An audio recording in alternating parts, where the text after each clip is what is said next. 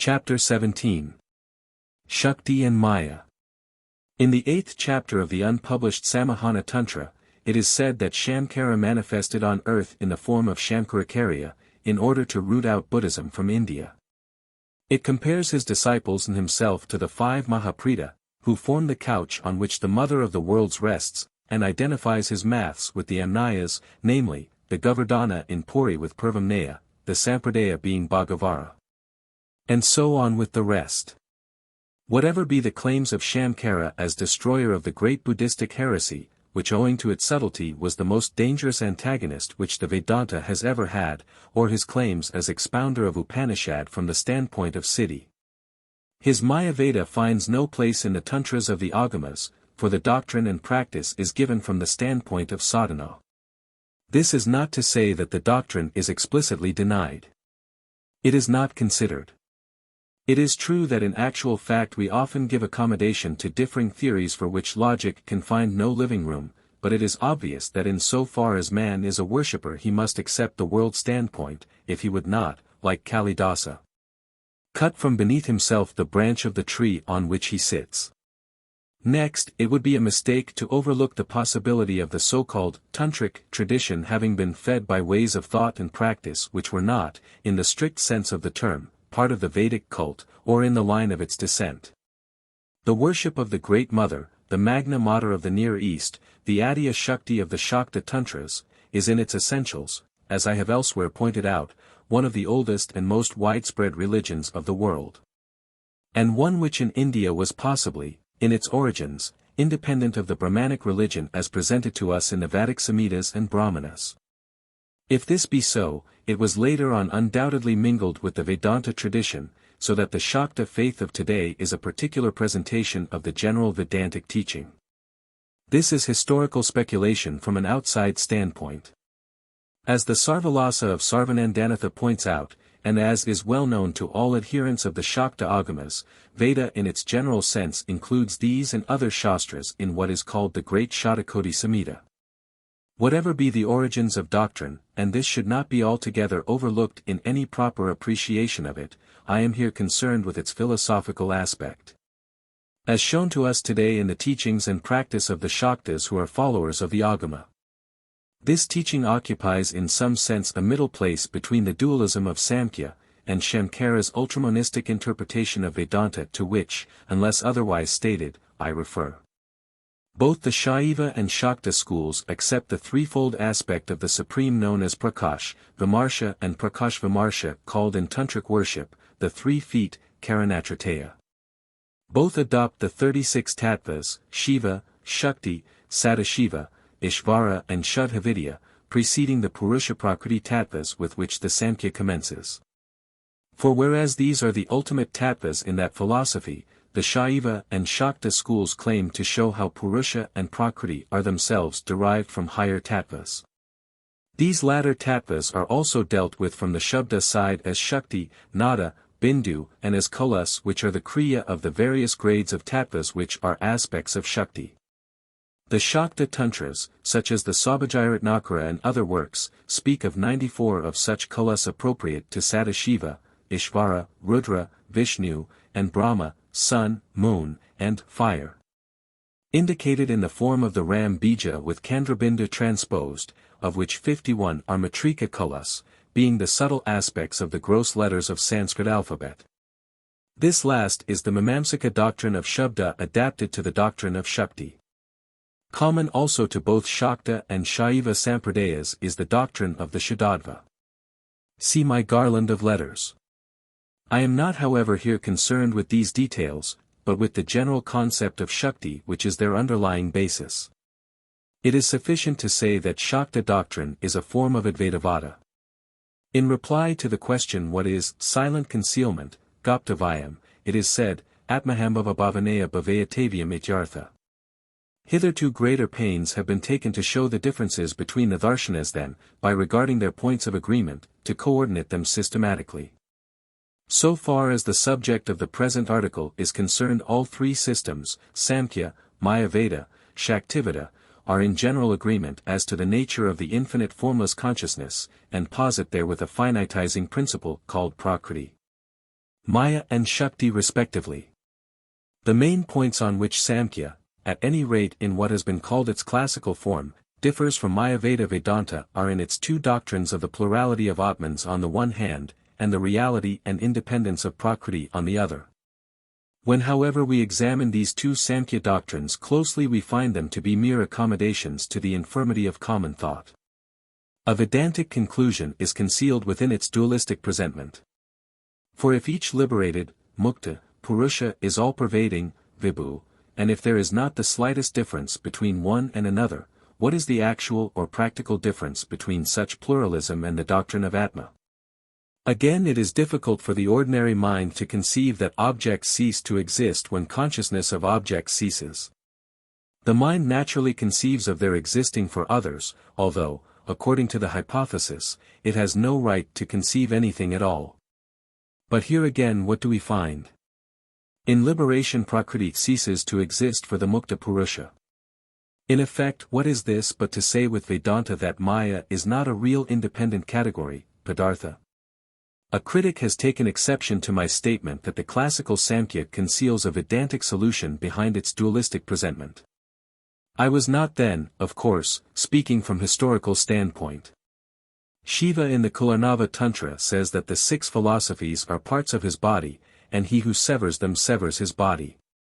They are each aspects of the cosmic mind as appearing in humanity. The logical process which they manifest is one and continuous. The conclusions of each stage or standard can be shown to yield the material of that which follows. This is a logical necessity if it be assumed that the Vedanta is the truest and highest expression of that of which the lower dualistic and pluralistic stages are the approach. In Samkhya, the Purusha principle represents the formless consciousness, and Prakriti formative activity. Shamkara, defining reality as that which exists as the same in all the three times, does not altogether discard these two principles, but says that they cannot exist as two independent realities. He thus reduces the two categories of Samkhya, the Purusha consciousness and Prakriti unconsciousness to one reality, the Brahman, otherwise the Vakya, all is Brahman, Sarvam Kalvidam Brahma, is falsified. Brahman, however, in one aspect is dissociated from, and in another associated with Maya, which in his system takes the place of the Samkhyan Prakriti.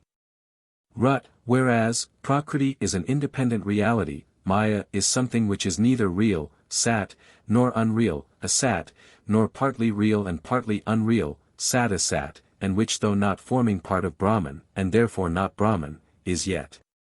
Though not a second reality, inseparably associated and sheltering with, Brahman, Maya Brahmashrita, in one of its aspects, owing what false appearance of reality it has, to the Brahman with which it is so associated.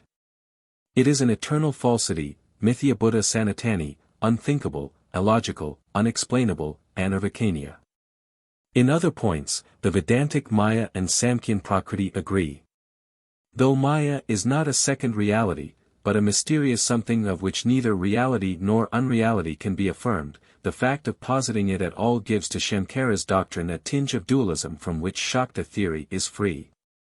According to Samkhya, Prakriti is real although it changes. This question of reality is one of definition. Both Mula Prakriti and Maya are eternal. The world, though a changing thing, has at least empirical reality in either view. Both are unconsciousness. Consciousness is reflected on or in unconsciousness, that is to state one view for, as is known, there is a difference of opinion. The light of Purusha consciousness, CIT, is thrown on the Prakriti unconsciousness, Asit, in the form of Buddhi. Vijnana Bhikshu speaks of a mutual reflection. The Vedantic Pratibhambavadins say that Atma is reflected in Antakarana, and the apparent likeness of the latter to CIT which is produced by such reflection is Siddhabhasa or Jiva. This question of Siddhabhasa is one of the main points of difference between Mayaveda and Shaktiveda. Notwithstanding that Maya is a falsity, it is not, according to Shamkara, a mere negation or want of something, abhava, but a positive entity, bhavarupamajanam that is, it is in the nature of a power which veils, akadaka, consciousness. As Prakriti does in the case of Purusha. The nature of the great, unexplained, as it is in itself, and whether we call it Prakriti or Maya, is unknown. The Yoginihridaya Tantra beautifully says that we speak of the heart of Yogini who is knower of herself, Yogini Svavit, because the heart is the place whence all things issue. What man, it says, knows the heart of a woman? Only Shiva knows the heart of Yogini. But from Shruti and its effects it is said to be one, all-pervading, eternal, existing now as seed and now as fruit, unconscious, composed of gunas, gunamayi. Unperceivable except through its effects, evolving, parinami, these effects which are its products, that is the world, which however assumes in each system the character of the alleged cause. That is, in Sankhya the effects are real, in Vedanta, neither real nor unreal. The forms psychic or physical arise in both cases as conscious-unconscious, sat-asat, effects from the association of consciousness, Purusha or Ishvara, with unconsciousness, Prakriti or Maya, Mayadanina iti Maya. Maya is that by which forms are measured or limited. This too is the function of Prakriti. Maya as the collective name of eternal ignorance, Ajnana, produces, as the Prapanka Shakti, these forms. By first veiling, Avarana Shakti, consciousness in ignorance and then projecting these forms, Vikshapa Shakti, from the store of the cosmic samskaras. But what is the tamas guna of the Samkhyan Prakriti in effect but pure avidya? Sattva is the tendency to reflect consciousness and therefore to reduce unconsciousness. Rajas is the activity, kriya, which moves Prakriti or Maya to manifest in its tamasic and sattvic aspect. Avidya means, na vidyate, is not seen, and therefore is not experienced. Cit in association with avidya does not see itself as such. The first experience of the soul reawakening after dissolution to world experience is, there is nothing, until the samskaras arise from out this massive ignorance. In short, Prakriti and Maya are like the materia prima of the Thomistic philosophy, the finitizing principle, the activity which measures out, mayate, that is limits and makes forms in the formless, cit. The devotee Kamalakanta lucidly and concisely calls Maya, the form of the formless, Shunyasya Akara iti Maya. In one respect, Mayaveda is a more consistent presentation of Advaitavada, than the Śākta doctrine to which we now proceed. For whilst Shamkara's system, like all others, posits the doctrine of aspects, saying that in one aspect the Brahman is associated with Maya, Ishvara, and that in another it is not, Parabrahman, yet in neither aspect does his Brahman truly change. In Śākta doctrine, Shiva does in one aspect, Shakti, change. Brahman is changeless and yet changes. But as change is only experienced by Jivatma subject to Maya, there is not perhaps substantial difference between such a statement, and that which affirms changelessness and only seeming change. In other respects, however, to which I now proceed, Śākta doctrine is a more monistic presentation of Advaitavada. If one were asked its most essential characteristic, the reply should be, the absence of the concept of unconscious Maya as taught by Shamkara. Shruti says, all is Brahman. Brahman is consciousness, and therefore all is consciousness. There is no second thing called Maya which is not Brahman even though it be not real, not unreal, definition obviously given to avoid the imputation of having posited a second real. To speak of Brahman, and Maya which is not Brahman is to speak of two categories, however much it may be sought to explain away the second by saying that it is not real and not unreal, a falsity which is yet eternal and so forth. Like a certain type of modern Western New Thought, Śākta doctrine affirms, all is consciousness, however much unconsciousness appears in it. The Kalakarya Sadananda says in his commentary on the fourth mantra of Isāpanishad, ed. A. Avalon, the changeless Brahman, which is consciousness appears in creation as Maya which is Brahman, Varnamālā, consciousness, Sidrapini, holding in herself unbeginning, anadi, karmic tendencies, karma samskara, in the form of the three gunas. Hence, she is Gunamayi, despite being Sinmayi. As there is no second principle these gunas are Siati Shakti. The supreme Devi is thus Prakashavimarshasya or the union of Prakash and Vimarsha. According to Shamkara, man is spirit, Atma, vestured in the Mayic falsities of mind and matter. He, accordingly, can only establish the unity of Ishvara and Jiva by eliminating from the first Maya, and from the second Avidya, when Brahman is left as common denominator. The Śakta eliminates nothing. Man's spirit or Atma is Shiva, his mind and body are Shakti. Shakti and Shiva are one. The Jivatma is Shiva Shakti. So is the Paramatma. This latter exists as one, the former as the manifold. Man is then not a spirit covered by a non-Brahman falsity, but spirit covering itself with its own power or Shakti. What then is Shakti, and how does it come about that there is some principle of unconsciousness in things, a fact which cannot be denied? Shakti comes from the root, shak, to be able, to have power. It may be applied to any form of activity. The power to see is visual Shakti, the power to burn is Shakti of fire, and so forth. These are all forms of activity which are ultimately reducible to the primordial Shakti, Adya Shakti, whence every other form of power proceeds. She is called Yogini because of her connection with all things as their origin. It is this original power which is known in worship as Devi or Mother of many names. Those who worship the Mother, worship nothing illusory or unconscious, but a supreme consciousness, whose body is all forms of consciousness produced by her as Shiva's power. Philosophically, the Mother or Daiva Shakti is the kinetic aspect of the Brahman. All three systems recognize that there is a static and kinetic aspect of things, Purusha, Brahman, Shiva on the one side, Prakriti, Maya, Shakti on the other. This is the time-honored attempt to reconcile the doctrine of a changeless spirit, a changing manifold, and the mysterious unity of the two. For power, Shakti, and the possessor of the power, Shaktiman, are one and the same.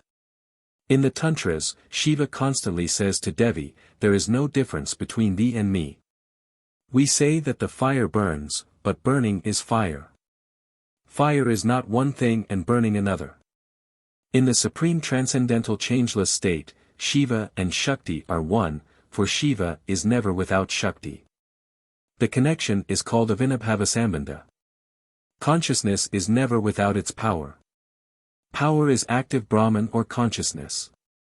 But, as there is then no activity, they exist in the supreme state as one tattva, ekam tattvam eva, Shiva as Cit, Shakti as Sidrapini. This is the state before the thrill of nada, the origin of all those currents of force which are the universe. According to Shamkara, the supreme experience contains no trace or seed of objectivity whatever.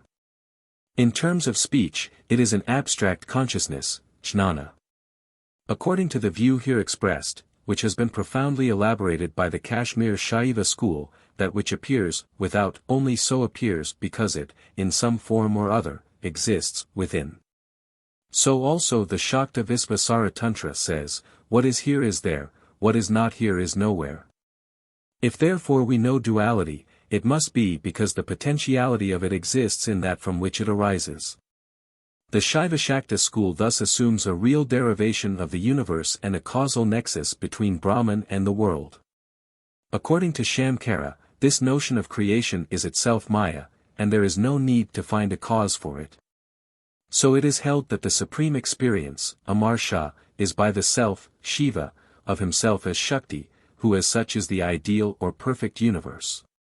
Not in the sense of a perfected world of form, but that ultimate formless feeling, bhava, of bliss, ananda, or love which at root the whole world is.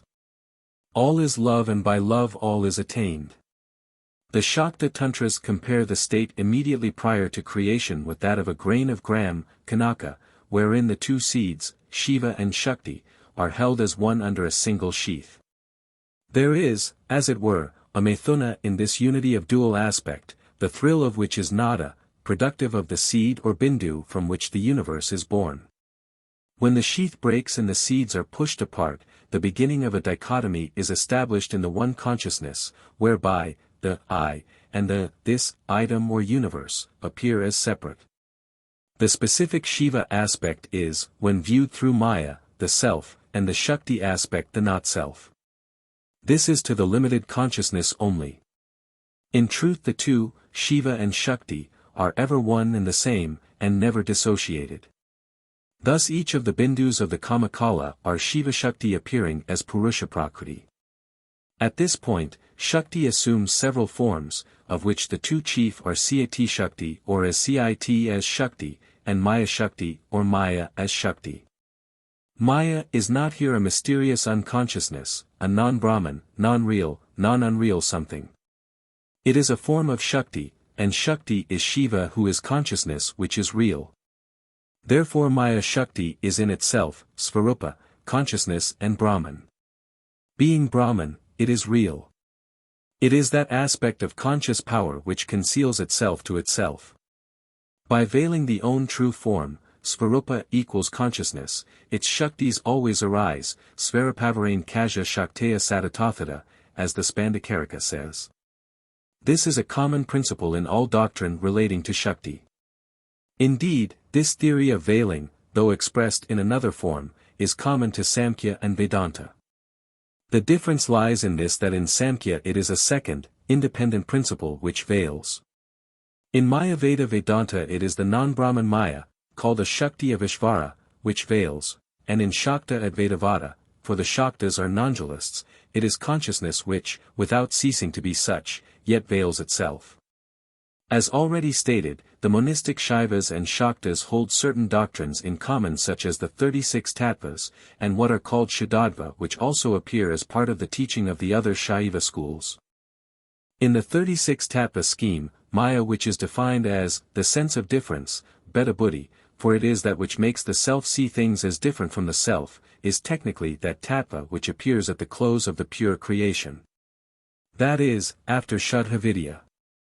This Maya reflects and limits in the Pashu or Jiva, the Icha, Jnana, Kriya Shaktis of Ishvara. These again are the three bindus which are moon, fire, and sun. See author's Garland of Letters. What are Jnana and Kriya, including Icha its preliminary, on the part of the Pati, Lord, in all beings and things, Bhaveshu, which are his body, it is these two which, with Maya as the third, are the Sattva, Rajas and Tamas gunas of the Pashu. This veiling power explains how the undeniable element of unconsciousness which is seen in things exists. How, if all be consciousness, is that principle there? The answer is given in the luminous definition of Shakti. It is the function of Shakti to negate, Nishadhavya Parapa Shakti, that is, to negate consciousness and make it appear to itself as unconscious, Karika 4 of Yogaraja or Yagamuni's commentary on Abhinavad Gupta's Paramarthasara. In truth the whole world is the self whether as, I, aham, or this, idam. The self thus becomes its own object. It becomes object or form that it may enjoy dualistic experience.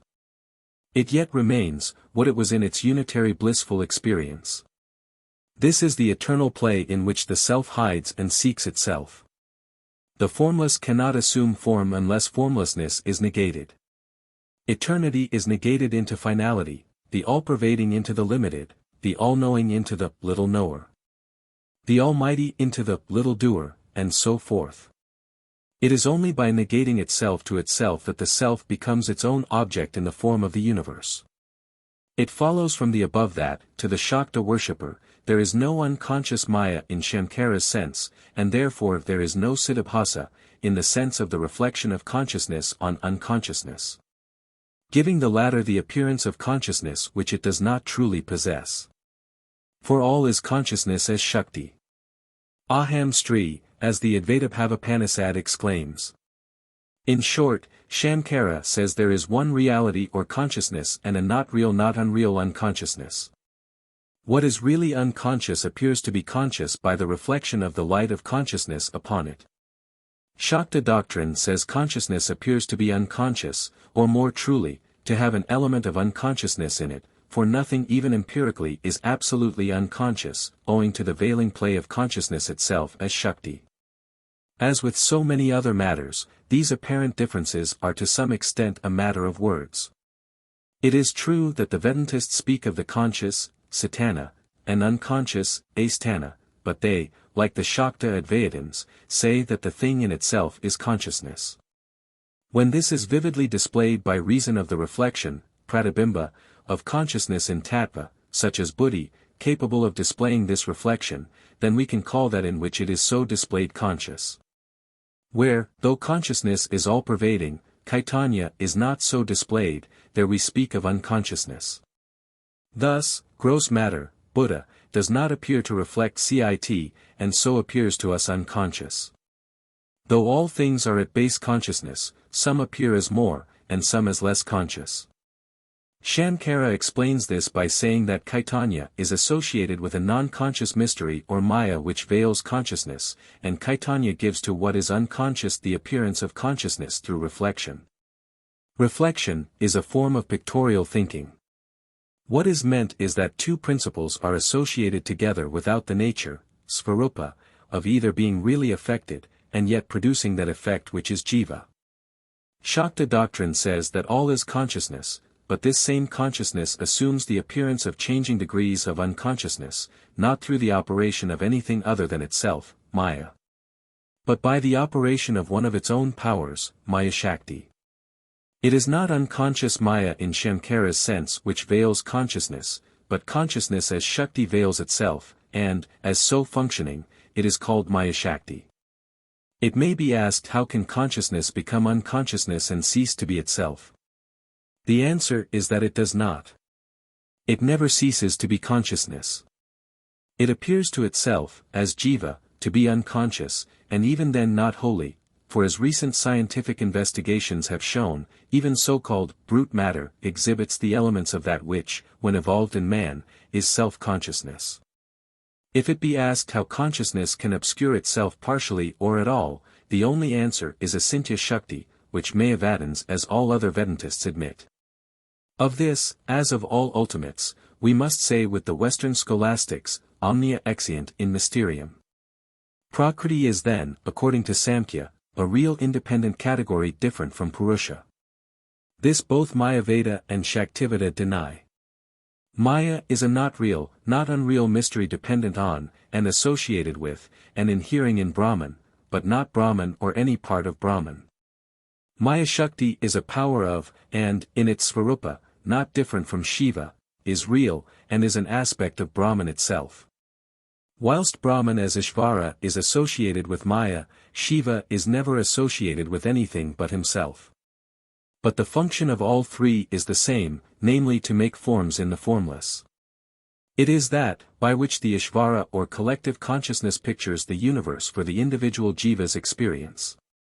Shakti is threefold as will, icha, knowledge, jnana, and action, kriya.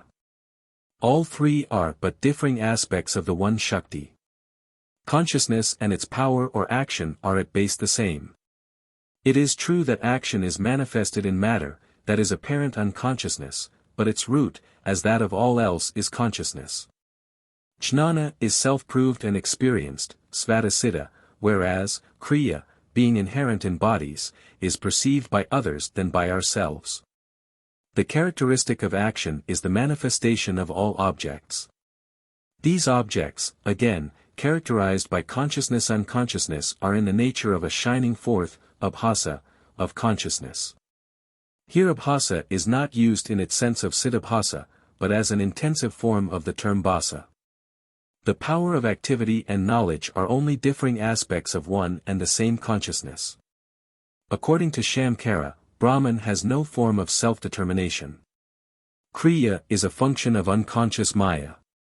When Ishvara is said to be a doer, karta, this is attributed, apadhika, to him by ignorance only. It follows from the above that there are other material differences between Śākta doctrine and Mayavada, such as the nature of the supreme experience, the reality and mode of creation, the reality of the world, and so forth. The world, it is true, is not, as the Mahanirvana Tantra says, absolute reality in the sense of unchanging being, for it comes and goes. It is nevertheless real, for it is the experience of Shiva, and Shiva's experience is not unreal. Thus again the evolution of the world as abhasa, whilst resembling the vivarta of Mayavada, differs from it in holding, as the Samkhya does, that the effect is real and not unreal, as Shankara contends. To treat of these and other matters would carry me beyond the scope of this essay, which only deals, and that in a summary way, with the essential differences and similarities in the concept Prakriti, Maya and Shakti. I may however conclude with a few general remarks. The doctrine of Shakti is a profound one, and I think likely to be attractive to Western minds when they have grasped it, just as they will appreciate the Tantric watchword, Kriya, or action. Its doctrine of progress with and through the world and not against it, which is involved in its liberation enjoyment, bhakti-mukti, theory and other matters. The philosophy is, in any case, not, as an American writer, in his ignorance, absurdly called it, worthless, religious feminism run mad, and a feminization of Vedanta for suffragette monists. It is not a feminization of anything, but distinctive, original and practical doctrine worthy of a careful study. The Western student will find much in it which is more acceptable to generally prevalent thought in Europe and America than in the illusion doctrine, in itself an unsuitable term, and the ascetic practice of the Vedantins of Shankara's school. This is not to say that ways of reconciliation may not be found by those who go far enough. It would not be difficult to show ground for holding that ultimately the same intellectual results are attained by viewing the matter from the differing standpoints of sadhana and siddhi. The writer of an interesting article on the same subject in the Prabuddha Bharata, August 1916, states that the Samyasi Todapuri, the guru of Sri Ramakrishna, maintained that a Mayavadan, Vedantist could not believe in Shakti. For if causality itself be unreal there is no need to admit any power to cause, and that it is Maya to apply the principle of causation and to say that everything comes from Shakti. The Samyasi was converted to Śākta doctrine after all. For as the writer well says, it is not merely by intellectual denial, but by living beyond the unreal, that real is found. He, however, goes on to say, the Shaktivada of Tantra is not an improvement on the Mayavada of Vedanta, that is the doctrine of Shankara, but only its symbolization through the chromatics of sentiment and concept. It is true that it is a form of Vedanta, for all which is truly Indian must be that. It is also a fact that the Āgama as a Shastra of worship is full of symbolism. Intellectually, however, it is an original presentment of Vedanta, and from the practical point of view, it has some points of merit which Mayavada does not possess. Varieties of teaching may be different presentations of one truth leading to a similar end. But one set of chromatics may be more fruitful than another for the mass of men. It is in this that the strength of the Śākta doctrine and practice lies. Moreover, whether they be an improvement or not, there are differences between the two. Thus the followers of Shankara do not, so far as I am aware, accept the 36 tattvas. A question, however, which calls for inquiry is that of the relation of the Śakta and Shaiva, Advaita, schools. Mayavada is a doctrine which, whether true or not, is fitted only for advanced minds of great intellectuality, and for men of ascetic disposition, and of the highest moral development. This is implied in its theory of competency, adhikara, for Vedantic teaching. When, as is generally the case, it is not understood, and in some cases when it is understood, but is otherwise not suitable, it is liable to be a weakening doctrine. The Śākta teaching to be found in the Tantras has also its profundities which are to be revealed only to the competent, and contains a practical doctrine for all classes of worshippers, sadhaka. It has, in this form, for the mass of men, a strengthening pragmatic value which is beyond dispute. Whether, as some may have contended, it is the fruit of a truer spiritual experience I will not here discuss, for this would lead me into a polemic beyond the scope of my present purpose, which is an impartial statement of the respective teachings. On one particular point, given by the three philosophical systems here discussed. Chapter 18. Śakta Advaitavada. I have often been asked, in what consists the difference between Vedanta and Tantra? This question is the product of substantial error, for it assumes that Tantra Śāstra is not based on Vedanta. I hope that, after many years of work, I have now made it clear that the Tantra Śāstra or Āgama, whatever be its ultimate origin as to which little is known by anybody, is now, and has been for centuries past, one of the recognized scriptures of Hinduism, and every form of Hinduism is based on Veda and Vedanta. Another erroneous question, though less so, is, in what consists the difference between Advaita Vedanta and Tantra Śāstra? But here again, the question presupposes a misunderstanding of both Vedanta and Agama. There are, as should be well known, several schools of Advaita Vedanta, such as Maya Veda, with which too commonly the Advaita Vedanta is identified, such as the schools of the northern Shaivagama, and Shuddhadvaita of Vallabhacharya.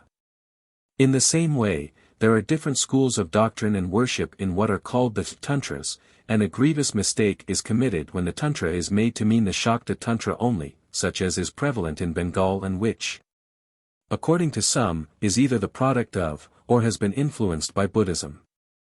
Some English-speaking Bengalis of a past day, too ready to say, aye, to the judgments of foreign critics, on their religion as on everything else, and in a hurry to dissociate themselves from their country's superstitions, were the source of the notion which has had such currency amongst Europeans that Tantra necessarily meant drinking wine and so forth.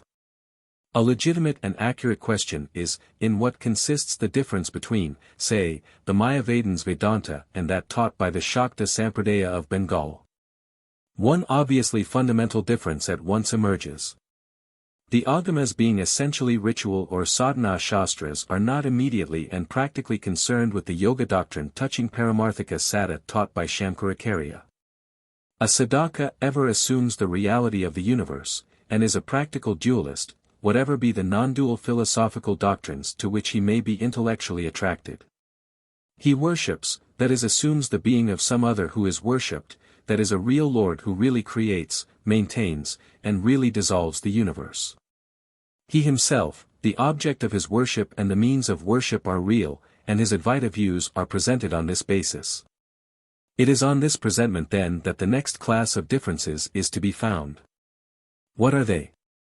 The essence of them lies in this, that the sadhaka looks at the Brahman, through the world, whereas to the Mayavadan yogi, placing himself at the Brahman standpoint, there is neither creation nor world but the luminous Atma. The clear light of the void, as the Mahayanists call it, that alone is. Nevertheless, both the Advaita sadhaka and the Advaita yogi are one in holding that the Brahman alone is. Sarvam Kalvidam Brahma is the great saying, Vakya, on which all Śākta Tantra Śāstra rests. The difference in interpretation then consists in the manner in which this Mahavakya is to be explained. Does it really mean what it says, or does it mean that the saying applies only after elimination of Maya and Avidya? Here there is the necessary difference because, in the case of the sadhaka, the Vakya must be explained on the basis of his presuppositions already given, whereas the yogi who has passed the stage in which he became Siddha in sadhana surpasses, by auto-realization, all dualism. The vast mass of men are better warned off discussions on Paramarthika Sada.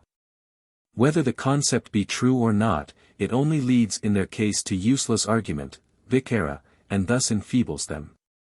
Śākta doctrine, as its name implies, is a doctrine of power. It is true that yoga is power, indeed the highest form of it, yogabala. But it is a power only for those qualified, adhikari, and not for the mass. I am not therefore here adversely criticizing Mayaveda. It is a pity that this country whose great glory it is to have preached Abhida in varying forms, and therefore tolerance, is today full of hateful Veda of all kinds. I say, hateful, for Veda is a natural thing, only hateful when accompanied by hate and intolerance. Profoundly it is said in Houth's Gentoo laws that, contrarieties of religion and diversity of belief are a demonstration of the power of the Supreme. Differences and varieties of created things are rays of the glorious essence, and types of his wonderful attributes whose complete power formed all creatures. There is also the saying attributed to the Apostle of God, Muhammad, in the Rad al-Mudir and elsewhere, difference of opinion is also the gift of God. In these sayings speaks the high spirit of Asia.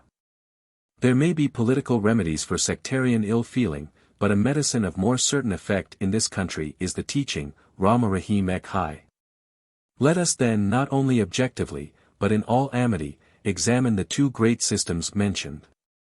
We all know what is normal world experience in the samsara. Some through autorealization have supernormal or mystic experience. This last is of varying kinds, and is had in all religions. The highest form of it, according to Mayaveda, is nirvana moksha, but there are many degrees short of this complete self-realization as the whole, Purna. But the great majority of men are not concerned directly with such high matters, but with a realization of power in the world. World experience is called ignorance, ajnana. This may confuse. It is ignorance only in this sense, that whilst we have normal experience, we are by that very fact ignoring, that is, not having supernormal experience. In supernormal experience again there is no finite world experience. The Lord himself cannot have man's experience except as and through man. Avidya means na vidyate, that is, which is not seen or experienced. Some speak in foolish disparagement of the world which is our very close concern. As a link between yoga and bhoga, the Śakta teaches, yogo bhogayate. I am now dealing with Mayaveda. Whence does this ignorance in the individual or avidya come? The world is actually ignorant and man is part of it. This ignorance is the material cause of the world.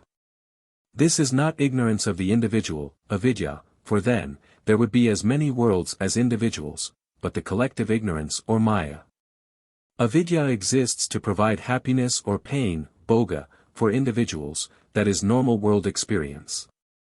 Stated simply, ignorance in the sense of maya has no beginning or end, though worlds appear and go. What is this but to say that it is in the nature, svabhava, of the real which manifests to do so, and the nature of its future manifestation proceeds upon lines indicated by the past collective karma of the world. Now, enjoyment and suffering cannot be denied, nor the existence of an element of unconsciousness in man.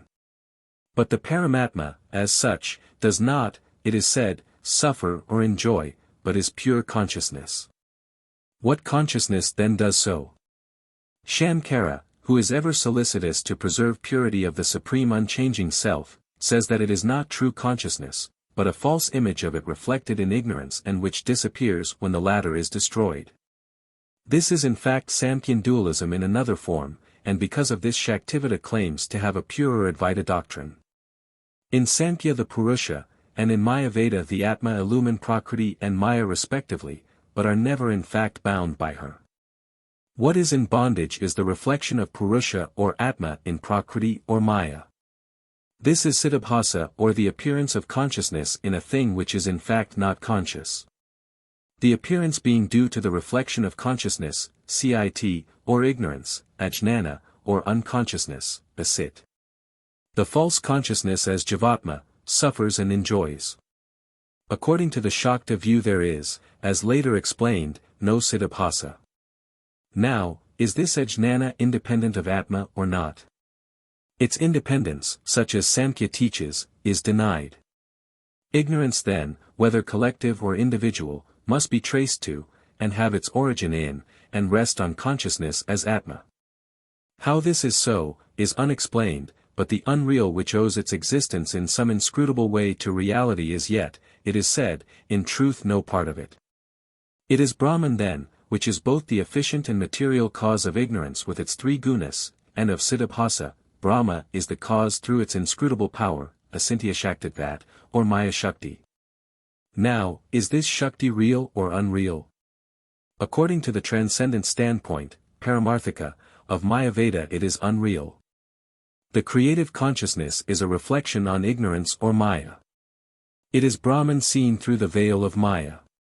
This is not a denial of Brahman, but of the fact that it creates. A true consciousness, it is said, can have no incentive to create.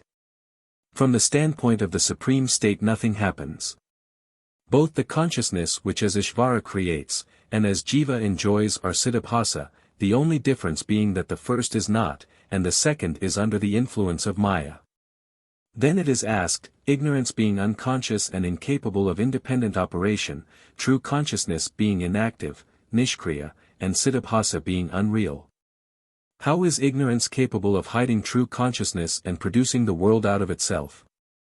To this the only reply is svabhava, that is, the very nature of ignorance makes it capable of producing apparently impossible effects. It is inscrutable, anarvakaniya. The Śakta then asks whether this Shakti is real or unreal, conscious or unconscious, Brahman or not Brahman. If it be a Shakti of Brahman, it cannot be unreal, for there is no unreality in Brahman. It must be conscious, for otherwise unconsciousness would be a factor in Brahman. It is Brahman then, for power, Shakti, and the possessor of power, Shaktiman, are one and the same. Therefore, the Śākta Tantra Śāstra says that Shakti which, operating as Cit in Maya, is Cit Shakti and Maya Shakti, is real, conscious and Brahman itself, Sarvam Kalvidam Brahma. It follows that Shakti which is Brahman in its aspect as creator is, in fact, both the efficient and material cause of the world. If the first or cause is real, so is the second or world. If the first be the cause of unreality, it is in itself unreal. But what is real is Brahman. Therefore, the world has a real cause which is not unreal unconsciousness or ignorance composed of three gunas, but conscious Shakti and Brahman. It, therefore, does away with the necessity for Siddhabhasa. For, if real conscious Shakti is the cause of the world, then there is no need for unreal unconsciousness which Mayaveda is driven to posit to secure the absolute purity of the Brahman consciousness.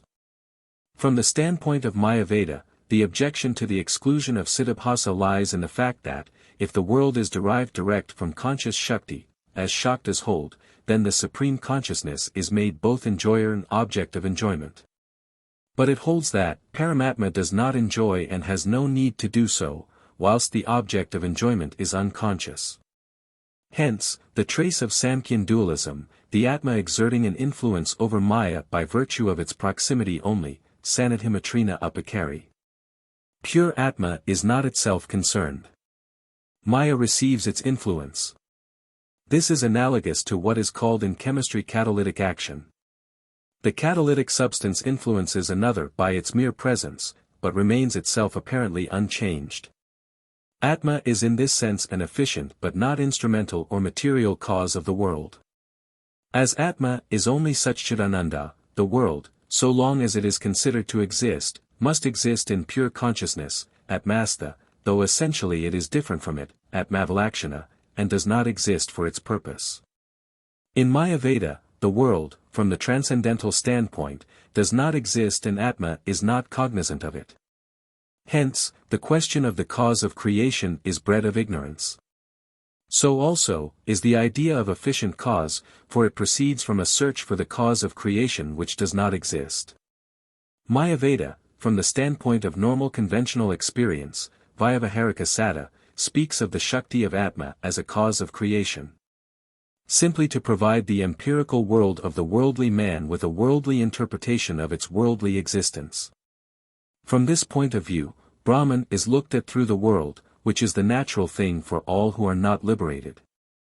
From the other end or Brahman, there is no creation nor world, and Atma alone is. The Shakta may reply to this, is not your Paramarthika standpoint in fact empirical, arrived at by argument, Vikara, with a limited intellect? If inscrutable power is a cause of the world, it is inscrutable, because the intellect cannot grasp it, though it is known to be Atma. If the latter can show inscrutable power, how can you say that it is incapable of appearing as enjoyer and object of enjoyment? To deny this is to deny the unlimited character of inscrutable power. If it be objected, that Atma cannot be object of enjoyment, because the former is conscious and the latter unconscious, what proof is there, that such an object is essentially unconscious? It may be, that consciousness is not perceived in it, that is, the material world appears to be unconscious, and therefore unconsciousness comes in somewhere, otherwise it could not be perceived as unconscious. Thus, a school of European idealists hold the universe to be a society of spirits of all kinds and degrees, human, animal, and vegetable and even inorganic objects. All are minds of various orders. Even the last are an order, though yet so low that they are in practice not apprehended as minds. The material world is merely the way in which these lower kinds of mind appear to our senses. The world of objects are, to use Berkeley's word, signs of spirit, and the way in which it communicates itself to us. Thus, to the Hindu, the Bharga in the sun is the Aditya Devata, and the planets are intelligences. The physical sun is the body of the Surya Devata. The whole universe is an epiphany of spirit. Matter is CIT as object to the mind, as mind is CIT as the knower of such object. It is not, however, denied that there is an element of unconsciousness in the material world as it appears to us. But the Śakta says that Shakti has the power of hiding its consciousness, which is exercised to varying extent. Thus, to a greater extent in the case of inorganic matter than in the case of the plant, and the less in the latter than in man, in whom consciousness is most manifest. This power is her avidya murti, just as consciousness is her vidya murti. Nothing then in the material world is absolutely unconscious, and nothing is perfectly conscious.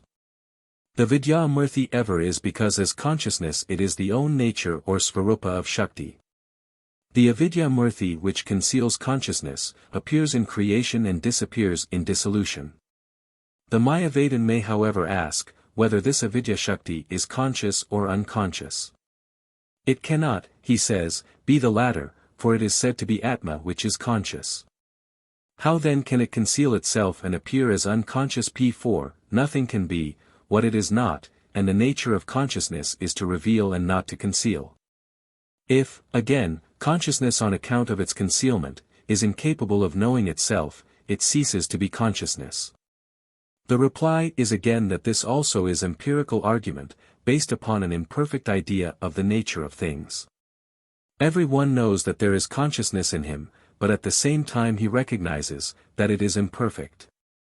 The Mayavadan seeks to explain this by saying that it is a false consciousness, siddhabhasa, which is again explained by means of two opposites, namely, unconsciousness, which is an unreality to which siddhabhasa adheres, and true consciousness or Atma, which, by virtue of its inscrutable power, acts as efficient cause in its production. This theory compels its adherent to ignore the world, the limited consciousness and Shastra itself in order that the perfection of Atma may be maintained, though at the same time, Shakti is admitted to be unlimited and inscrutable.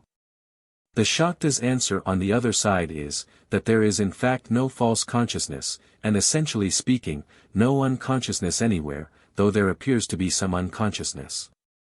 In fact, Mayavada says, that the unconscious appears to be conscious through the play of Atma on it, whilst the Śakta says that, really and at base, all is consciousness which appears to be unconsciousness in varying degrees.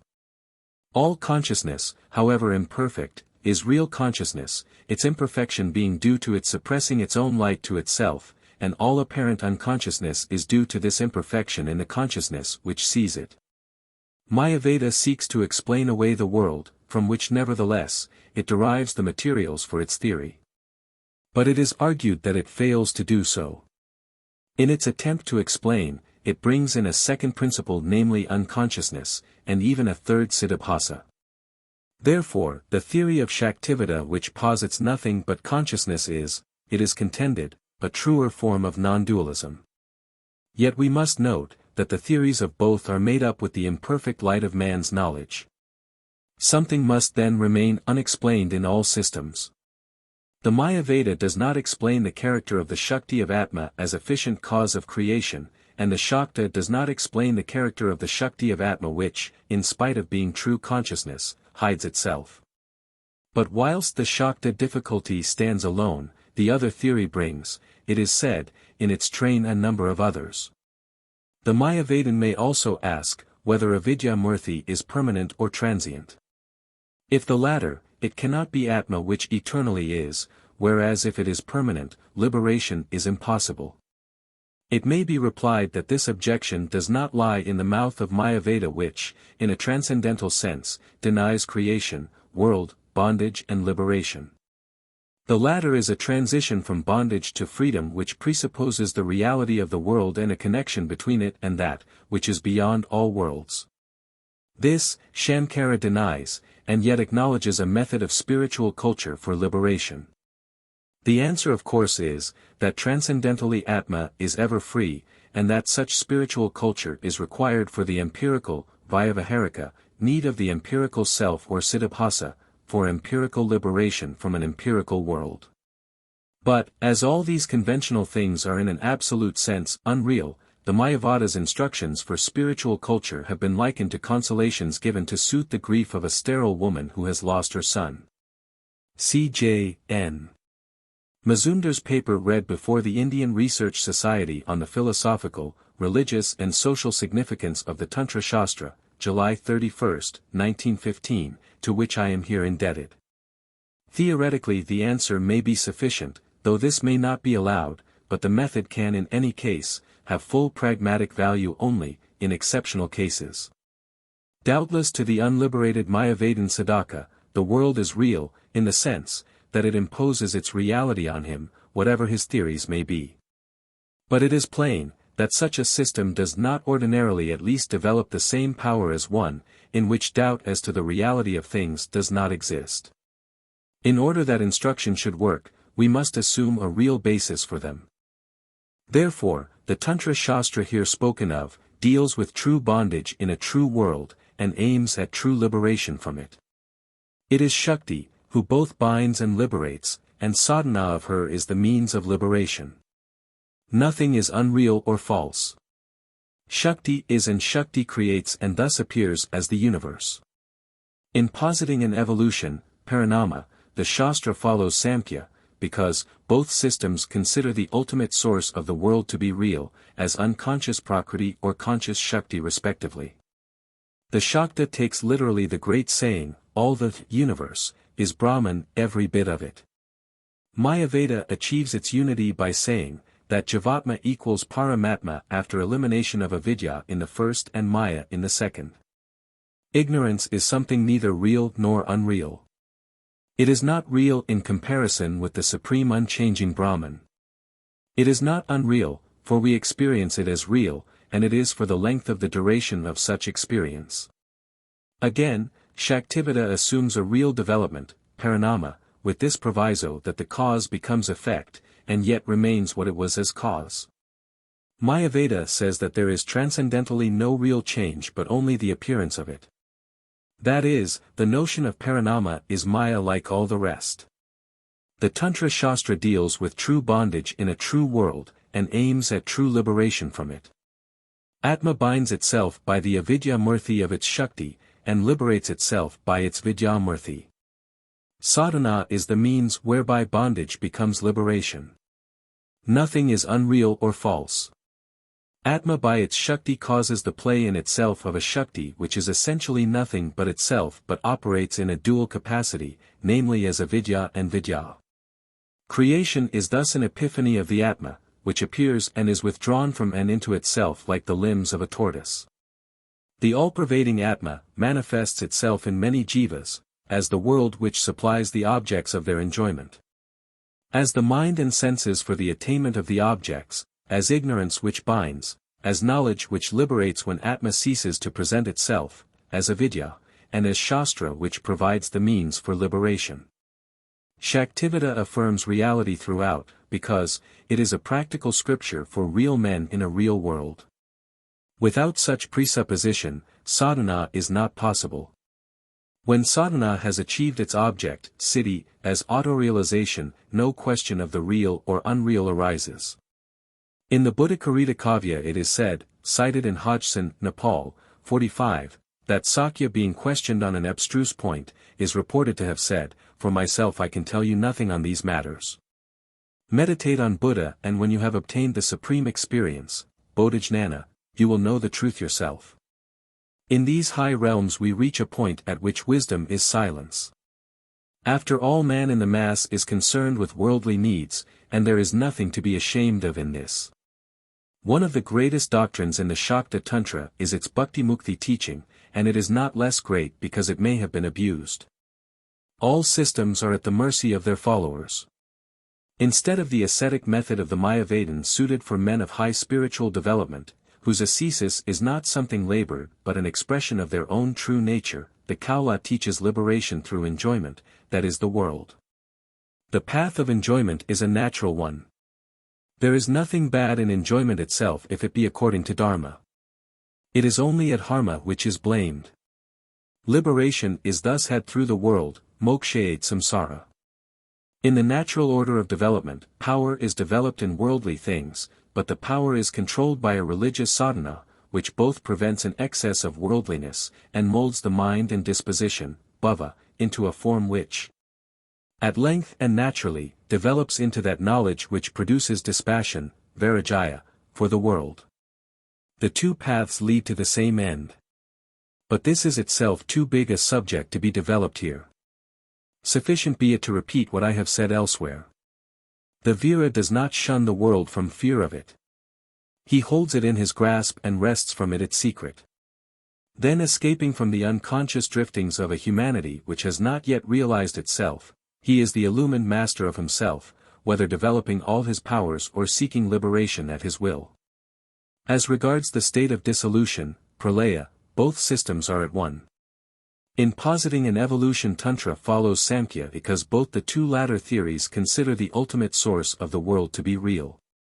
Real as unconscious Prakriti, Samkhya, real as conscious Shakti, Śākta Tantra. In the Mayaveda scheme, the source of the world is an unreal ignorance, and reveals itself first as tanmatras which gradually assume the form of senses and mind in order to appear before Siddhabhasa as objects of enjoyment and suffering. The Tantra Śāstra again, subject to modifications in consonance with its doctrine, agrees with Nyāyavaisheshika in holding that the powers of consciousness which are will, icha, knowledge, jnana, and action, kriya, constitute the motive power in creation. These are the great triangle of energy, kamakala, from which shabda and artha, the forces of the psychic and material worlds, arise. Chapter 19. Creation as explained in the non-dualist Tantras. A psychological analysis of our worldly experience ordinarily gives us both the feeling of persistence and change. This personal experience expresses a cosmic truth. An examination of any doctrine of creation similarly reveals two fundamental concepts, those of being and becoming, changelessness and change, the one and the many. In Sanskrit, they are called the Kutastha and Bhava or Bhavana. The first is the spirit or Purusha or Brahman and Atman, which is unlimited being, Sat, consciousness, Cit, and bliss, Ananda. According to Indian notions, the Atman as such is and never becomes. Its power, Shakti, manifests as nature, which is the subject of change. We may understand nature in a twofold sense, first, as the root principle or noumenal cause of the phenomenal world, that is, as the principle of becoming, and secondly, as such world. Nature in the former sense is mula prakriti, which means that which exists as the root, mula, substance of things before, pra, creation, kriti, and which, in association with cit, either truly or apparently creates, maintains and destroys the universe. This mula prakriti the Sharada Thilaka calls Mulabuddha Avyakta, and the Vedanta, of Shamkara to which alone I refer, Maya. Nature, in the second sense, that is the phenomenal world, which is a product of mula prakriti, is the compound of the evolutes from this root substance which are called Vikritis in the Samkhya and Tantra. And name and form, Namarupa, by the Vedantins, who attribute them to ignorance, avidya. Mula prakriti as the material and instrumental cause of things is that potentiality of natural power, natura naturans, which manifests as the universe, natura naturata. Touching these two principles, there are certain fundamental points of agreement in the three systems which I am examining, Samkhya, Vedanta, and the Advaitavada of the Tantra.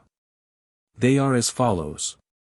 According to the first two systems, Brahman or Purusha as Sat, Cit and Ananda is eternal conscious being. It is changeless and has no activity, Kartritva. It is not therefore in itself a cause whether instrumental or material. Though in so far as its simple presence gives the appearance of consciousness to the activities of Prakriti, it may in such sense be designated an efficient cause. So, according to Samkhya, Prakriti reflects Purusha, and in Vedanta, avidya of the three gunas takes the reflection of Siddhananda. On the other hand, the substance or factors of mula prakriti or maya are the three gunas or the three characteristics of the principle of nature, according to which it reveals, sattva, or veils, tamas. Consciousness, cit, and the activity or energy, rajas, which urges sattva and tamas to operation. It also is eternal, but is unconscious, asit, becoming. Though it is without consciousness, caitanya, it is essentially activity, kartritva, motion and change. It is a true cause instrumental and material of the world. But notwithstanding all the things to which Mula-prakriti gives birth, its substance is in no wise diminished by the production of the vikritis or tattvas, the gunas which constitute it ever remaining the same. The source of all becoming is never exhausted, though the things which are therefrom produced appear and disappear. Passing from the general points of agreement to those of difference, we note firstly, those between the Samkhya and the Vedanta. The Samkhya is commonly regarded as a dualistic system, which affirms that both Purusha and Prakriti are real, separate and independent principles. The Vedanta, however, says that there cannot be two principles which are both absolutely real. It does not, however, altogether discard the dual principles of the Samkhya, but says that Mula-prakriti, which it calls Maya, while real from one point of view, that is empirically, is not real from another and transcendental standpoint. It affirms therefore that the only real, Sidvastu, is the attributeless, Nirguna Brahman. All else is Maya and its products. Whilst then the Samkhya Mula-prakriti is an eternal reality, it is according to the transcendental method of Shamkara an eternal unreality, Mithyabuddha Sanatani. The empirical reality which is really false is due to the avidya which is inherent in the nature of the embodied spirit, jiva. Maya is avastu or no real thing. It is nishtattva. As avidya is neither real nor unreal, so is its cause or maya. The kernel of the Vedantic argument on this point is to be found in its interpretations of the Vedic Mahavakya, that thou art, tat tvam aci. Tat here is Ishvara, that is, Brahman with Maya as his body or yupati. Tvam is the jiva with avidya as its body. It is then shown that jiva is only Brahman when Maya is eliminated from Ishvara, and avidya from jiva. Therefore, only as Brahman is the tvam the tat. Therefore, neither Maya nor avidya really exist, they are avastu, for otherwise the equality of jiva and Ishvara could not be affirmed. This conclusion that Maya is avastu has far-reaching consequences, both religious and philosophical, and so has the denial of it. It is on this question that there is a fundamental difference between Shankara's Advaitavada and that of the Śākta Tantra, which I am about to discuss. Before, however, doing so I will first contrast the notions of creation in Samkhya and Vedanta. It is common ground that creation is the appearance produced by the action of Mula-prakriti or principle of nature, the sit, existing in association with cit. According to Samkhya, in Mula-prakriti or the potential condition of the natural principle, the gunas are in a state of equality, samyavastha, that is, they are not affecting one another. But, as Mula-prakriti is essentially movement, it is said that even when in this state of equality the gunas are yet continually changing into themselves, sarapaprinama. This inherent subtle movement is the nature of the guna itself, and exists without affecting any objective result. Owing to the ripening of adrishta or karma, creation takes place by the disturbance of this equality of the gunas, gunakshobha, which then commence to oscillate and act upon one another. It is this initial creative motion which is known in the Tantra as cosmic sound, parashabda. It is through the association of Purusha with Mula-prakriti in cosmic vibration, spandana, that creation takes place. The whole universe arises from varied forms of this grand initial motion. So, scientific matter is now currently held to be the varied appearance produced in our minds by vibration of, and in the single substance called ether. This new Western scientific doctrine of vibration is in India an ancient inheritance. Ring, the supreme Hamsa dwells in the brilliant heaven. The word Hamsa comes, it is said, from the word Hanti, which means gaudy or motion.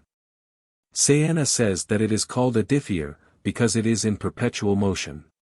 But Indian teaching carries the application of this doctrine beyond the scientific ether which is a physical substance, Mahabuddha. There is vibration in the causal body that is of the gunas of Mula-prakriti as the result of sadrashaparinama of parashabdasrishti, in the subtle body of mind, antakarana. And in the gross body, compounded of the Buddhas which derive from the Tanmatras their immediate subtle source of origin. The Hiranyagarbha and Virat sound is called Madhyama and Vaikari. If this striking similarity between ancient Eastern wisdom and modern scientific research has not been recognized, it is due to the fact that the ordinary Western Orientalist and those who take their cue from him in this country are prone to the somewhat contemptuous belief that Indian notions are of historical interest only, and as such, a welcome addition possibly for some intellectual museum, but are otherwise without value or actuality. The vibrating Mula Prakriti and its gunas ever remain the same, though the predominance of now one, and now another of them, produces the various evolutes called Vikritis or Tattvas, which constitute the world of mind and matter. These Tattvas constitute the elements of the created world. They are the well-known Buddhi, Ahamkara, Manas, constituting the Antakarana, the 10 Indriyas, 5 Tanmatras and 5 Mahabuddhas of ether, air, fire, water and earth. Which of course must not be identified with the notions which the English terms connote.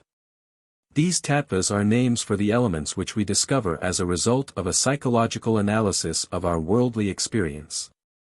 That experience ordinarily gives us both the feeling of persistence and change. The former is due to the presence of the Atma or Siyati Shakti, which exists in us in association with Mula Prakriti or Maya Shakti. This is the Caitanya in all bodies. Change is caused by Mula Prakriti or Maya Shakti, and its elements may be divided into the subjective and objective tattvas, or what we call mind and matter. Analyzing, again, the former, we discover an individuality, ahamkara, sensing through the indriyas, a world which forms the material of its precepts and concepts, manas and buddhi. The object of thought or matter are the varied compounds of Vikrita creation, which are made up of combinations of the gross elements, Mahabuddha, which themselves derive from the subtle elements or Tanmatras. Now, according to Samkhya, all this is real, for all are tattvas. Purusha and Prakriti are tattvas, and so are Vikritis of the latter. According to the Vedanta also, creation takes place through the association of the Brahman, then known as the Lord or Ishvara, Mayapadika Caitanyam Ishvara, with Maya. That is, CIT is associated with, though unaffected by Maya, which operates by reason of such association to produce the universe. The unchanging Sadvastu is the Brahman. The ever-changing world is, when viewed by the spiritually wise, Jnani, the form imposed by avidya on the changeless Saturday. It is true, that it has the quality of being in accordance with the greatest principle of order, namely, that of causality. It is the Sat, however, which gives to the world the character of orderliness, because it is on and in association with that pure Cit or Sat that Maya plays. It is true, that behind all this unreal appearance there is the real, the Brahman. But the phenomenal world has, from the illogical standpoint, no real substratum existing as its instrumental and material cause. The Brahman as such, is no true cause, and Maya is unreal, avastu. The world has only the appearance of reality from the reflection which is cast by the real upon the unreal. Nor is Ishvara, the creative and ruling Lord, in a transcendental sense real. For, as it is the Brahman in association with Maya, which Shamkara calls Ishvara, the latter is nothing but the Brahman viewed through Maya. It follows that the universe is the product of the association of the real and the unreal, and when world experience ends in liberation, mukti, the notion of Ishvara as its creator no longer exists. For his body is Maya and this is avastu, so long however as there is a world, that is, so long as one is subject to Maya that is embodied, so long do we recognize the existence of Ishvara. The Lord truly exists for every jiva so long as he is such. But on attainment of bodiless liberation, videha mukti, the jiva becomes himself Satchidananda, and as such Ishvara does not exist for him, for Ishvara is but the Sat viewed through that Maya of which the Sat is free. The Brahman is true, the world is false. The jiva is Brahman, Paramatma, and nothing else. The opponents of this system or Mayaveda have charged it with being a covert form of Buddhistic nihilism, Mayavadam Asakastram Prakanam Bottom. It has, however, perhaps been more correctly said that Sri Shankara adjusted his philosophy to meet the Maya Veda of the Buddhists, and so promulgated a new theory of Maya without abandoning the faith or practice of his Shaiva Shakta Dharma. All systems obviously concede at least the empirical reality of the world. The question is, whether it has a greater reality than that, and if so, in what way? Samkhya affirms its reality. Shankara denies it in order to secure the complete unity of the Brahman. Each system has merits of its own. Samkhya by its dualism is able to preserve in all its integrity the specific character of Cit as Niranjana. This result, on the other hand, is effected at the cost of that unity for which all minds have, in some form or other, a kind of metaphysical hunger. Shankara by his Mayaveda secures this unity, but this achievement is at the cost of a denial of the ultimate reality of the world, whether considered as the product, Vikriti, of Mula Prakriti, or as Mula Prakriti itself. There is, however, another alternative, and that is the great Shakta doctrine of duality in unity. There is, this Shastra says, a middle course in which the reality of the world is affirmed without compromising the truth of the unity of the Brahman, for which Shankara by such lofty speculation contends. I here shortly state what is developed more fully later. The Śākta Advaitavada recognizes the reality of Mula Prakriti in the sense of Maya Shakti. Here in a qualified way it follows the Samkhya. On the other hand, it differs from the Samkhya in holding that Mula Prakriti as Maya Shakti is not a principle separate from the Brahman, but exists in and as a principle of the one Brahman substance. The world, therefore, is the appearance of the real. It is the Brahman as power. The ground principle of such appearance or Maya Shakti is the real as Atma and power. There is thus a reality behind all appearances, a real substance behind the apparent transformations. Maya Shakti as such is both eternal and real, and so is Ishvara. The transformations are the changing forms of the real. I pass now to the Advaitavada of the Śakta Tantra. The Śakta Tantra is not a formal system of philosophy, darshana. It is, in the broadest sense, a generic term for the writings and various traditions which express the whole culture of a certain epoch in Indian history. The contents are therefore of an encyclopedic character: religion, ritual, domestic rites, law, medicine, magic, and so forth. It has thus great historical value, which appears to be the most fashionable form of recommendation for the Indian scriptures nowadays. The mere historian, I believe, derives encouragement from the fact that out of bad material may yet be made good history. I am not here concerned with this aspect of the matter. For my present purpose, the Śakta Tantra is part of the Upasana Kanda of the three departments of Shruti, and is a system of physical, psychical, and moral training, sadhana, worship and yoga. It is thus essentially practical. This is what it claims to be. To its critics, it has appeared to be a system of immoral indiscipline. I am not here concerned with the charge but with the doctrine of creation to be found in the Shastra. Underlying, however, all this practice, whatever be the worth or otherwise which is attributed to it, there is a philosophy which must be abstracted, as I have here done for the first time, with some difficulty, and on points with doubt. From the disquisitions on religion and the ritual and yoga directions to be found in the various tantras. The fundamental principles are as follows. It is said that equality, samaya, of the gunas is Mula Prakriti, which has activity, kartritva, but no consciousness, kaitanya. Brahman is Satchidananda who has kaitanya and no kartritva. But this is so only if we thus logically differentiate them. As a matter of fact, however, the two admittedly, ever and everywhere, coexist and cannot, except for the purpose of formal analysis, be thought of without the other. The connection between the two is one of unseparateness, avanabhava sambandha. Brahman does not exist without Prakriti Shakti or Prakriti without the Brahman. Some call the supreme Caitanya with Prakriti, others Prakriti with Caitanya. Some worship it as Shiva, others as Shakti. Both are one and the same. Shiva is the one viewed from its CIT aspect. Shakti is the one viewed from its Maya aspect. They are the male and female aspects of the same unity which is neither male nor female. Akula is Shiva. Kula is Shakti. The same Supreme is worshipped by Sadhana of Brahman, as by Sadhana of Adya Shakti. The two cannot be separated, for Brahman without Prakriti is actionless, and Prakriti without Brahman is unconscious. There is Nishkala Shiva or the transcendent, attributeless, Nirguna, Brahman. And Sakala Shiva or the embodied, immanent Brahman with attributes, Saguna. Kala or Shakti corresponds with the Samkhyan Mulaprakriti or Samyavasta of the three gunas and the Vedantic Maya. But Kala which is Mulaprakriti and Maya eternally is, and therefore when we speak of Nishkala Shiva it is not meant that there is then or at any time no Kala, for Kala ever is. But that Brahman is meant which is thought of as being without the working Prakriti, Prakritiranya, Maya Shakti is then latent in it. As the Devi in the Kuṇḍalinī says, Aham Prakritirapa Chet Siddhanandaparayana.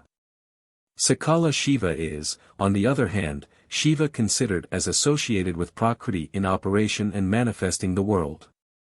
In one case, Kala is working or manifest, in the other it is not, but exists in a potential state. In the same way the two Shivas are one and the same. There is one Shiva who is Nirguna and Saguna.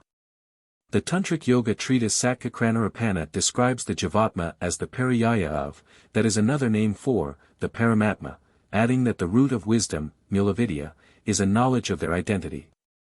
When the Brahman manifests, it is called Shakti, which is the magnificent concept round which Tantra is built. The term comes from the root sak, which means, to be able. It is the power which is the Brahman and whereby the Brahman manifests itself, for Shakti and possessor of Shakti, Shaktiman, are one and the same. As Shakti is Brahman, it is also Nirguna and Saguna. Ishvara is Cit Shakti, that is, Cit in association with the operating Prakriti as the efficient cause of the creation. And Maya Shakti which means Maya as a Shakti that is in creative operation as the instrumental, Nimitta, and material, Upadana, cause of the universe. This is the Shakti which produces avidya, just as Mahamaya or Ishvari is the great liberatrix. These twin aspects of Shakti appear throughout creation. Thus in the body, the Cit or Brahman aspect is conscious Atma or spirit, and the Maya aspect is the Antakarana and its derivatives or the unconscious, Jada, mind and body. When, however, we speak here of Shakti without any qualifications, what is meant is Cit Shakti in association with Maya Shakti that is Ishvari or Devi or Mahamaya, the mother of all worlds. If we keep this in view, we shall not fall into the error of supposing that the Shaktas, whose religion is one of the oldest in the world, how old indeed is as yet little known, worship material force or gross matter. Ishvara or Ishvari is not a Sit, which, as pure Sattvaguna is only his or her body. Maya Shakti in the sense of Mulaprakriti is Cit. So also is Avidya Shakti, though it appears to be a Sit, for there is no Siddhabhasa. In a certain class of Indian images, you will see the Lord, with a diminutive female figure on his lap. The makers and worshippers of those images thought of Shakti as being in the subordinate position which some persons consider a Hindu wife should occupy. This is however not the conception of Śākta Tantra, according to which, she is not a handmaid of the Lord, but the Lord himself, being but the name for that aspect of his in which he is the mother and nourisher of the worlds. As Shiva is the transcendent, Shakti is the immanent aspect of the one Brahman who is Shiva Shakti. Being its aspect, it is not different from, but one with it. In the Kuṇḍalinī Nigama, the Bhairavi addressing Bhairava says, Thou art the Guru of all, I entered into thy body, as Shakti, and thereby thou didst become the Lord, Prabhu. There is none but myself who is the mother to create, Karyavibhavini. Therefore it is that when creation takes place sonship is in thee. Thou alone art the Father who wills what I do, Karyavibhavaka. That is, she is the vessel which receives the nectar which flows from Nityananda. By the union of Shiva and Shakti creation comes, Shiva Shakti Samayogat J8 Srishti Kalpana. As all in the universe is both Shiva and Shakti, Shiva Shaktimaya, therefore O Maheshvara, Thou art in every place and I am in every place. Thou art in all and I am in all. The creative world thus sows its seed in its own womb. Such being the nature of Shakti, the next question is whether Maya, as Shamkara affirms, is a Vastu. It is to be remembered that according to his empirical method it is taken as real, but transcendentally it is alleged to be an eternal unreality, because the object of the latter method is to explain away the world altogether so as to secure the pure unity of the Brahman. The Śakta Tantra is however not concerned with any such purpose. It is an Upasana Shastra in which the world and its Lord have reality. There cannot be sadhana in an unreal world by an unreal sadhaka of an unreal Lord. The Śakta replies to Mayaveda, if it be said that Maya is in some unexplained way a Vastu, yet it is admitted that there is something, however unreal it may be alleged to be, which is yet admittedly eternal and in association, whether manifest or unmanifest, with the Brahman. According to Shamkara, Maya exists as the mere potentiality of some future world which shall arise on the ripening of a drishta which Maya is. But in the Mahanirvana Tantra, Shiva says to Devi, Thou art thyself the para-prakriti of the Paramatma, ch. 4, v. 10. That is Maya in the sense of Mula Prakriti, which is admittedly eternal, is not a Vastu, but is the power of the Brahman one with which is Cit. In Nishkala Shiva, Shakti lies inactive. It manifests in and as creation, though Cit thus appearing through its power is neither exhausted nor affected thereby. We thus find Ishvari addressed in the Tantra both as Sakadanandarupani and Trigunatmaka, referring to the two real principles which form part of the one Brahman substance. The philosophical difference between the two expositions appears to lie in this. Shankara says that there are no distinctions in Brahman of either of the three kinds, Svagatabheda, that is, distinction of parts within one unit, Svajatiyabheda or distinction between units of one class, or Vijatiyabheda or distinction between units of different classes. Bharati, however, the commentator on the Mahanirvana, ch. 2, v. 34, says that Advaita there mentioned means devoid of the last two classes of distinction. There is, therefore, for the purposes of Śakta Tantra, a Svagatabheda in the Brahman itself, namely, the two aspects according to which the Brahman is, on the one hand, being, Cit and on the other, the principle of becoming which manifests as nature or seeming asit. In a mysterious way, however, there is a union of these two principles, Bhavayaka, which thus exist without derogation from the partless unity of the Brahman which they are. In short, the Brahman may be conceived of as having twin aspects, in one of which, it is the cause of the changing world, and in the other of which it is the unchanging soul of the world. Whilst the Brahman Svarupa or Cit is itself immutable, the Brahman is yet through its power the cause of change, and is in one aspect the changeful world. But what then is real, a term not always correctly understood? According to the Mayaveda definition, the real is that which ever was, is, and will be, Kalatraya Sattvan, in the words of the Christian liturgy, as it was in the beginning, is now, and ever shall be world without end. Therefore that which changes, which was not, but is, and then ceases to be is according to this definition, unreal, however much from a practical point of view it may appear real to us. Now Mayaveda calls Mula Prakriti in the sense of Maya the material cause of the world, no independent real, a Vastu. The Śakta Tantra says that the principle, whence all becoming comes, exists as a real substratum so to speak below the world of names and forms. This Maya Shakti is an eternal reality. What is unreal, according to the above definition, are these names and forms, avidya, that is, the changing worlds, Asatraloki Sadpam Svarapam Brahmana Smritam, ch. 3, v. 7, Mahanirvana Tantra. These are unreal however only in the sense that they are not permanent, but come and go. The body is called Sharira, which comes from the root Sri to decay, for it is dissolving and being renewed at every moment until death. Again, however real it may seem to us, the world may be unreal in the sense that it is something other than what it seems to be.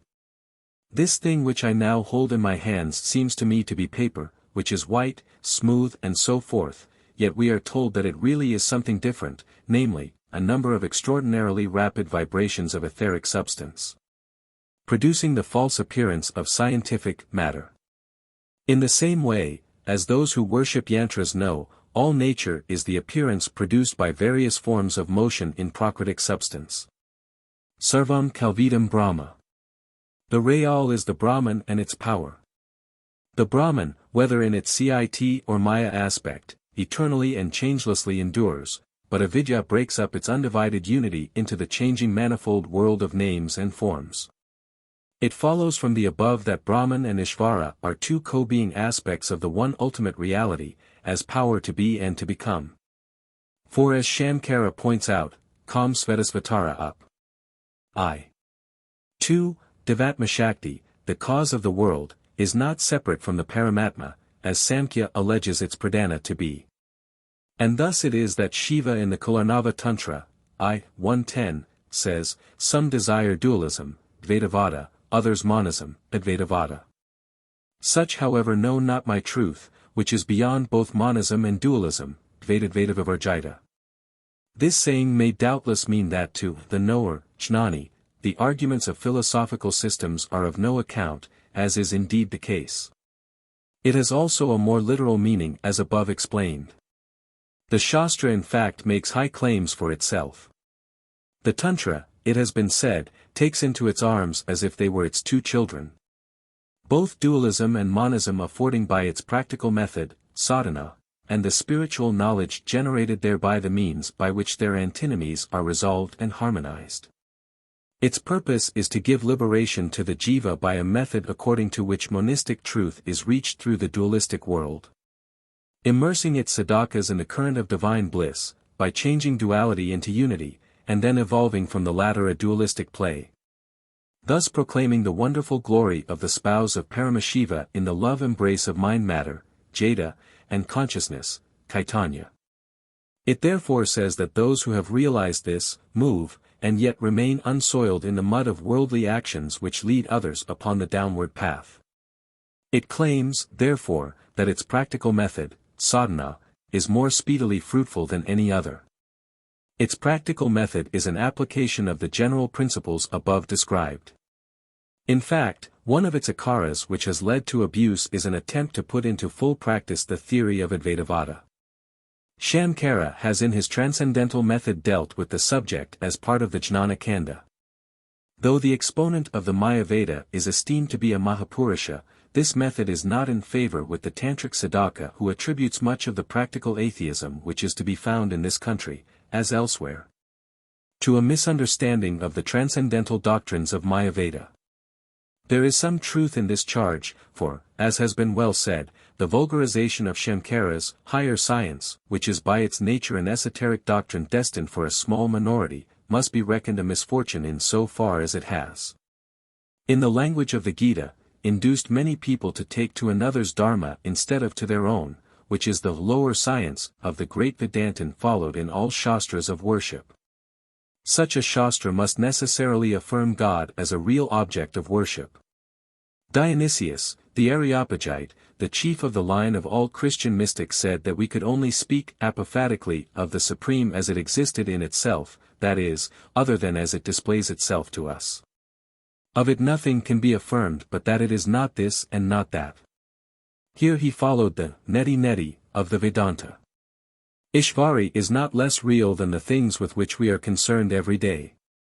She is for the Indian Sadhaka the highest reality, and what may or may not be the state of Videha Mukti has for him no practical concern. Those only who have attained it will know whether Shankara is right or not. Not that they will think about this or any other subject, but in the sense that when the Brahman is known all is known. A friend from whom I quote, writes that he had once occasion to learn to what ridiculous haughtiness some of the modern adepts of Sri Shankara's school are apt to let themselves be carried away. When one of them spoke to him of the personal Ishvara as being a pitiable creature. The truth is that such so-called adepts are no adepts at all, being without the attainment, and far from the spirit of Shankara, whose devotion and powers made him seem to his followers to be an incarnation of Shiva himself. Such a remark betrays a radical misunderstanding of the Vedanta. How many of those, who today discuss his Vedanta from a merely literary standpoint, have his, or indeed any faith? What some would do is, to dismiss the faith and practice of Shankara as idle superstition, and to adopt his philosophy.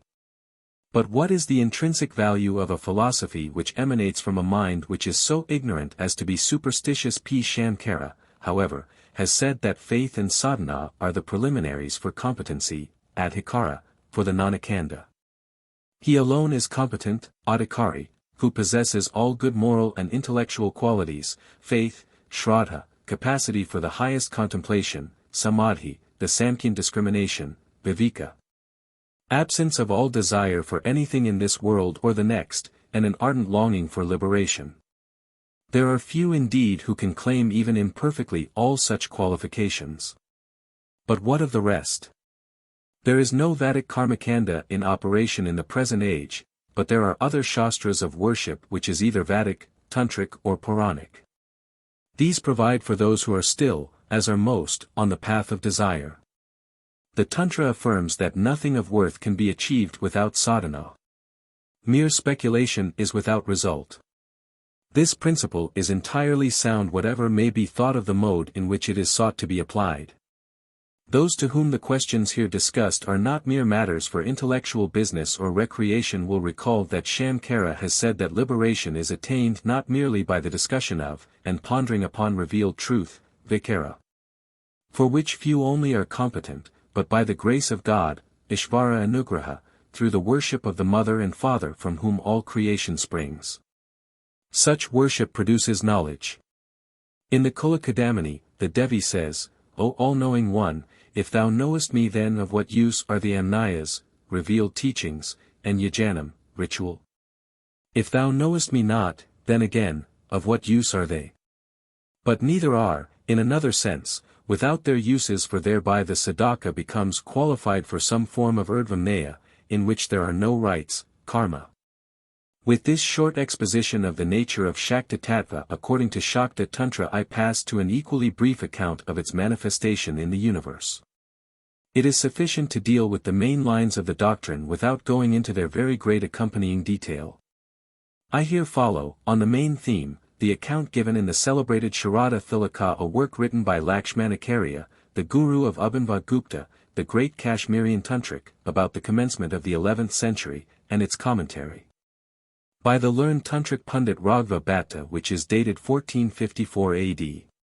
This work has long been held to be of great authority in Bengal.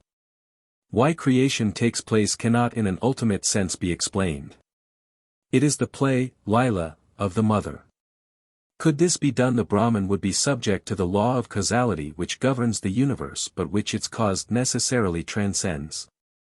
The Tantra, however, in common with other Indian Shastras, recognizes Adrishta Shrishti, or the doctrine that the impulse to creation is proximately caused by the adrishta or karma of jivas.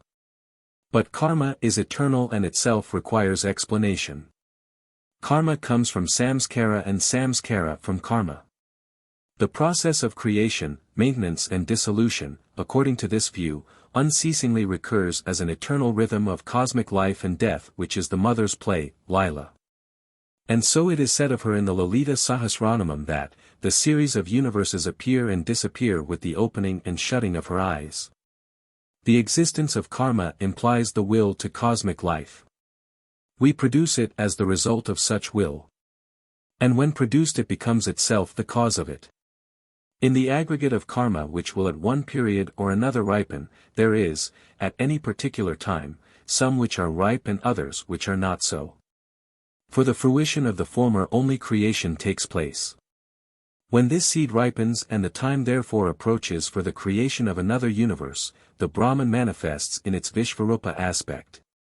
So that the jiva may enjoy or suffer therein the fruits of his karma and, unless liberation be attained, accumulate fresh karma which will involve the creation of future worlds. When the unripened actions which are absorbed in Maya become in course of time ripe, the vritti of Maya or Shakti in the form of desire for creation arises in Paramashiva, for the bestowal of the fruit of this karma. This state of Maya is variously called by Shruti, Ikshana, Kama, Visakarsha. It is when the Brahman saw, desired, or thought, may I be many, that there takes place what is known as Sadrashaparinama, in which the supreme Bindu appears.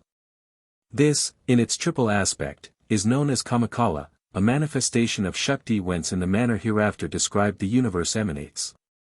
This Kamakala is the mula or root of all mantras.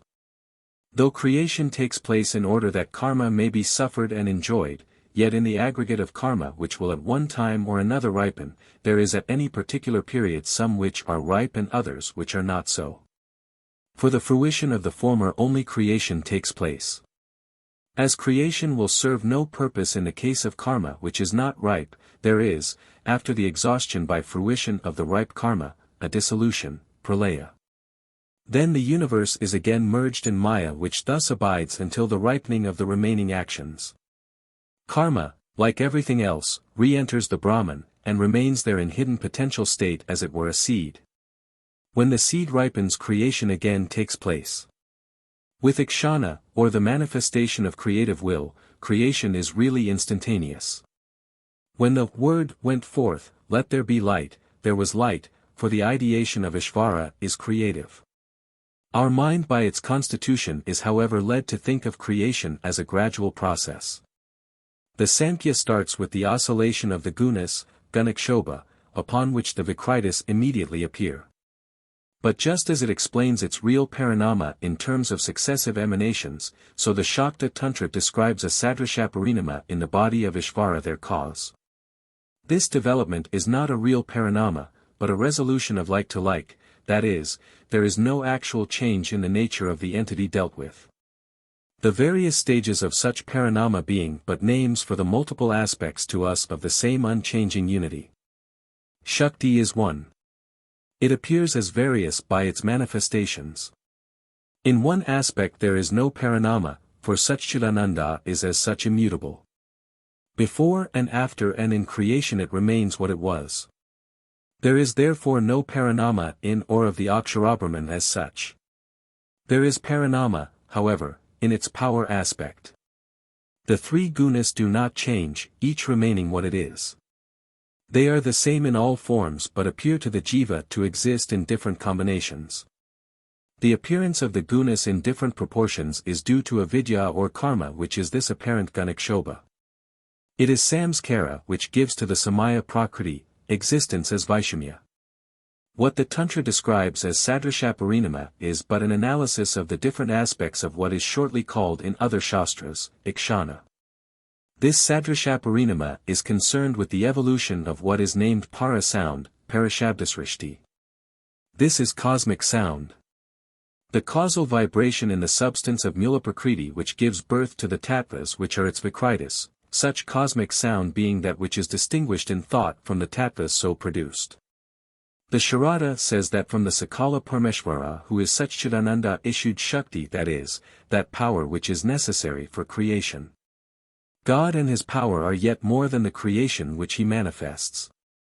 Shakti is said to issue from that which is already Sakala or associated with Shakti, because as Raghava Bhatta says, she who is eternal, Anadirupa, was in a subtle state as Caitanya during the great dissolution, Pralaya. Ya Anadirupa Caitanyat Hyasena Mahapralay Sukshma Sthita. With however the disturbance of the gunas, Prakriti became inclined, achuna, to creation, and in this sense, is imagined to issue. Shakti, in other words, passes from a potential state to one of actuality. The Parmeshvara is, he adds, described as Satchidananda in order to affirm that even when the Brahman is associated with avidya, its own true nature, Svarupa, is not affected. According to the Sharada, from this Shakti issues Nada and from the latter Bindu, known as the Parabindu. The Sharada thus enumerates 7 aspects of Shakti. This it does, according to Raghava Bhatta, so as to make up the 7 component parts of the Omkara. In some Shakta Tantras this first Nada is omitted and there are thus only 6 aspects. The Shaiva Tantras mention 5. Those which recognize Kala as a tattva identify Nada with it. In some Tantras, Kala is associated with Tamaguna, and is the Mahakala who is both the child and spouse of Adya Shakti, for creation comes from the tamasic aspect of Shakti. In the Saradatilaka, Nada and Bindu are one and the same Shakti, being the names of two of her states which are considered to represent her as being more prone to creation, Akunavasta. There are two states of Shakti Bindu suitable for creation, Apayogavasta. As there is no mass or gana in Nishkala Shiva, that Brahman represents the Aganavasta.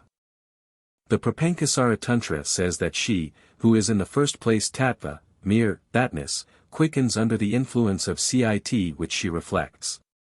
Then she longs to create, Visakurshu, and becomes massive, Ganabuddha, and appears as Bindu, Parabindu. Ganabuddha means that which was not dense or gana but which has become so, Ganavasta. It involves the notion of solidifying, coagulating, becoming massive. Thus milk is said to become Ganabuddha when it condenses into cream or curd. This is the first gross condition, Stolavasta. The Brahman associated with Maya in the form of karma assumes that aspect in which it is regarded as the primal cause of the subtle and gross bodies. There then lies in it in a potential, undifferentiated mass, Gana, the universe and beings about to be created. The Parabindu is thus a compact aspect of Shakti wherein action or Kriya Shakti predominates. It is compared to a grain of gram, Kanaka, which under its outer sheath, Maya, contains two seeds, Shiva Shakti, in close and undivided union. The Bindu is symbolized by a circle. The Shunya or empty space within is the Brahmapada.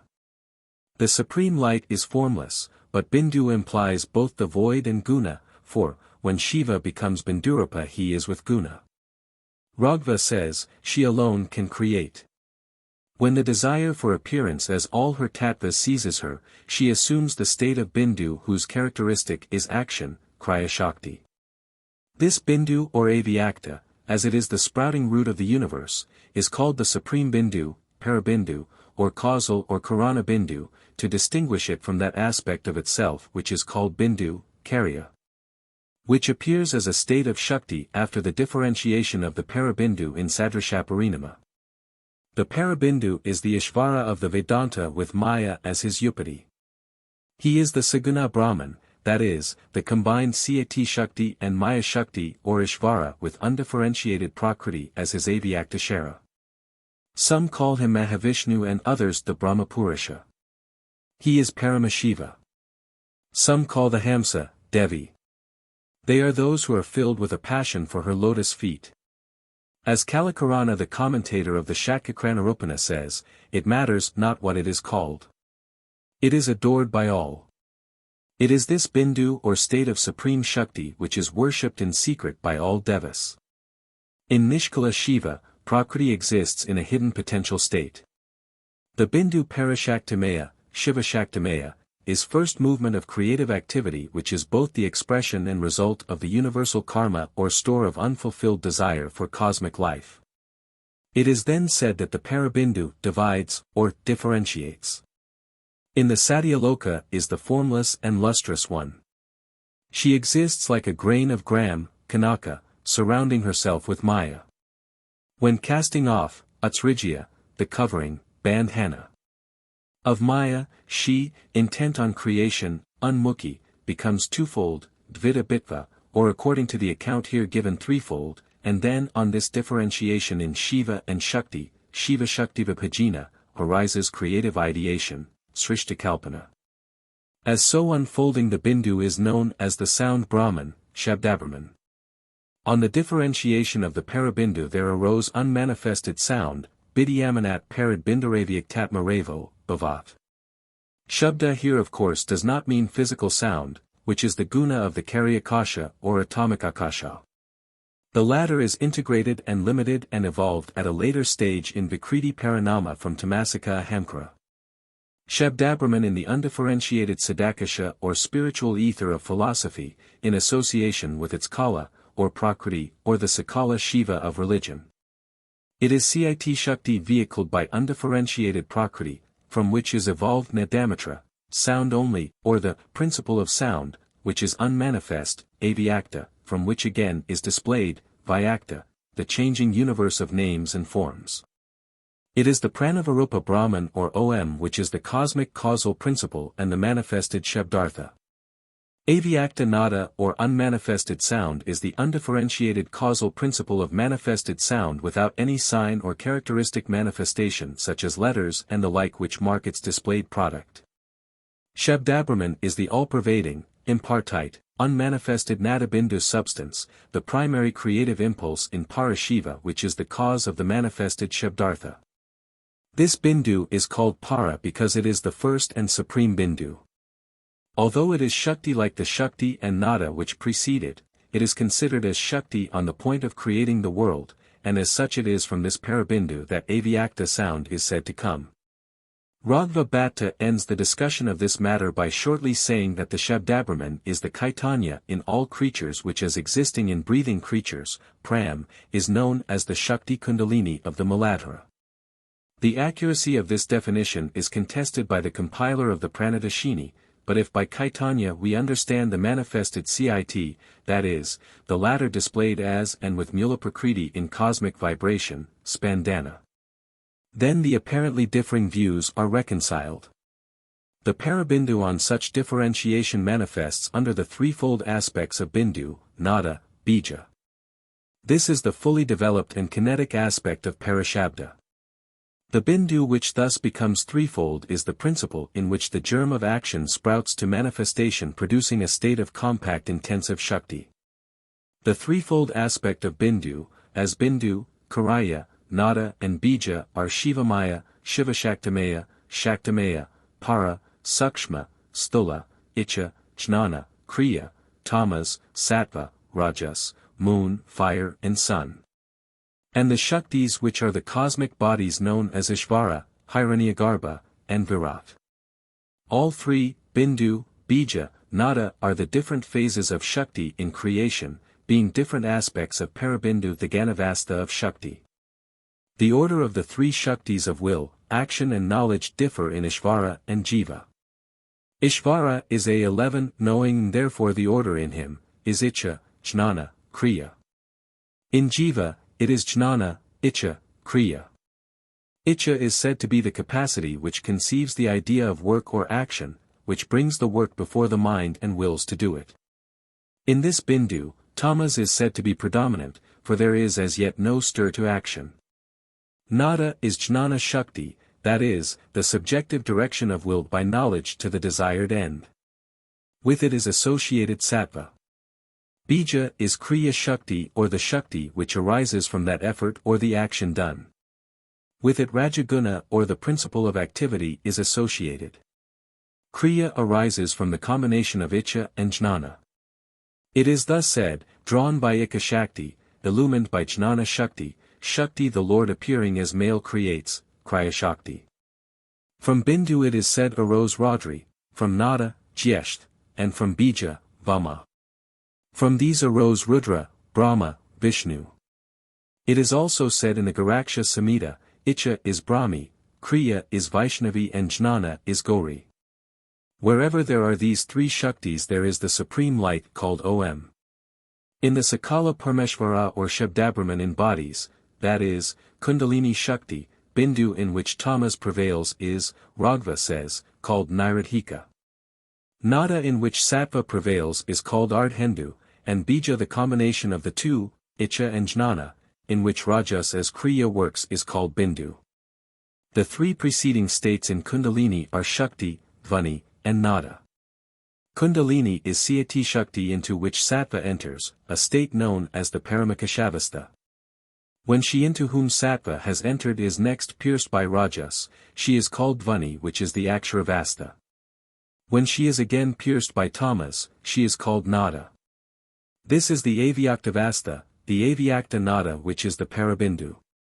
The three bindus which are aspects of Parabindu constitute the mysterious Kamakala triangle which with the heart Hakala forms the roseate body of the lovely limbed great Devi Tripursundari who is Shivakama and manifests the universe. She is the trinity of divine energy of whom the Shritavarnava says, those glorious men who worship in that body in Samaraja are freed from the waves of poison in the untraversable sea of the wandering, samsara.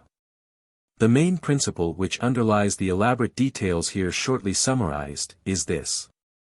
The state in which CIT and Prakriti Shakta are as one undivided whole, that is, in which Prakriti lies latent, Nishkala Shiva, is succeeded by one of differentiation, that is, manifestation of Maya, Sakala Shiva.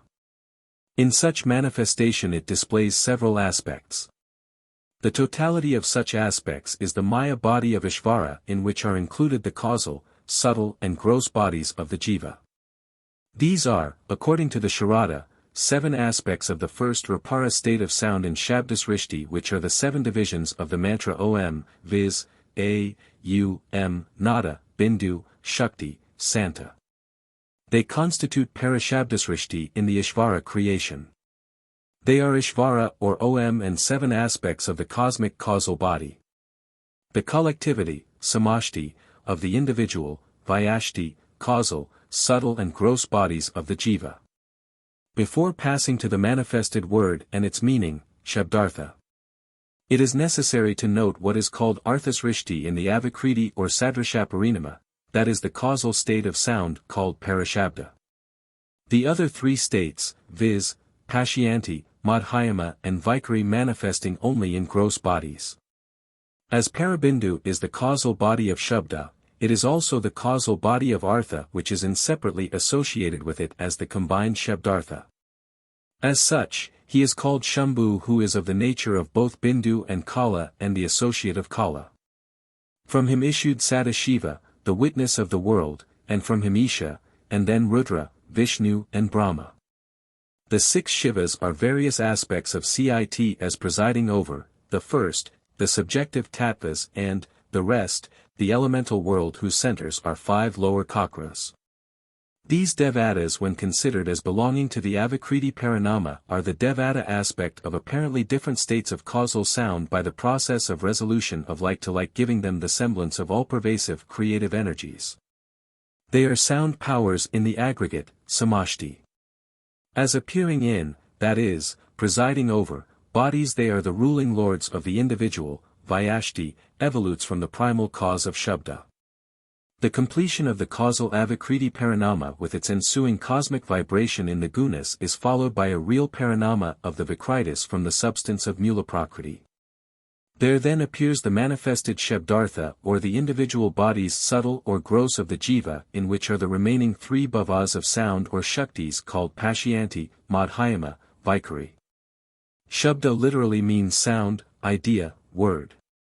And Artha its meaning, that is, the objective form which corresponds to the subjective conception formed and language spoken of it. The conception is due to samskara. Artha is the externalized thought. There is a psychophysical parallelism in the Jiva. In Ishvara, thought is truly creative. The 2 are inseparable, neither existing without the other. Shabdartha has thus a composite meaning like the Greek word logos, which means both thought and word combined. By the manifested Shabdartha is meant what the Vedantins call Namarupa, the world of names and forms, but with this difference that according to the tantric notions here discussed there is, underlying this world of names and forms, a real material cause, that is Parashabda or Mula Prakriti, manifesting as the principle of evolution. The Sharada says that from the unmanifested Rutavyakta being in Bindu form, Mulabuddha Bindurupa, or the Paravastu, Brahman, that is, from Mula Prakriti in creative operation there is evolved the Samkhyan Tattvas. Transcendentally, creation of all things takes place simultaneously. But, from the standpoint of Jiva, there is a real development, Parinama, from the substance of Mulabuddha Avyakta Bindurupa, as the Sharada calls Mula Prakriti, of the Tattvas, Buddhi, Ahamkara, Manas, the Indriyas, Tanmatras and Mahabuddhas in the order stated. The Tantra therefore adopts the Samkhyan and not the Vedantic order of emanation, which starts with the Apansakrita Tanmatra, the tamasic parts of which, on the one hand, develop by Pansakarana into the Mahabuddha, and on the other, the Rajasic and Sattvic parts of which are collectively and separately the source of the remaining Tattvas. In the Śākta Tantra, the Buddhas derive directly and not by Pansakarana from the Tanmatras. Pansakarana exists in respect of the compounds derived from the Buddhas. There is a further point of detail in the Tantric exposition to be noted. The Śākta Tantra, as the Puranas and Shaiva Shastras do, speaks of a threefold aspect of Ahamkara, according to the predominance therein of the respective gunas. From the Vikarika Ahamkara issue the 11 Devatas who preside over manas and the 10 Indriyas, from the Taijasa Ahamkara are produced the Indriyas and manas, and from the Buddhadika Ahamkara the Tanmatras. None of these differences in detail or order of emanation of the tattvas has substantial importance. In one case start is made from the knowing principle, buddhi, on the other from the subtle object of knowledge the tanmatra. The above-mentioned creation is known as Ishvara Shrishti. The Vishvasara Tantra says that from the earth come the herbs, Oshadi, from the latter food, and from food seed, Retas. From the latter living beings are produced by the aid of sun and moon. Here what is called Jiva Shrishti is indicated, a matter into which I have no time to enter here. To sum up, upon this ripening of karma and the urge therefrom to cosmic life, Nishkala Shiva becomes Sakala. Shakti manifests and the causal body of Ishvara is thought of as assuming 7 causal aspects in Sadrishaparinama which are aspects of Shakti about to create. The Parabindu or state of Shakti thus developed is the causal body of both the manifested Shabda and Artha. The Parabindu is the source of all lines of development, whether of Shabda, or as Shambhu of Artha, or as the Mulabuddha of the manifested Shabdartha. On the completed ideal development of this causal body manifesting as the triple Shaktis of will, knowledge and action, the Shabdartha in the sense of the manifested world with its subtle and gross bodies appears in the order described. From the above description, it will have been seen that the creation doctrine here described is compounded of various elements, some of which it shares with other Shastras, and some of which are its own. The whole being set forth according to a method and terminology which is peculiar to itself. The theory which is a form of Advaitavada has then some characteristics which are both Samkhyan and Vedantic.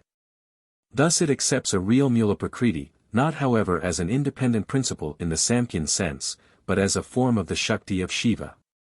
By and out of Shiva Shakti who are one, there is a real creation. In such creation there is a special Adrishtashristi up to the transformation of Shakti as Parabindu. This is Ishvara Tattva of the 36 Tattvas, a scheme accepted by both Advaita Shaivas and Shaktas. Then by the operation of Maya Shakti it is transformed into Purusha Prakriti and from the latter are evolved the Tattvas of the Samkhya. Lastly, there is Yojika Shrishti of the Nyaya Vaisheshika in that the world is held to be formed by a combination of the elements. It accepts, therefore, Adrista Shrishti from the appearance of Shakti, up to the complete formation of the causal body known in its subtle form as the Kamakala. Thereafter Parinama Shrishti of the Vikritis of the subtle and gross body produced from the causal body down to the Mahabuddhas, and finally Yojika Shrishti in so far as it is the Buddhas which in varied combination go to make up the gross world. There are, and the doctrine here discussed is an instance of it, common principles and mutual connections existing in and between the different Indian Shastras.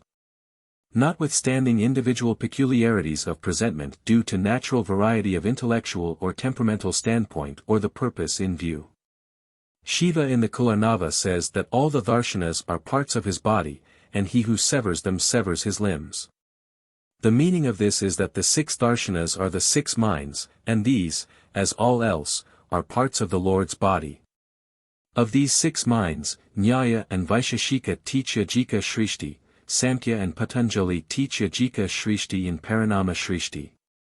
Mayaveda Vedanta teaches Yojika Shrishti, Parinama Shrishti according to the empirical method and Vivarta according to the transcendental method. According to the Vivarta of Mayaveda, there is no real change but only the appearance of it. According to Shaktaveda, ultimate reality does in one aspect really evolve but in another aspect is immutable. Mayaveda affects its synthesis by its doctrine of grades of reality, and Shaktaveda by its doctrine of aspects of unity and duality, duality in unity in duality. Ultimate reality as the whole is neither merely static nor merely active. It is both. The natural and the spiritual are one. In this sense the Śākta system claims to be the synthesis of all other doctrines. Chapter 20. The Indian Magna Mater. Introductory. On the last occasion that I had the honor to address you, I dealt with the subject of the psychology of Hindu religious ritual from the particular standpoint of the religious community called Shaktas, or worshippers of the Supreme Mother. Today I speak of the Supreme Mother herself as conceived and worshipped by them. The worship of the Great Mother as the Grand Multiplier is one of the oldest in the world. As I have elsewhere said, when we throw our minds back upon the history of this worship, we discern even in the most remote and fading past the figure, most ancient, of the mighty Mother of Nature. I suspect that in the beginning the goddess everywhere antedated, or at least was predominant over, the god. It has been affirmed, Glotz, Aegean Civilization, 243, that in all countries from the Euphrates to the Adriatic, the chief divinity was at first in woman form. Looking to the east of the Euphrates we see the dusk divinity of India, the Adya Shakti and Maha Shakti, or supreme power of many names, as Jagdamba, Mother of the World, which is the play of her who is named Lalita, Maya. Mahatripura Sundari Maha Kuṇḍalinī, as Maha Vaishnavi, the sapphire Devi who supports the world, as Mahakali who dissolves it, as Gwayamahabhairavi, and all the rest. This Supreme Mother is worshipped by her devotees from the Himalayas, the abode of snow, the northern home of Shiva, to Cape Comorin in the uttermost south, for the word Comorin is a corruption of Kamart Devi or the Mother. Goddesses are spoken of in the Vedas as in the later scriptures. Of these latter, the Śākta Tantras are the particular repository of mother worship. To the Śākta, God is his Supreme Mother. In innumerable births he has had countless mothers and fathers, and he may in future have many, many more. The human, and indeed any, mother is sacred as the giver, under God, of life, but it is the Divine Mother of all, Shramata, the treasure house of compassion, who alone is both the giver of life in the world and of its joys. And who, as Tharani, is the savioress from its miseries, and who again is, for all who unite with her, the life of all lives, that unalloyed bliss named liberation. She is the great Queen, Maharani, of heaven and of yet higher worlds, of earth, and of the underworlds. To her both Devas, Devis, and men give worship. Her feet are adored by even Brahma, Vishnu, and Rudra. The Śākta system, in its origin possibly non-Vedic, is in several respects an original presentment, both as regards doctrine and practice, of the great Vedantic theme concerning the one and the many. As an organic and dynamic system it interprets all in terms of power, from the atom of matter, which is said by modern science to be a reservoir of tremendous energy, to the Almighty, which is the commonest name in all religions for God. It is the cult of power both as the partial and as the whole, as the worshipper may desire. God is here regarded under twin aspects, as power-holder or the male, Shiva, and as power or Shakti, the divine spouse and mother. The symbolism of the Shaktas, jeweled tree of Tantra, is brilliant, and meets the demand of Nietzsche that the abstract should be made attractive to the senses. It is largely of the so-called erotic type which is to be found to some and varying degree in Hinduism as a whole. The symbols employed are either geometric, that is, yantric, or pictorial. A yantra is a diagrammatic presentation of divinity, as mantra is its sound expression. The former is the body of the latter. The higher worship is done with yantra. Pictorial symbolism is of higher and lower types. The former is popular, and the latter may be described by the French term peuple. I will now describe a yantra and the greatest of yantras, namely the Sri Yantra. We have no longer to deal with pictures of persons and their surroundings, but with lines, curves, circles, triangles, and the point. The great symbol of the mother is the Sri Yantra, from the center of which she arises like the solar orb at morn, but in a blaze of light excelling the brilliance of countless midday suns and the coolness of innumerable moons. The center is the point, or bindu, that is, the mother as concentrated power ready to create. Around her is the universe, together with its divinities or directing intelligences. From the point the world issues. Into it on dissolution, it enters. The extended universe then collapses into an unextended point, which itself then subsides like a bubble on the surface of the causal waters, which are the immense. I. The Divine Mother. The real as Shiva Shakti may be regarded from three aspects, namely, as universe, as God, and as Godhead. The real is the world, but the real is more than the world. The real is God. The real is God, but it is also more than what we understand by the word God. The real is, as it were, beyond God as Godhead. This does not mean, as some have supposed, that God is a fiction, but that the real as it is in its own illogical being is not adequately described in terms of its relation to the world as God. I will deal, then, first with its aspect as Godhead, then as the Supreme Self, or Person, or God, and thirdly, with Shiva Shakti as the manifest and limited universe. Pervading and transcending the existent is the spiritual ether, also called the immense, in which is the measurable, which immense is also called the fact, sat. In which are the fact sections, kala, which fact is also called a logical experience whole, purna, in which are all experience modes, vritti, of the limited selves. The ultimate that is irreducible real is, in the system, not mere undetermined being, but power which is the source of all determinations. This power is both to be, to self-conserve, and to resist change, as also to be the efficient cause of change, and as material cause to become and suffer change. Relatively to the world, immutable being is as divinity called Shiva the power holder, and his power is Shakti or the mother Shiva, but in the supreme illogical state, power to be and being power holder are merged in one another. What is the nature of the illogical experience? In the Yogini Hridaya Tantra it is asked. Who knows the heart of a woman? Only Shiva knows the heart of Yogini, that is, the Divine Mother so called, as being one with, that is in the form of, all that exists, and as being in herself the one in which they are.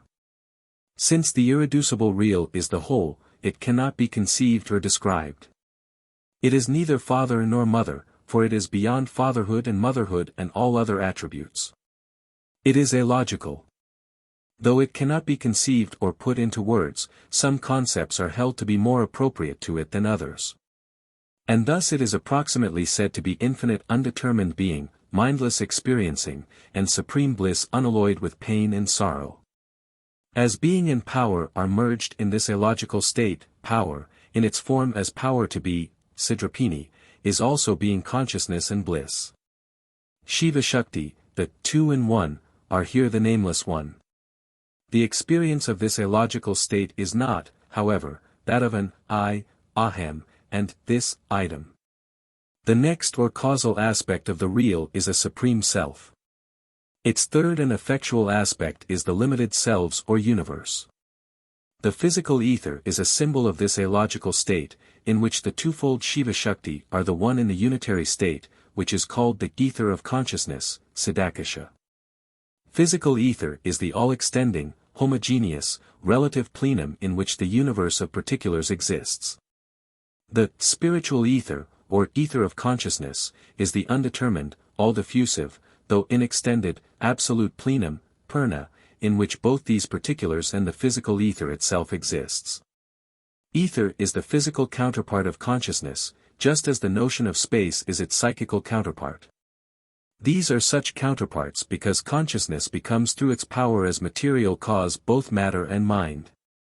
Each is a manifested form of spirit in time and space. The shoreless ocean of nectar or deathlessness is another symbol of the illogical whole. We now pass to a consideration of the same real in its aspect as related to the universe, which is the appearance of the immense as the measurable or form. The real is here related to the universe as the cause, maintainer, and directing consciousness.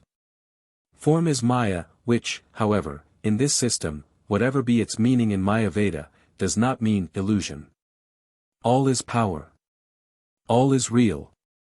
The illogical one is here of dual aspect as Shiva and Shakti. The two concepts of being and power are treated as two persons. Shiva is the power holder, who is being consciousness bliss, and Shakti is power and the becoming. She, in the illogical state, is also being consciousness bliss. Without ceasing to be in herself what she ever was, is, and will be, she is now the power of Shiva as efficient and material cause of the universe and the universe itself. Whilst Shiva represents the consciousness aspect of the real, she is its aspect as mind, life, and matter. He is the liberation, moksha, aspect of the real. S4 greater Thane is in the form of the universe or samsara. As Shiva Shakti are in themselves one, so moksha and samsara are at root one. Shiva, in the Kuṇḍalinī Tantra, says that his doctrine is neither non-dualist nor dualist, but beyond both. We have here a non-dualistic system as regards its teaching concerning the illogical whole, in which Shiva Shakti are fused in one. We have again a kind of dual monotheism. It is monotheistic because Shiva and Shakti are two aspects of one and the same reality. It is dual because these two aspects are worshipped as two persons, from whose union as being and power the universe evolves. The experience of this state, relative to the illogical whole, is a disruption of unitary illogical experience. I say relative because the whole is always the whole. Such disruption is the work of power. She, as it were, disengages herself as power, from the embrace in which powerholder and power are fused in one, and then represents herself to him. On this representation, consciousness power assumes certain postures, mudra, preparatory to the going forth as universe, and then, when power is fully concentrated, manifests as the world. The term consciousness, which is inadequate to describe the illogical state, is here approximately appropriate, for the experience of this state is that of an I and this. But it is to be distinguished from man's consciousness. For the experiencer as man is a limited, and not, as here, a supreme self, and the object is experienced as separate from, and outside, the self, and not, as in the case of the Lord and Mother, as one with the experiencing self. The experience of Shiva as the Supreme Self, viewing the universe is, all this, I am. As contrasted with the illogical, all-diffusive, spiritual ether, the symbol of the second aspect of Shiva Shakti, as the Supreme Self and cause of the universe is the metaphysical point, bindu, or power as a point. What, then is the meaning of the latter term? In being power about to evolve there is a stressing of power which gathers itself together to expand again as universe. When it has become concentrated and condensed, Gena-Buddha Shakti, it is ready to evolve. Bindu, or the point, is, therefore, power in that concentrated state in which it is ready and about to evolve the universe. Though infinitely small, as the absolute little, when compared with the absolute great or spiritual ether, it is yet a source of infinite energy as, to borrow an example from modern science, the relatively little or atom, or other unit of matter. Existing in the relatively great or the physical ether, is said to be a source of tremendous energy. Just as, again, the relative point or atom is as a fact in the relative ether, so the absolute point is conceived to be in the absolute ether. I say, conceived, because, as both spiritual point and spiritual ether are each absolute, it is only figuratively that the one can be said to be within the other. The Isle of Gems, Manadvipa, in the Ocean of Nectar, Amritarnava, is another symbol of this state. There is a painting that exhibits both the illogical immense and the point of power or bindu, in it. The former is here symbolized by the shoreless Ocean of Nectar, Amritarnava, that is, immortality. This symbol of all-diffusive consciousness is similar to that of the all-spreading ether. In the blue, tranquil waters of eternal life, Amritarnava, is set the Isle of Gems, Manadvipa. This island is the bindu or metaphysical point of power. The island is shown as a golden circular figure. The shores of the island are made of powdered gems. It is forested with blooming and fragrant trees, nipa, malati, champaka, parihata, and kadamba. There, too, is the kulpa tree laden with flower and fruit. In its leaves the black bees hum, and the koel birds make love. Its 4 branches are the 4 Vedas. In the center there is a house made of Sintamani stone which grants all desires. In it is a jeweled mandapa or awning. Under it and on a gemmed and golden throne there is the mother Mahatripura Sundari as the deity of the Bindu, which as shown later, becomes the 3 Bindus or Puras. Hence her name, 3 Puras, or Tripura. She is red, for red is the active color, and she is here creative as Vimarsha Shakti, or the this of the supreme experiencer, which through Maya becomes the universe. What man calls matter is first experienced by mindless consciousness as a this, which is yet though the other, one with the self. Then, by the operation of Maya, the this is experienced by mind as separate and different from and outside the self, as complete otherness. She holds in her 4 hands, bows and arrows, noose and goad, which are explained later. She sits on 2 inert male figures which lie on a 6-sided throne. The upper figure is Shiva, Sakala, who is awake, because he is associated with his power as efficient and material cause. On his head is the crescent digit of the moon, called Nada, the name for a state of stressing power, his Shakti being now creative. He lies inert, for he is immutable being. He is white because he is consciousness and illumination, Prakash. Consciousness illuminates and makes manifest the forms evolved by its power, which in its turn by supplying the form, as object unconscious, helps Shiva to display himself as the universe which is both being and becoming. Under him is another male figure, darker in color, to represent colorlessness, Vivarna, with closed eyes. This mysterious figure, Nishkala Shiva, is called Shava or the corpse. It illustrates the doctrine that Shiva without his power or Shakti can do and is, so far as the manifested is concerned, nothing. There is profundity in the doctrine of which this corpse is a symbol. To those who have understood it a real insight is given into the Kaula Shakta system. This representation of Shiva and Shakti as of the same size, but the former lying inert, is perhaps peculiar to the Kaula Shaktas, and is the antithesis of the well-known dancing Shiva. I will here note some other symbolism, pictorial and geometric or yantric. Pictorially, Shakti is shown either as the equal of her spouse, that is, as an androgyne figure in which the right half is male and the left female, or as 2 figures, male and female, of equal size. Inequality is indicated where the Shakti is smaller than the male divinity. The meaning of this difference in dimension of the figures of Shakti lies in a difference of theological and philosophical concepts which may yet be reconciled. In the Shakta view, the power holder and his power as she is in herself, that is, otherwise than as the manifested form, are one and equal. But he is recumbent. Alternatively, Shakti is the mother as the warrior leader or pramachos with Shiva under her feet. Where the figures are unequal it is meant to assert, a fact which is not denied, that supreme power as manifested is infinitely less than power unmanifest. That power is in no wise exhausted in the manifestation of the worlds which are said to be as it were but dust on the feet of the mother. Passing to yantric symbols, the male power holder Shiva is represented by a triangle standing on its base. A triangle is selected as being the only geometric figure which represents Trinity in unity, the many triads such as willing, knowing, and acting in which the one consciousness, CIT, displays itself. Power or the feminine principle or Shakti is necessarily represented by the same figure, for power and power holder are one. The triangle, however, is shown reversed, that is standing on its apex. Students of ancient symbolism are aware of the physical significance of this symbol. To such reversal, however, philosophic meaning may also be given, since all is reversed when reflected in the waters of Maya. Why, it may now be asked, does the Shakta lay stress on the power or mother aspect of reality? Like all other Hindus, he believes in a static real as immutable being consciousness, which is the ground of and serves to maintain that which, in this system, is the dynamic real.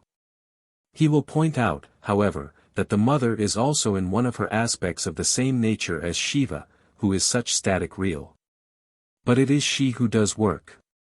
She alone also moves as material cause. He as immutable being does and can do nothing without her as his power. Hence the Kaula Shakta. Symbolism shows Shiva as lying inert and to be, if deprived of his power, but a corpse, Shava.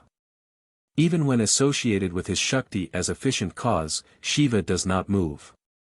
A not uncommon picture, counted obscene, is merely the pictorial symbol of the fact that being, even when associated with its active power, is immutable. It is she as power who takes the active and changeful part in generation, as also in conceiving, bearing, and giving birth to the world child. All this is the function of the divine, as it is of the human, mother. In such work the male is but a helper, sahakari, only. In other systems it is the mother who is the helper of Shiva. It is thus to the mother that man owes the world of form or universe. Without her as material cause, being cannot display itself. It is but a corpse, Shava. Both Shiva and Shakti give that supreme beyond-world joy which is liberation, mukti, paramananda. They are each supreme consciousness and bliss. The mother is Anandalahari or wave of bliss. To attain to that is to be liberated. But Shakti the mother is alone the giver of world joy, bhakti, bhamananda, since it is she who becomes the universe. As such she is the wave of beauty, Saundaryalahari. Further, it is through her form as world that she, as also Shiva, are in their formless self attained. If, however, union is sought directly with reality in its non-world aspect, it must necessarily be by renunciation. Liberation may, however, be attained by acceptance of, and through the world, the other aspect of the real. In the Śākta method, it is not by denial of the world, but, by and through the world, when known as the mother that liberation is attained. World enjoyment is made the means and instrument of liberation, mokshayate samsara. The Śākta has both, bhakti, mukti. This essential unity of the world and beyond world, and passage through and by means of the former to the latter is one of the most profound doctrines of the Śākta. And is nonetheless so because their application of these principles has been limited to man's gross physical functions, and such application has sometimes led to abuse. For these and other reasons primacy is given to the mother, and it is said, "What care I for the father if I but be on the lap of the mother?" I note here in connection with primacy of the mother god that in the Mediterranean, Aegean, civilization the male god is said to have been of a standing inferior to the mother. And present only to make plain her character as the fruitful womb whence all that exists springs, Glotz, 243 e. Seek. Such, then, is the great mother of India in her aspect as she is in herself as the illogical world-transcending whole, Purna, and secondly, as she is as the creatrix of the world. It remains now but to say a word of her as she exists in the form of the universe. The psychophysical universe is Maya. The devotee Kamlakanta lucidly defines Maya as the form, akra, of the void, sunya, or formless, not nothingness. Is it real? It is real, because Maya, considered as a power, is Devi Shakti, and she is real. The effect of the transformation of that power must also be real. Some make a contrast between reality and appearance. But why, it is asked, apart from persistence, should appearance be unreal, and that of which it is such appearance alone be real?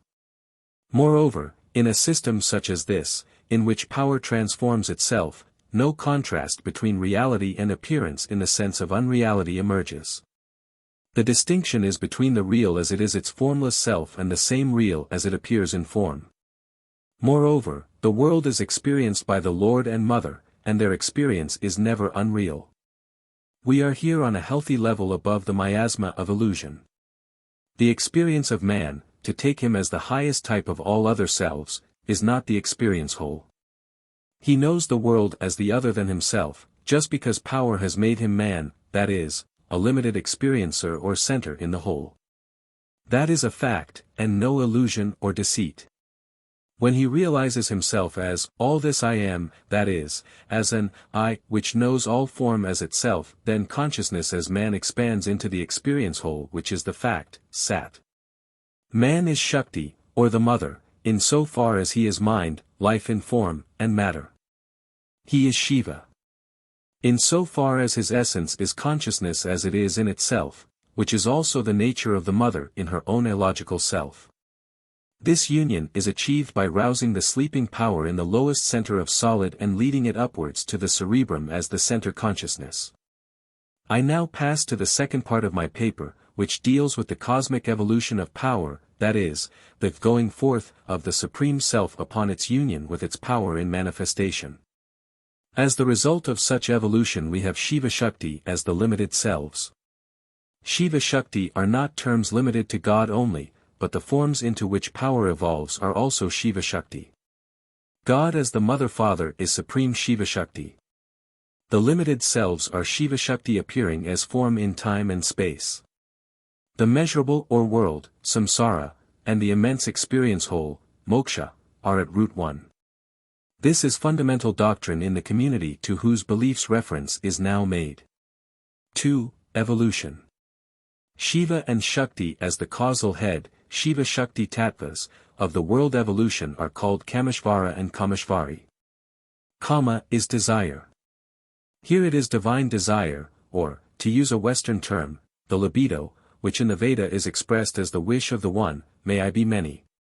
So also the Veda says, desire first arose in it the primal germ. The form of this wish tells us what libido, in its Indian sense, means. In its primary sense, it does not mean sensuous desire, but the will to, and affirmance of, otherness and differentiation, of which sensuous desire is a later and gross form in the evolutionary series. Procreation is the individual counterpart of cosmic creation. Why were the worlds, for there are many, evolved?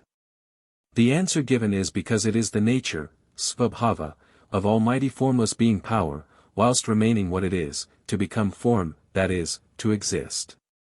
The svabhava, or nature of being power, is lila, or play, a term which means free spontaneous activity. Hence Lalita, or player, is a name of the mother as she who plays and whose play is world play.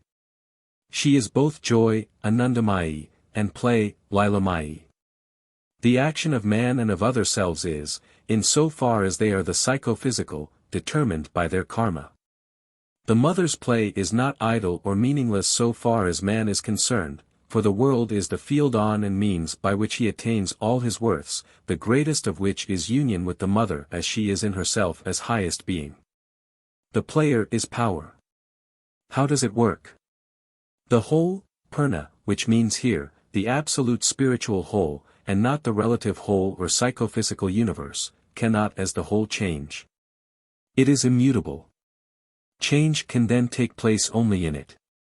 This is the work of power which becomes limited centers in the whole, which centers, in relation to, and compared with, the whole, are a contraction of it. Power works by negation, contraction, and finitization. This subtle doctrine is explained profoundly and in detail in the scheme of the 36 tattvas accepted by both non-dualists, Shaivas and Shaktas, and is also dealt with in the mantra portion of their scriptures. A tattva is a posture, mudra, of power, that is, reality power defined in a particular way, and, therefore the illogical aspect is that which is beyond all tattvas, tattvatita. A tattva is then a stage in the evolutionary process. Mantra is a most important subject in the Tantra scriptures which treat of sound and movement, for the one implies the other. Sound as lettered speech is the vehicle of thought, and mind is a vehicle of consciousness for world experience. The picture of Shiva riding a bull is a popular presentation of that fact. Bull in Sanskrit is go, and that word also means sound. Nada as inchoate stressing sound is shown in the form of a crescent moon on his head. The cult of the bull is an ancient one, and it may be that originally the animal had no significance as sound, but subsequently, owing to the sameness of the Sanskrit term for bull and sound, the animal became a symbol for sound. Sometimes, however, a more lofty conception is degraded to a lower one. It is here noteworthy that the crescent moon worn by Diana and used in the worship of other goddesses is said to be the ark or vessel of boat-like shape, symbol of fertility or the container of the germ of all life. I can only in the most summary manner deal with the subject of the evolution of power, illustrating it by yantric symbolism. The Shiva and Shakti triangles are ever united. To represent the illogical state, we may place one triangle without reversal upon the other, thus making one triangular figure. This will give some idea of the state in which the two triangles as I and this are fused in one as being consciousness bliss. Here, however, we are concerned with the causal state which is the supreme self in whose experience there is an I and a this, though the latter is experienced as the self. There is, therefore, a double triangular figure. Shiva and Shakti are in union, but now not as the illogical whole, but as the supreme self experiencing his object or Shakti as one with himself. The marriage of the divine couple, Kameshvara and Kameshvari, that is, being and power to become, is the archetype of all generative embraces. To represent this aspect, the triangles are placed across one another, so as to produce a hexagon, in which one triangle represents the I, or Shiva, and the other the this, or object, as power and its transformations, that is, Shakti. As the result of this union, power assumes certain postures, mudra, in its stressing to manifest as universe. The first of such produced stresses is, from the tattva aspect, Sadashiva, and, from the mantra aspect, inchoate sound or movement called nada. The state is shown by the hexagon with a crescent moon, the symbol of nada, in its center. This nada is not manifested sound or movement, but an inchoate state of both.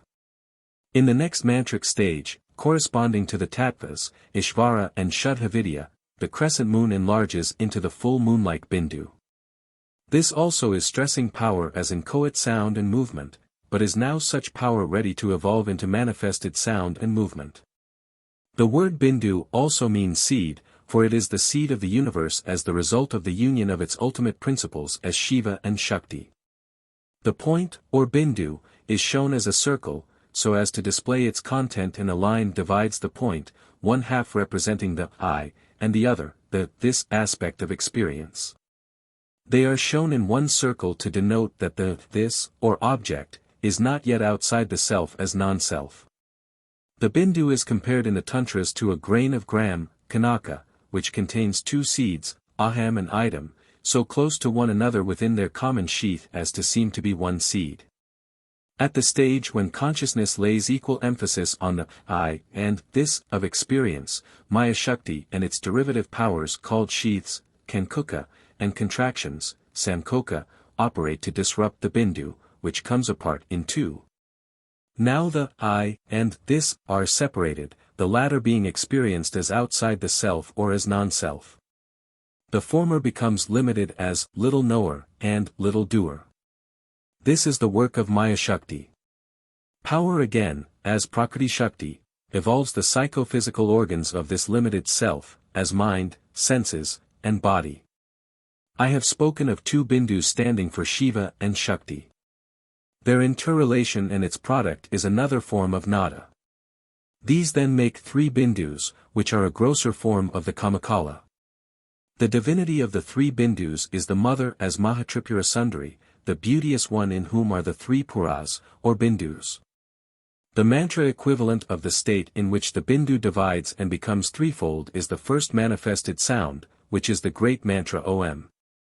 As the supreme bindu bursts there is a massive, homogeneous, vibratory movement, as it were a cosmic thrill, samanya spandana, in psychophysical substance the sound of which to man's gross ears is Om. The original sound of Om is that which was heard by the absolute ears of him and her who caused that movement. Om is the ground sound and ground movement of nature. The Mundaka says that the sun travels the universe chanting the mantra Om. From Om are derived all special, Vishesha Spandana, movements, sounds, and mantras. It is itself threefold, since it is constituted by the union of the letters A, U, M. The divinities of these three letters are Brahma, Vishnu, Rudra, and their Shaktis. These, together with Sadashiva and Isha, are the five Shivas to whom reference is made in the ritual, and who are pictured in the Śākta symbolism as the five who are dead, Preta. Power, after involving itself in solid matter, technically called earth, then rests in this last-named element. The evolution of the tattvas is not a temporal process. Time only comes in with sun and moon, on the completion of the evolution of the tattvas as constituent elements of the universe. The tattvas are given as the results of an analysis of experience, in which the priyas is logical not temporal. For these reasons a causal tattva does not cease to be what it is as cause when it is transformed into its effect, which is not the case in the manifested world wherein, as the Lakshmi Tantra says, milk when it becomes curd ceases to be milk. Reality does not cease to be the illogical whole because it is from the causal aspect a supreme self. It does not cease to be the cosmic cause because it evolves as the universe its effect. Nor in such evolution does any tattva cease to be what it is as cause because it is transformed into its effect. I am now in the position to explain the great yantra or diagram which is used in the worship of the mother and which is called the Sri Yantra, a symbol of both the universe and its cause. I have not the time to describe it at length, but its meaning may be generally stated. It is composed of two sets of triangles. One set is composed of four male or Shiva triangles called Shrikantas denoting four aspects, tattva, of evolved or limited consciousness power, and the five female or Shakti triangles, Shivayuvadis, denote the five vital functions. The five senses of knowledge, the five senses of action, and the five subtle and the five gross forms of matter. The place of the psychic element as mind and the psychophysical substance of both mind and matter, I will indicate later. These two sets of triangles are superimposed to show the union of Shiva and Shakti. As so united they make the figure within the 8 lotus petals in the full yantra. Outside these 8 lotuses there are 16 other lotuses. There are then some lines, and a surround with 4 gates or doors, which surround is found in all yantras, and is called bhupura. It serves the purpose of what in magic is called a fence. This yantra has 9 chakras, or compartments, formed by the intersection of the triangles. There is first a red central point or bindu, the chakra of bliss. The central point or bindu is supreme divinity, the mother as the grand potential whence all the rest which this diagram signifies proceed. It is red, for that is the active color, and thus the color of Vimarsha Shakti, or evolving power. The second chakra is the white inverted triangle, or chakra of all accomplishment. In the corners of this white triangle are the divinities of the general psychophysical substance and its first 2 evolutes as cosmic mind.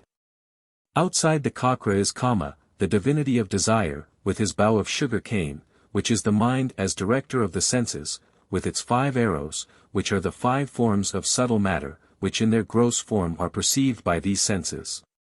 With his nous, which is attraction, and his goad, which is repulsion. Another version, taking the bow and arrow as one symbol, makes the 3 implements, the powers of will, knowledge and action. The third chakra is 8 red triangles, and is called destroyer of all disease, a term which means lack of that wholeness, apurnamanyata, which is spiritual health. The fourth chakra is 10 blue triangles.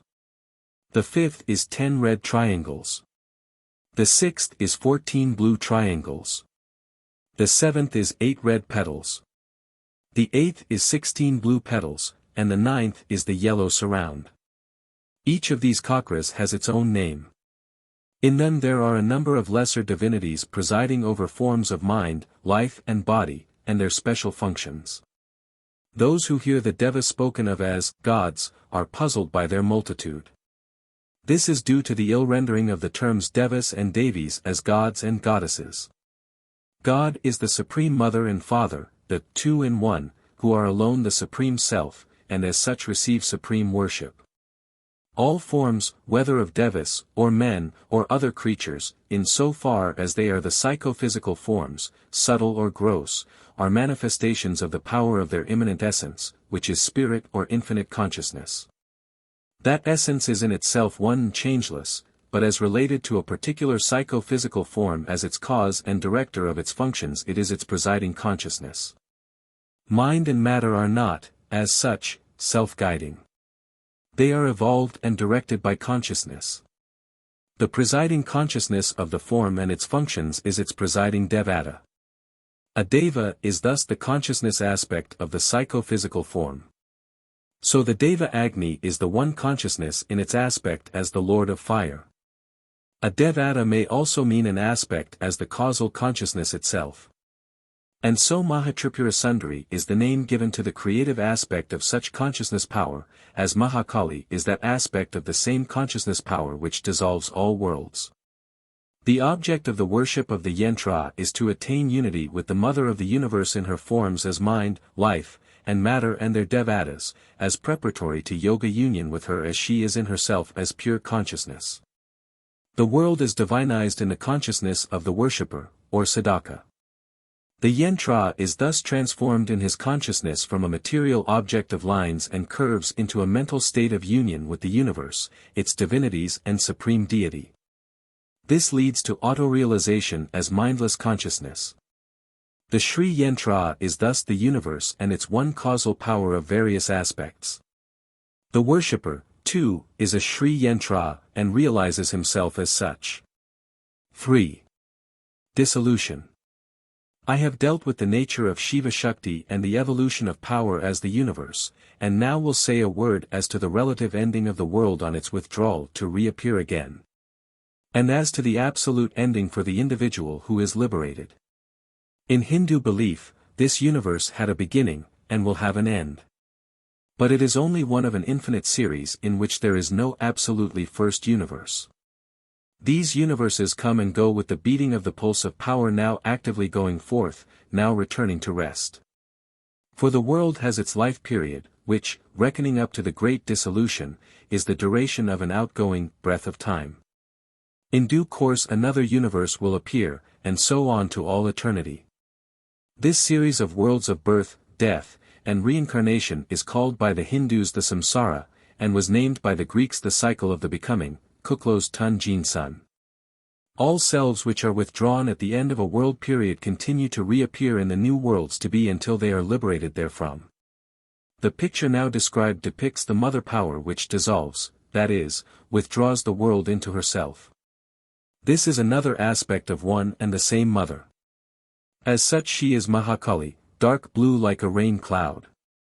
Nada is in her headdress. She is encircled by serpents, as is Shiva. She holds in her hands, besides the lotus and two weapons, a skull with blood in it. She wears a garland of human heads which are exotically the heads of conquered demons, but are esoterically the letters of the alphabet which, as well as the universe of which they are the seed mantras, are dissolved by her. She stands on the white, inert Shiva, for it is not he but his power who withdraws the universe into herself. He lies on a funeral pyre, in the burning ground, where jackals, favorite animals of Kali, and carrion birds are gnawing and pecking at human flesh and bone. The cremation ground is a symbol of cosmic dissolution. In a similar picture, we see the mother standing on two figures, the Shiva, and Shava previously explained. On the corpse the hair has grown. The Devas, or gods, as they are commonly called, are shown making obeisance to her on the left, for she is their mother as well as being the mother of men. There are some variations in the imagery. Thus Kali, who is commonly represented naked, that is, free of her own maya, is shown clad in skins. Her function is commonly called destruction, but as the Sanskrit saying goes, the Deva does not destroy. The Supreme Self withdraws the universe into itself. Nothing is destroyed.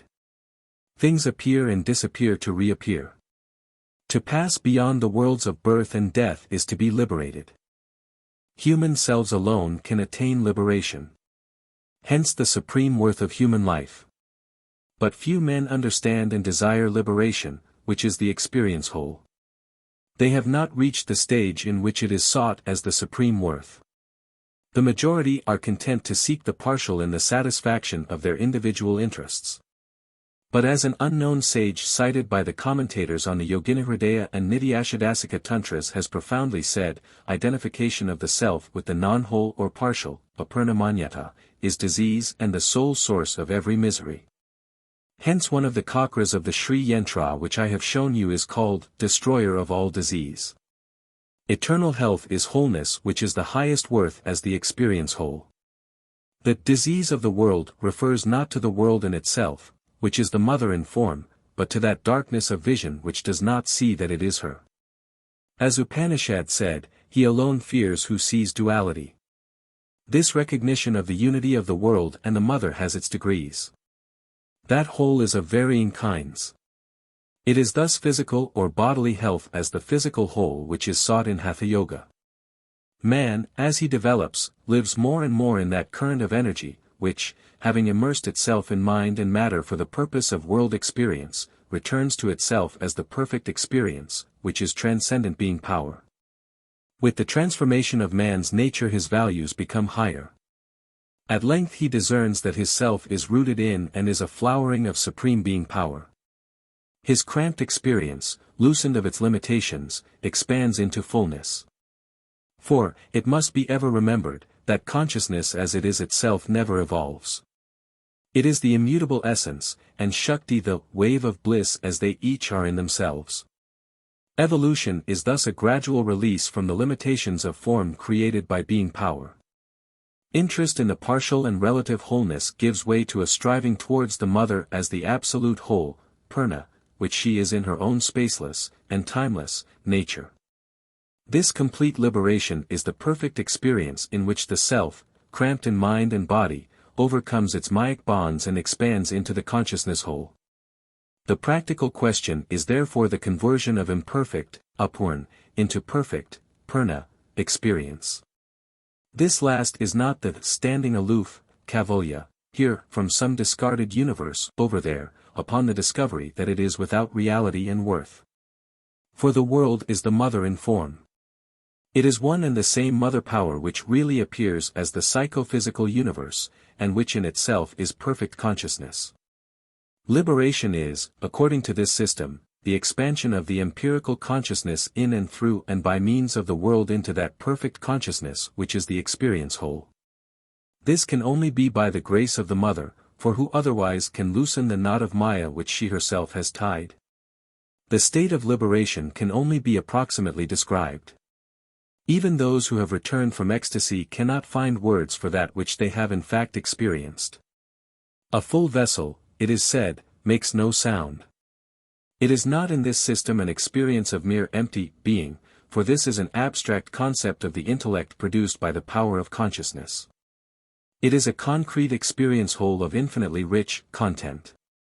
The mother is both the whole and, as Sangvid Kala, is the cause and archetype of all partials, Kala.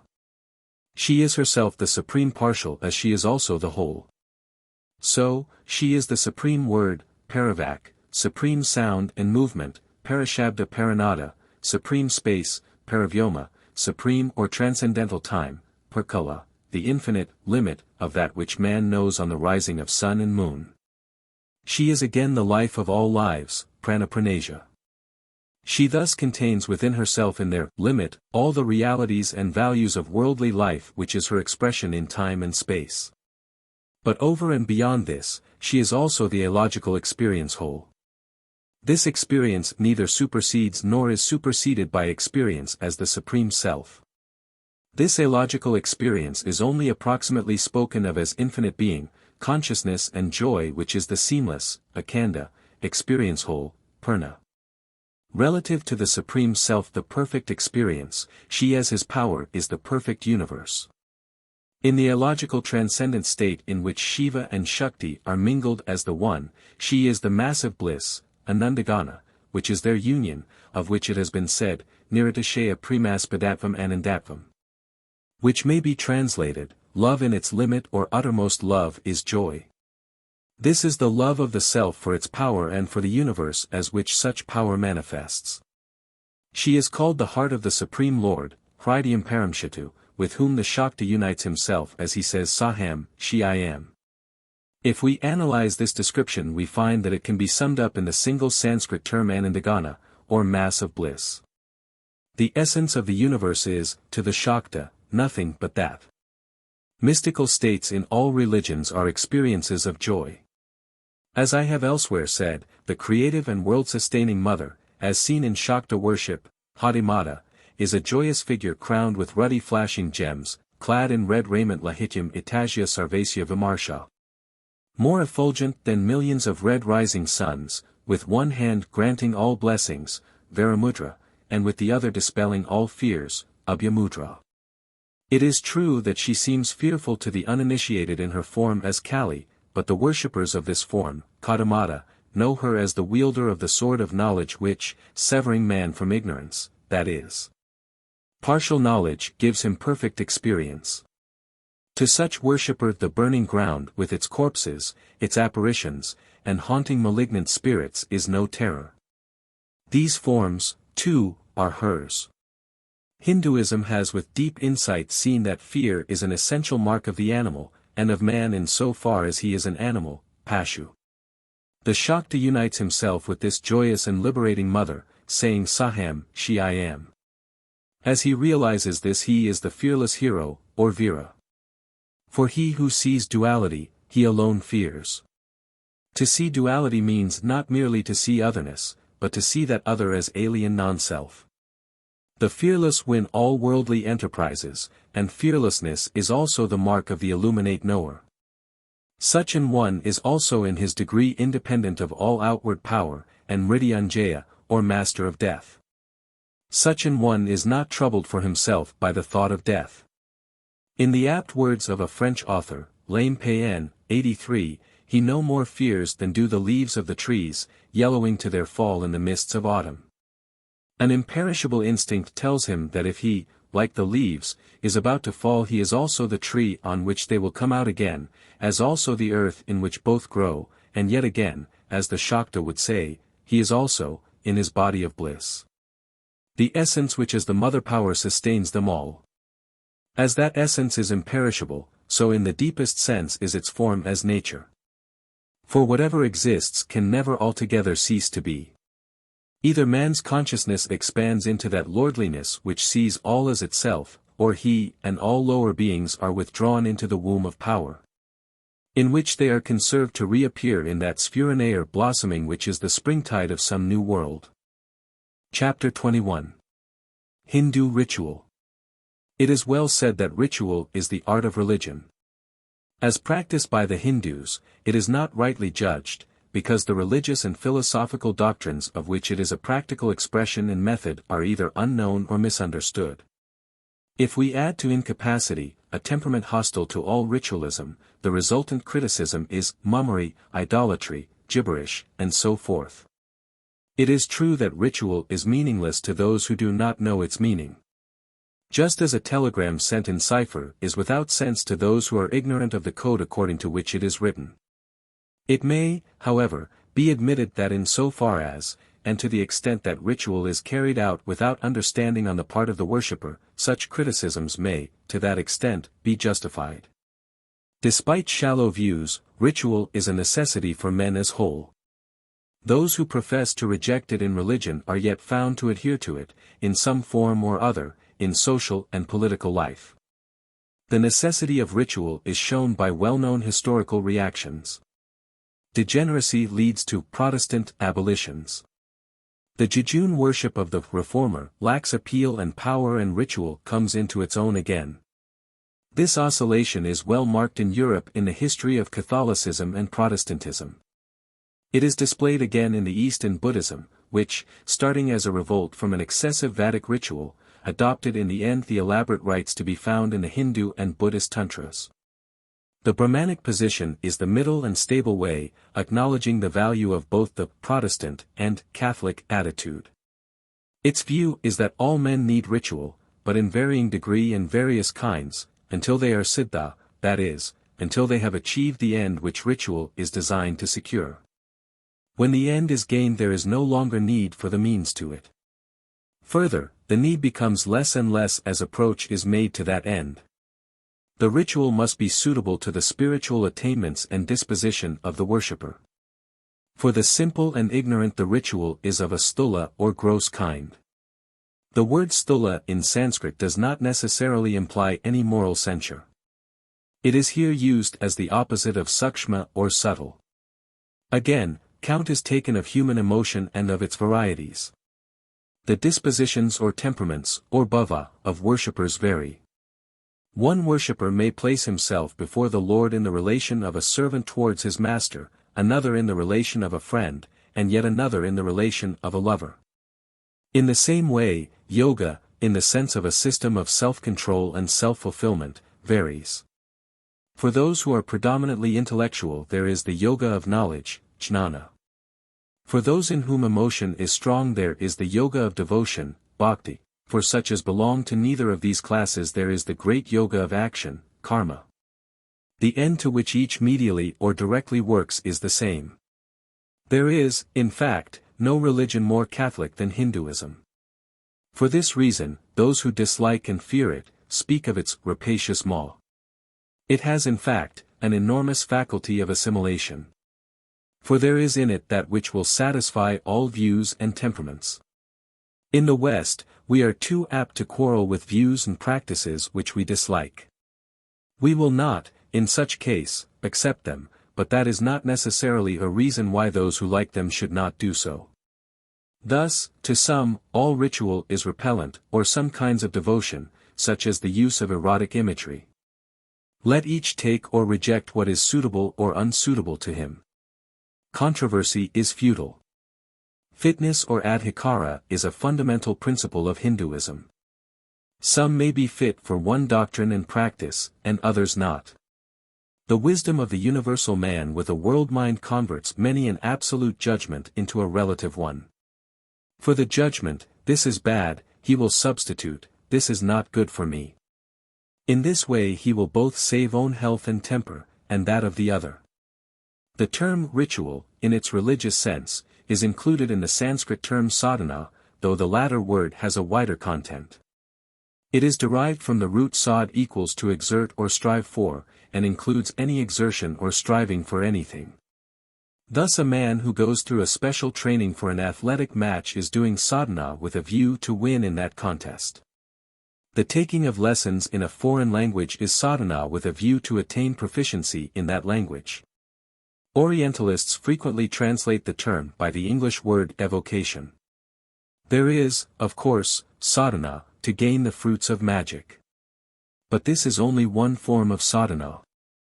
The form of which I write, and that to which reference is generally made, is that effort and striving in the form of self-training, discipline. And worship which has as its end a spiritual, and not merely physical or mental result, though such result necessarily involves a transformation of both mind and body. The end, then, is some form of unity with God as the universal Father, or Mother as the Shaktas say. The person who does sadhana is called sadhaka or, if a woman, sadhaka. The end sought by the process of sadhana is sadhya or siddhi. Siddhi, or accomplishment, means any successful result, and the man who attains it, is in respect of such attainment, called siddha. The highest siddhi is unity with Brahman, the all-pervader, either by merger in or expansion into it, as some say, or as others hold, by varying degrees of association with and proximity to the Lord.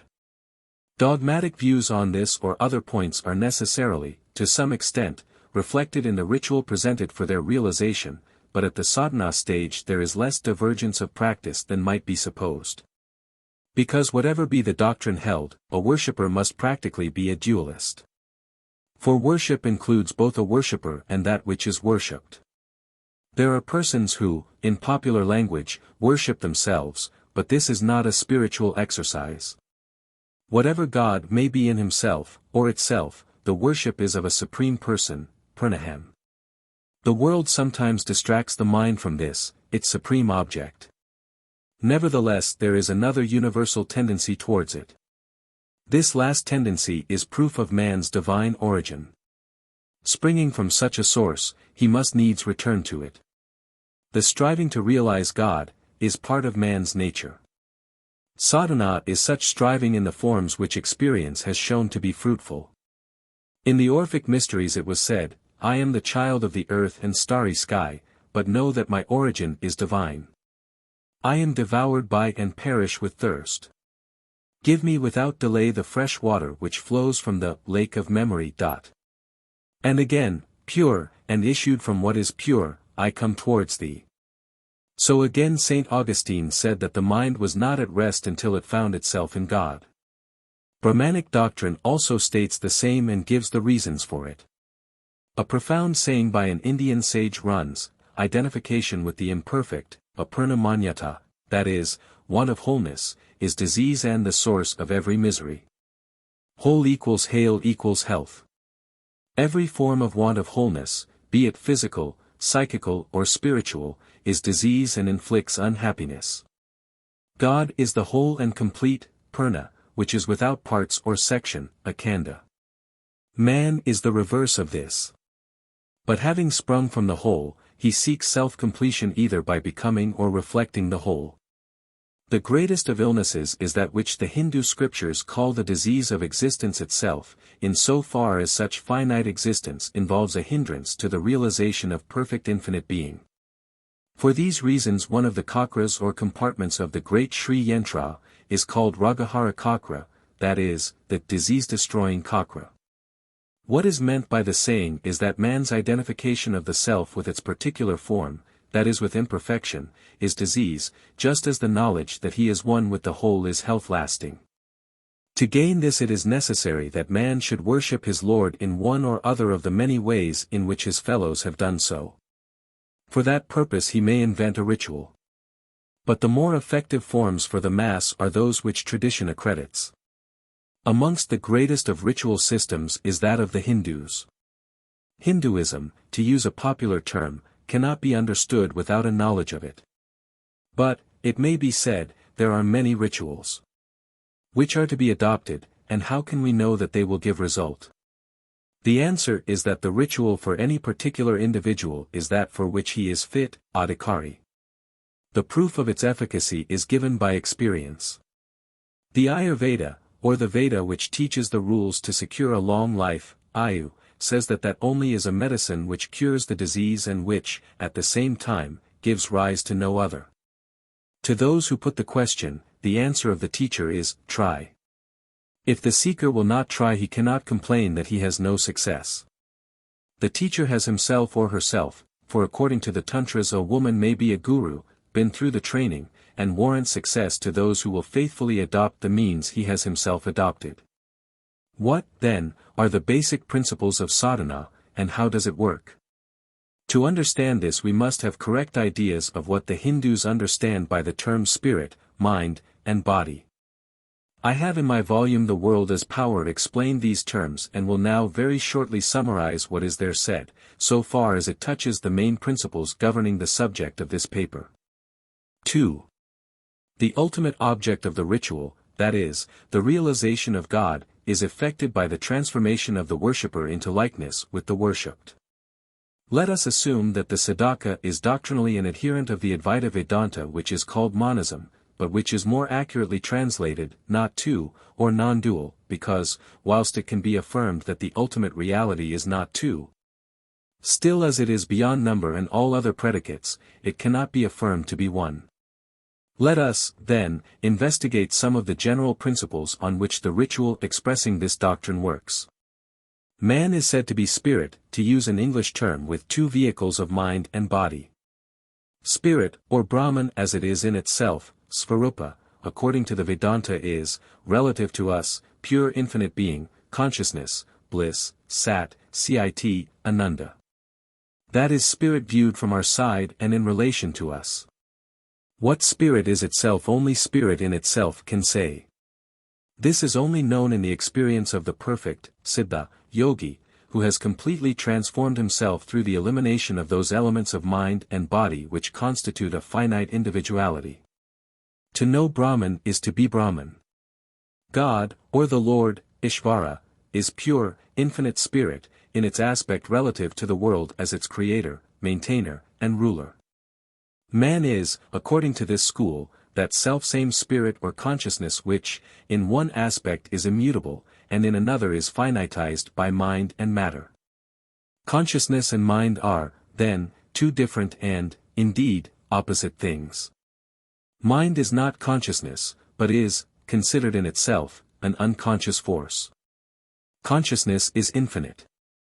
Mind is a product of a finitizing principle or power inherent in consciousness itself, which appears to limit consciousness. Mind per se is thus an unconscious force limiting consciousness. This statement may seem strange in the West, but is coming to be acknowledged to some extent there, where it is now recognized that there is such a thing as unconscious mind. Vedanta says that mind in itself is always an unconscious force.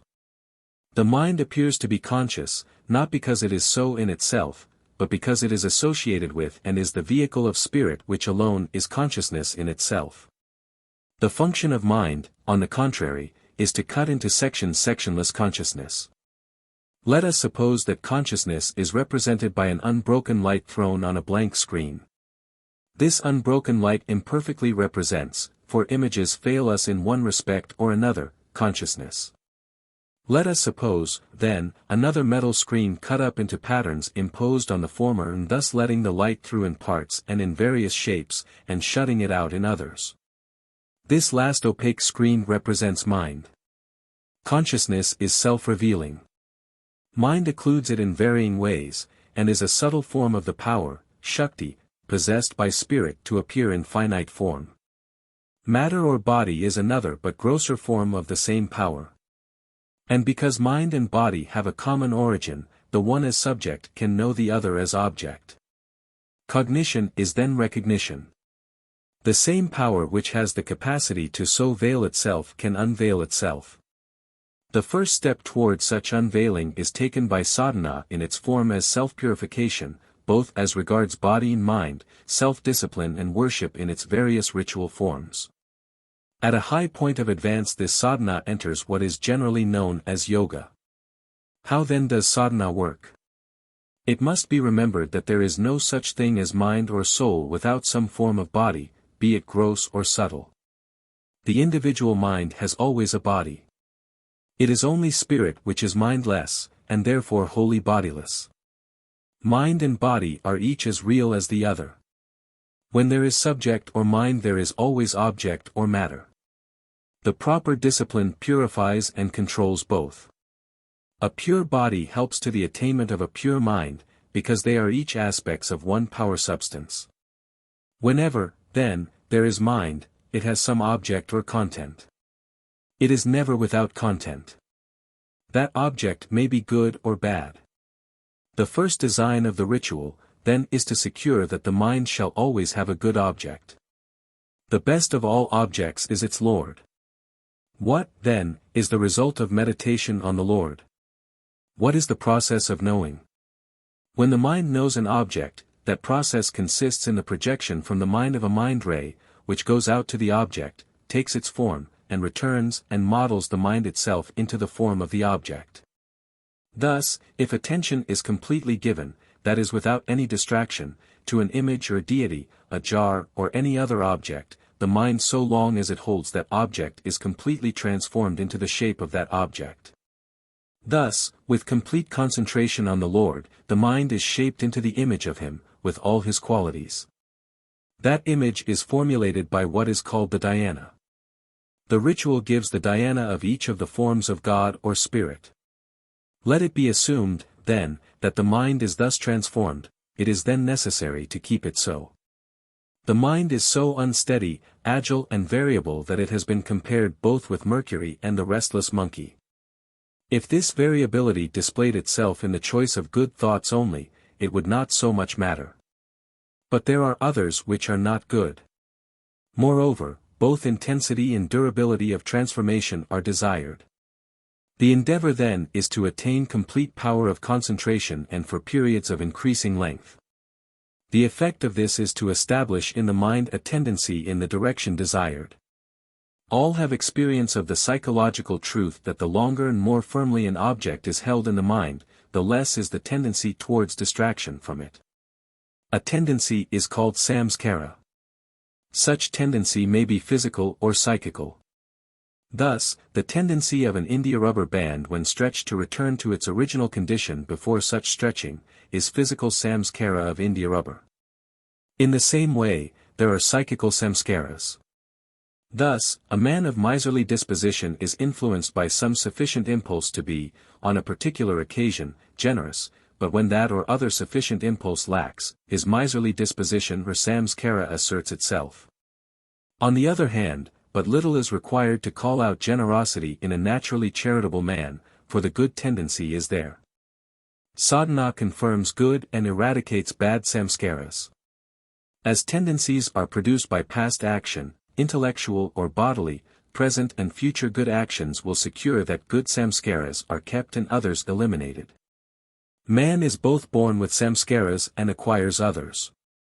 No Hindu holds that the mind at birth is tabula rasa. On the contrary, it is compounded of all the samskaras or tendencies which result from the actions of the previous lives of the individual in question. These are added to, varied, reversed or confirmed by actions taken in the present life. Many of such samskaras are bad, and steps must be taken to substitute for them others. All are aware that bad acts and thoughts, if repeated, result in the establishment of a bad habit, that is a bad samskara realized.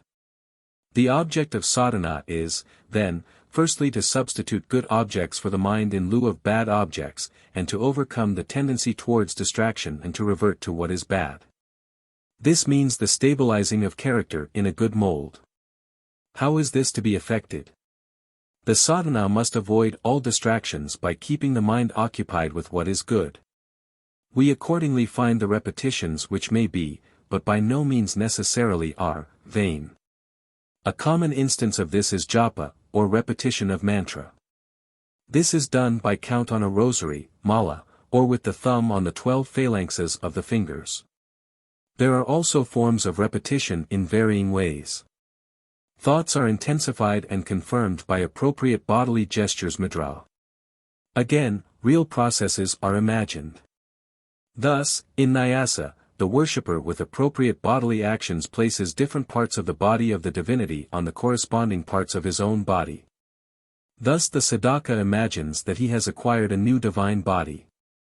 Again, in the more subtle rite called buddhasuddhi, the worshipper imagines that each of the component elements of the body is absorbed in the next higher element until all are merged in the supreme power of whom man, as a compound of such elements, is a limited manifestation.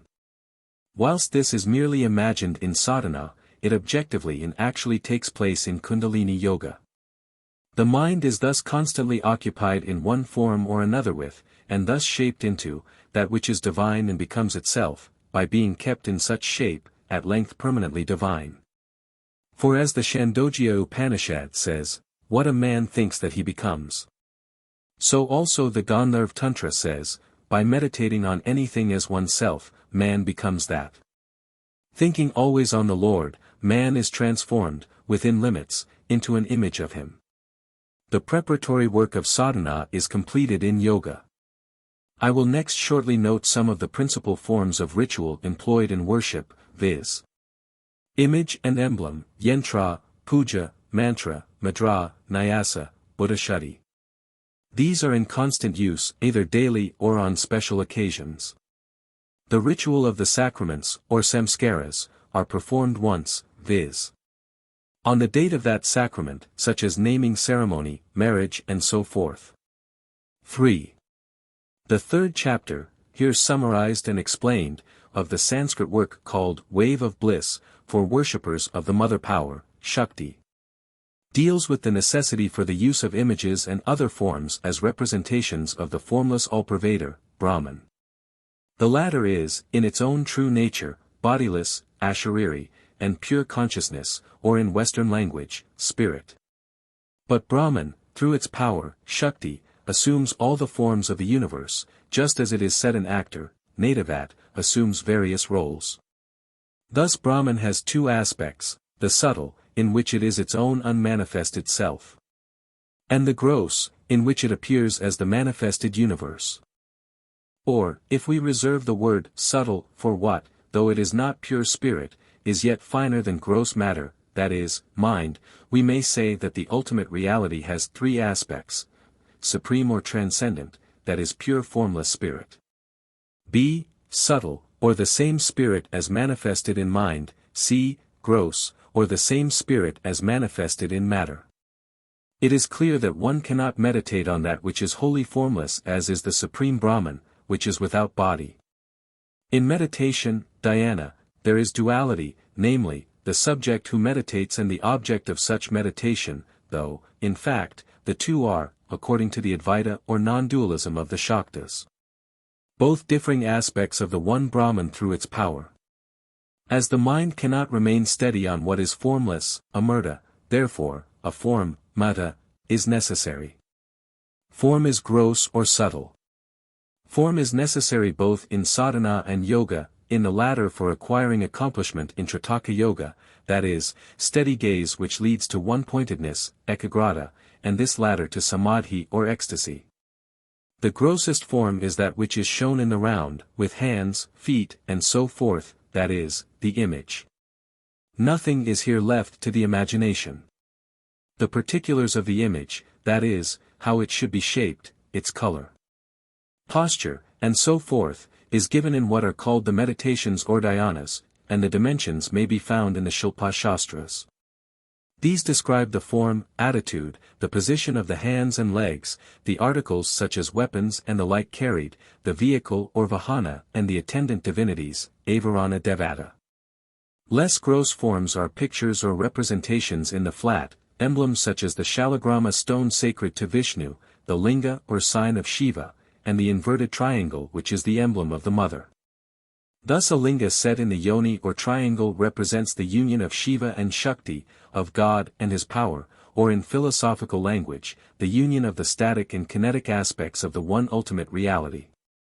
A still more subtle form is the yantra, which literally means instrument, viz., the instrument by which worship is done. It is as shown on the flat, a diagram which varies with each of the devatas or divinities, and has been called the body of mantra. Whilst gross, sthula, meditation takes place on the gross image, emblem or yantra, subtle, sukshma, meditation has as its object the mantra. The mantra and the devata are one. A mantra is devata in that form, that is as sound. Hearing is considered the finest of the senses. What is called supreme meditation is nothing but ecstasy, or consciousness, freed of both its subtle and gross vehicles, and therefore, limitations. As the Brahman is only directly known in the ecstasy of yoga, it is imagined with form, or, as some translate this passage, it assumes form for the sake of the worshippers, upasakanam karyartham. These forms are male or female, such as, in the first class, Brahma, Vishnu, Shiva and others, and in the second Tripurasundari, Lakshmi, Kali and others. The worship of a eunuch, Napamsaka, form does not bear fruit. What shall be the selected as patron divinity, depends on the competency, adhikara, of the worshipper, that is, what is suitable or fit for him given his character and attainments. The Yamala says, men see him in various ways, each according to his own inclinations. But an Advaitist worshipper should at the same time remember that each is an aspect of one and the same deity. Varha Purana says, what Durga is, that is Vishnu, and that also is Shiva. The wise know that they are not different from one another. The fool, who in his partiality thinks otherwise, goes to the Rarava hell. There is, however, from the nature of the case, some distinction in the case of the worship of those on the path of enjoyment, who should worship according to the mode in which they have been initiated. But the renouncer should discard in every way all notions of difference. The wave of bliss, citing Samaya Tantra, says, by the worship of some deva, liberation is with difficulty attained, and by the worship of others enjoyment is to be had, but in the case of the worshipper of the mother, both enjoyment and liberation lie in the hollow of his hands. But, unless prayed to, the mother or Devi does not give fruit, and naturally so. For the Devi is moved to action through the prayers of the worshipper. Essentially the worshipper is the Devi herself, and unless she in her form as the worshipper is moved, she in her aspect as the Supreme Lord, Our Lady, does not move. By worshipper is meant one who is proficient in karma and bhakti yoga. The Jnana-yogi's effort is directed towards the attainment of the formless Brahman. Worship implies duality, and so does mantra yoga of which worship is a part. From the bija mantra or seed mantra the devata arises and this devata is the Brahman. In the Kurma Purana it is said, those who think themselves to be different from the Supreme Lord will never see him. All their labor is in vain. Therefore, the Shrikrama says, meditate upon yourself as the Supreme Mother, the primordial power, by your mind, word, and body. All three take part in the ritual. The mind, which must from its nature have an object, is given a good object, that is, the image of its Lord. It holds to that. The worshipper utters the ritual words and with his body performs the ritual acts, such as the gestures, mudra, the giving of offerings, and so forth. And the reason is, as the Gandharva Tantra says, by meditating on anything as oneself, man becomes that. The mind assumes the form of its object, that is, by good thoughts man is transformed into what is good. So the worshipper is enjoined constantly to think, I am the Devi and none other. By meditating on Vishnu, man becomes Vishnu. By meditating on Devi, man becomes Devi. He is freed from bodily ills and is liberated, for he attains spiritual knowledge. Such knowledge, in the Advaita sense, though there are also other schools, means to be. To know Brahman is to be Brahman. Brahman in itself is not an object, and is not known as such. Brahman is known by being Brahman, which man attains through ritual forms, and yoga processes, of which worship is a necessary preliminary. 4. In the preceding paragraphs, I have, in very general outline, dealt with the meaning of sadhana as ritual worship, both as to its object and the principles on which it is based. I have given at the same time some examples. I propose here to pass a few remarks on certain other particular forms of ritual. I have already referred to image worship, upon which, however, I will add a word. Western people speak of the image worshipped as being an idol, just as some so-called Reformed Hindus influenced by Western views call it a dull. The Hindu term is pratika and pratima, indicating that which is placed before one as the immediate and apparent object of worship, representative of the invisible supreme. The mind cannot seize pure spirit any more than, to use the simile of an Indian author, a pair of tongs can seize the air. The mind must, however, necessarily have before it some definite object, and one of such objects is the image or emblem. At the same time, the Hindu image is something more than a mere aid to devotion, such as is the case in general as regards images in the Catholic ritual. For, by the life-giving, pranapratishtha ceremony, the life of the devata or divinity is invoked into the image. Deity is all-pervading and therefore cannot come or go. The image, like everything else, is already an appearance of deity immanent in it, in the particular form or mold of earth, stone, metal, wood or whatever other the substance may be. Therefore, invocation, avahana, and dismissal, visarjana, in the ritual by which the deity is invoked, to be present, and bid to depart, mean this, that the immanence of deity in the object of worship is recognized, kept present before, and ultimately released from the mind of the worshipper. In fact, the deity is there, ritual or no ritual. By the ritual the deity is not only there in fact, but is so, for the consciousness of the worshipper whose mind is transformed into a divine mold. The deity does not move, but the mind of the worshipper does so. It is the particular modification, of vritti of the mind which comes and goes. Personally, I believe that idolatry, in its strictest literal sense, is not to be found anywhere. The most ignorant individuals belonging to a primitive humanity are aware that they are, in one sense, in the presence of stocks and stones, and that the worshipful character of the image is not because it is such stock and stone, for in that case all stock and stone is worshipful, but for other reasons. It has been noted already that the ritual is graded in this matter, as in others, into gross and subtle. The subtle form is that in which the least is left to the imagination, namely, an image in the round. Less so, in the order given, is the picture on the fiat, the emblem which has no external likeness to divinity, such as the linga and shalagrama stone, and then the yantra or diagram of worship. This yantra is made up of different combinations of lines and curves, and is described as the body of the mantra. Besides these external objects, there are mental representations of them and of other things. Thus actual flowers may be offered physically, or mental flowers may be offered by the mind, or the flowers of the virtues may be laid before the devata. How often the word mantra is used, and yet how few can say correctly what the term means. It is only possible here to lay down a few general lines of explanation of a subject with which I have endeavored to deal in my recent work, the Garland of Letters. For garland and rosary are names given to the alphabet of Sanskrit letters, which are each a manifestation of the Mother of the universe. The universe is movement, of various kinds, of the ultimate substance. This movement is sensed in 5 ways. Whatever is heard is the sound made by some particular form of movement, and the hearing by mind and ear is again a form of movement. If there be no movement, there is nothing to hear. When a letter is uttered in our hearing, there is a particular movement which can be represented as a form for the eye, which form again involves color, for what is perfectly colorless is formless, and, therefore, invisible. The letters are temporarily manifested by the action of the vocal organs and the circumambient air, but are in themselves, that is, as attitudes of power, eternal. As postures of power they are eternal, though as manifestations they appear with each universe and disappear with it. They are, like all else, a form of appearance of the Magna Mater, the one great mother power, and are particular world aspects of her. The sound which is heard, and the mind and ear which hear it, are each such appearance.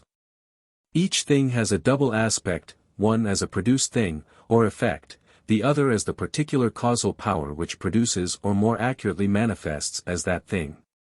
That power again, relative to any of its particular productions, is an aspect of the general mother power, and is, as such, a devata. Thus, the sun is a glorious epiphany of the Brahman or all-pervader which, in its character as the power inherent in that particular manifestation, is the Sun-Lord or Suryadevata. Devata in its supreme, para, sense is the Lord of all, manifesting as the All. The Sun Devata is the same Lord in the character of a particular power of the all-powerful manifesting in this form of the sun. Whilst, therefore, in a sense, mantra is the sound aspect of all that is, each Devata has his or her own mantra, and it is such mantras that the scripture refers. The mantra does not merely stand for or symbolize the Devata. Still less is it a mere conventional label for the Devata. It is the Devata. The Devata and mantra are therefore one. In each mantra, however, there are 2 Shaktis or powers. The Devata who is the mantra is called the indicating power, Vikaka Shakti. The Devata who is indicated, Vasya Shakti, is the ultimate reality or supreme Brahman. The former leads to the latter. As each worshipper has his own patron deity or Ishtadevata, so each worshipper is initiated in and practices a particular mantra. The patron deity is a particular aspect of the one supreme reality which cannot be directly worshipped, but which is worshipped indirectly as an aspect of that reality in a world of duality. What mantra a worshipper should practice is determined by the guru who initiates. He should settle what it shall be by reference to the physical, psychical and spiritual characteristics of the worshipper. This is the theory, but in practice a state of things often exists which has led to the criticism that mantra is jabber. Thus, to take but one example, I, though not a Hindu, was once asked by a Brahmin lady, through a pundit known to both of us, to tell her the meaning of her mantra, and this though she had passed 50, she had never been told. Nor could she find out even from the pundit. She was led to ask me and thus to reveal her mantra which should be kept secret, because she had heard that I had a manuscript Bija-kosha, or dictionary, which gave the meanings of mantras. This incident is significant of the present state of things. Initiation has often and perhaps in most cases nowadays little reality, being merely a whispering in the ear. A true and high initiation is one in which not merely instruction is given, but there is also an actual transference of power by teacher to disciple which enables the disciple first to understand, and then transforms him by infusing him with the powers of his guru. Mantra sadhana consists of the union of the sadhana shakti or the power of the individual worshipper and the mantra shakti or the power of the mantra itself. The worshipper exerts his own individual power to achieve through the mantra, and as he does this, the power of the mantra, which is as far greater than his own as the devata is greater than he, aids his effort. On the theory this must be so, because as the worshipper more and more realizes the devata in mantra form, and identifies himself with the devata, he gains divine powers which supplement his human power as a worshipper. There are some mantras which may be called prayers, such as the great Gayatri mantra which prays for illumination of the understanding. A mantra, however, is not to be identified with prayer, which may be said in any form and in any language that the worshipper chooses. Prayer may be, of course, a great power, but it is nevertheless the power of the particular worshipper only, whatever that may be. Worship, puja, is done with meditation, recital of mantras, obeisance, manual gestures, the making of offerings and the like. The gestures, mudra, are part of a system which employs both body and mind, and makes the former express and emphasize the intentions of the latter. Similarly, an orator gives expression to his thought and emphasizes it by gesture. Thus, in the Matsya Mudra, the hands are put into the form of a fish to indicate that the worshipper is offering to the deity not merely the little quantity of water which is used in the worship, but that his intention is to offer all the oceans with the fish and other marine animals therein. This is part of what has been called mummery. Well, it is acting, but it is not necessarily more foolish than touching one's hat as a sign of respect. The charge of mummery as against all religions is largely due to the fact that there are many people who will pass judgments on matters which they do not understand. Ignorant and half-educated persons everywhere people the world with fools because they are themselves such. Asana, or posture, belongs to yoga, except that the general posture for worship is Padmasana, and worship is part of mantra yoga. Japa is recital of mantra. There is no exact English equivalent for it, for recital signifies ordinary utterance, whereas japa is of three kinds, namely, a, that in which the mantra is audibly uttered, b, where the lips are moved, but no sound is heard, and c, mental or by the mind only. The count is done on a rosary, mala, or on the phalanxes of the fingers. One of the great mantras is the physical act of breathing. As this is done of itself so many times a day, now through the right, and then through the left nostril automatically, it is called the ajapa mantra, that is, the mantra which is said without japa or willed effort on man's part. The mantra which is thus automatically said is hamsa. Breath goes out with ham, and comes in with sa. When out-breathing and in-breathing takes place, the throat and mouth are said to be in the position in which they are when pronouncing the letters H and S respectively. In other words, out-breathing is the same form of movement which is heard as the letter H. An important rite much referred to in the Tantras is nyasa, which means the placing of the hands of the worshipper on different parts of his body, imagining at the same time that thereby the corresponding parts of the body of his Ishtadevata are being there placed. It terminates with a movement, spreading the divinity all over the body. How absurd, someone may say, you cannot spread divinity like jam on bread. Quite so. But the Hindu knows well that the word Brahman means the all-spreading immense and cannot therefore be spread. But what may be and is spread is the mind, often circumscribed enough, of the worshipper, who by his thought and act is taught to remember and realize that he is pervaded by divinity, and to affirm this by his bodily gesture. The ritual is full of affirmations. Affirm again, affirm, and still affirm. This injunction one might expect from a system which regards man and all that exists as limited forms of unlimited power, Shakti. Affirm in every way is a principle of the ritual, a principle which ought to be as easily understood as a child's repetition in order to learn a lesson. A man who truly thinks himself to be becoming divine becomes, in fact, in varying degrees, so. It is not possible in an account such as this to note more than a few of the leading rituals, and I conclude therefore with the very important Bodhisattva. This term does not mean, as an English Orientalist thought, the driving away of demons, but purification of the elements, Buddha, of which the body is composed.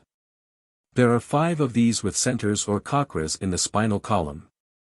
The grossest is at the base of the spine, which is the seat of the power called Kuṇḍalinī. In yoga, this power is roused, and led up through the column, when it absorbs as it goes, each of the centers and the elements, and then the psychic center, finally merging with spirit or pure consciousness in the upper brain, which is the seat of the latter.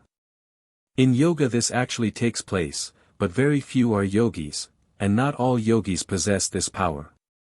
Therefore, in the case of ritual worship, this ascent, purification of the body, and merging of matter and mind in consciousness takes place in imagination only. The man of sin is burnt in mental fire, and a new body is created, refreshed with the nectar of divine joy arising from the union of the divine pair, Shiva and Shakti, or consciousness and its power. This is done in the imagination of the worshipper, and not without result, since as the Chandogya Upanishad says, what a man thinks that he becomes. So also the Gandharva Tantra says, by thinking of that, one becomes that. In Kuṇḍalinī Yoga or Laya Yoga, there is effected a progressive absorption of all limited and discrete forms of experience, that is fact sections into the primary continuum which is Shiva and Shakti united together. Therefore, it is a merging or more properly expansion of the finite into the infinite, of the part into the whole, of the thinkable and measurable into the unthinkable and immeasurable. When we worship, this progress is imagined. There is in time a transformation of mind and body into a condition which renders them fit for the spiritual experience, which is the samadhi of yoga or the ecstasis or standing out of spirit from its limiting vehicles. Consciousness is then the purna or whole. Chapter 22. Vedanta and Tantra Śāstra. When your representative asked me to speak this evening, he suggested to me as my subject, that Shastra, which is a practical application of the Vedantic teaching. Mere talk about Vedanta is nothing but a high form of amusement. If more than this is to be achieved, definite sadhana is necessary. In the grand opening chapter of the Kuṇḍalinī Tantra it is said, in this world are countless masses of beings suffering all manner of pain. Old age is waiting like a tigress. Life ebbs away as it were water from out of a broken pot. Disease kills like enemies. Prosperity is but a dream, youth is like a flower. Life is seen and is gone like lightning. The body is but a bubble of water. How then can one know this and yet remain content? The Jivatma passes through lakhs of existence, yet only as man can he obtain the truth. It is with great difficulty that one is born as man. Therefore, he is a self-killer who, having obtained such excellent birth, does not know what is for his good. Some there be who having drunk the wine of delusion are lost in worldly pursuits, reck not the fight of time and are moved not at the sight of suffering. There are others who have tumbled in the deep well of the six philosophies, idle disputants tossed on the bewildering ocean of the Vedas and Shastras. They study day and night and learn words. Some again, overpowered by conceit, talk of unmani though not in any way realizing it. Mere words and talk cannot dispel the delusion of the wandering. Darkness is not dispelled by the mention of the world lamp. What then is there to do? The Shastras are many, life is short and there are a million obstacles. Therefore should their essence be mastered, just as the Hamsa separates the milk from the water with which it has been mixed. It then says that knowledge alone can gain liberation. But, what is this knowledge, and how may it be got? Knowledge in the Shastric sense is actual immediate experience, sakshakara, not the mere reading about it in books, however divine, and however useful as a preliminary such study may be. How then to gain it? The answer is, by sadhana, a term which comes from the root to exert. It is necessary to exert oneself according to certain disciplines which the various religions of the world provide for their adherents. Much shallow talk takes place on the subject of ritual. It is quite true that some overlook the fact that it is merely a means to an end. But it is a necessary means all the same. This end cannot be achieved by merely sitting in Padmasana and attempting to meditate on the Nirguna Brahman. One may as well try to seize the air with a pair of tongs. How then may the Vedantic truth be realized? The Indian Shastra purports to give the means for the Indian body and mind. What Shastra? Not the Karmakanda of the Vedas, because with the exception of a few hardly surviving rites, such as Homa, it has passed away. The actual discipline you will find in the Tantras of the Āgamas. I prefer the use of this term to that of the Tantra, now so common, but which has risen from a misconception and leads to others. Tantra means injunction, vidhi, or regulation, niyama, or treatise, i.e., simply Shastra. Thus Shamkara calls the Samkhya Tantra. One cannot speak of the Tantra any more than one can speak of the treatise. We do not speak of the Purana, the Samhita, but of the Puranas and Samhitas. Why then speak of the Tantra? One can speak of the Tantras or Tantra Śāstra. The fact is that there is an Āgama of several schools, Shaiva, Shakta and Vaishnava. Shiva and Shakti are one. The Shaiva, in the narrower sense, predominantly worships the right side of the Ardhanarishvara Murthy, the Shakta worships the left, Vama or Shakti, side, the place of woman being on the left. The Vaishnava Āgama is the famous Pañcatattva, though there are Tantras not of this school in which Vishnu is the Ishtadevata. All Āgamas of whatever group share certain common ideas, outlook and practice. There are also certain differences. Thus, the northern Shaivagama which is called Trika and not the Tantra is, as is also the Śākta Tantra, Advaita. The southern Shaiva school which is called Shaiva Siddhanta and not the Tantra, as also the Vaishnava Āgama or Pañcatattva, and not the Tantra, are Vishishtadvaita. There is some variance in ritual also as follows from variance in the Ishtadevata worshipped. Thus, as you all know, it is only in some forms of worship that there is animal sacrifice, and in one division, again, of worshippers, there are rites which have led to those abuses which have gained for the Tantra its ill fame. A person who eats meat can never, it is said, attain siddhi in the Shiva mantra according to Dakshinopasana. Each one of these schools has its own Tantras of which there were at one time probably thousands. The Shaiva Siddhanta speaks of 28 chief Tantras or Āgamas with many Upatantras. In Bengal mention is made of 64. There are numerous Tantras of the northern Shaiva school of which the Malinivijaya and Svachanda Tantras are leading examples. The original connection between the Shaiva schools of north and south is shown by the fact that there are some books which are common to both, such as the Mathinga and Mrigendra Tantras. The Pañcatattva is composed of many Tantras, such as Lakshmi and Padma Tantras and other works called Samhitas. In the commentary to the Brahma Samhita which has been called the essence of Vaishnavism, you will find Jiva Goswami constantly referring to Gautamiya Tantra. How then has it come about that there is the ignorant notion that, to use the words of an English work on Tibetan Buddhism, Tantra is restricted to the necromantic books of the later Shaivik or Shakti mysticism? I can only explain this by the fact that those who so speak had no knowledge of the Tantras as a whole, and were possibly to some extent misled by the Bengali use of the term, the Tantra, to denote the Shakta Tantras current in Bengal.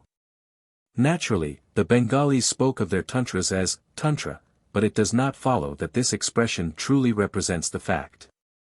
I might develop this point at great length but cannot do so here. I wish merely to correct a common notion. Well, it is in these Tantras or the Āgamas that you will find the ritual and sadhana which governs the orthodox life of the day, as also in some of the Puranas which contain much Tantric ritual. I am not concerned to discuss the merits or the reverse of these various forms of sadhana. But the Āgama teaches an important lesson the value of which all must admit, namely, mere talk about religion and its truths will achieve nothing spiritual. There must be action, kriya. Definite means must be adopted if the truth is to be realized.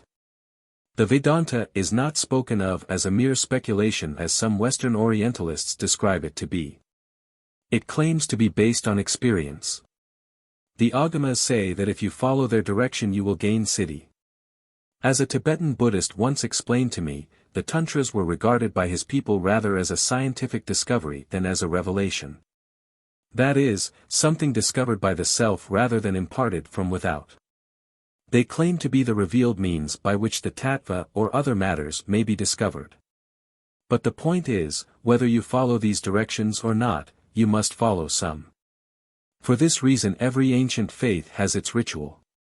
It is only in modern times that persons with but little understanding of the subject have thought ritual to be unnecessary. Their condemnation of it is based on the undoubted abuses of mechanical and unintelligent devotion. But because a thing is abused it does not follow that it is itself bad. The Āgama is, as a friend of mine well put it, a practical philosophy, adding what the intellectual world wants most today is this sort of philosophy, a philosophy which not merely argues but experiments. He rightly points out that the latest tendency in modern Western philosophy is to rest upon intuition, as it was formerly the tendency to glorify dialectics.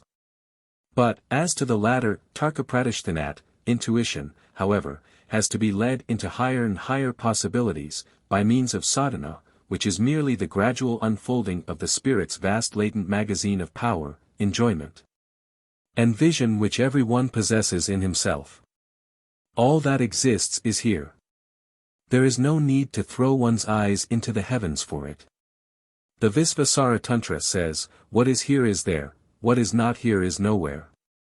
As I have said, I am not here concerned with the truth or expediency of any particular religion or method, a question which each must decide for himself, but to point out that the principle is fully sound, namely, that religion is and is based on spiritual experience, and if you wish to gain such experience it is not enough to talk about or have a vague wish for it, but you must adopt some definite means well calculated to produce it.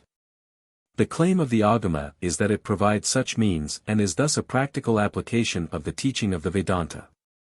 The watchword of every tantric is kriya, to be up and doing. You will find in the useful compilation called Yadadharmanirnaya that even dandans of Shamkara's school follow a tantric ritual suited to their state. In fact, all must act, who have not achieved. This leads me to say a word on the Swami in whose honor we meet today. He was always up and doing. The qualities I most admire in him are his activity, manliness and courage. There are still Indians, though fortunately not so numerous as there were when I first came to India 30 years ago, who seem to be ashamed of and would apologize for their life, customs, race, art, philosophy and religion and so forth. The Swami was not of this sort. He was, on the contrary, amongst the first to affirm his Hindu faith and to issue a bold challenge to all who attacked it. This was the attitude of a man. It is also a manly attitude to boldly reject this faith if after fully studying and understanding it you find that the doctrines it preaches do not commend themselves to your reason. For we must, at all costs, have intellectual, as well as every other form of honesty. But this is another thing from the shamefaced apology of which I speak and which is neither one thing nor another. The Swami spoke up and acted. And for this all must honor him who, whatever be their own religious beliefs, value sincerity, truth and courage which are the badge of every nobility. And so I offer these few words to his memory which we all here, either by our speech or presence, honor today. Chapter 23. The Psychology of Hindu Religious Ritual. The word religious in the title of this lecture has been inserted in order to exclude magical ritual, with which I do not deal, though I have a word or two to say on the subject. As regards the word Hindu, it must be remembered that there is considerable variety of doctrine and ritual, for there are a number of communities of Indian worshippers.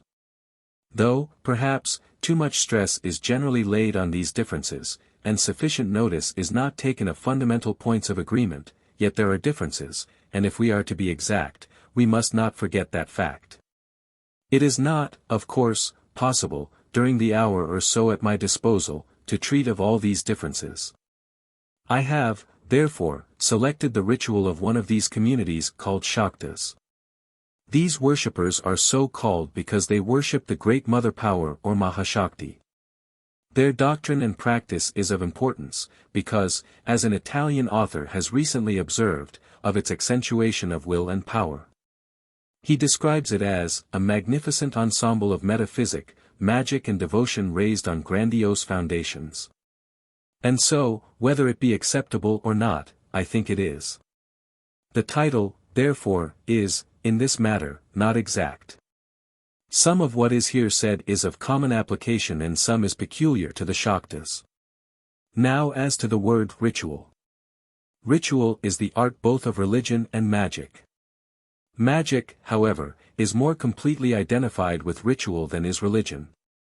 For magic is ritual, using the latter term to include both mental and bodily activity, whereas religion, in the wide sense of dharma, is not merely ritual worship, but covers morality also. And so, it is finely said, the doing of good to others is the highest dharma. In this sense of the term dharma, we are not concerned with ritual. Ritual has been the subject of age-long dispute. Whilst there are some who favor it, others are fanatically opposed to it. In this matter, India, as usual, shows her great reconciling wisdom. She holds, I speak of those who follow the old ways, that ritual is a necessity for the mass of men. To this extent she adopts what I may call the Catholic attitude. She makes, however, concession on the other hand to the Protestant view, in holding that, as a man becomes more and more spiritual, he is less and less dependent on externals, and therefore on ritual, which may be practically dispensed with in the case of the highest. Then as to the word psychology. In order to understand the ritual, one must know the psychology of the people whose it is, and in order to know and to understand their psychology, we must know their metaphysic.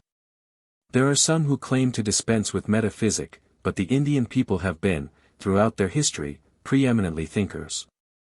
The three greatest metaphysical peoples have been, in the past, the Greeks and the Indians, both Brahmanist and Buddhist, and, in modern times, the Germans. The Greek, Sanskrit and German languages are preeminently fitted for metaphysical use. We must then deal with metaphysic when treating of Hindu ritual. I do not propose, however, here to enter upon the subject more than is absolutely necessary to understand the matter in hand. Now, when we look around us, we see everywhere power, or Shakti. The world is called Jagat, which means, the moving thing, because, anticipating modern doctrine, the ancient Hindus held that everything was in a state of ceaseless activity, which was not the Brahman in itself, Svarupa. Such movement is either due to the inherent power of mind and matter, or to a cause which, though immanent in the universe, yet is not wholly manifested by, but transcends it. This latter alternative represents the Indian view.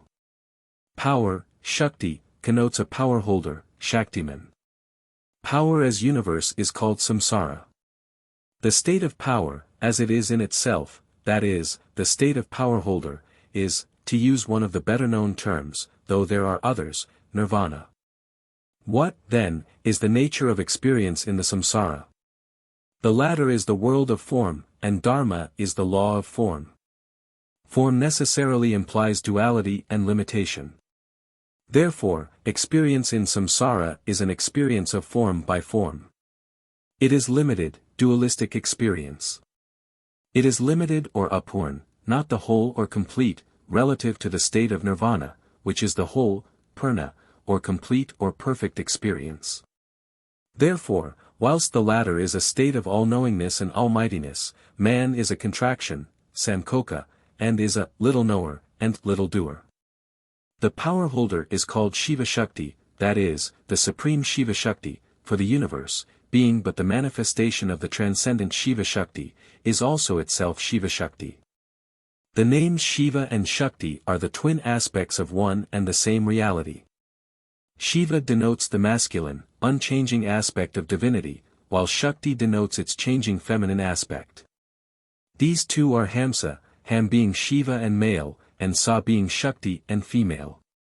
It is this Hamsa, or legendary bird, which is said, in the poem called Wave of Bliss, to swim in the waters of the mind of the great.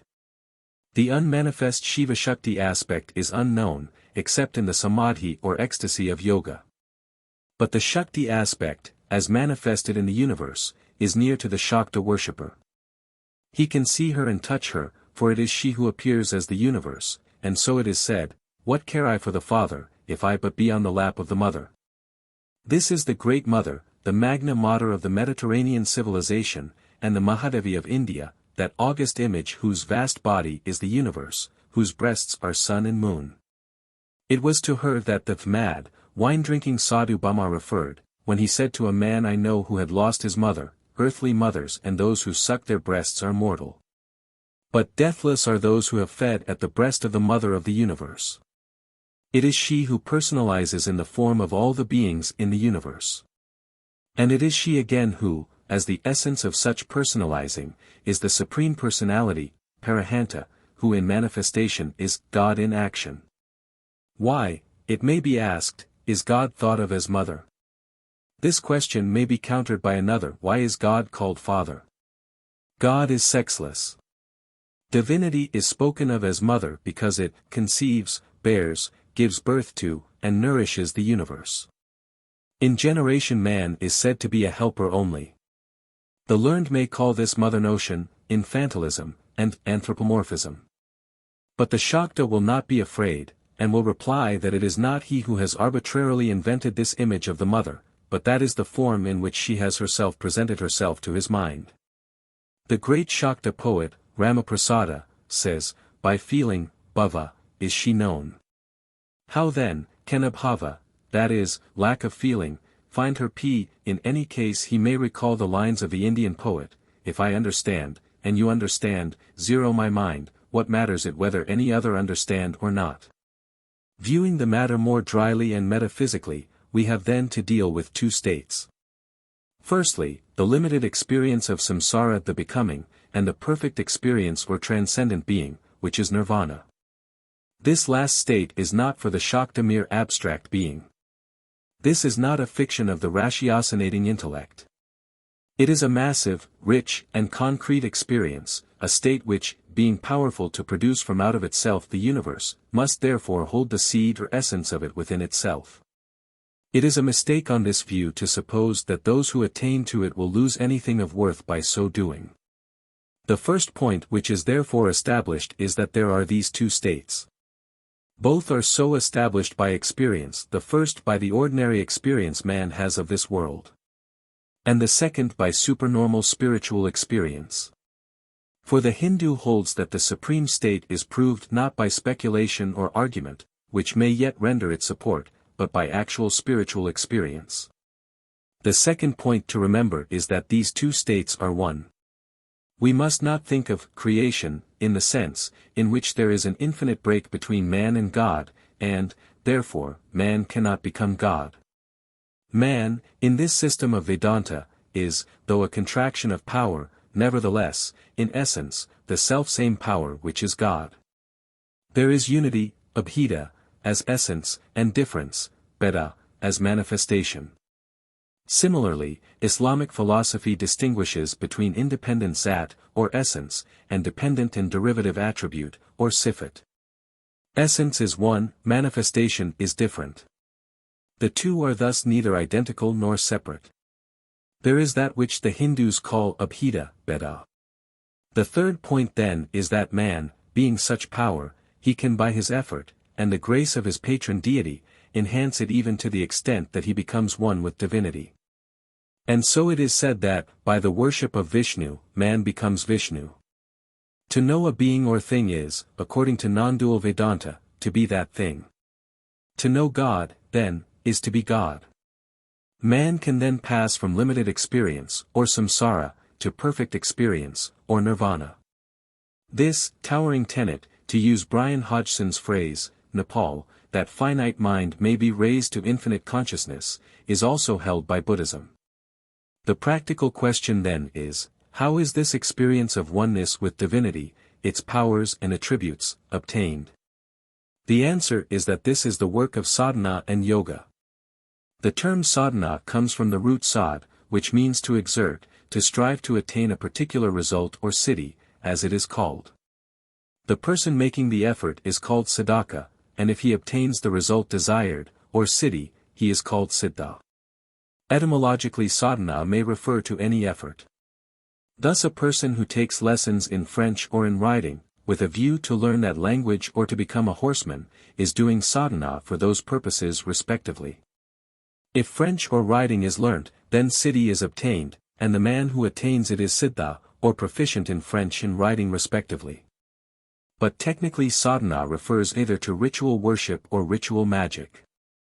A sadhaka is always a dualist, whatever his theoretical doctrine may be, because worship implies both worshipped and worshipper. The highest aim of religious worship is attainment of the abode or heaven of the divinity worshipped. This heaven is not nirvana. The latter is a formless state, whereas heaven is a pleasurable abode of forms, a state intermediate between death and rebirth. According to the ordinary view, ritual worship is a preparation for yoga. When a man is siddha in sadhana he becomes qualified for yoga, and when he is siddha in yoga he attains perfect experience. Yoga is thus the process whereby man is raised from limited to perfect experience. The sadhana with which I am now concerned is religious sadhana, a spiritual effort to achieve a moral and spiritual aim, though it may also seek material blessings from the divinity worshipped. Magic is the development of supernormal power, either by extension of natural faculty or by control over other beings and forces of nature. I use the word supernormal and not supernatural because all power is natural. Thus one man may see to a certain extent with his eyes. Another man with more powerful eyes will see better. A man with a telescope will see further than either of these two. For the telescope is a scientific extension of the natural faculty of sight. Over and beyond this is the magical extension of power called clairvoyance. The last power is natural but not normal. Magic, of which there has been abuse, has yet been indiscriminately condemned. Whether an act is good or bad depends upon the intention and the surrounding circumstances, and this same rule applies whether the act is normal or magical. Thus a man may in defense of his life use physical means for self-protection, even to the causing of the death of his adversary. Killing in such a case does not become bad because the means employed are not normal but magical. On the other hand, black magic, or abhikara, is the doing of harm to another without lawful excuse. This the scripture, Shastra, condemns as a great sin. As the Kuṇḍalinī Tantra says, 12:63, Atmavat sarvabhutebhyo hitam kuryat kuleshvari, that is, a man should not injure, but should do good to others as if they were his own self. In the Tantra Śāstras are to be found magical rituals. Some classes of works, such as the Dhammaras, are largely occupied with this subject. It is a mistake, however, to suppose that because a practice is described in the scripture, it is counseled by it. A book on legal medicine may state the substances by and manner in which a man may be poisoned. It describes the process which, if carried out, produces a particular result, but it does not on that account counsel killing. As regards the magical rites themselves, the view that they are mere childish superstition is not an understanding one. The objective ritual stimulates, is a support of, and serves the mind rays, which, the Hindus would say, are not less but more powerful than the physical forms we call X-rays and the like. It has long been known in India, as it is becoming known in the West, that the mind is not merely a passive mirror of objects, but is a great and active power. As I have already said, however, I do not propose to deal with this subject, and now return to that of religious worship. Religious ritual is either formal, karma, such as the Homa rite, or is devotional, upasana, according as the act done belongs to the karma or upasana khandas, which together with the jnana khanda, constitute the threefold division of Veda. The distinction between karma and upasana is this. In ritual karma the result is produced by performance of the rite, such as homa, independently of the effort of the sadhaka, provided there be strict ritual accuracy. Whereas, the fruit of upasana, or psychological worship, depends on the personal devotion of the worshipper, and without it the act is of no avail. Upasana, or devotional worship, is again either gross, sthula, or subtle, sukshma, according to the degree of competency or advancement of the sadhaka or person who does sadhana. We must not understand by the word gross anything bad. It is merely used in contradistinction to the word subtle. Thus, a worshipper who is doing his sadhana before an exterior image is performing gross worship, whereas he who worships a mentally conceived image is doing subtle worship.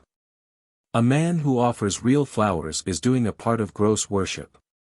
Subtle worship in such a case would be the offering of flowers of the mind. I will now shortly examine the Vedantic theory of mind, which must be known if the ritual is to be understood. There is no mind without matter or matter without mind, except in dreamless sleep, when the latter is wholly withdrawn. The mind has always an object. In a literal sense, there is no vacuous mind. It is not aware, of course, of all objects, but only of those to which it pays attention. Nextly, mind is not consciousness, CIT, which is immaterial. Mind, on the contrary, is a quasi-material principle of unconsciousness, which, on one view, appears to be conscious by reason of the association of consciousness with it. According to the Śakta view, mind is an unconscious quasi-material force being the power of consciousness to limit itself, and to the extent of such limitation, to appear as unconscious. How then does mind operate? A mind ray goes forth to the object, which in its turn shapes the mental substance into the form of the object. Thus, when a man thinks of an image of divinity intently and without distraction, his mental substance takes the form of the image. The object which is perceived leaves an impress on the mind, and this impress, if repeated, sets up a tendency or samskara. Thus a man who repeatedly thinks good thoughts has a tendency towards the thinking of such thoughts, and by continued good thought character is molded and transformed. As the Chandogya Upanishad says, as a man thinks that he becomes. Similarly, the Gandharva Tantra says, by meditating on anything as the self, one becomes that thing. A man can thus shape his mind for good or bad. The mind affects the body. As it is said in the West, the soul is form and doth the body make. Every thought has a corresponding change in the material substance of the brain. Well, then, as the mind must have an object which again shapes the mind, the ritual selects a good object, namely, the divinity of worship with all good attributes. The sadhaka meditates on and worships that. Continued thought, repetition, the engagement of the body in the mental action cooperate to produce a lasting and good tendency in the mental substance. Sincere and continued effort affects the transformation of the worshipper into a likeness with the divinity worshipped. For as he who is always thinking bad thoughts becomes bad, so he who thinks divine thoughts becomes himself divine. The transformation which is commenced in sadhana is completed in yoga, when the difference between worshipper and worshipped ceases in that unitary consciousness which is ecstasy or samadhi, or transcendent perfect experience. Let us now examine some illustrations of the psychological principles stated. Divinity as it is in itself cannot, as an Indian writer has said, be seized by the mind any more than air can be grasped by a pair of tongs. It is necessary, therefore, to have something placed before one as a representative of something else, which is what the Sanskrit terms, pradika and pratima, for the object worshipped, mean. This may be an external object or a mental one. As regards the former, there are varying degrees of grossness and subtlety. The grossest is that in which there is no call upon imagination, that is, the image of 3 dimensions. Less so is the painting on the flat. Then comes the emblem, which may be quite unlike the devata or divinity, of which it is an emblem, such as the shalagrama stone in the worship of Vishnu, and, lastly, the yantra, which is the diagrammatic body of a mantra. Worship is outer, that is, of an outer object with physical acts such as bodily prostrations, offering of real flowers, and so on. Or it may be partly or wholly mental, as in the latter case, where both the form of the divinity is imagined, according to the meditational form or dhyana given in the scriptures, as also the offerings. The forms of worship vary according to the capacity of the worshipper. In the simplest form, the worshipper draws upon the daily life, and treats the divinity whom he invokes as he would a guest, welcoming it after its journey, offering water for the dusty feet and the mouth, presenting it with flowers, lights, clothes, and so on. These ingredients of worship are called upakara. In the psychophysiological rites of some Shaktas, the abuse of which has brought them ill fame, the upakara are the functions of the body.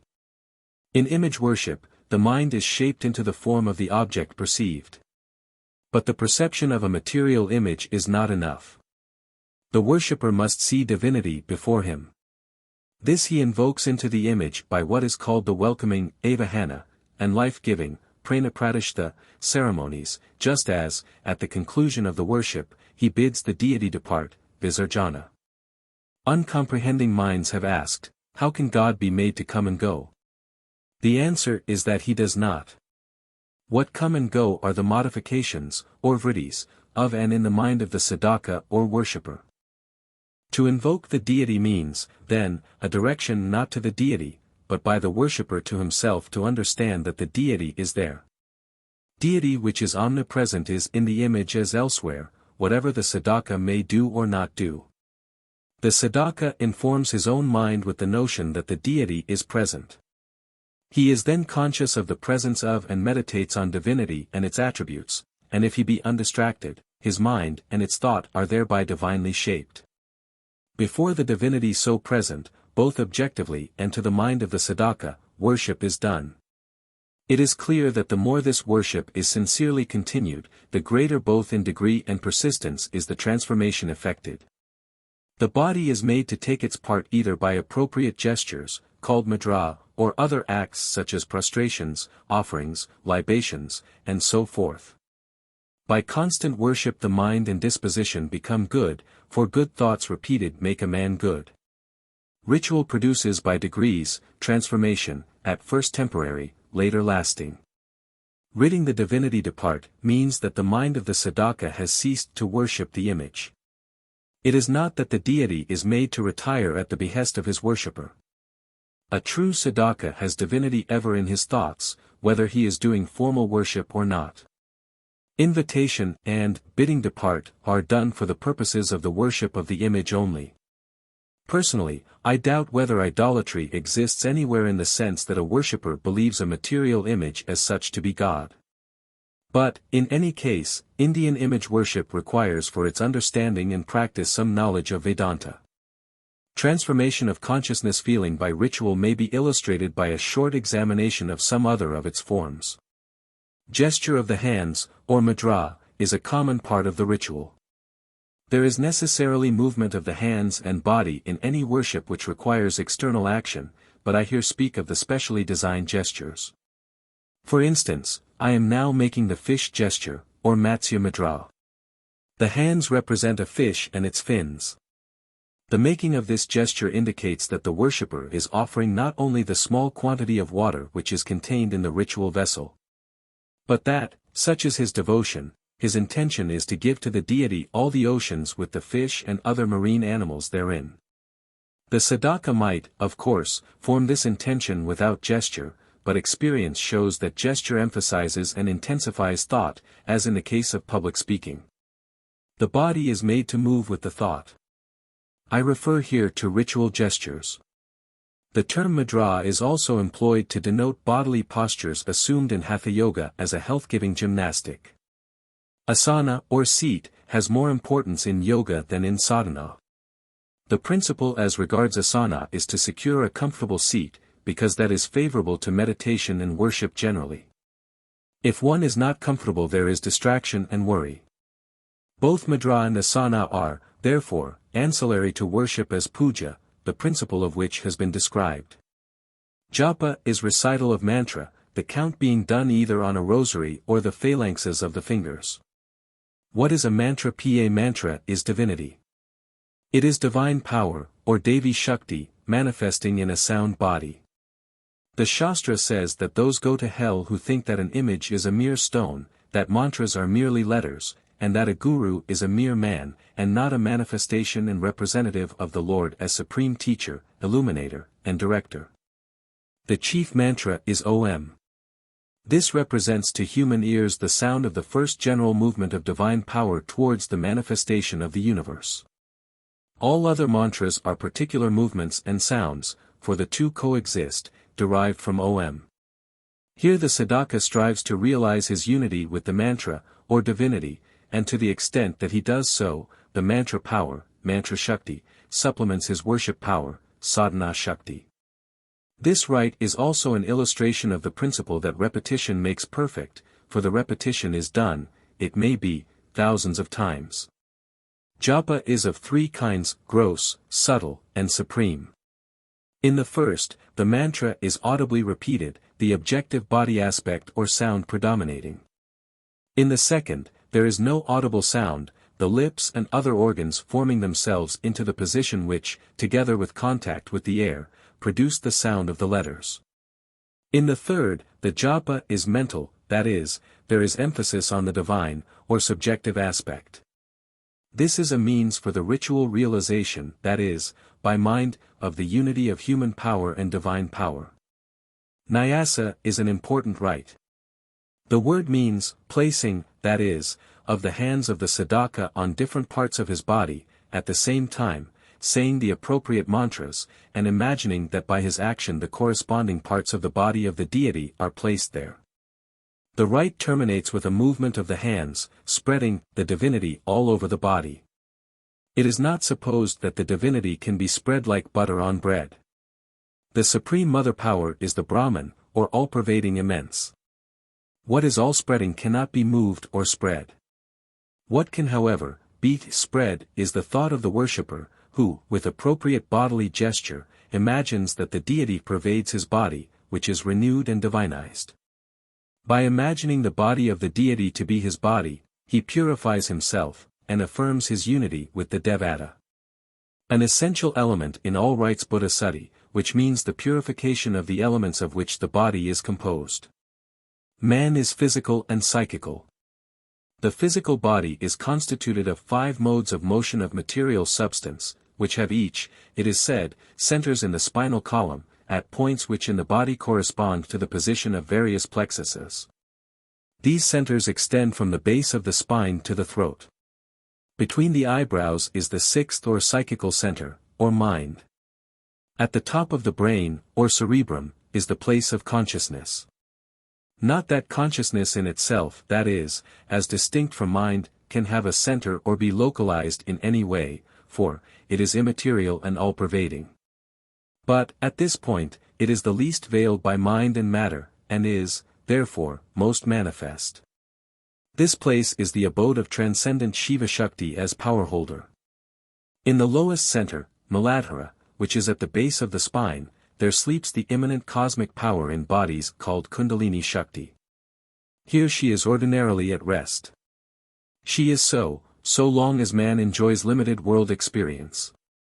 She is then roused. Jagrati Janani, arise, Zero Mother, calls out the Sadhaka poet, Ramaprasada. How long wilt thou sleep in the Muladhara? When so roused, she is led up through the spinal column, absorbing all the physical and psychical centers, and unites with Shiva as consciousness in the cerebrum, which is known as the 1,000-peeled lotus. The body is then drenched with and renewed by the nectar which is the result of their union and is immortal life. This is the ecstasy which is the marriage of the inner divine man and woman. Metaphysically speaking, for the duration of such union, there is a substitution of the supreme experience for world experience. This is the real process in yoga. But in ritual, for all are not yogis, it is imagined only. In imagination, the man of sin, Papapurusha, is burnt in mental fire, Kuṇḍalini absorbs the centers, unites with Shiva, and then, redescending, recreates the centers, bathing them in nectar. By the mental representation of this process, the mind and body are purified, and the former is made to realize the unity of man and the supreme power, whose limited form he is. And the manner whereby the universe is involved into and evolved from Shiva Shakti. All these, and other rituals keep the mind of the sadhaka occupied with the thought of the supreme power and of his essential unity with it, with the result that he becomes more and more that which he thinks upon. His bhava, or disposition, becomes purified and divinized so far as that can be in the world. At length practice makes perfect in sadhana, and on the arising in such purified and illuminated mind, of knowledge and detachment from the world, there is competency for yoga. When in turn practice in yoga makes perfect, all limitations on experience are shed, and nirvana is attained. Ordinarily it is said that enjoyment, bhoga, only enchains and yoga only liberates. Enjoyment, bhoga, does not only mean that which is bad, adharma. Bad enjoyment certainly enchains and also leads to hell. Good, that is, lawful, enjoyment also enchains, even though heaven is its fruit. Moreover, bhoga means both enjoyment and suffering. But, according to the Bengal Śākta worshippers, enjoyment, which must necessarily be lawful, and yoga may be one. According to this method, see Masanarsal, Esquisse d'une histoire de la philosophie indienne, the body is not of necessity an obstacle to liberation. For there is no antinomy except such as we ourselves fancy, between nature and spirit, and therefore there is nothing wrong or low in natural function. Nature is the instrument for the realization of the aims of the spirit. Yoga controls but does not frustrate enjoyment, which may be itself yoga in so far it pacifies the mind and makes man one with his inner self. The spontaneity of life is under no suspicion. Supreme power is immanent in body and mind, and these are also forms of its expression. And so, in the psychophysiological rites of these Shaktas, to which I have referred, the body and its functions are sought to be made a means of, as they may otherwise be an obstacle to, liberation. The Vira, or heroic man, is powerful for mastery on all the planes and to pass beyond them. He does not shun the world from fear of it, but holds it in his grasp and learns its secret. He can do so because the world does not exist in isolation from some transcendent divinity exterior to nature, but is itself the divine power inseparate from the divine essence. He knows that he is himself as body and mind such power, and as spirit or self such essence. When he has learned this, he escapes both from the servile subjection to circumstance, and the ignorant driftings of a humanity which has not yet realized itself. Most are still not men but candidates for humanity. But he is the illumined master of himself, whether he is developing all his powers in this world, or liberating himself therefrom at his will. I conclude by citing a verse from a hymn in the great Mahakala Samhita, by a sadhaka who had surpassed the stage of formal external ritual, and was of a highly advanced devotional type. I first read the verse and then give a commentary thereon which is my own. I torture not my body by austerity. For the body is the Divine Mother. Why then torture it? The hymnist is speaking of those who, like himself, have realized that the body is a manifestation of the divine essence. He does not say that no one is to practice austerities. These may be necessary for those who have not realized that the body is divine, and who, on the contrary, look upon it as a material obstacle which must be strictly controlled. It is a common mistake of Western critics to take that which is meant for the particular case as applying to all. I make no pilgrimages. For the sacred places in their esoteric sense are in the body of the worshipper. Why should he who knows this travel? Those, however, who do not know this may profitably travel to the exterior sacred places such as Benares, Puri, Vrindavan. I waste not my time in reading the Vedas. This does not mean that no one is to read the Vedas.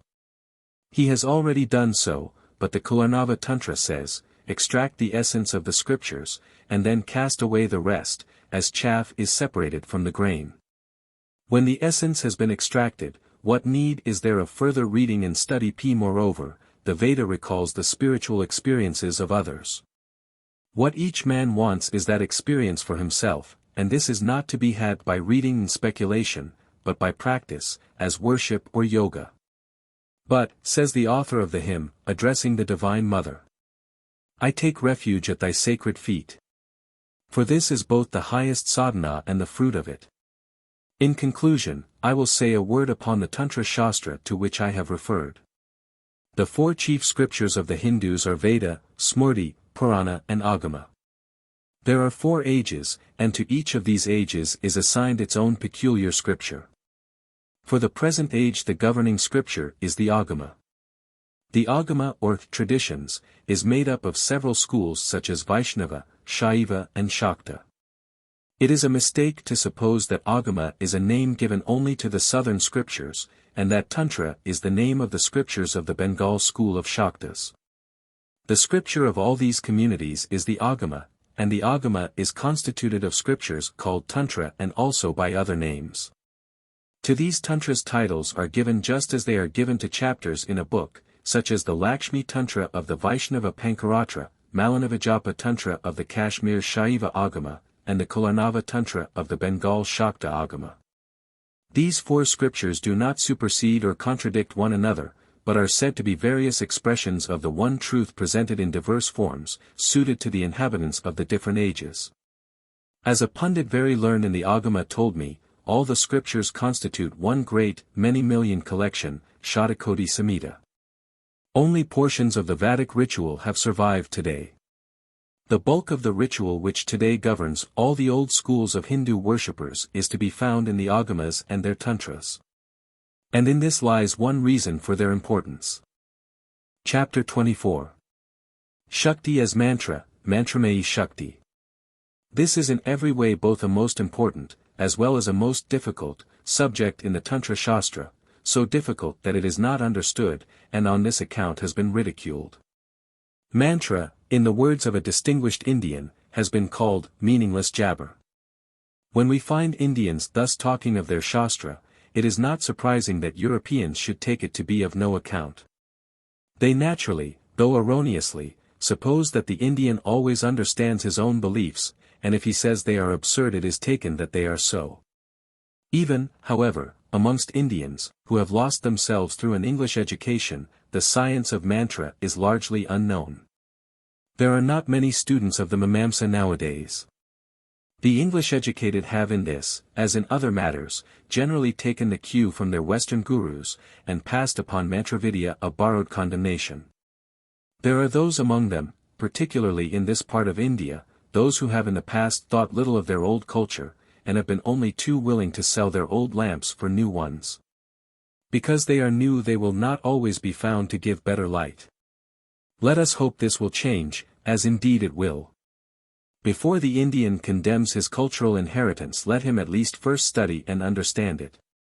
It is true that mantra is meaningless to those who do not know its meaning, but to those who do, it is not jabber, though of course like everything else it may become, and indeed has become, the subject of ignorance and superstitious use. A telegram written in code in a merchant's office will seem the merest gibberish to those who do not know that code. Those who do may spell thereout a transaction bringing lakhs of real rupees for those who have sent it. Mantravidya, whether it be true or not, is a profoundly conceived science, and, as interpreted by the Śākta Āgama, is a practical application of Vedantic doctrine. The textual source of mantras is to be found in the Vedas, see in particular the mantra portion of the Atharvaveda so associated with the Tantra Śāstra, the Puranas and Tantras. The latter scripture is essentially the Mantra Śāstra. In fact it is so called generally by sadhakas and not Tantra Śāstra. And so it is said of all the Shastras, symbolized as a body, that Tantra Śāstra which consists of mantra is the Paramatma, the Vedas are the Jivatma, Darshanas or systems of philosophy are the senses. Puranas are the body and the Smrtis are the limbs. Tantra Śāstra is thus the Shakti of consciousness consisting of mantra. For, as the Vishvasara Tantra, ch. 2, says, the Parabrahman in its form as the sound Brahman, Shabda Brahman or Saguna Brahman, whose substance is all mantra, exists in the body of the Jivatma. Kuṇḍalinī Śakti is a form of the Shabda Brahman in individual bodies, Sharadathilaka, ch. 1. It is from this Shabda Brahman that the whole universe proceeds in the form of sound, Shabda, and the objects, Artha, which sounds or words denote.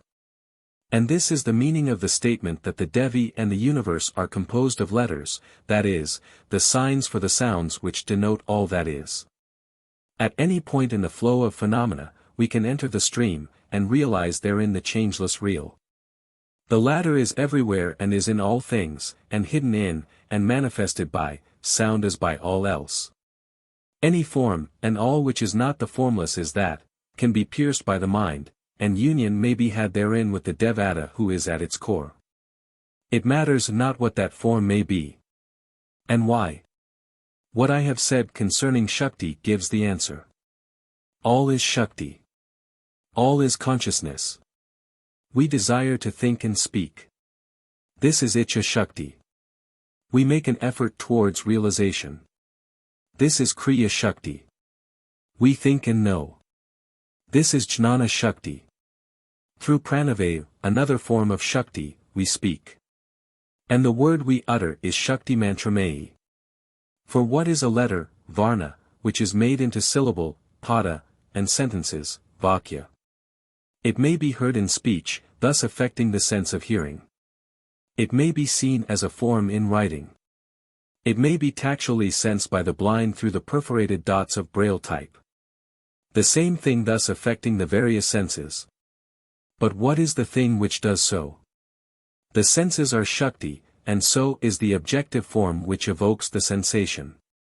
Both are in themselves Shakti as Cit Shakti and Maya Shakti, and the Svarupa of these is Cit or feeling consciousness. When, therefore, a mantra is realized, when there is what is called in the Shastra Mantra Caitanya, what happens is the union of the consciousness of the sadhaka with that consciousness which manifests in the form of the mantra.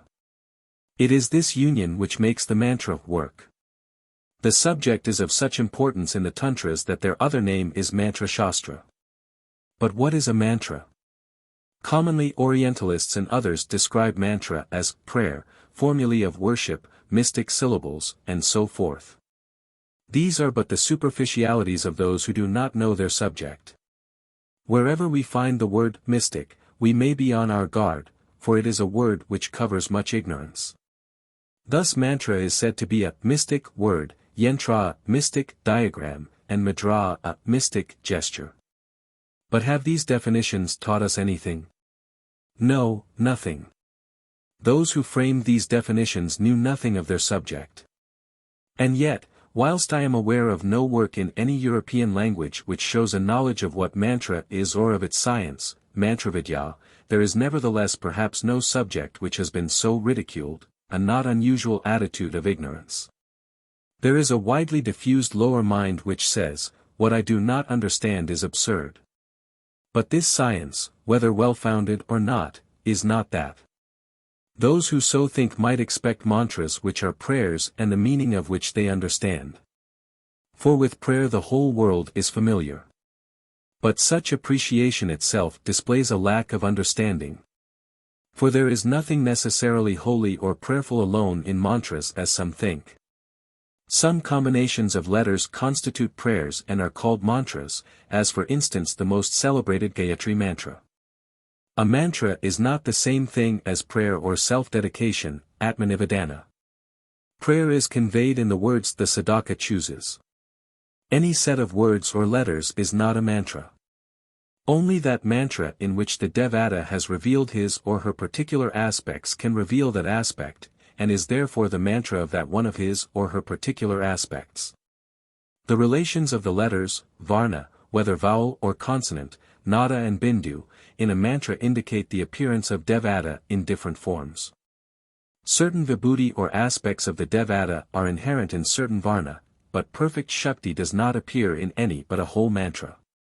All letters are forms of the Shabda Brahman, but only particular combinations of letters are a particular form, just as the name of a particular being is made up of certain letters and not of any indiscriminately.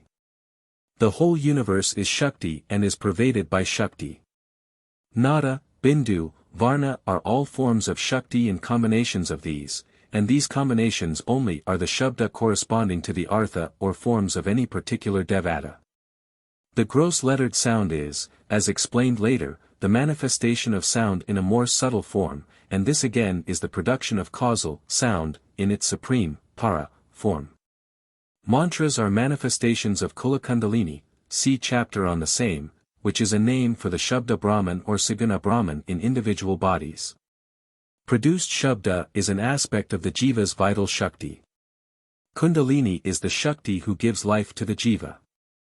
She it is who in the Muladhara Chakra, or basal bodily center, is the cause of the sweet, indistinct and murmuring dhvani which is compared to the humming of a black bee. Thence Shabda originates and, being first para, gradually manifests upwards as Pashyanti, Madhyama, Vaikari, see post. Just as in outer space, waves of sound are produced by movements of air, vayu, so in the space within the jiva's body. Waves of sound are said to be produced according to the movements of the vital air, pranavayu, and the process of in and out breathing. As the Svarupa of Kuṇḍali, in whom are all sounds, is Paramatma, so the substance of all mantra, her manifestation, is consciousness, cit, manifesting as letters and words. In fact, the letters of the alphabet which are called akshara are nothing but the yantra of the akshara or imperishable Brahman. This is however only realized by the sadhaka, when his Shakti generated by sadhana is united with mantra Shakti. Kuṇḍalinī, who is extremely subtle, manifests in gross, sthula, form in differing aspects as different devatas. It is this gross form which is the presiding deity, Adhishthatri Devata, of a mantra, though it is the subtle, Sukshma, form at which all sadhakas aim. Mantra and Devata are thus one and particular forms of Brahman as Shiva Shakti. Therefore the Shastra says that they go to hell who think that the image, or idol, as it is commonly called, is but a stone and the mantra merely letters of the alphabet. It is therefore also ignorance of Shastric principle which supposes that mantra is merely the name for the words in which one expresses what one has to say to the divinity. If it were, the sadhaka might choose his own language without recourse to the eternal and determined sounds of Shastra. See generally as to the above the chapter on Mantratattva in Principles of Tantra, ed. Avalon. The particular mantra of a Devata is that Devata. A mantra, on the contrary, consists of certain letters arranged in definite sequence of sounds of which the letters are the representative signs. To produce the designed effect, the mantra must be intoned in the proper way, according to both sound, varna, and rhythm, svara. For these reasons, a mantra when translated ceases to be such, and becomes a mere word or sentence. By mantra, the sought-for, sadhya, devata appears, and by siddhi therein is had vision of the three worlds. As the mantra is in fact devata, by practice thereof this is known. Not merely do the rhythmical vibrations of its sounds regulate the unsteady vibrations of the sheaths of the worshipper, but therefrom the image of the devata appears. As the Brihadgandharva Tantra says, ch. v. Shrinu Devi Pravakshyami Baijanam Devarupadam. Mantrokaranamatrina Devarupam Prajayat. Mantra siddhi is the ability to make a mantra efficacious and to gather its fruit, in which case the sadhaka is mantrasiddha. As the Pranadashini, 619, says, whatever the sadhaka desires that he surely obtains. Whilst therefore prayer may end in merely physical sound, mantra is ever, when rightly said, a potent compelling force, a word of power effective both to produce material gain and accomplish worldly desires. As also to promote the fourth aim of sentient being, Katavarga, Advaitic knowledge, and liberation. And thus it is said that siddhi, success, is the certain result of japa or recitation of mantra. Some mantras constitute also what the European would call prayers, as for instance the celebrated Gayatri. But neither this nor any other mantra is simply a prayer. The Gayatri runs Om, the thought is directed to the threefold energy of the One as represented by the three letters of which Om is composed, namely, A or Brahma, the Shakti which creates. U or Vishnu, the Shakti which maintains. And M or Rudra, the Shakti which destroys, that is, withdraws the world Nada and Bindu, earth, middle region, heaven, of which as the transmigrating worlds of samsara, God, as Om, as also in the form of the sun, is the Creator. Let us contemplate upon the adorable spirit of the divine Creator who is in the form of the sun, Advaitavada. Map he direct our minds, towards attainment of the fourfold aims, dharma, artha, kama, moksha, of all sentient beings. Om. This great mantra bears a meaning on its face, though the commentaries explain and amplify it. The self of all which exists in the three regions appears in the form of the sun god with his body of fire. The Brahman is the cause of all, and as the visible Devata is the eye of the world and the maker of the day who vivifies, ripens and reveals all beings and things. The sun god is to the sun what the spirit, Atma, is to the body. He is the supreme in the form of the great luminary. His body is the light of the world, and he himself is the light of the lives of all beings. He is everywhere. He is in the outer ether as the sun, and in the inner ethereal region of the heart. He is the wondrous light which is the smokeless fire. He it is who is in constant play with creation, shrishti, maintenance, sthiti, and destruction, pralaya, and by his radiance pleases both eye and mind. Let us adore him that we may escape the misery of birth and death. May he ever direct our minds, buddhavritti, upon the path of the world, trivarga, and liberation, moksha. Only the twice-born castes and men may utter this Gayatri. To the Shudra, whether man or woman, and to women of all castes, it is forbidden. But the Tantra Śāstra has not the exclusiveness of the Vedic system. Thus the Mahanirvana provides, for 109 to 111, a Brahmagayatri for all, may we know the Supreme Lord. Let us contemplate the Supreme Essence. And may the Brahman direct us. All will readily understand such mantras as the Gayatri, though some comment, which is thought amusing, has been made on the meaningless Om. I have already stated what it means, namely, shortly speaking, the energy, nada, in Sadakya Tattva which, springing from Shiva Shakti Tattva, solidifies itself, Gani Buddha, as the creative power of the Lord, Bindu or Ishvara Tattva, manifesting in the Trinity or creative energies. For further details see my garland of letters. Om then stands for the most general aspect of that as the source of all. As it is recited, the idea arises in the mind corresponding with the sound which has been said to be the expression on the gross plane of that subtle sound which accompanied the first creative vibration. When rightly uttered, this great syllable has an awe-inspiring effect. As I heard this mantra chanted by some 100 Buddhist monks, one after the other, in a northern monastery, it seemed to be the distant murmuring roll of some vast cosmic ocean. Om is the most prominent example of a meaningless mantra, that is, one which does not bear its meaning on its face, and of what is called a seed or bija mantra, because they are the very quintessence of mantra. And the seed, bija, of the fruit which is siddhi, spiritual achievement. These are properly monosyllabic. Om is a Vedic bija, but it is the source of all the other tantric bijas which represent particular devata aspects of that which is presented as a whole in 0M. As a mantra shastra, the tantras have greatly elaborated the bijas, and thus incurred the charge of gibberish, for such the bijas sound to those who do not know what they mean. Though a mantra such as a bija mantra may not convey its meaning on its face, the initiate knows that its meaning is the own form, svarupa, of the particular devata whose mantra it is.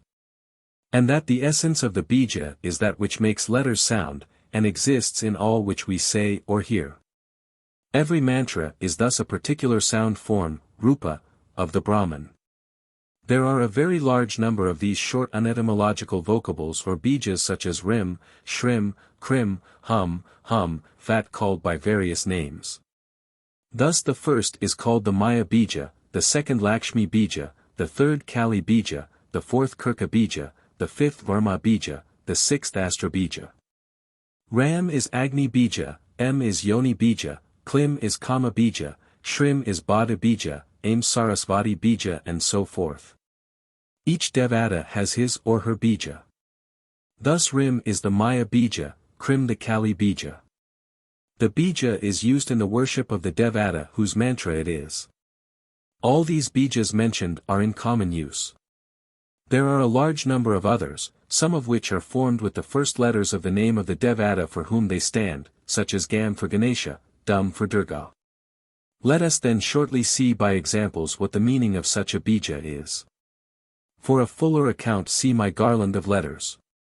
In the first place, the reader will observe the common ending M, which represents the Sanskrit breathings known as nada and bindu or Chandrabindu. These have the same meaning in all. They are the Shaktis of that name appearing in the table of the 36 tattvas given ante. They are states of divine power immediately preceding the manifestation of the objective universe. The other letters denote subsequent developments of Shakti, and various aspects of the manifested devata mentioned below. There are sometimes variant interpretations given. Take the great Bhuvaneshwari or Maya bija, Rim. I have given one interpretation in my studies above cited. From the Tantric Compendium, the Pranadashini, quoting the Bhārata Tantra, we get the following: Rim equals H plus R plus I plus M. H equals Shiva. R equals Shakti Prakriti. I equals Mahamaya. M is as above explained, but is here stated in the form that Nada is the progenitrix of the universe, and Bindu, which is Brahman as Ishvara and Ishvari, Ishvara Tattva, is described for the Sadhaka as the dispeller of sorrow. The meaning therefore of this bija mantra, which is used in the worship of Mahamaya or Bhuvaneshwari, is that Devi in her Turiya or transcendent state is Nada and Bindu. and is the causal body manifesting as Shiva Shakti in the form of the manifested universe. The same idea is expressed in varying form but with the same substance by the Devi Gita, ch. 4, which says that H equals gross body, R equals subtle body, I equals causal body and M equals the Turiya or transcendent fourth state. In other words, the sadhaka worshipping the Devi with Rim, by that bija calls to mind the transcendent Shakti who is the causal body of the subtle and gross bodies of all existing things. Shrim, see Bhārata Tantra, is used in the worship of Lakshmi Devi. Sh equals Alahalaxmi, R equals wealth, Dhanartham, which as well as I equals, satisfaction or Tushyartham, she gives. Krim is used in the worship of Kali. K equals Kali, Shakti worship for relief from the world and its sorrows. R equals Brahma, Shiva with whom she is ever associated. I equals Mahamaya, her aspect in which she overcomes for the sadhaka the Maya in which as creatrix she has involved him.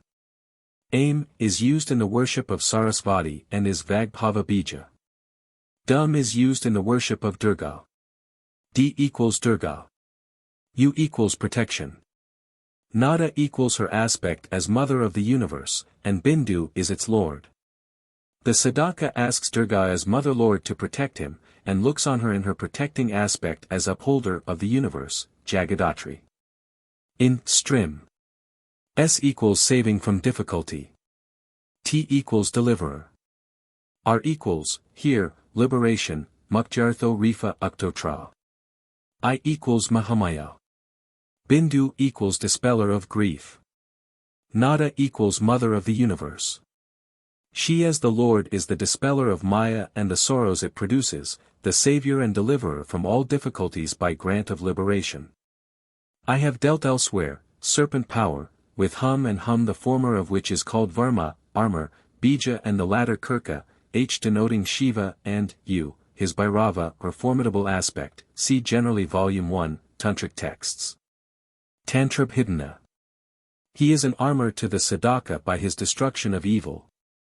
Fat is the weapon or guarding mantra used with Hum, just as Svaha, the Shakti of fire, is used with Vashat, in making offerings.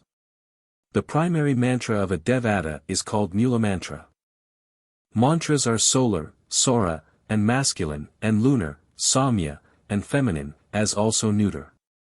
If it be asked why things of mind are given sex, the answer is for the sake of the requirements of the worshipper. The masculine and neuter forms are called specifically mantra and the feminine vidya, though the first term may be used for both. Neuter mantras end with nama. Hum, fat are masculine terminations, and tam, or svaha, feminine, see Sharidatalaka 2. Narada Pañcatattva 7, Prayogasara, Pranatashini 70.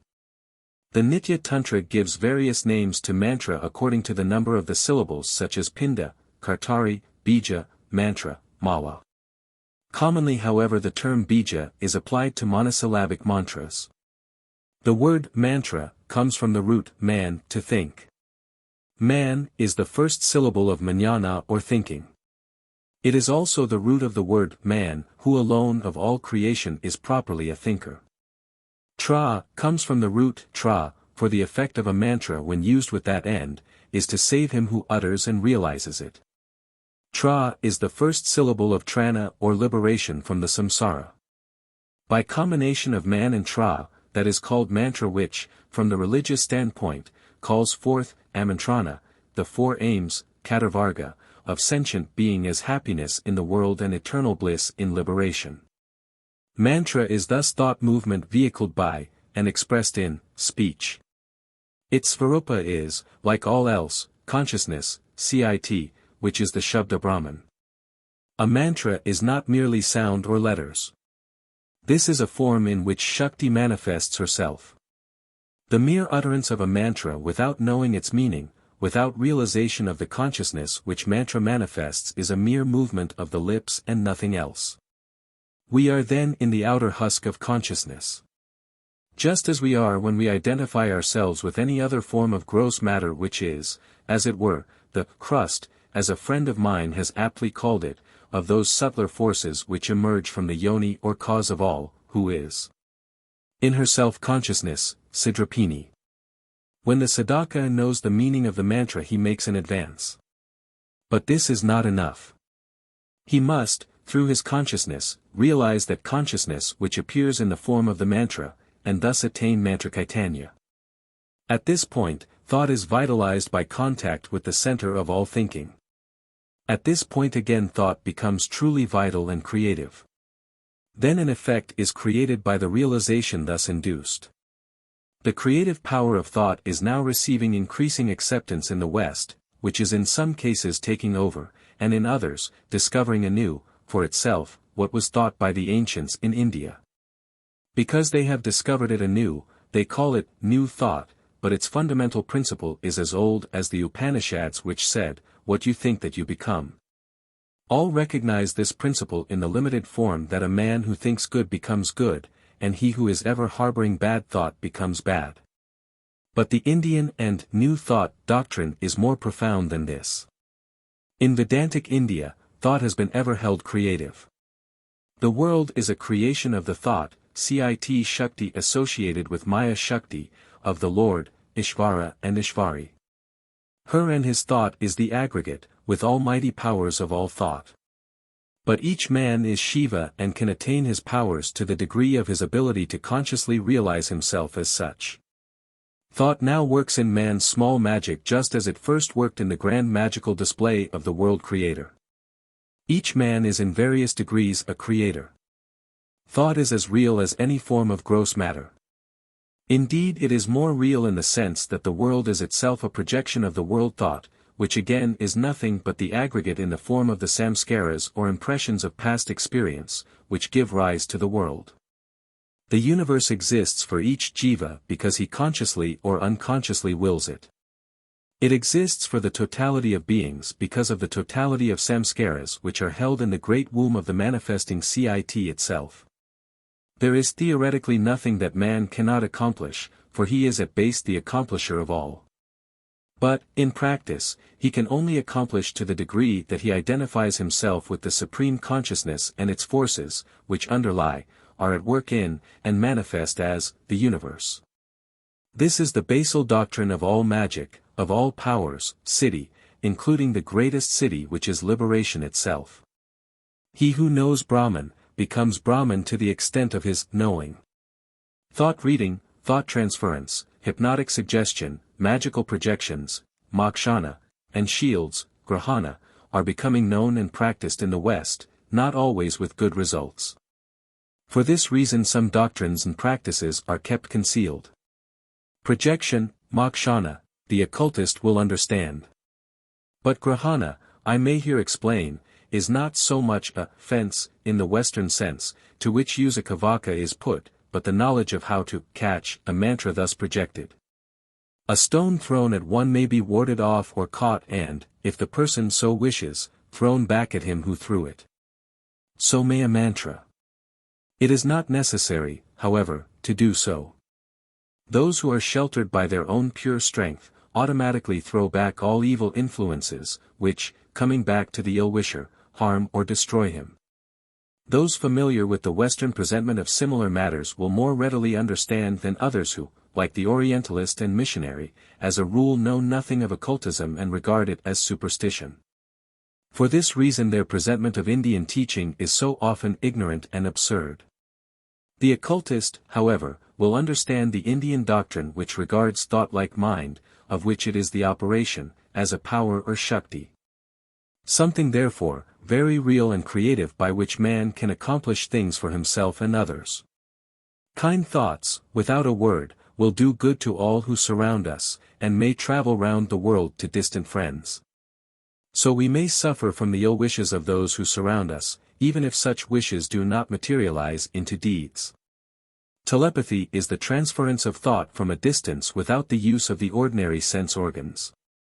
So, in initiation, the thought of a true guru may pass to his disciple all his powers. Mantra is thus a Shakti, mantra Shakti, which lends itself impartially to any use. Man can identify himself with any of nature's forces and for any end. Thus, to deal with the physical effects of mantra, it may be used to injure, kill or do good, by mantra again a kind of union with the physical Shakti is, by some, said to be effected. So the Vishnu Purana speaks of generation by willpower, as some Westerners believe will be the case when man passes beyond the domination of his gross sheath and its physical instruments. Children will then again be mind-born. By mantra, the homa fire may, it is said, be lit. By mantra, again, in the tantric initiation called Vedādiksha there is, it is said, such a transference of power from the guru to his disciple that the latter swoons under the impulse of the thought power which pierces him. But mantra is also that by which man identifies himself with that which is the ground of all. In short, mantra is a power, Shakti, in the form of idea clothed with sound. What, however, is not yet understood in the West is the particular thought science which is mantravidya, or its basis. Much of the new thought lacks this philosophical basis which is supplied by mantravidya, resting itself on the Vedantic doctrine. Mantravidya is thus that form of sadhana by which union is had with the mother Shakti in the mantra form, Mantramayi, in her sthula and sukshma aspects respectively. The sadhaka passes from the first to the second. This sadhana works through the letters, as other forms of sadhana work through form in the shape of the yantra, gata, or pratima. All such sadhana belongs to Shaktapaya yoga as distinguished from the introspective meditative processes of Shamavapaya which seeks more directly the realization of Shakti, which is the end common to both. The tantric doctrine as regards Shabda is that of the Mimamsa with this exception that it is modified to meet its main doctrine of Shakti. In order to understand what a mantra is, we must know its cosmic history. The mouth speaks a word.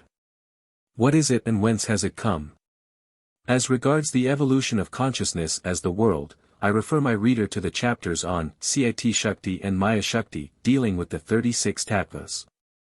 Ultimately, there is consciousness which in its aspect as the great I sees the object as part of itself, and then as other than itself, and thus has experience of the universe. This is achieved through Shakti who, in the words of the Kamakala Vilasa, is the pure mirror in which Shiva experiences himself, Shivarupa Vimarsha Nirmaladarsha. Neither Shiva nor Shakti alone suffices for creation. Shivarupa here equals Svarupa. Aham idivamakaram, that is, the form, or experience, which consists in the notion of I. Shakti is the pure mirror for the manifestation of Shiva's experience as I, Aham. Aham idivam rupam nanam tasya prakashain nirmaladarsha. As the commentator Natanananda, v. 2, says.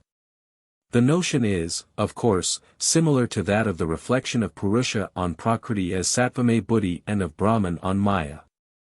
From the mantra aspect starting from Shakti, Shakti Tattva, associated with Shiva, Shiva Tattva, there was produced Nada, and from Nada, came Bindu which, to distinguish it from other Bindus, is known as the causal, supreme or great Bindu, Karana. Para, Mahabindu. This is very clearly set forth in the Sharada Thilaka, a tantric work by an author of the Kashmirian school which was formerly of great authority among the Bengal Shaktas. I have dealt with this subject in detail in my Garland of Letters. Here I only summarize conclusions. Shabda literally means and is usually translated sound, the word coming from the root shabda, to sound. It must not, however, be wholly identified with sound in the sense of that which is heard by the ear, or sound as effect of cosmic stress. Sound in this sense is the effect produced through excitation of the ear and brain, by vibrations of the atmosphere between certain limits. Sound so understood exists only with the sense organs of hearing. And even then it may be perceived by some and not by others, due to keenness or otherwise of natural hearing. Further, the best ears will miss what the microphone gives. Considering Shabda from its primary or causal aspect, independent of the effect which it may or may not produce on the sense organs, it is vibration, spandana, of any kind or motion, which is not merely physical motion. Which may become sound for human ears, given the existence of ear and brain and the fulfillment of other physical conditions. Thus, Shabda is the possibility of sound, and may not be actual sound for this individual or that. There is thus Shabda wherever there is motion or vibration of any kind. It is now said, that the electrons revolve in a sphere of positive electrification at an enormous rate of motion. If the arrangement be stable, we have an atom of matter. If some of the electrons are pitched off from the atomic system, what is called radioactivity is observed. Both these rotating and shooting electrons are forms of vibration as Shabda, though it is no sound for mortal ears. To a divine ear all such movements would constitute the music of the spheres. Were the human ear subtle enough, a living tree would present itself to it in the form of a particular sound which is the natural word for that tree. It is said of ether, akasha, that its guna or quality is sound, Shabda, that is, ether is the possibility of spandana or vibration of any kind. It is that state of the primordial, material, substance, prakriti, which makes motion or vibration of any kind possible, Shabdaguna akasha. The Brahman Svarupa or CIT is motionless. It is also known as Siddhakasha. But this akasha is not created. Siddhakasha is the Brahman in which stress of any kind manifests itself, a condition from which the whole creation proceeds. This Siddhakasha is known as the Shabda Brahman through its Maya Shakti, which is the cause of all vibrations manifesting themselves as sound to the ear, as touch to the tactile sense, as color and form to the eye, as taste to the tongue and as odor to the nose. All mental functioning again is a form of vibration, spandana. Thought is a vibration of mental substance just as the expression of thought in the form of the spoken word is a vibration affecting the ear. All spandana presupposes heterogeneity, vaishumya. Movement of any kind implies inequality of tensions. Electric current flows between 2 points because there is a difference of potential between them. Fluid flows from one point to another because there is difference of pressure. Heat travels because there is difference of temperature. In creation, Shrishti, this condition of heterogeneity appears and renders motion possible. Akasha is the possibility of spandana of any kind. Hence its precedence in the order of creation. Akasha means Brahman with Maya, which Maya Shakti or, to use the words of Professor P.N. Mukhopadhyaya, stress is rendered actual, from a previous state of possibility of stress which is the Sakti's natural condition of equilibrium, Prakriti equals Samyavastha. In dissolution, the Maya Shakti of Brahman, according to the periodic law which is a fundamental postulate of Indian cosmogony, returns to homogeneity when in consequence Akasha disappears. This disappearance means that Shakti is equilibrated, and that therefore there is no further possibility of motion of any kind. As the Tantras say, the Divine Mother becomes one with Paramashiva. The Sharada says, from the Sakala Parameshvara who is Satchidananda issued Shakti, from Shakti came Nada, and from Nada issued Bindu. Sakidananda Vibhabat Sakalat Parameshvarat. Asakaktistato Nado Nadad Bindusa Madhava. Here the Sakala Parameshvara is Shiva Tattva. Shakti is Shakti Tattva wherein are Samani, Vyapini, and Anjani Shaktis.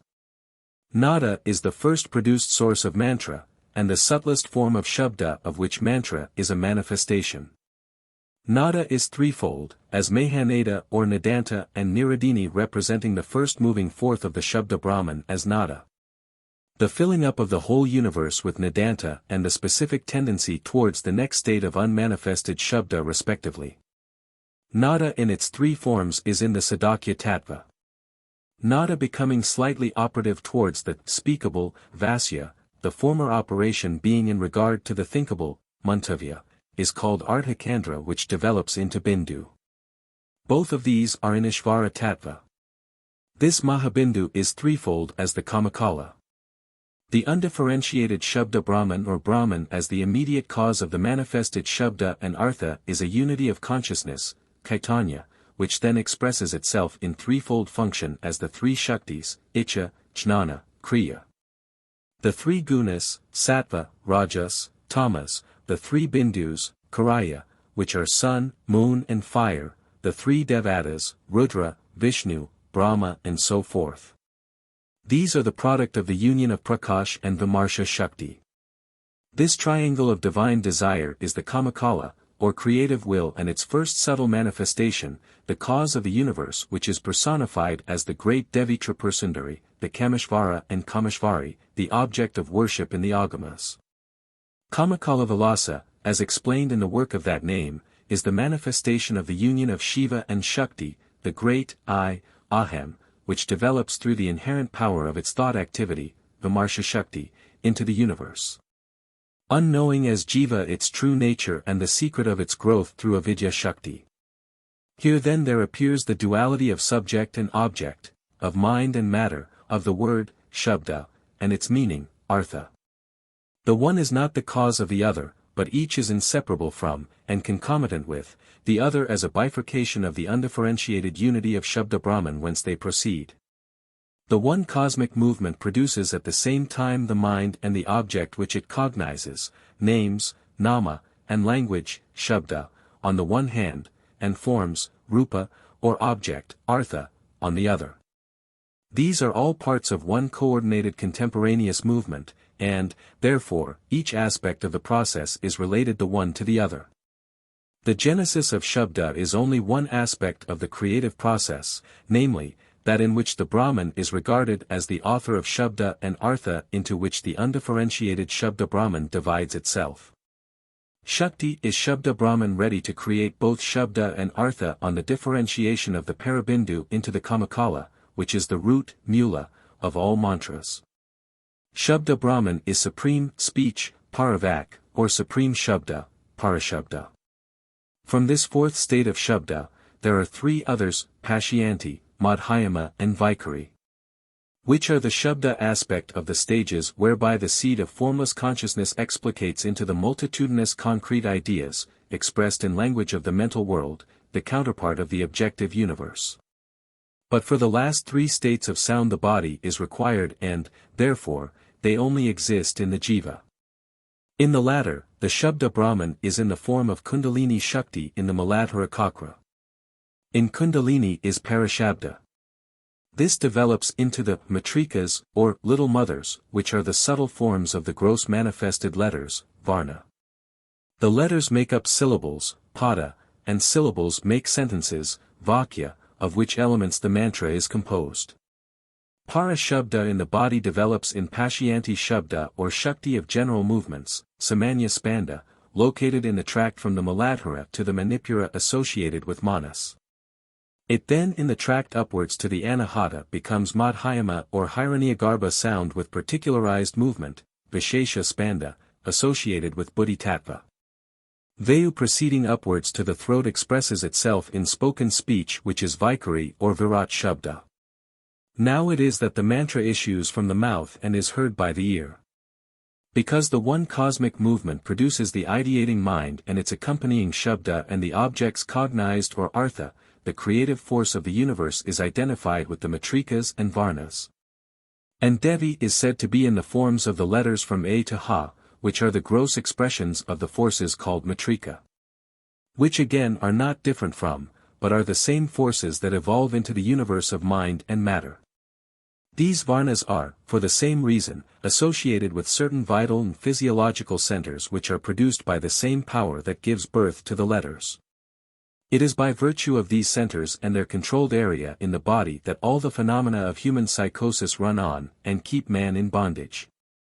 The creative force is the union of Shiva and Shakti, and each of the letters, Varna, produced therefrom and thereby are part and parcel of that force, and are, therefore, Shiva and Shakti in those particular forms. For this reason, the Tantra Śāstra says that Devata and mantra composed of letters, are one. In short, mantras are made of letters, Varna. Letters are matrika. Matrika is Shakti and Shakti is Shiva. Through Shakti, one with Shiva, Nada Shakti, Bindu Shakti, the Shabda Brahman or Parashabda, arise the matrika, Varna, Pada, Vakya of the lettered mantra or manifested Shabda. But what is Shabda or sound? Here the Śākta Tantra Śāstra follows the Mimamsa doctrine of Shabda, with such modifications as are necessary to adapt it to its doctrine of Shakti. Sound, Shabda, which is quality, guna, of ether, akasha, and is sensed by hearing is twofold, namely, lettered, Varnātmaka Shabda, and unlettered or Dhvani, Dhvanyātmaka Shabda. The latter is caused by the striking of two things together, and is apparently meaningless. Shabda, on the contrary, which is Anahata, a term applied to the heart lotus, is that Brahman sound which is not caused by the striking of two things together. Lettered sound is composed of sentences, Vakya, words, Pada, and letters, Varna. Such sound has a meaning. Shabda manifesting as speech is said to be eternal. This the Nayayakas deny, saying that it is transitory. A word is uttered and it is gone. This opinion the Mimamsa denies, saying that the perception of lettered sound must be distinguished from lettered sound itself. Perception is due to dhvani caused by the striking of the air in contact with the vocal organs, namely, the throat, palate and tongue and so forth. Before there is dhvani there must be the striking of one thing against another. It is not the mere striking which is the lettered shabda. This manifests it. The lettered sound is produced by the formation of the vocal organs in contact with air. Which formation is in response to the mental movement or idea which by the will thus seeks outward expression in audible sound. It is this perception which is transitory, for the dhvani which manifests ideas in language is such. But lettered sound as it is in itself, that is, as the consciousness manifesting idea expressed in speech is eternal. It was not produced at the moment it was perceived. It was only manifested by the dhvani. It existed before, as it exists after, such manifestation, just as a jar in a dark room which is revealed by a flash of lightning is not then produced. Nor does it cease to exist on its ceasing to be perceived through the disappearance of its manifester, the lightning. The air in contact with the voice organs reveals sound in the form of the letters of the alphabet, and their combinations in words and sentences. The letters are produced for hearing by the person desiring to speak, and become audible to the ear of others through the operation of unlettered sound or dhvani. The latter being a manifester only, lettered shabda is something other than its manifester. Before describing the nature of shabda in its different form of development, it is necessary to understand the Indian psychology of perception. At each moment, the jiva is subject to innumerable influences which from all quarters of the universe pour upon him. Only those reach his consciousness which attract his attention and are thus selected by his manas. The latter attends to one or other of these sense impressions and conveys it to the buddhi. When an object, artha, is presented to the mind, and perceived, the latter is formed into the shape of the object perceived. This is called a mental vritti, modification, which it is the object of yoga to suppress. The mind as a vritti is thus a representation of the outer subject. But, in so far as it is such representation, the mind is as much an object as the outer one. The latter, that is, the physical object, is called the gross object, stula artha, and the former or mental impression is called the subtle object, sukshma artha. But, besides the object, there is the mind which perceives it. It follows that the mind has two aspects, in one of which it is the perceiver, and in the other the perceived in the form of the mental formation, vritti, which in creation precedes its outer projection. And after the creation follows as the impression produced in the mind by the sensing of a gross physical object. The mental impression and the physical object exactly correspond, for the physical object is in fact but a projection of the cosmic imagination, though it has the same reality as the mind has, no more and no less. The mind is thus both cognizer, grahaka, and cognized grahya, revealer, prakashaka, and revealed, prakashya, denoter, vikaka, and denoted, vasya. When the mind perceives an object, it is transformed into the shape of that object. So the mind which thinks of the divinity which it worships, Ishtadevata, is, at length, through continued devotion, transformed into the likeness of that devata. By allowing the devata thus to occupy the mind for long, it becomes as pure as the devata. This is a fundamental principle of tantric sadhana or religious practice. The object perceived is called artha, a term which comes from the root ri, which means to get, to know, to enjoy. Artha is that which is known and which, therefore, is an object of enjoyment. The mind as artha, that is in the form of the mental impression, is an exact reflection of the outer object or gross artha.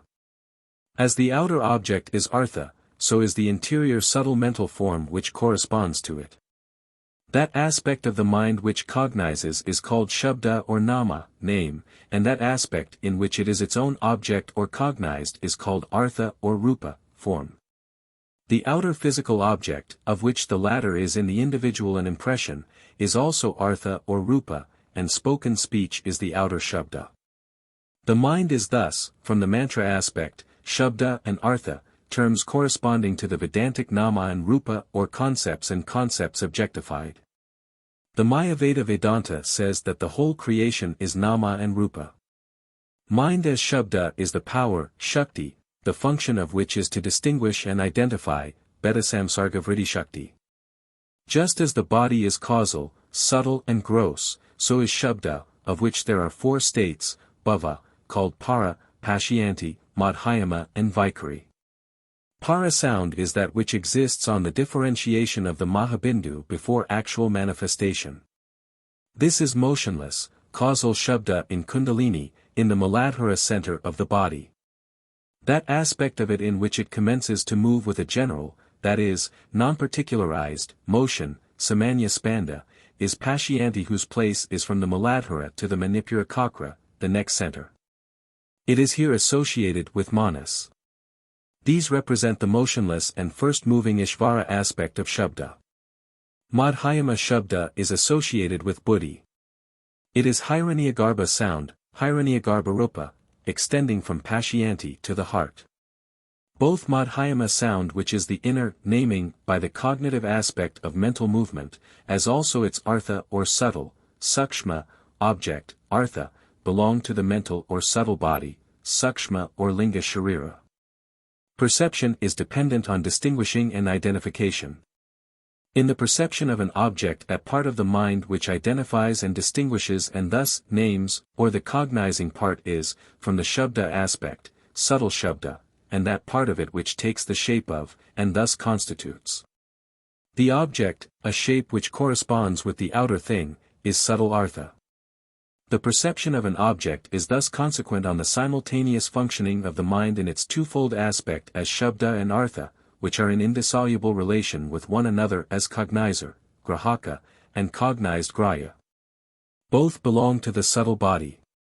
In creation Madhyama sound first appeared. At that movement there was no outer artha.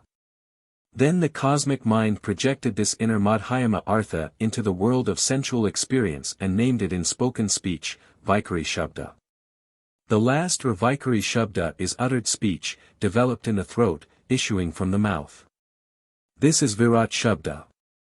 Vaikari Shabda is therefore language or gross lettered sound. Its corresponding artha is the physical or gross object which language denotes. This belongs to the gross body, Sthula Sharira. Madhyama Shabda is mental movement or ideation in its cognitive aspect, and Madhyama Artha is the mental impression of the gross object. The inner thought movement in its aspect as, Vikaka, and denoted, Vasya. When the mind perceives an object, it is transformed into the shape of that object. So the mind which thinks of the divinity which it worships, Ishtadevata, is, at length, through continued devotion, transformed into the likeness of that Devata. By allowing the Devata thus to occupy the mind for long, it becomes as pure as the Devata. This is a fundamental principle of Tantric Sadhana or religious practice. The object perceived is called Artha, a term which comes from the root ri, which means to get, to know, to enjoy. Artha is that which is known and which, therefore, is an object of enjoyment. The mind as Artha, that is in the form of the mental impression, is an exact reflection of the outer object or gross artha. As the outer object is artha, so is the interior subtle mental form which corresponds to it. That aspect of the mind which cognizes is called shabda or nama, name, and that aspect in which it is its own object or cognized is called artha or rupa, form. The outer physical object, of which the latter is in the individual an impression, is also artha or rupa, and spoken speech is the outer shabda. The mind is thus, from the mantra aspect, shabda and artha, terms corresponding to the Vedantic nama and rupa or concepts and concepts objectified. The Mayaveda Vedanta says that the whole creation is nama and rupa. Mind as Shabda is the power, Shakti, the function of which is to distinguish and identify, Betasamsargavritti Shakti. Just as the body is causal, subtle and gross, so is Shabda, of which there are four states, bhava, called para, Pashyanti, Madhyama and Vaikari. Para sound is that which exists on the differentiation of the Mahabindu before actual manifestation. This is motionless, causal Shabda in Kuṇḍalinī, in the Muladhara center of the body. That aspect of it in which it commences to move with a general, that is, non-particularized, motion, samanya spanda, is Pashyanti, whose place is from the Muladhara to the Manipura Kakra, the neck center. It is here associated with Manas. These represent the motionless and first-moving Ishvara aspect of Shabda. Madhyama Shabda is associated with Buddhi. It is Hiranyagarbha sound, Hiranyagarbha rupa, extending from Pashyanti to the heart. Both Madhyama sound, which is the inner naming by the cognitive aspect of mental movement, as also its artha or subtle, sukshma, object, artha, belong to the mental or subtle body, sukshma or linga sharira. Perception is dependent on distinguishing and identification. In the perception of an object, that part of the mind which identifies and distinguishes and thus names, or the cognizing part is, from the Shabda aspect, subtle Shabda, and that part of it which takes the shape of, and thus constitutes. The object, a shape which corresponds with the outer thing, is subtle artha.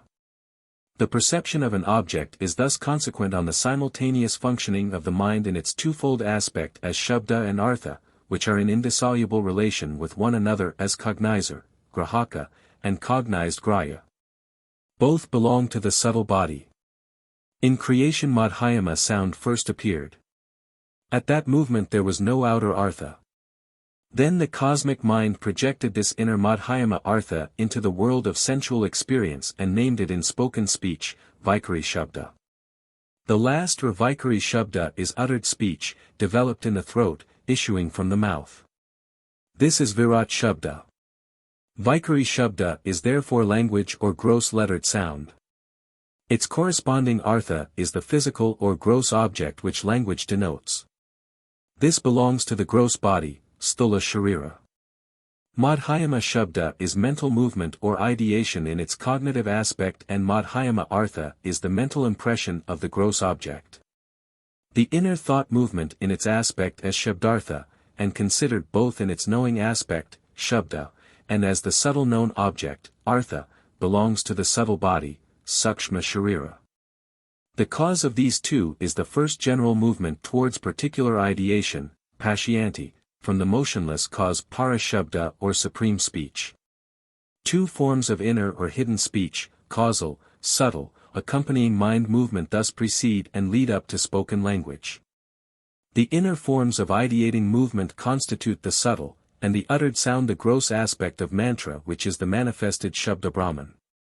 The gross Shabda called Vaikari or uttered speech, and the gross Artha or the physical object denoted by that speech are the projection of the subtle Shabda and Artha. Through the initial activity of the Shabda Brahman into the world of gross sensual perception. Therefore, in the gross physical world, Shabda means language, that is, sentences, words and letters which are the expression of ideas and are mantra. In the subtle or mental world, Madhyama sound is the Shabda aspect of the mind which names, in its aspect as cognizer, and Artha, is the same mind in its aspect as the mental object of its cognition. It is defined to be the outer in the form of the mind. It is thus similar to the state of dreams, Svapna, as Parashabda is the causal dreamless, Sushupti, and Vaikari the waking, Jagrat, state.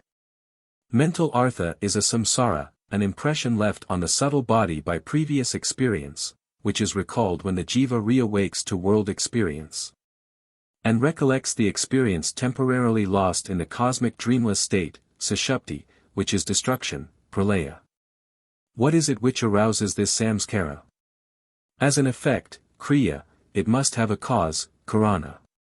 This karana is the Shabda or name, nama, subtle or gross corresponding to that particular artha. When the word gata is uttered, this evokes in the mind the image of an object, namely, a jar, just as the presentation of that object does. In the Hiranyagarbha state, Shabda as samskara work to evoke mental images. The whole world is thus Shabda and Artha, that is name and form, Nama, Rupa. These two are inseparably associated. There is no Shabda without Artha or Artha without Shabda. The Greek word logos also means thought and word combined. There is thus a double line of creation, Shabda and Artha, ideas and language together with objects. Speech is that which is heard, or the outer manifest ion of Shabda, stands for the Shabda creation. The Artha creation are the inner and outer objects seen by the mental or physical vision.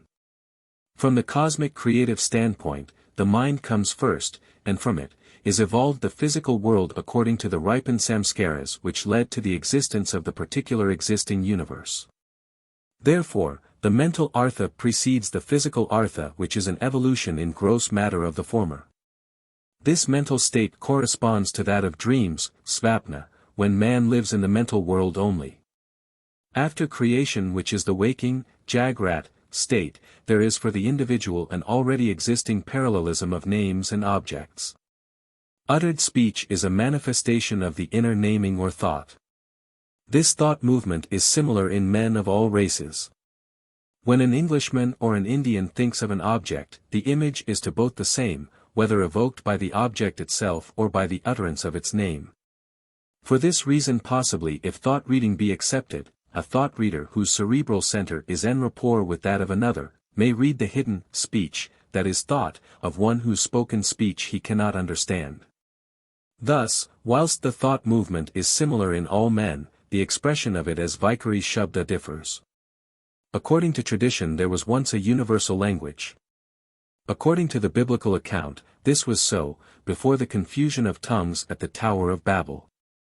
Similarly, there is, a friend tells me, though he has forgotten to send me the reference, in the Rigveda, a mysterious passage which speaks of the 3 fathers and 3 mothers, by whose action, like that of the Elohim, all-comprehending speech was made into that which was not so. Nor is this unlikely, when we consider that difference in gross speech is due to difference of races evolved in the course of time. If the instruments by which, and conditions under which thought is revealed in speech, were the same for all men, then there would be but one language. But now this is not so. Racial characteristics and physical conditions, such as the nature of the vocal organs, climate, inherited impressions, and so forth differ. So also does language. But for each particular man speaking any particular language, the uttered name of any object is the gross expression of his inner thought movement. It evokes the idea, and the idea is consciousness as mental operation. That operation can be so intensified as to be itself creative. This is mantra Caitanya. It is said in the Tantra Śāstras that the 50 letters of the alphabet are in the 6 bodily chakras called Muladhara, Svadhisthana, Manipura, Anahata, Vishuddha and Ajna. These 50 letters multiplied by 20 are in the 1,000-pealed lotus or Sahasrara. From the above account, it will be understood that, when it is said that the letters are in the 6 bodily chakras, it is not to be supposed that it is intended to absurdly affirm that the letters as written shapes, or as the uttered sounds which are heard by the ear are there. The letters in this sense, that is, as gross things, are manifested only in speech and writing. This much is clear. But the precise significance of this statement is a matter of some difficulty. There is in fact no subject which presents more difficulties than Mantravidya, whether considered generally or in relation to the particular matters in hand. I do not pretend to have elucidated all its difficulties. What proceeds from the body is in it in subtle or causal form. Why, however, it may be asked, are particular letters assigned to particular chakras? I have heard several explanations given which do not, in my opinion, bear the test of examination. If the arrangement be not artificial for the purpose of sadhana, the simplest explanation is that which follows: from the Brahman are produced the 5 Buddhas, ether, air, fire, water, earth, in the order stated. And from them issued the 6 Kakras from Ajna to Muladhara. The letters are, with the exception next stated, placed in the Kakras in their alphabetical order. That is, vowels as being the first letters or Shaktis of the consonants, which cannot be pronounced without them, are placed in Vishuddha Kakra, the first consonants ka to the in Anahata and so forth until the Muladhara wherein are set the last 4 letters from Va to Sa. Thus in Ajna there are Ha and Ksha as being Brahmabijas. In the next or Vishuddha Kakra are the 16 vowels which originated first. Therefore, they are placed in Vishuddha the ethereal Kakra, ether also having originated first. The same principle applies to the other letters in the Kakras. Namely, Ka, to the 12 letters and petals, in Anahata, Da to Fa, 10, in Manipura, Ba to La, 6, in Svadhisthana, and Va to Sa, 4, in Muladhara. The connection between particular letters and the Kakras in which they are placed is further said to be due to the fact that in uttering any particular letter, the Kakra in which it is placed and its surroundings are brought into play.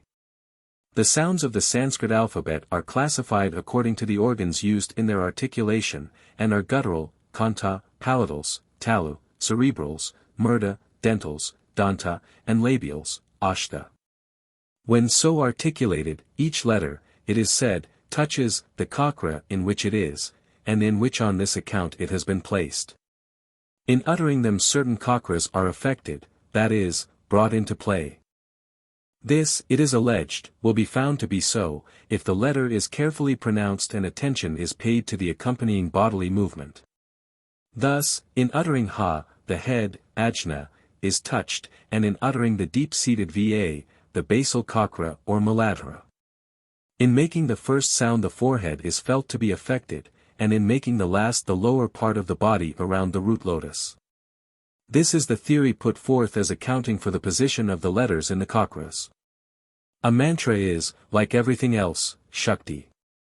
But the mere utterance of a mantra without more is a mere movement of the lips. The mantra must be awakened, prabuddha, just like any other Shakti if effect is to be had therefrom. This is the union of sound and idea through a knowledge of the mantra and its meaning. The recitation of a mantra without knowing its meaning is practically fruitless. I say, practically, because devotion, even though it be ignorant, is never wholly void of fruit. But a knowledge of the meaning is not enough.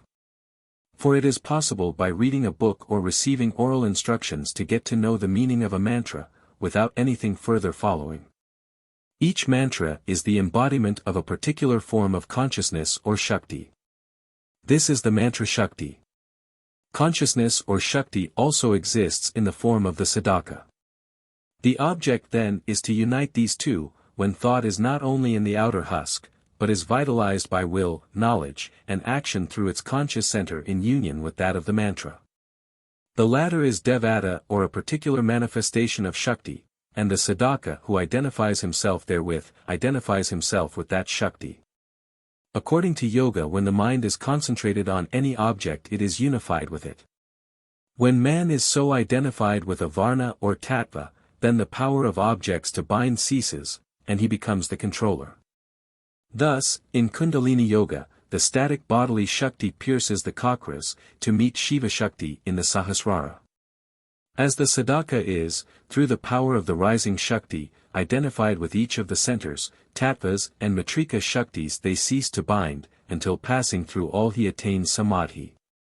As the varnas are Shiva Shakti, concentration on them draws the mind towards, and then unifies it with, the devata which is one with the mantra. The devata of the mantra is only the creative Shakti assuming that particular form.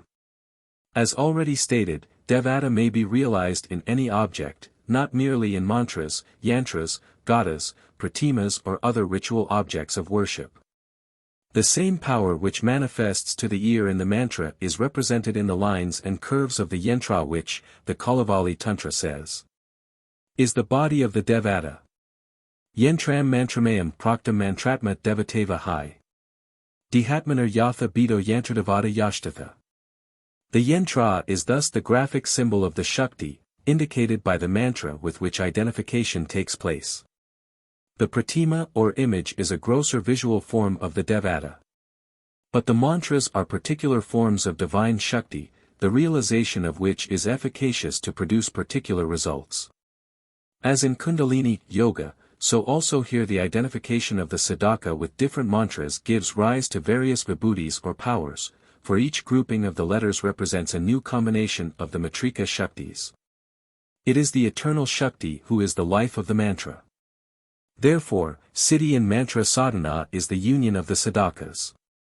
Shakti with the mantra Shakti. The identification of the sadhaka with the mantra is the identification of the knower, Vedaka, knowing, Vidya, and known, Vedya, or the sadhaka, mantra and devata. Then the mantra works. The mind must feed, and is always feeding, something. It seizes the mantra and works its way to its heart. When there, it is the siddha or mind of the sadhaka unified with the Shakti of the mantra which works. Then subject and object, in its mantra form, meet as one. By meditation the sadhaka gains unity with the devata behind, as it were, the mantra and whose form the mantra is. The union of the sadhaka of the mantra and the devata of the mantra is the result of the effort to realize permanently the incipient desire for such union. The will towards divinity is a dynamic force which pierces everything and finds their divinity itself. It is because Westerners and some westernized Hindus do not understand the principles of mantra. Principles which lie at the center of Indian religious theory and practice, that they see nothing in it where they do not regard it as gross superstition. It must be admitted that mantra sadhana is often done ignorantly. Faith is placed in externals and the inner meaning is often lost. But even such ignorant worship is better than none at all. It is better to bow to Narayana with one's shoes on than never to bow at all. Much also is said of vain repetitions. What Christ condemned was not repetition but vain repetition. That man is a poor psychologist who does not know the effect of repetition, when done with faith and devotion. It is a fact that the inner kingdom yields to violence and can be taken by assault. Indeed, it yields to nothing but the strong will of the sadhaka, for it is that will in its purest and fullest strength. By practice with the mantra, the devata is invoked. This means that the mind itself is devata when unified with devata. This is attained through repetition of the mantra, japa. Japa is compared to the action of a man shaking a sleeper to wake him up. The sadhaka's own consciousness is awakened. The two lips are Shiva and Shakti. The movement in utterance is the coition, mithuna, of the two. Shabda which issues therefrom is in the nature of Bindu. The devata then appearing is, as it were, the son of the sadhaka. It is not the supreme devata who appears, for it is actionless, but in all cases an emanation produced by the sadhaka's worship for his benefit only. In the case of worshippers of the Shiva mantra, a boy Shiva, Bala Shiva, appears who is then made strong by the nurture which the sadhaka gives him. The occultist will understand all such symbolism to mean that the devata is a form of the consciousness which becomes the boy Shiva, and which, when strengthened is the full-grown divine power itself. All mantras are forms of consciousness, Vijnanarupa, and when the mantra is fully practiced it enlivens the samskara, and the artha appears to the mind. Mantras used in worship are thus a form of the samskaras of jivas. The artha of which manifests to the consciousness which is pure. The essence of all this is, concentrate and vitalize thought and will power, that is Shakti.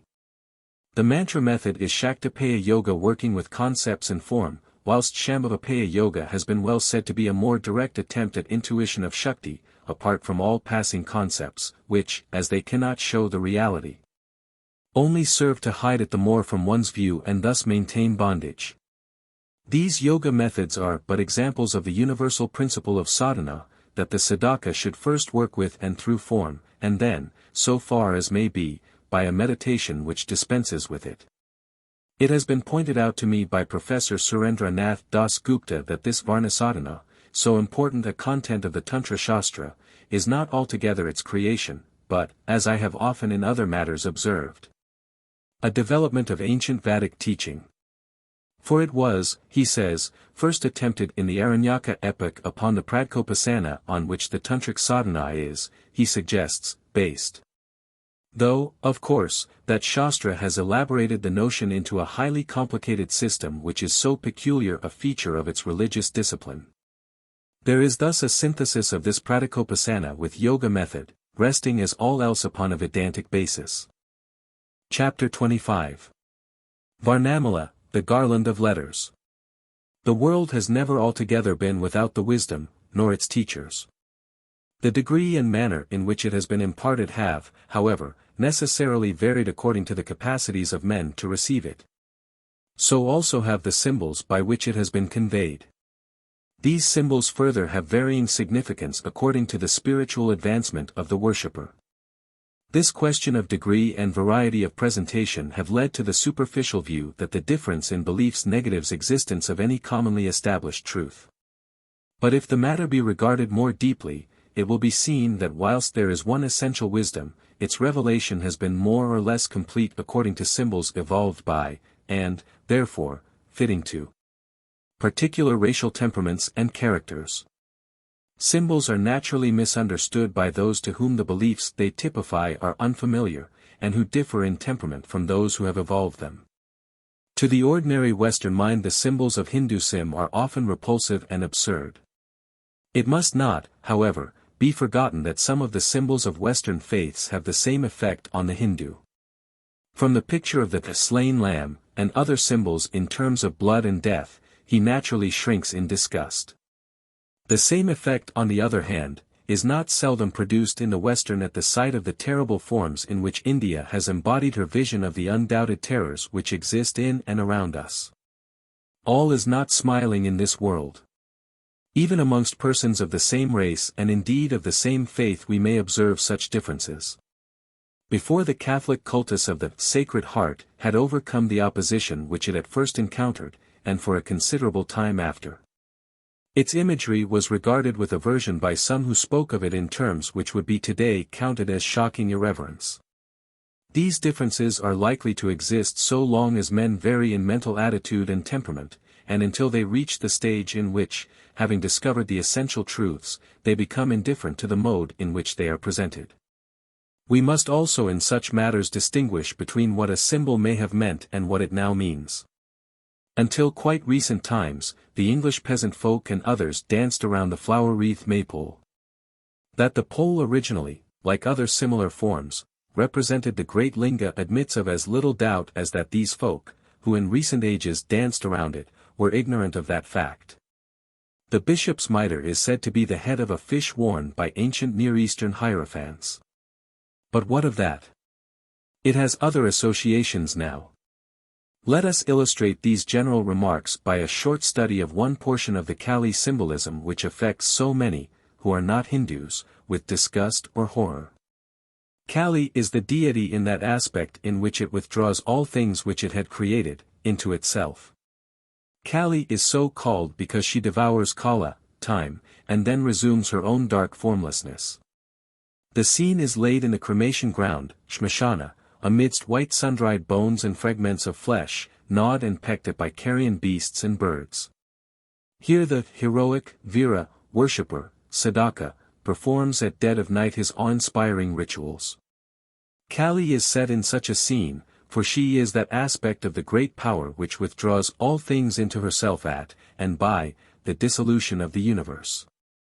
He alone worships without fear, who has abandoned all worldly desires, and seeks union with her as the one blissful and perfect experience. On the burning ground all worldly desires are burnt away. She is naked, and dark like a threatening rain cloud. She is dark, for she who is herself beyond mind and speech, reduces all things into that worldly, nothingness, which, as the void, shunya, of all which we now know, is at the same time the all, purna, which is peace. She is naked, being clothed in space alone, Digambari, because the great power is unlimited. Further, she is in herself beyond Maya, Mayadada, that power of hers which creates all universes.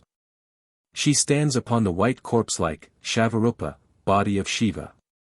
He is white, because he is the illuminating transcendental aspect of consciousness. He is inert, because he is the changeless aspect of the Supreme and she, the apparently changing aspect of the same. In truth, she and he are one and the same, being twin aspects of the one who is changelessness in, and exists as, change. Much might be said in explanation of these and other symbols such as her loosened hair, the lolling tongue, the thin stream of blood which trickles from the corners of the mouth, the position of her feet, the apron of dead men's hands around her waist, her implements and so forth. See him to Kali. Here I take only the garland of freshly severed heads which hangs low from her neck. Some have conjectured that Kali was originally the goddess of the dark-skinned inhabitants of the Vindhya hills taken over by the Brahmanas into their worship. One of them has thought that she was a deified princess of these folk, who fought against the white incoming Aryans. He pointed to the significant fact that the severed heads are those of white men. The Western may say that Kali was an objectification of the Indian mind, making a divinity of the power of death. An Eastern may reply that she is the Sanket, symbol, which is the effect of the impress of a spiritual power on the Indian mind. I do not pause to consider these matters here. The question before us is, what does this imagery mean now, and what has it meant for centuries past to the initiate in her symbolism? An exoteric explanation describes this garland as made up of the heads of demons, which she, as a power of righteousness, has conquered. According to an inner explanation, given in the Indian Tantra Śāstra, this string of heads is the garland of letters, Varnamala, that is, the 50, and as some count it, 51 letters, of the Sanskrit alphabet. The same interpretation is given in the Buddhist Demchog Tantra in respect of the garland worn by the great Heruka. These letters represent the universe of names and forms, Namarupa, that is, speech, Shabda, and its meaning or object, Artha, she the devourer of all, slaughters, that is, withdraws. Both into her undivided consciousness at the great dissolution of the universe which they are. She wears the letters which, she as the creatrix bore. She wears the letters which, she as the dissolving power, takes to herself again. A very profound doctrine is connected with these letters which space prevents me from fully entering into here. This has been set out in greater detail in the serpent power, Kuṇḍalinī, which projects consciousness, in its true nature blissful and beyond all dualism, into the world of good and evil. The movements of her projection are indicated by the letters subtle and gross which exist on the petals of the inner bodily centers or lotuses. Very shortly stated, Shabda, which literally means sound, here lettered sound is in its causal state, Parashabda, known as supreme speech, Paravak. This is the Shabda Brahman or Logos. That aspect of reality or consciousness, CIT, in which it is the immediate cause of creation, that is of the dichotomy in consciousness which is, I, and, this, subject and object, mind and matter. This condition of causal Shabda is the cosmic dreamless state, Sashapti. This Logos, awakening from its causal sleep, sees, that is, creatively ideates the universe, and is then known as Pashyanti Shabda. As consciousness sees, or ideates, forms arise in the creative mind, which are themselves impressions, samskara, carried over from previous worlds, which ceased to exist as such. When the universe entered the state of causal dreamless sleep on the previous dissolution, these re-arise as the formless consciousness awakes to enjoy once again sensual life in the world of forms. The cosmic mind is at first itself both cognizing subject, grahaka, and cognized object, grahya.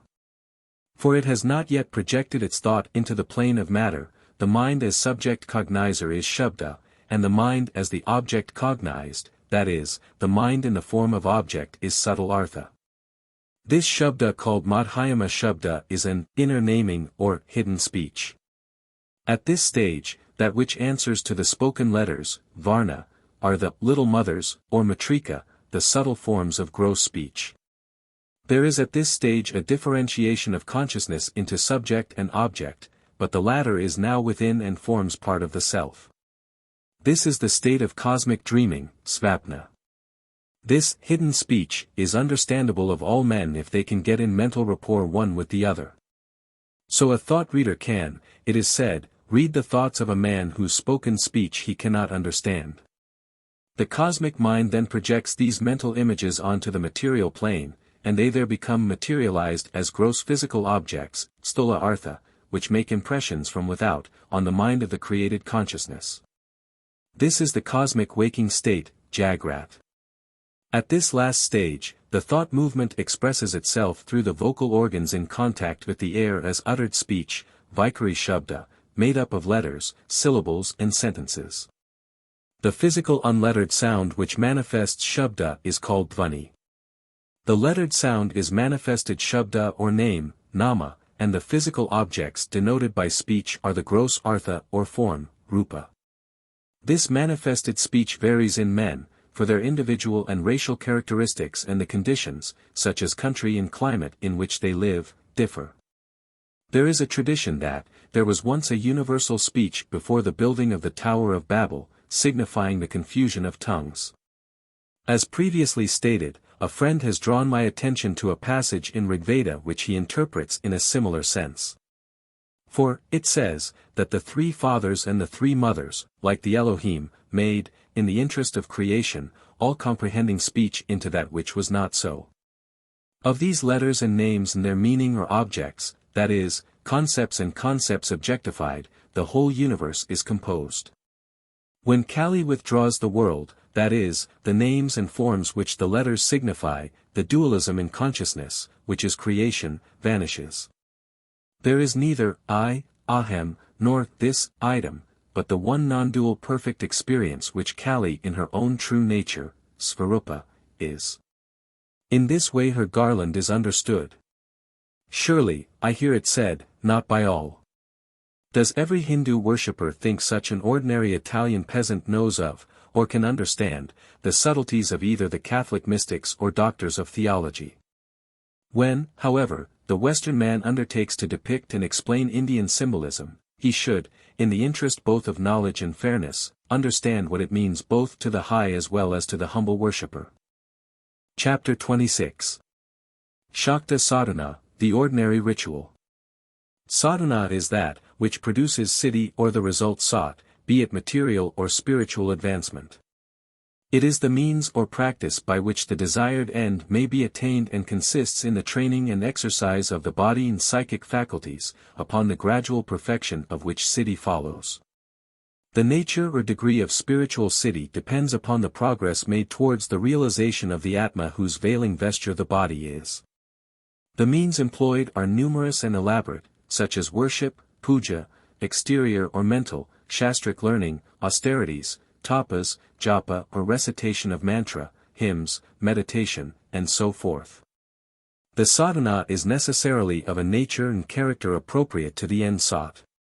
Thus sadhana for spiritual knowledge, brahmajnana, which consists of external control, dhamma, over the 10 senses, indriya, internal control, sama, over the mind, buddhi, ahamkara, manas, discrimination between the transitory and eternal. Renunciation of both the world and heaven, svarga, differs from the lower sadhana of the ordinary householder, and both are obviously of a kind different from that prescribed and followed by the practitioners of malevolent magic, abhikara. Sadhakas again vary in their physical, mental and moral qualities and are thus divided into 4 classes, mridu, madhya, adhimatraka, and the highest adhimatrama who is qualified, adhikari, for all forms of yoga. In a similar way, the Shakta Kaulas are divided into the Prakrita or common Kaula following Virakara with the Pañcattattvas described in the following chapter.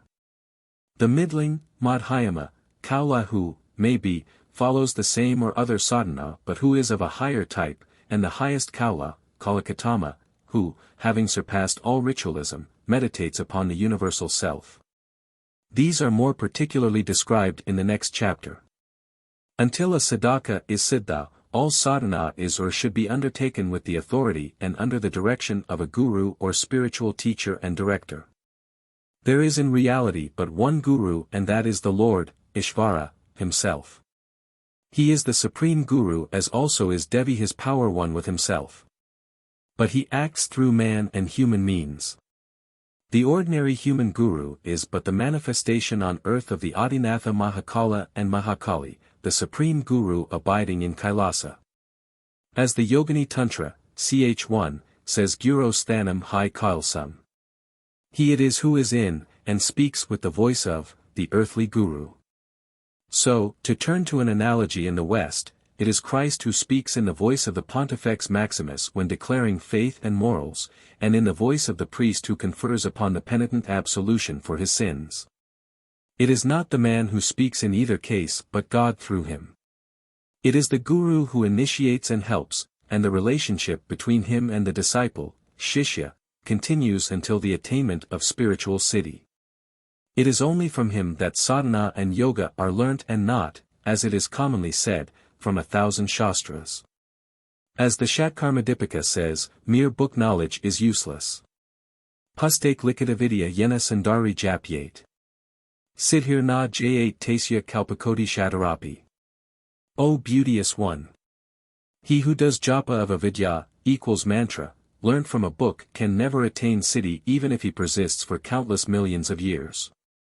Manu therefore says, of him who gives natural birth, and of him who gives knowledge of the Veda, the giver of sacred knowledge is the more venerable father. The Tantra Śāstras also are full of the greatness of the Guru. He is not to be thought of as a mere man. There is no difference between Guru, Mantra and Deva. Guru is father, mother and Brahman. Guru, it is said, can save from the wrath of Shiva, but in no way can one be saved from the wrath of the Guru. Attached to this greatness there is, however, responsibility, for the sins of the disciple may recoil upon him. The Tantra Śāstras deal with the high qualities which are demanded of a guru and the good qualities which are to be looked for in an intending disciple, see for instance Tantrasara, ch. 1. Before initiation, the guru examines and tests the intending disciple for a specified period. The latter's moral qualifications are purity of soul, Shuddhatma, control of the senses, Jitendriya, the following of the Purushartha or aims of all sentient being, Purusharthaparayana. Amongst others, those who are lewd, Kamukha, adulterous, Paradaratura, addicted to sin, ignorant, slothful and devoid of religion should be rejected, see Matsya Sukta Tantra, 13, Pranatashini 108, Maharudrayamala, I, 15, 2. 2. Kularnava Tantra, ch. 13. The good sadhaka who is entitled to the knowledge of all Shastra is he who is pure-minded, self-controlled, ever engaged in doing good to all beings, free from false notions of dualism, attached to the speaking of, taking shelter with and ever living in the consciousness of, the Supreme Brahman, Gandharva Tantra, ch. 2. All orthodox Hindus of all divisions of worshippers submit themselves to the direction of a guru. The latter initiates. The Vedic initiation into the twice-born classes is by the Upanayana. This is for the first three castes only, viz. Brahmana, priesthood and teaching, Kshatriya, warrior, Vaishya, merchant. All are, it is said, by birth Shudra, Janmana Jh Shudra, and by sacrament, that is, the Upanayana ceremony, twice born. By study of the Vedas one is a Vipra. And he who has knowledge of the Brahman is a Brahmana, Brahmananadi Brahmana. From this well-known verse it will be seen how few there really are, who are entitled to the noble name of Brahmana. The Tantric mantra initiation is a different ceremony and is for all castes. Initiation, Diksha, is the giving of mantra by the Guru. The latter should first establish the life of the Guru in his own body.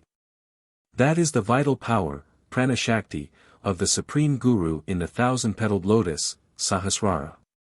He then transmits it to the disciple. As an image is the instrument, Yantra, in which divinity, Devatva, inheres, so also is the body of the Guru.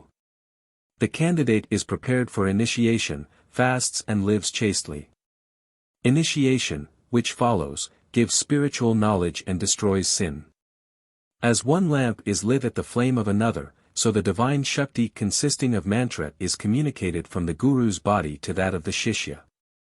I need not be always repeating that this is the theory and ideal, which today is generally remote from the fact. The Supreme Guru speaks with the voice of the earthly Guru at the time of giving mantra. As the Yogini Tantra, ch. 1, says, Mantra Pradhanakale Hi Manushi Naganandini. Adhishanam bhavat tatra mahakalasya shankari. Auto na guruta devi manushi natra samshaya. At the time the mantra is communicated, there is in man, i.e., Guru, the presence of Mahakala. There is no doubt that man is not the Guru. Guru is the root, mula, of initiation, diksha. Diksha is the root of mantra. Mantra is the root of devata, and devata is the root of siddhi. The Mantramayi Tantra says that mantra is born of Guru, and devata of mantra, so that the Guru is in the position of father's father to the Ishtadevata. Without initiation, japa, recitation, of the mantra, puja, and other ritual acts are useless. The mantra chosen for the candidate must be suitable, anukula. Whether a mantra is svakula or akula to the person about to be initiated is ascertained by the kalakula kakra, the zodiacal circle called Rashikakra and other kakras which may be found in the Tantrasara. Initiation by a woman is efficacious. That by the mother is eightfold so, i.b. For, according to the Tantra Śāstra, a woman with the necessary qualifications, may be a guru and give initiation. The Kalaguras are 4 in number. Each of them being the guru of the preceding ones. There are also 3 lines of gurus, see the Great Liberation. So long as the Shakti communicated by a guru to his disciple is not fully developed, the relation of teacher and director and disciple exists. A man is shishya so long as he is sadhaka. When, however, siddhi is attained, guru and shishya, as also all other dualisms, and relations, disappear. Besides the preliminary initiation, there are a number of other initiations or consecrations, abhisheka, which mark greater and greater degrees of advance from Shaktabhisheka when entrance is made on the path of Śākta Sādhanā to Pranadikṣabhisheka and Mahapranadikṣabhisheka, also called Virajagrahanabhisheka. On the attainment of perfection in the last grade the sadhaka performs his own funeral rite, shraddha, makes purnahuti with his sacred thread and crown lock. The relation of guru and shishya now ceases. From this point he ascends by himself until he realizes the great saying Soham, he I am, Saham, she I am. Now he is Jivan Mukta and Paramahamsa. The word sadhana comes from the root sad, to exert or strive, and sadhana is therefore striving, practice, discipline and worship in order to obtain success or siddhi, which may be of any of the kinds, worldly or spiritual, desired, but which, on the religious side of the Shastras, means spiritual advancement with its fruit of happiness in this world and in heaven and at length liberation, moksha. He who practices sadhana is called, if a man, sadhaka or, if a woman, sadhika. But men vary in capacity, temperament, knowledge and general advancement, and therefore the means, for sadhana also means instrument, by which they are to be led to siddhi must vary. Methods which are suitable for highly advanced men will fail as regards the ignorant and undeveloped for they cannot understand them. What suits the latter has been long outpassed by the former. At least that is the Hindu view. It is called adhikara or competency. Thus some few men are competent, adhikari, to study Vedanta and to follow high mental rituals and yoga processes. Others are not. Some are grown-up children and must be dealt with as such. As all men, and indeed all beings, are, as to their psychical and physical bodies, made of the primordial substance Prakriti Shakti, Prakriti-atmaka, as Prakriti is herself the 3 gunas, sattva, rajas and tamas. And as all things and beings are composed of these 3 gunas in varying proportions, it follows that men are divisible into 3 general classes, namely, those in which the sattva, rajas, and tamas gunas predominate respectively. There are, of course, degrees in each of these 3 classes. Amongst sattvika men, in whom sattva predominates, some are more and some less sattvika than others and so on with the rest. These 3 classes of temperament, bhava, are known in the Śākta Tantras as the divine, Divyabhava, heroic, Virabhava, and animal, Pashabhava, temperaments respectively. Bhava is defined as a property or quality, dharma, of the manas or mind, Pranatashini, 570. The Divyabhava is that in which sattvaguna predominates only, because it is to be noted that none of the gunas are, or ever can be, absent. Prakriti cannot be partitioned. Prakriti is the three gunas. Sattva is essentially the spiritual guna, for it is that which manifests spirit or pure consciousness, cit. A sattvika man is thus a spiritual man. His is a calm, pure, equable, refined, wise, spiritual temperament, free of materiality and of passion, or he possesses these qualities imperfectly, and to the degree that he possesses them he is sattvic.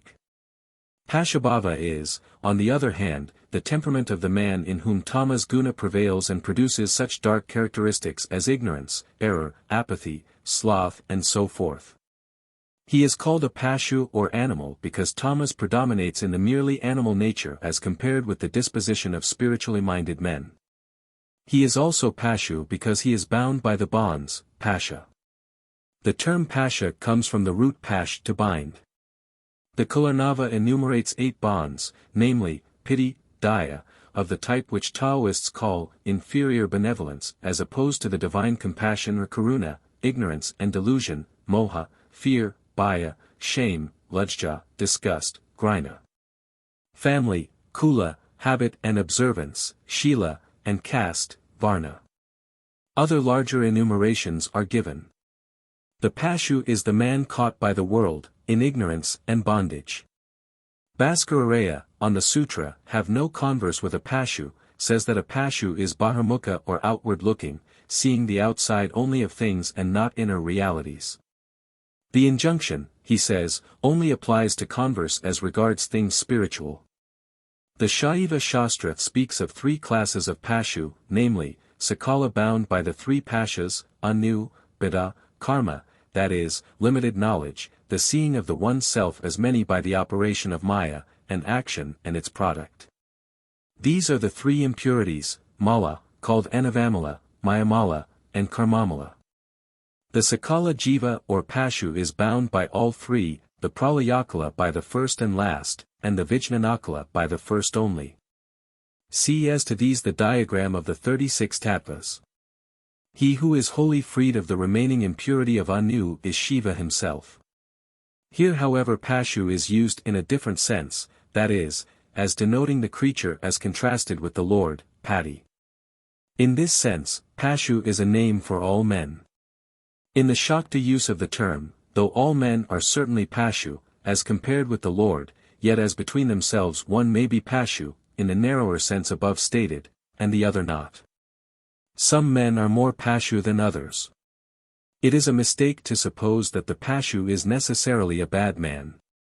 He may be and often is a good one. He is certainly better than a bad vira who is really no vira at all. He is, however, not, according to this Shastra, an enlightened man in the sense that the vira or divya is, and he is generally marked by various degrees of ignorance and material-mindedness. It is the mark of a bad pashu to be given over to gross acts of sin. Between these two comes the hero or vira of whose temperament, virabhava, so much is heard in the Śākta Sādhanās. In him there is prevalent the strongly active rajas guna. Rajas is always active either to incite tamas or sattva. In the former case the result is a pashu, in the latter case either a vira or divya. Where sattva approaches perfection of development there is the divyabhava. Sattva is here firmly established in calm and in high degree. But, until such time, and whilst man who has largely liberated himself through knowledge of the influence of tamas, is active to promote sattva, he is a vira. Being heroic, he is permitted to meet his enemy tamas face to face, counterattacking where the lower developed man flees away. It has been pointed out by Dr. Garby, Philosophy of Ancient India, 481, as before him by Bauer, that the analogous Gnostic classification of men as material, psychical, and spiritual also corresponds, as does this, to the 3 gunas of the Sankhya Darshana. Even in its limited Shakta sense, there are degrees of pashu, one man being more so than another. The pashas are the creations of Maya Shakti. The Devi therefore is pictured as bearing them. But as she is in her form as Maya and Avidya Shakti the cause of bondage, so as Vidya Shakti she breaks the bonds, Pashupesa Vimasini, CV, 78, Lalita Sahasranama, and is thus the liberatrix of the Pashu from his bondage. Nitya Tantra says that the bhava of the Divya is the best, the Vira the next best, and Pashu the lowest. In fact, the state of the last is the starting point in sadhana, that of the first the goal, and that of the Vira is the stage of one who having ceased to be a Pashu is on the way to the attainment of the goal. From being a Pashu, a man rises in this or some other birth to be a Vira, and Divayabhava or Devadabhava is awakened through Virabhava. The Pachila Tantra says, see also at Padi Tantra, LXIV, that the difference between the Vira and the Divya lies in the Udhatamanasa, that is, passionateness or activity by which the former is characterized, and which is due to the great effort of Rajas to procure for the sadhaka a sattvic state. Just as there are degrees in the Pashu state, so there are classes of Viras, some being higher than others. The Divya sadhaka also is of higher or lower kinds. The lowest is only a degree higher than the best type of Vira. The highest completely realize the Deva nature wherein Sattva exists in a state of lasting stability. Amongst this class are the Tatvajnani and Yogi. The latter are emancipated from all ritual. The lower Divya class may apparently take part in the ritual of the Vira. The object and end of all sadhana, whether of Pashu or Vira or Divya, is to develop Sattvaguna. The Tantras give descriptions of each of these three classes. The chief general distinction, which is constantly repeated, between the pure Pashu, for there are also Vibhavapashas, and the Vira, is that the former does not, and the latter does, follow the Pañcatattva ritual, in the form prescribed for Virakara and described in the next chapter. Other portions of the description are characteristics of the tamasic character of the Pashu. So Kubjika Tantra, 7, after describing this class of man to be the lowest, points out various forms of their ignorance. So it says that he talks ill of other classes of believers. That is, he is sectarian-minded and decries other forms of worship than his own, a characteristic of the Pashu the world over. He distinguishes one deva from another as if they were really different and not merely the plural manifestations of the one. So, the worshipper of Rama may abuse the worshipper of Krishna, and both decry the worship of Shiva or Devi. As the Veda says, the one is called by various names. Owing to his ignorance, he is always bathing, that is, he is always thinking about external and ceremonial purity. This, though good in its way, is nothing compared with internal purity of mind. He has ignorant or wrong ideas, or want of faith, concerning Śākta, Tantra Śāstra, sacrifices, guru, images, and mantra, the last of which he thinks to be mere letters only and not Devada, see Pranadashini, 547, Sikh, Pachila, X. He follows the Vedic rule relating to Maithuna on the fifth day when the wife is Ritusnada, Ritukalam Vina Devi Ramanam Parivrajayat. Some of the descriptions of the Pashu seem to refer to the lowest class. Generally, however, one may say that from the standpoint of a Virakari, all those who follow Vedakara, Vaishnavakara and Shaivakara are Pashus. The Kubjika Tantra, 7, gives a description of the Divya. Its eulogies would seem to imply that in all matters which it mentions, the Pashu is lacking. But this, as regards some matters, is stuti, praise, only. Thus he has a strong faith in Veda, Shastra, Deva and Guru, and ever speaks the truth which, as also other good qualities, must be allowed to the Pashu. He avoids all cruelty and other bad action and regards alike both friend and foe. He avoids the company of the irreligious who decry the Devata. All devas he regards as beneficial, worshipping all without drawing distinctions. Thus, for instance, whilst an orthodox up-country Hindu of the Pashu kind who is a worshipper of Rama cannot even bear to hear the name of Krishna, though both Rama and Krishna are each avatara of the same Vishnu. The Divya would equally reverence both, knowing each to be an aspect of the one great Shakti, mother of devas and men. This is one of the first qualities of the high Shakta worshipper. As a worshipper of Shakti he bows down at the feet of women regarding them as his guru, strinam padatalam drishtva guruvad bhava pet sada. He offers everything to the Supreme Devi regarding the whole universe as pervaded by Stri, Shakti, not woman, and as Devata. Shiva is, he knows, in all men. The whole universe, Brahmanda, is pervaded by Shiva Shakti. The description cited also deals with his ritual, saying that he does daily ablutions, sandhya, wears clean cloth, the tripundra mark in ashes or red sandal, and ornaments of rudraksh beads. He does japa, recitation of mantras external and mental, and worship, arcana. He worships the Pitris and Devas and performs all the daily rites. He gives daily charity. He meditates upon his Guru daily, and does worship thrice daily and, as a Bhairava, worships Parmeshwari with Advaitavada. He worships Devi at night. Vedic worship being by day, and after food, ordinary Vedic worship being done before taking food. He makes obeisance to the Kaula Shakti, Kalastri, versed in Tantra and Mantra, whoever she be and whether youthful or old. He bows to the Kula trees, Kulavriksha. He ever strives for the attainment and maintenance of Devata Bhava and is himself of the nature of a Devata. Portions of this description appear to refer to the ritual and not Avaduta Divya, and to this extent applicable to the high Vira also. The Mahanirvana, I. 56, describes the Divya as all but a Deva, ever pure of heart, to whom all opposites are alike, Dvanvadita, such as pain and pleasure, heat and cold, who is free from attachment to worldly things, the same to all creatures and forgiving. The text I have published, therefore, says that there is no Divyabhava in the Kali Yuga nor Pashabhava. For the Pashu, or his wife, must, with his own hand, collect leaves, flowers and fruit, and cook his food, which regulations and others are impossible or difficult in the Kali age. As a follower of Smurti, he should not see the face of a Shudra at worship, or even think of woman, referring to the Pañcatattva ritual. The Shayamarkana, cited in Haritattvadaiti, 348, speaks to the same effect. On the other hand, there is authority for the proposition that in the Kali Yuga there is only Pashabhava.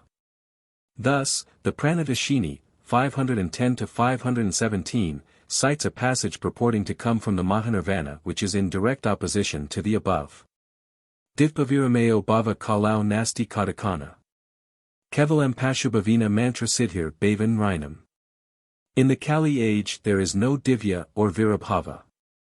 It is only by the Pashabhava that men may attain mantra siddhi. I have discussed this latter question in greater detail in the introduction to the 6th volume of the series of Tantric texts.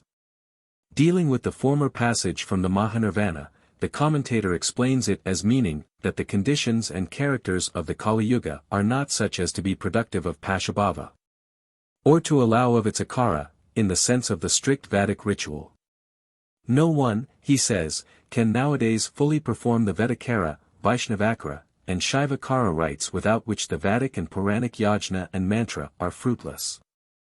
No one now goes through the Brahmacharya ashrama or adopts, after the 50th year, Vanaprastha. Those whom the Vedic rites do not control cannot expect the fruit of their observances.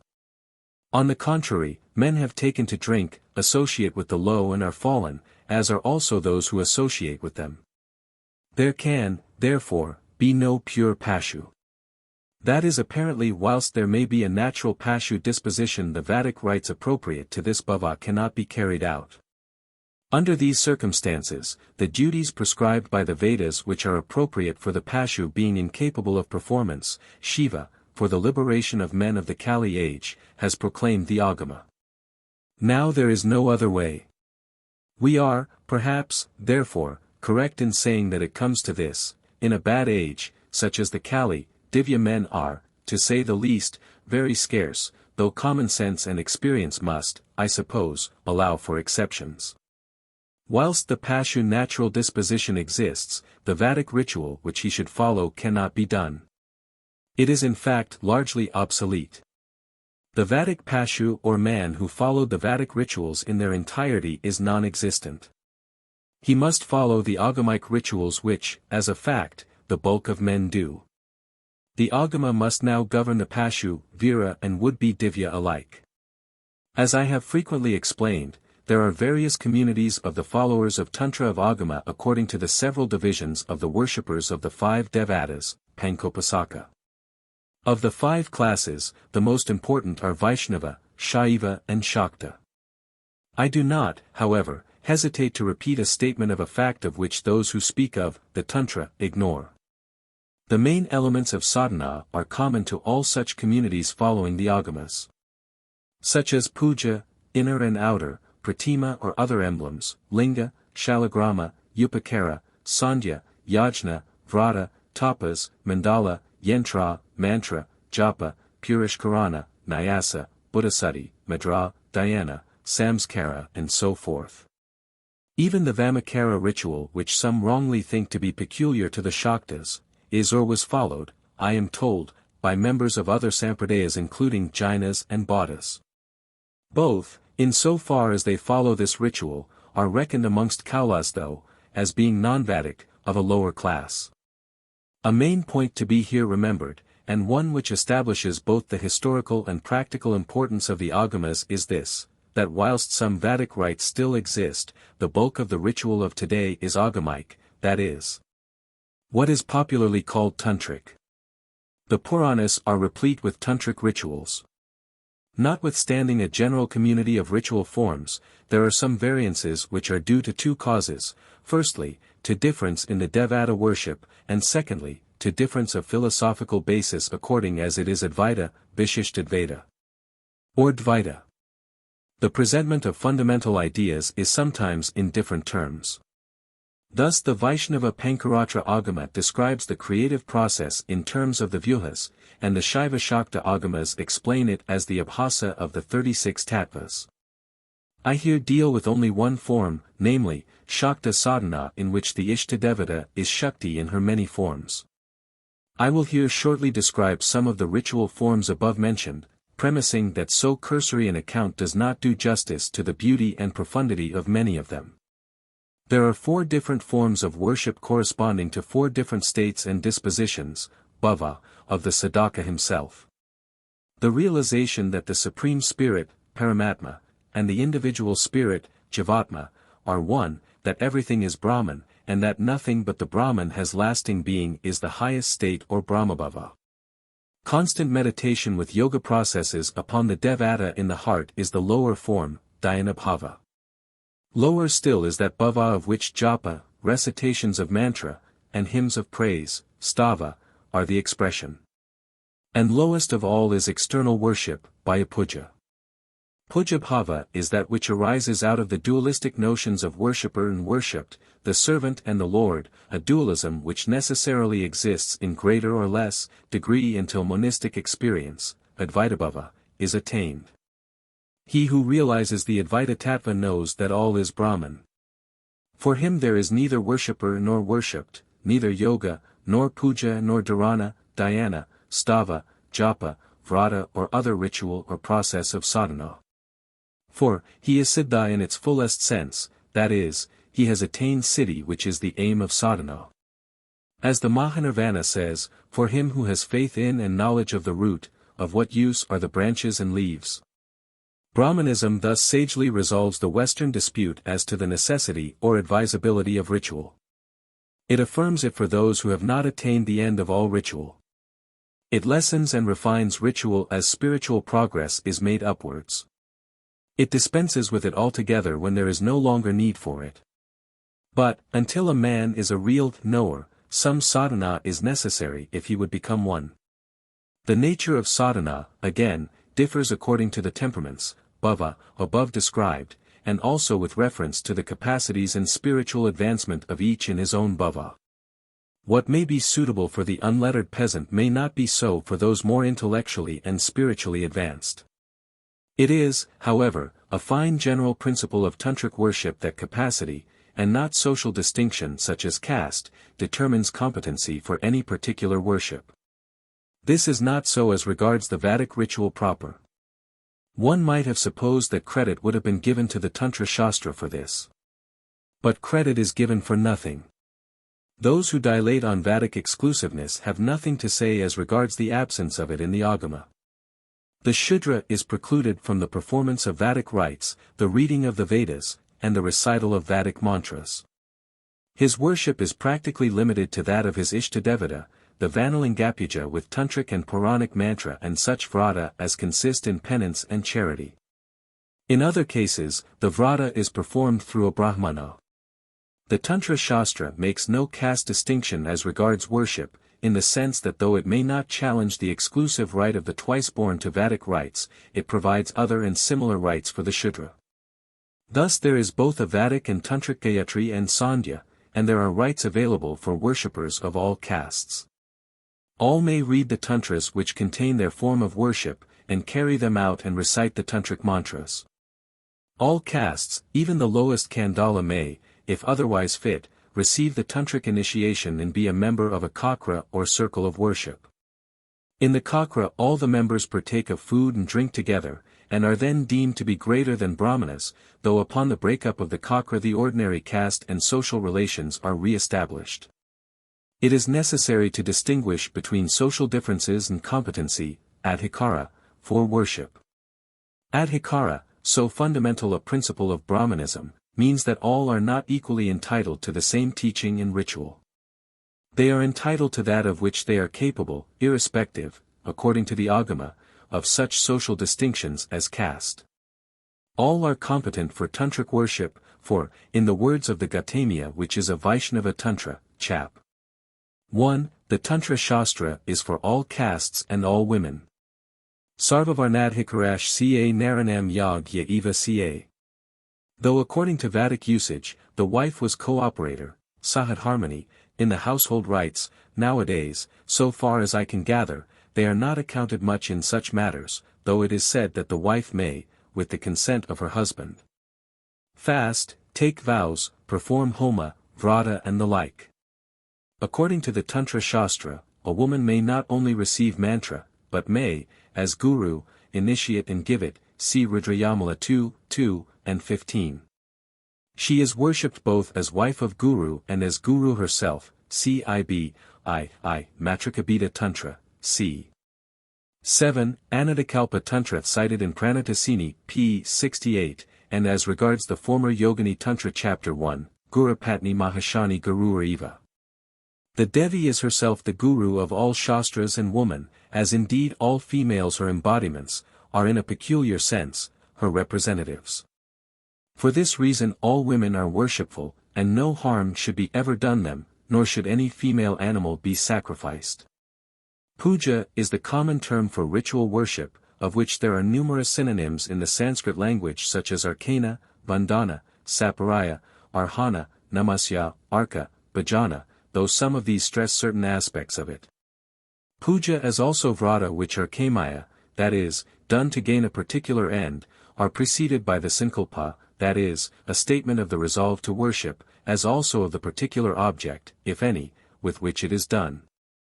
It runs in the form, I of Gatra and so forth identifying the individual, am about to perform this puja, or vrata, with the object.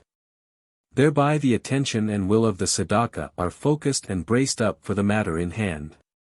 Here, as elsewhere, the ritual which follows is designed both by its complexity and variety, which prevents the tiring of the mind, to keep the attention always fixed.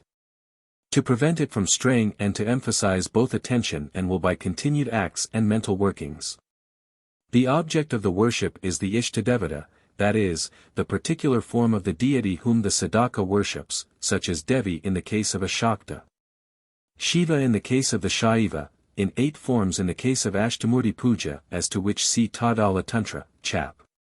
V, and Vishnu as such or in his forms as Rama and Krishna in the case of the Vaishnava Sadhaka. An object is used in the outer puja, by a puja, such as an image, pratima, a picture and emblem such as a jar, kalesa, shalagrama, in the case of Vishnu worship, linga and yoni or garapada, in the case of the worship, of Shiva, with Devi. Or a geometrical design called yantra. In the case of outer worship the first is the lowest form and the last the highest.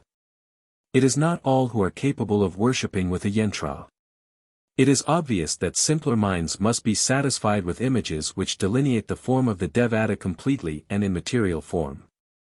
The advanced contemplate Devata in the lines and curves of a yantra.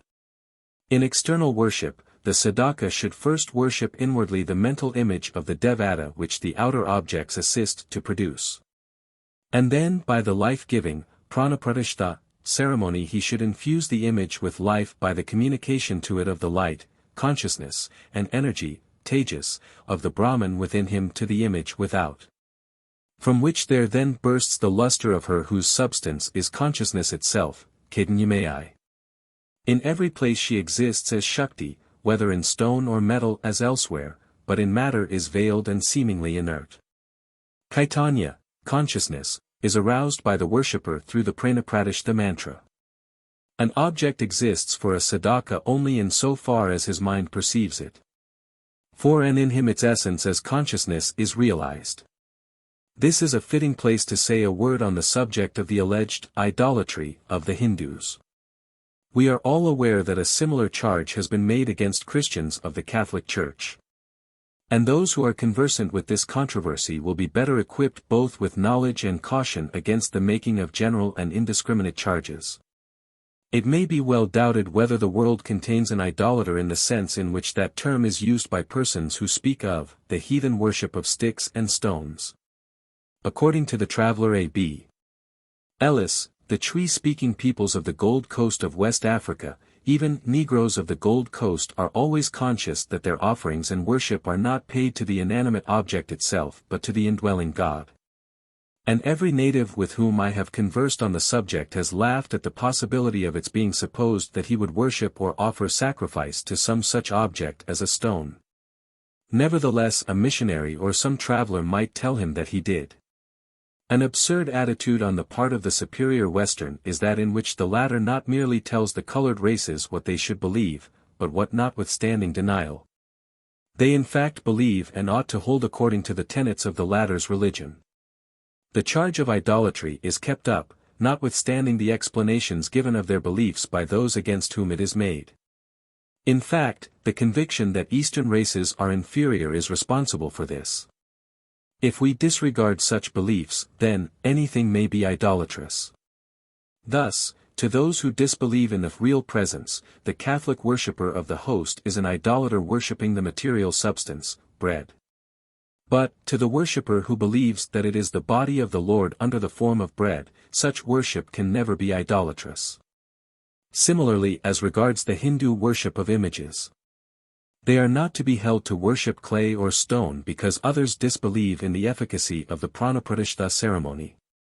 When impartially considered, there is nothing necessarily superstitious or ignorant in this rite. Nor is this the case with the doctrine of the real presence, which is interpreted in various ways.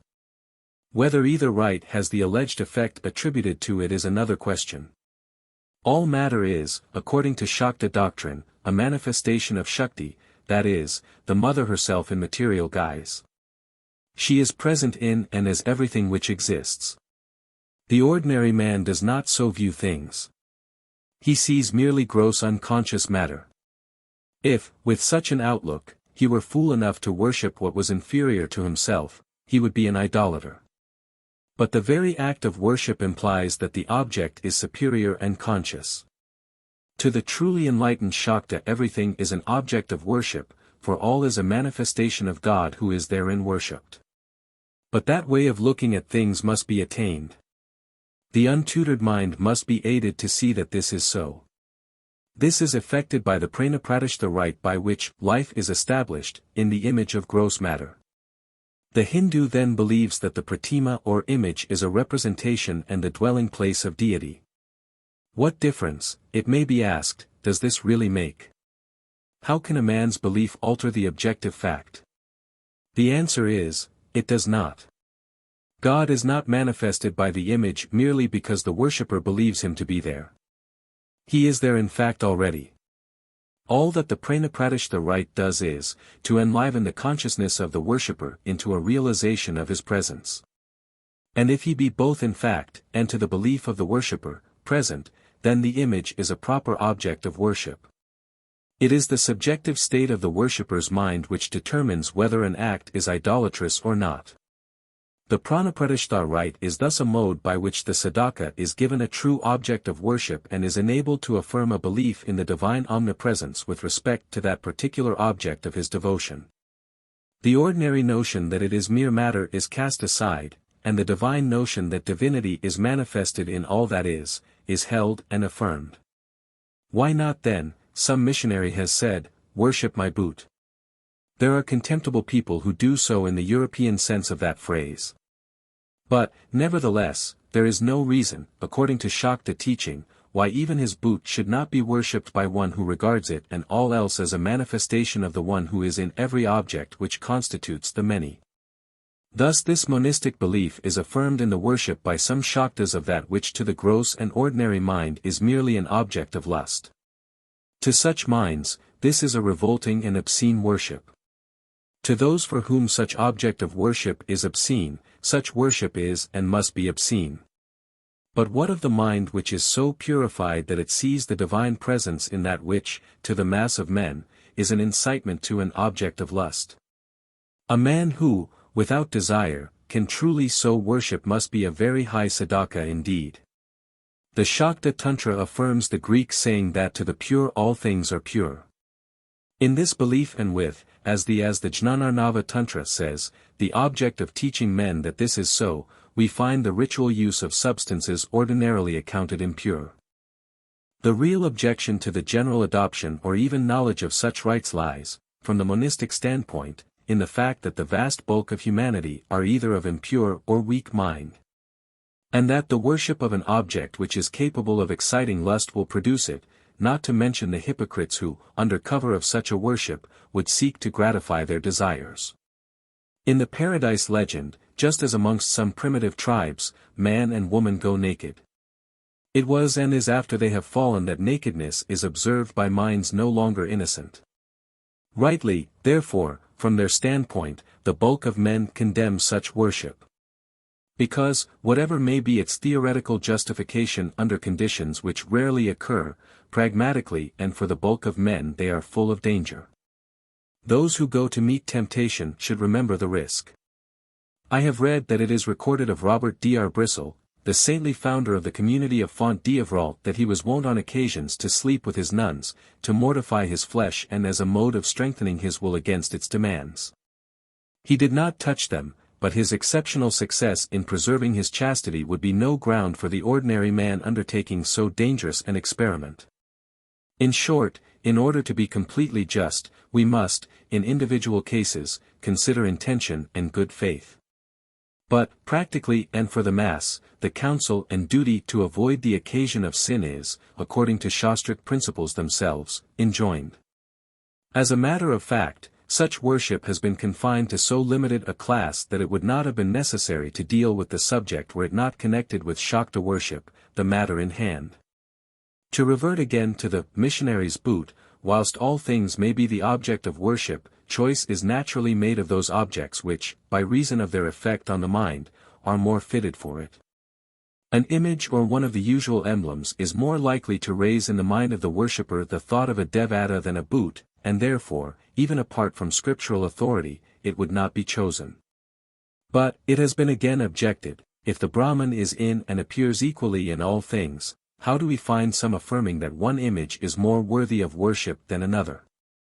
Similarly, in Catholic countries, we find worshippers who prefer certain churches, shrines, places of pilgrimage and representations of Christ, His Mother and the saints.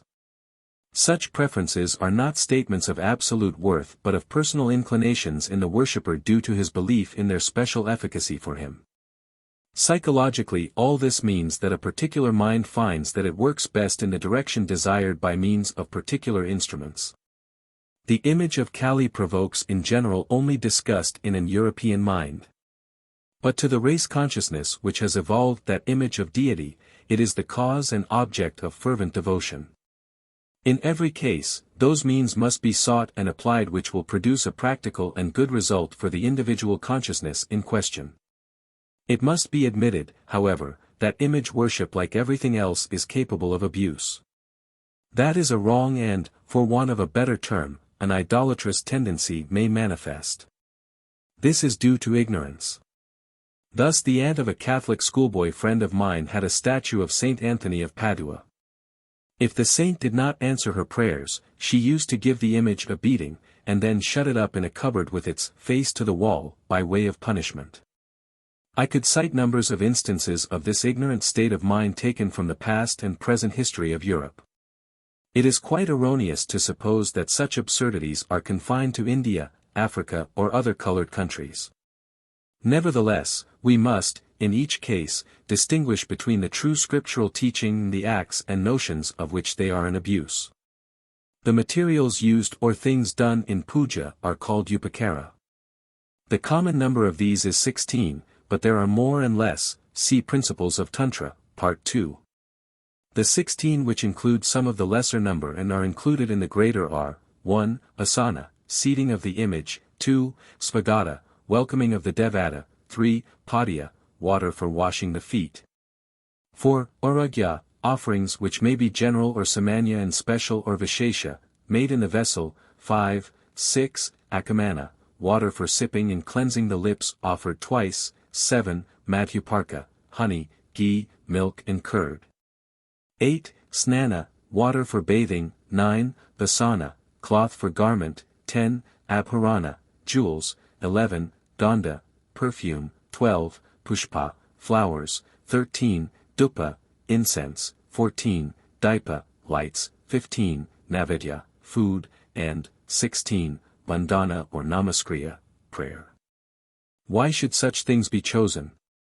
The Westerner who has heard of lights, flower and incense in Christian worship may yet ask the reason for the rest. The answer is simple. Honor is paid to the devata in the way honor is paid to friends and those men who are worthy of veneration. So the sadhaka gives that same honor to the devata, a course that the least advanced mind can understand. When the guest arrives he is bidden to take a seat, he is welcomed and asked how he has journeyed. Water is given to him to wash his dusty feet and his mouth. Food and other things are given him, and so on. These are done in honor of men, and the deity is honored in the same way. Some particular articles vary with the puja. Thus, tulasi leaf is issued in the Vishnu puja. Bael leaf, bilva, in the Shiva puja, and to the Devi is offered the scarlet hibiscus, jaba.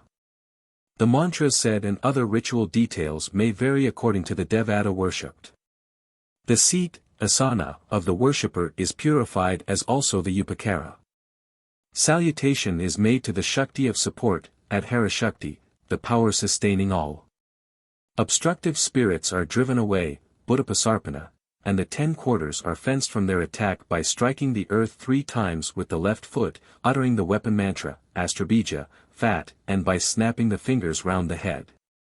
Other rituals also enter into the worship besides the offering of upakara such as pranayama or breath control, buddhasuddhi or purification of the elements of the body, japa of mantra, nyasa, post, meditation, dhyana, and obeisance, pranama. Besides the outer and material puja, there is a higher inner, antarpuja, and mental, manasapuja. Here there is no offering of material things to an image or emblem, but the ingredients, upakara, of worship are imagined only. Thus the sadhaka, in lieu of material flowers offered with the hands, lays at the feet of the devata the flower of good action. In the secret rajasic puja of the Vamakari, the upakara are the 5 tattvas, Pañcatattva, wine, meat and so forth described in the next chapter. Just as flowers and incense and so forth are offered in the general public ritual, so in this special secret ritual, dealt with in the next chapter, the functions of eating, drinking and sexual union are offered to the devata. A marked feature of the Tantra Śāstras is the use of the yantra in worship. This then takes the place of the image or emblem, when the sadhaka has arrived at the stage when he is qualified to worship with yantra. Yantra, in its most general sense, means simply instrument or that by which anything is accomplished. In worship, it is that by which the mind is fixed on its object. The yantra, in lieu of the image or emblem holds the attention, and is both the object of worship, and the means by which it is carried out. It is said to be so called because it subdues, Niyantrana, lust, anger and the other sufferings of jiva, and the sufferings caused thereby. Tantratattva. Sadharana Upasana Tattva. The yantra is a diagram drawn or painted on paper, or other substances, engraved on metal, cut on crystal or stone. The magical treatises mention extraordinary yantras drawn on leopards and donkeys' skin, human bones and so forth. The yantras vary in design according to the devata whose yantra it is and in whose worship it is used. The difference between a mandala, which is also a figure, marked generally on the ground, is that whilst a mandala may be used in the case of any devata, a yantra is appropriate to a specific devata only. As different mantras are different devatas, and differing mantras are used in the worship of each of the devatas, so variously formed yantras are peculiar to each devata and are used in its worship. The yantras are therefore of various designs, according to the object of worship. The cover of Tantric texts shows the great Sri Yantra. In the metal or stone yantras no figures of devatas are shown, though these together with the appropriate mantras commonly appear in yantras drawn or painted on paper, such as the devata of worship, Avarana Shaktis, and so forth. All yantras have a common edging called bhupura, a quadrangular figure with 4 doors, which encloses and separates the yantra from the outside world. A yantra in my possession shows serpents crawling outside the bhupura. The Kuṇḍalinī Tantra says that the distinction between yantra and devata is that between the body and the self.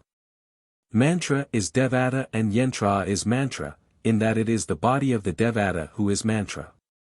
Yantram mantramayam praktam mantratma devateva hai. Dihatmanar yatha bito yantradaveda yos tatha. As in the case of the image, certain preliminaries precede the worship of yantra. The worshipper first meditates upon the devata and then arouses him or her in himself. He then communicates the divine presence thus aroused to the yantra. When the devata has by the appropriate mantra been invoked into the yantra, the vital airs, prana, of the devata are infused therein by the pranapradishta ceremony, mantra and mudra, see for ritual Mahanirvana, 6. 63 ed. The devata is thereby installed in the yantra, which is no longer mere gross matter veiling the spirit which has been always there, but instinct with its aroused presence which the sadhaka first welcomes and then worships. In tantric worship, the body as well as the mind has to do its part, the former being made to follow the latter. This is of course seen in all ritual, where there is bowing, genuflection and so forth. As all else, gesture is here much elaborated. Thus, certain postures, asana, are assumed in worship and yoga. There is obeisance, pranama, sometimes with 8 parts of the body, ashtanga pranama, and circumambulation, pradakshina, of the image. In nyasa the hands are made to touch various parts of the body and so forth. A notable instance of this practice are the mudras which are largely used in the tantric ritual. Mudra in this sense is ritual manual gesture. The term mudra has 3 meanings. In worship, upasana, it means these gestures. In yoga it means postures in which not only the hands but the whole body takes part. And, in the secret worship with the Pañcatattva, mudra means various kinds of parched cereals which are taken with the wine and other ingredients, upakara, of that particular worship. The term mudra is derived from the root to please, mud. The Tantra Raja says that in its upasana form, mudra is so called because it gives pleasure to the devatas. These mudras are very numerous. It has been said that there are 108 of which 55 are in common use, Shabdakalpadroma sub voci, mudra and see Nirvana Tantra, chapter 11. Possibly there are more. 108 is favorite number. The mudra of upasana is the outward bodily expression of inner resolve which it at the same time intensifies. We all know how in speaking we emphasize and illustrate our thought by gesture. So in welcoming, avahana, the devata, an appropriate gesture is made. When veiling anything, the hands assume that position, avagantana mudra. Thus again in making offering, aragya, a gesture is made which represents a fish, matsya mudra, by placing the right hand on the back of the left and extending the 2 thumbs fin-like on each side of the hands. This is done as the expression of the wish and intention that the vessel which contains water may be regarded as an ocean with fish and all other aquatic animals. The Sadhaka says to the Devata of his worship, "This is but a small offering of water in fact, but so far as my desire to honor you is concerned, regard it as if I were offering you an ocean." The yoni in the form of an inverted triangle represents the Devi. By the yoni mudra the fingers form a triangle as a manifestation of the inner desire that the Devi should come and place herself before the worshipper, for the yoni is her pitha or yantra. Some of the mudra of Hatha Yoga which are in the nature both of a health-giving gymnastic and special positions required in yoga practice are described in Avalon's The Serpent Power. The Garanda Samhita, a tantric yoga work says, 3, 4, 8, 10, that knowledge of the yoga mudras grants all siddhi, and that their performance produces physical benefits, such as stability, firmness, and cure of disease. Buddhasuddhi, an important tantric rite, means purification of the 5 elements of which the body is composed, and not removal of evil demons, as Professor Monier Williams' dictionary has it. Though one of the meanings of Buddha is ghost or spirit, it is never safe to give such literal translations without knowledge, or absurd mistakes are likely to be made. The Mantramayi, Taranai, speaks of it as a rite which is preliminary to the worship of a deva. Devarka yag yadaprapti buddhashuddham samakaret. For the attainment of competency to worship, the elements of which the body is composed, should be purified. The material human body is a compound of the 5 Buddhas of earth, water, fire, air, and ether. These terms have not their usual English meaning but denote the 5 forms in which Prakriti, the divine power as materia prima, manifests herself. These have each a center of operation in the 5 chakras or padmas, centers or lotuses, which exist in the spinal column of the human body, ca. Avalon's Serpent Power, where this matter is fully described. In the lowest of these centers, Muladhara, the great Devi Kuṇḍalinī, a form of the Saguna Brahman, resides. She is ordinarily sleeping there. In Kuṇḍalinī Yoga, she is aroused and brought up through the 5 centers, absorbing, as she passes through each, the Buddha of that center, the subtle tanmatra from which it derives and the connected organ of sense, Indriya. Having absorbed all these, she is led to the 6th or mind center, Ajna, between the eyebrows where the last Buddha or ether is absorbed in mind, and the latter in the subtle Prakriti. The last in the form of Kuṇḍalinī Śakti then unites with Shiva in the upper brain called the 1,000-petaled lotus, Sahasrara. In yoga this involution actually takes places with the result that ecstasy, samadhi, is attained. But very few are successful yogis. Therefore, Buddhasuddhi in the case of the ordinary worshipper is an imaginary process only. The Sadhaka imagines Kuṇḍali, that she is roused, that one element is absorbed into the other and so on, until all is absorbed in Brahman. The yoga process will be found described in the Serpent Power, and CHV 93 Seek. Of the Mahanirvana gives an account of the ritual process. The Sadhaka having dissolved all in Brahman, a process which instills into his mind the unity of all, then thinks of the black man of sin in his body. The body is then purified. By breathing and mantra it is first dried and then burnt with all its sinful inclinations. It is then mentally bathed with the nectar of the water mantra from head to feet. The Sadhaka then thinks that in lieu of his old sinful body a new deva body has come into being. He who with faith and sincerity believes that he is regenerated is in fact so. To each who truly believes that his body is a deva body it becomes a deva body. The deva body thus brought into being is strengthened by the earth mantra and divine gaze, divyadrishti. Saying, with bijas, the mantra, He I am, Soham, the Sadhaka by jiva-nyasa infuses his body with the life of the Devi, the mother of all. Nyasa is a very important and powerful tantric rite. The word comes from the root, to place, and means the placing of the tips of the fingers and palm of the right hand on various parts of the body, accompanied by mantra. There are 4 general divisions of nyasa, viz. Inner, antar, outer, bahir, according to the creative, shrishti, and dissolving, samhara, order, krama. Nyasa is of many kinds such as Jiva Nyasa, Matrika or Lipi Nyasa, Rishi Nyasa, Shadamvinyasa on the body, Hridayadishadamvinyasa, and with the hands, Amvishtadishadamvinyasa, Pitha Nyasa, and so on.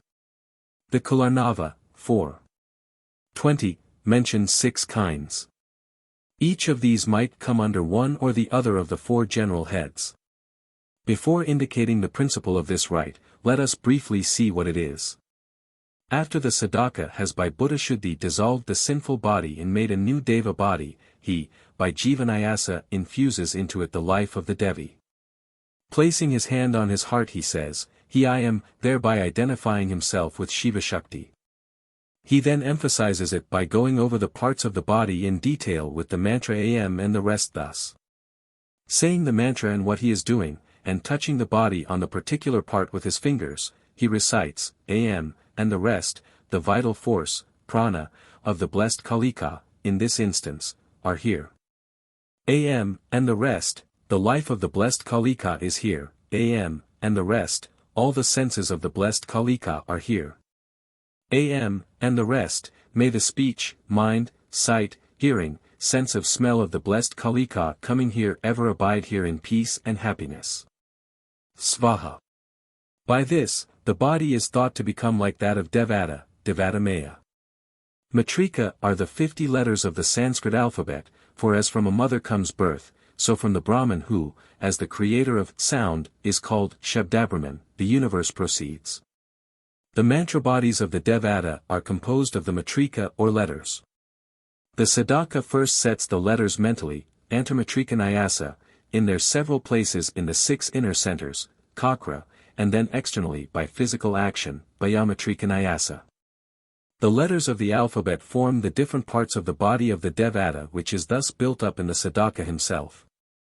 He places his hand on different parts of his body, uttering distinctly at the same time the appropriate matrika for that part. The mental disposition in the Kakra is that given in serpent power by A.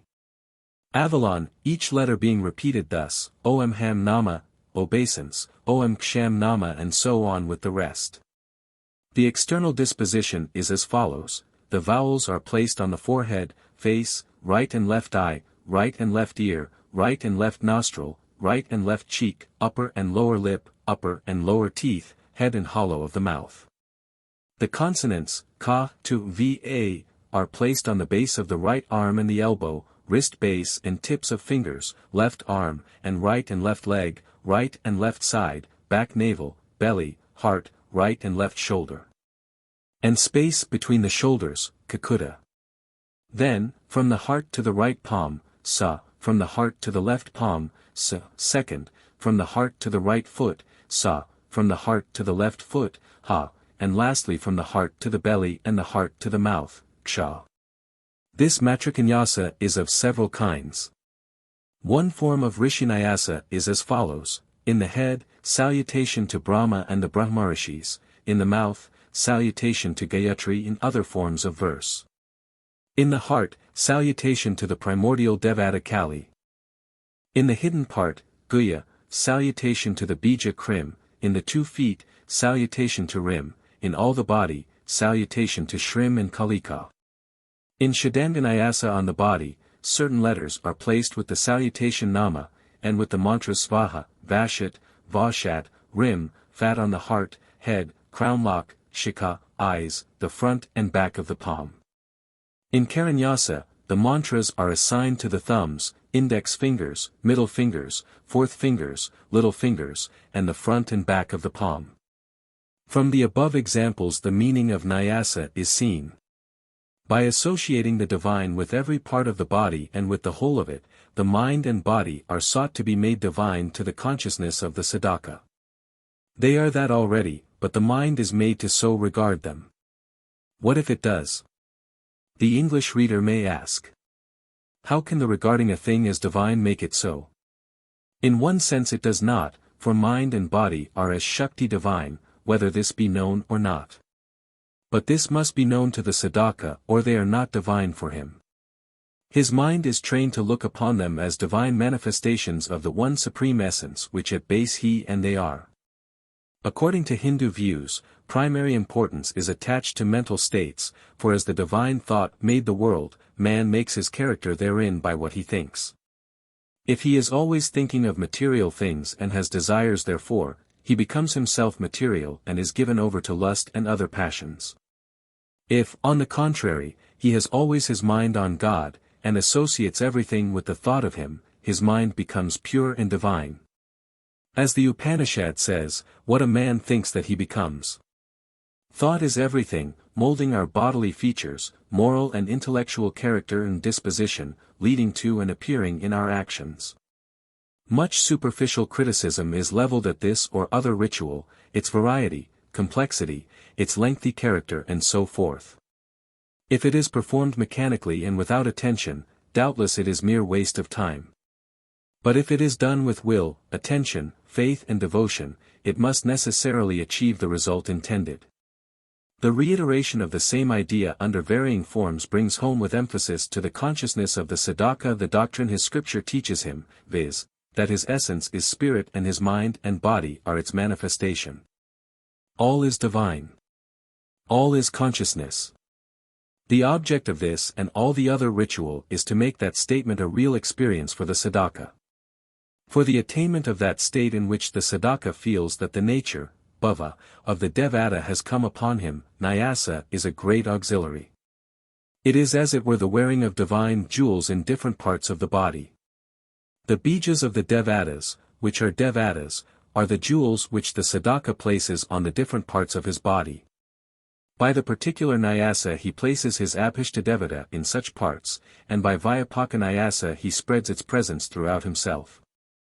He becomes thus permeated by the divine and its manifestations, thus merging or mingling himself in or with the divine self or Lord. Nyasa, asana and other ritual are necessary, for the production of the desired state of mind and its purification, siddhashuddhi. The whole aim and end of ritual is siddhashuddhi. Transformation of thought is transformation of being, for particular existence is a projection of thought, and thought is a projection from the consciousness which is the root of all. This is the essential principle and rational basis of this, as of all, tantric sadhana. Nyasa also has certain physical effects, for these are dependent on the state of mind. The pure restful state of meditation is reflected in the body of the worshipper. The actions of nyasa are said to stimulate the nerve centers and to effect the proper distribution of the shaktis of the human frame according to their dispositions and relations, preventing discord and distraction during worship, which itself holds steady the state thus induced.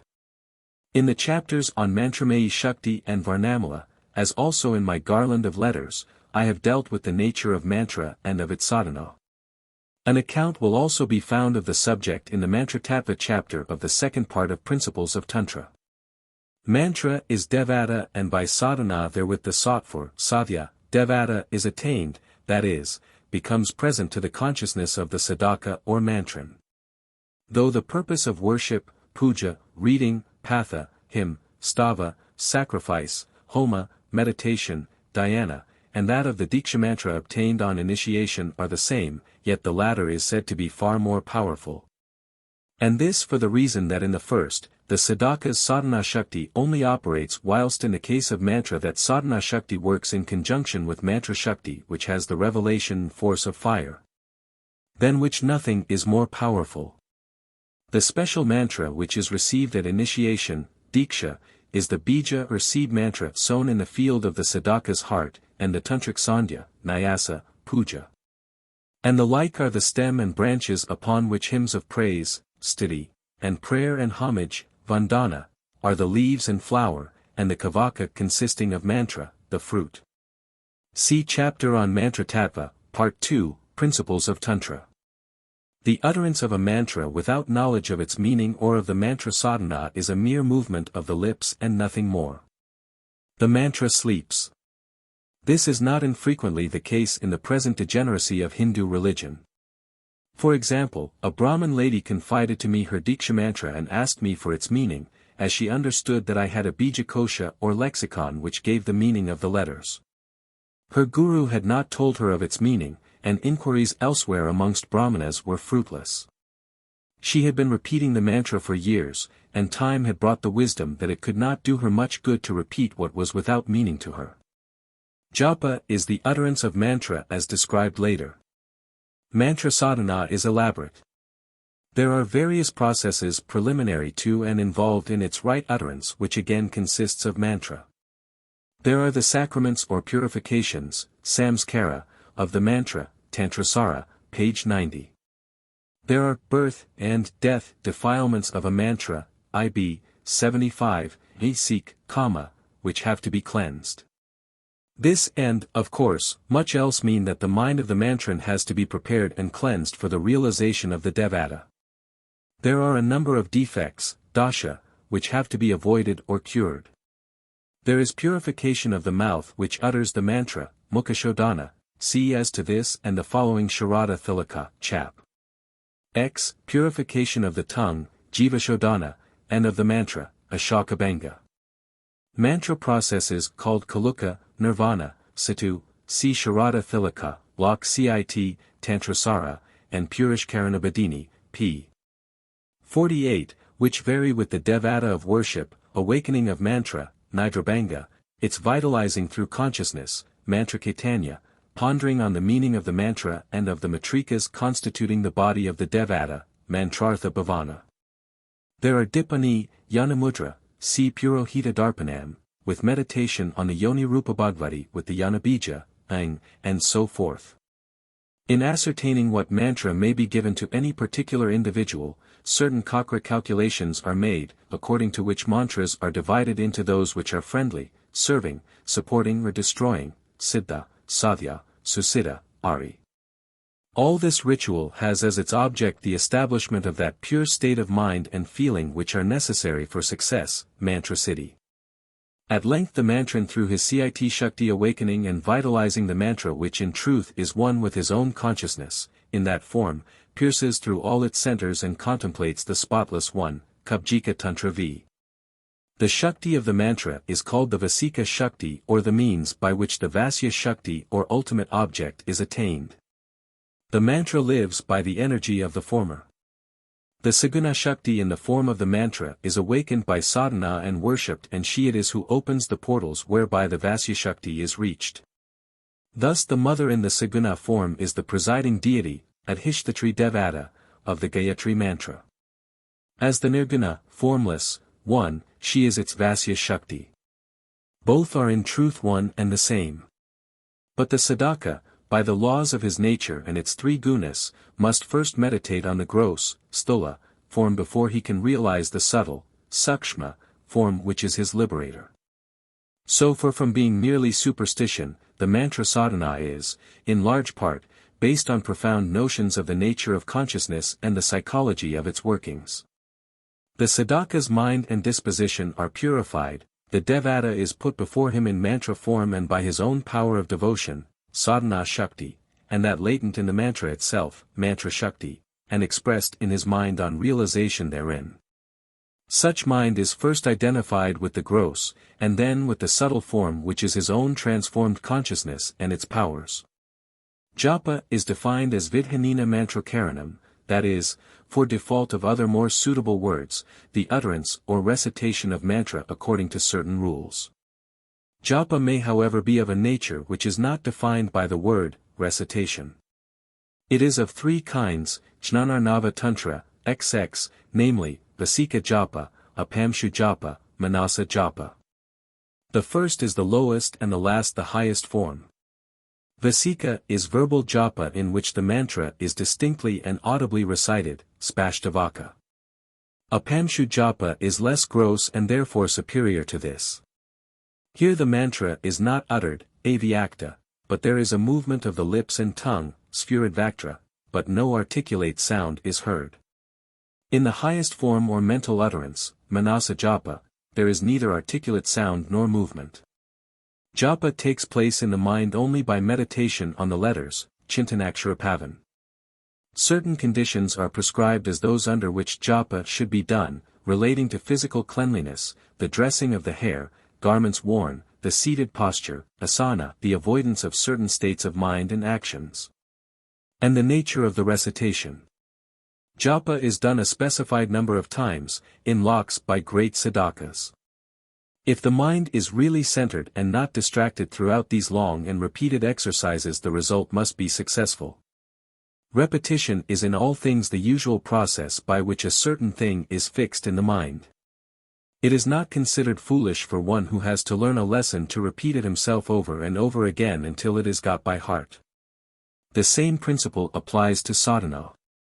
If the Hail Mary is said again and again in the Catholic Rosary, and if the mantra is similarly said in the Indian japa, neither proceeding is foolish, provided that both be done with attention and devotion. The injunction against vain repetition was not against repetition but that of a vain character. Counting is done either with a mala or rosary, mala japa, or with the thumb of the right hand upon the joints of the fingers of that hand according to a method varying according to the mantra, karajapa. Purishkarana is a form of sadhana in which, with other ritual, japa of mantra, done a large number of times, forms the chief part. A short account of the rite is given in the Purishkarana Badini by Harikumara Tagore, 1895. See also Tantrasara 71 and the Purishkaryanava of the King of Nepal. The ritual deals with preparation for the sadhana as regards chastity, food, worship, measurements of the mandapa or pandal and of the altar, the time and place of performance and other matters. The sadhaka must lead a chaste life, brahmacharya, during the period prescribed. He must eat the pure food called havashyanam or boiled milk, kstra, fruits, Indian vegetables, and avoid all other food which has the effect of stimulating the passions. He must bathe, do japa of the Savitri mantra, entertain brahmanas and so forth. Pañcatattva is eaten, that is, the 5 products of the cow, namely, milk, curd, ghee, urine, and dung, the 2 last, except in the case of the rigorously pious, in smaller quantity. Before the puja there is worship of Ganesha and Kshatrapala and the sun, moon, and devas are invoked. Then follows the samkalpa. The gata or kalesa, jar, is placed in which the devata is invoked. A mandala or figure of a particular design is marked on the ground and on it the jar is placed. Then the 5 or 9 gems are placed in the jar which is painted red and covered with leaves. The ritual then prescribes for the tying of the crown lock, shikha, the posture, asana, of the sadhaka, japa, nyasa, and the mantra ritual. There is meditation as directed, mantra chaitanya and japa of the mantra the number of times for which vow has been made. The daily life of the religious Hindu was in former times replete with worship. I refer those who are interested in the matter to the little work, The Daily Practices of the Hindus by Sri Shakandra Vasu, the Sandhyavandana of all Vedic Shakas by B. V. Kameshvara Iyer, the Kriyakandavarati and Purohita Darpanam. The positions and mudras are illustrated in Mrs. S. C. Bellin's Sandhya or Daily Prayer of the Brahmin published in 1831. It is not here possible to do more than indicate the general outlines of the rites followed. As the sadhaka awakes he makes salutation to the Guru of all and recites the appropriate mantras and confessing his inherent frailty, I know Dharma and yet would not do it. I know Adharma and yet would not renounce it, the Hindu form of the common experience, video meliora, he prays that he may do right and offers all the actions of the day to God.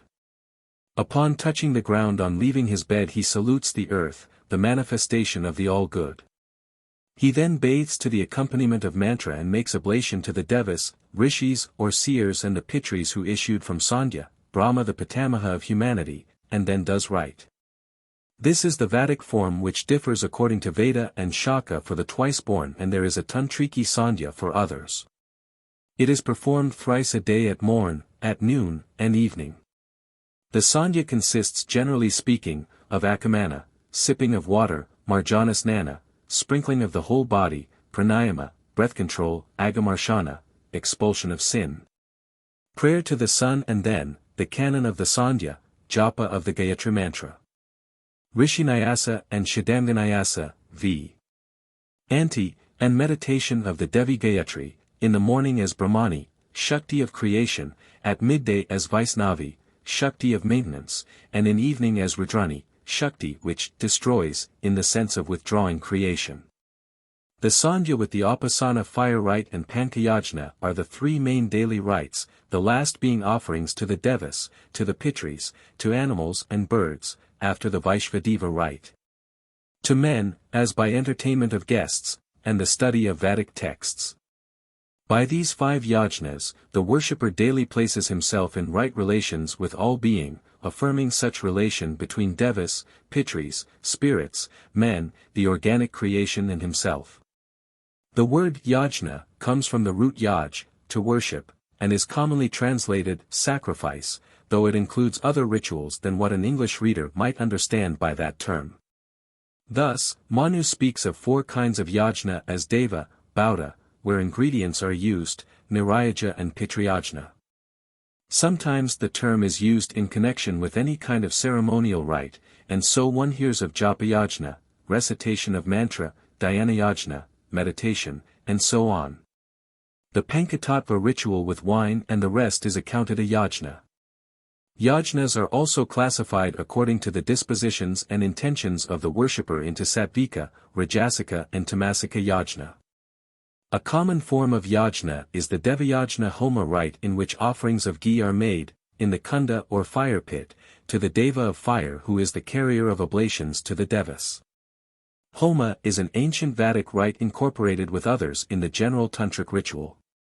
It is of several kinds, and is performed either daily, or on special occasions, such as the sacred thread ceremony, marriage and so forth. Besides the daily, nitya, ceremonies such as sandhya, there are occasional rites, naimittika, and the purificatory sacraments, samskara, performed only once. The ordinary 10 samskaras, see Mahanirvana Tantra, ch. 9, are Vedic rites done to aid and purify the individual in the important events of his life, namely, the garbhodana sanctifying conception prior to the actual placing of the seed in the womb. The Pumsavana and Simantanayana or actual conception and during pregnancy. It has been suggested that the first samskara is performed with reference to the impulse to development from the fertilization of the ovum to the critical period, the second with reference to the same impulse from the last period to that of the viability stage of the fetus. And the third refers to the period in which there is viability to the full term, see Appendix on Samskaras. Pranavavada, I. 194. Then follows the samskara on birth, jatakarma, the naming ceremony, namakarana, the taking of the child outdoors for the first time to see the sun, nishkramana, the child's first eating of rice, anaprasana, his tonsure, kudakarana. And the investiture in the case of the twice-born with the sacred thread, upanayana, when the child is reborn into spiritual life. This initiation must be distinguished from the tantric initiation, mantradiksha, when the bija mantra is given by the guru. Lastly there is marriage, advaha. These samskaras, which are all described in the 9th chapter of the Mahanirvana Tantra, are performed at certain stages in the human body with a view to effect results beneficial to the human organism through the superphysical and subjective methods of ancient East science. Vrata is a part of naimittika, occasional ritual or karma. Commonly translated as vows, they are voluntary devotions performed at specified times in honor of particular devatas, such as Krishna's birthday, or at any time, such as the Savitra Vrata. Each Vrata has its peculiarities, but there are certain features common to all, such as chastity, fasting, bathing, taking of pure food only in no flesh or fish. The great Vrata for a Śākta is the Durga Puja in honor of the Devi as Durga. The fasting which is done in these or other cases is called tapas, a term which includes all forms of ascetic austerity in zealous sadhana such as the sitting between 5 fires, Pañcagni-tapa, and the like. Tapas has however a still wider meaning and is then of 3 kinds, namely, bodily, shariraka, by speech, vasika, and by mind, manasa, a common division both of Indian and Buddhist Tantra. The first includes external worship, reverence, support of the guru, brahmanas and the wise, prajna, bodily cleanliness, continence, simplicity of life and avoidance of hurt to any being, ahimsa. The second form includes truth, good, gentle and affectionate speech and study of the Vedas. The third or mental tapas includes self-restraint, purity of disposition, tranquility and silence. Each of these classes has 3 subdivisions, for tapas may be sattvika, rajasika, or tamasika according as it is done with faith, and without regard to its fruit, or for its fruit, or is done through pride and to gain honor or respect or power. Or lastly which is done ignorantly or with a view to injure and destroy others such as abhikara or the sadhana of the tantric shat karma, other than shanti, that is, fascination or vashikarana, paralyzing or stambhana, creating enmity, or vidvashana. Driving away or akatana, and killing or marana when performed for a malevolent purpose. Karma ritual is called kamaya when it is done to gain some particular end such as health, prosperity and the like. The highest worship is called nishkama karma, that is, it is done not to secure any material benefit but for worship's sake only. Though it is not part of ordinary ritual, this is the only place where I can conveniently mention a peculiar sadhana, prevalent, so far as I am aware. Mainly if not wholly amongst tantrikas of a Śakta type which is called nila sadhana or black sadhana. This is a very limited application being practiced by some vira sadhakas in the cremation ground. There are terrifying things in these rituals and therefore only the fearless practice them. The vira trains himself to be indifferent and above all fear. A leading rite is that called Śākta Sādhanā which is done with the means of a human corpse. I have explained elsewhere, see Serpent Power, why a corpse is chosen. The corpse is laid with its face to the ground. The sadhaka sits on the back of the body of the dead man on which he draws a yantra and then worships. If the rite is successful it is said that the head of the corpse turns round and asks the sadhaka what is the boon he craves, be it liberation or some material benefit. It is believed that the Devi speaks through the mouth of the corpse which is thus the material medium by which she manifests her presence.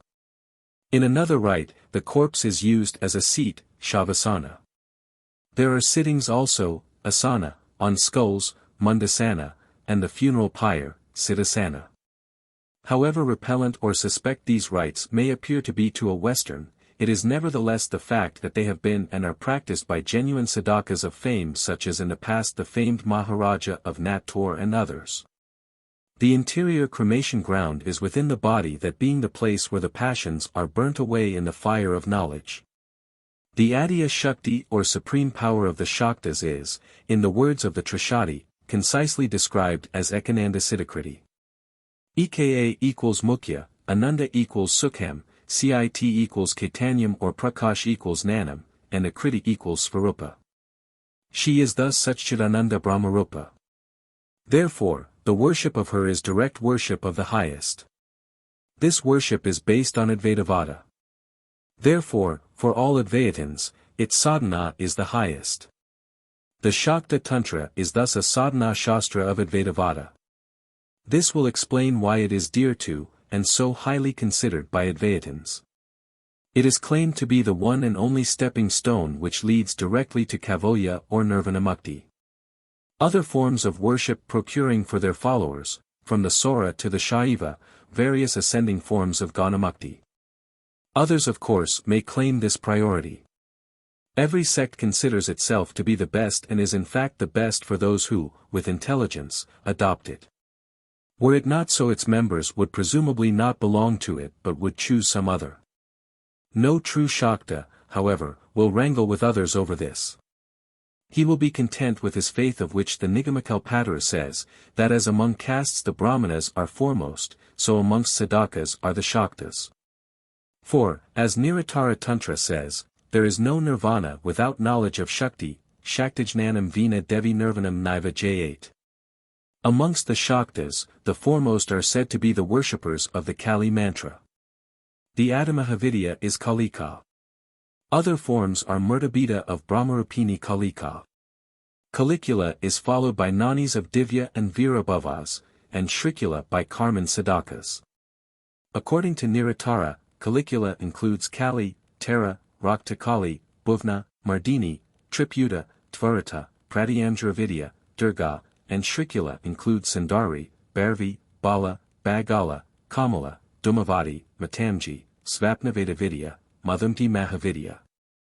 Of these forms Kalika is the highest or Adhyamurti as being Shuddhasatveguna Pradhana, Nirvikara, Nirguna Brahmasvarapaprakashika, and, as the Kamadhenu Tantra says, directly Kaivalyadayini.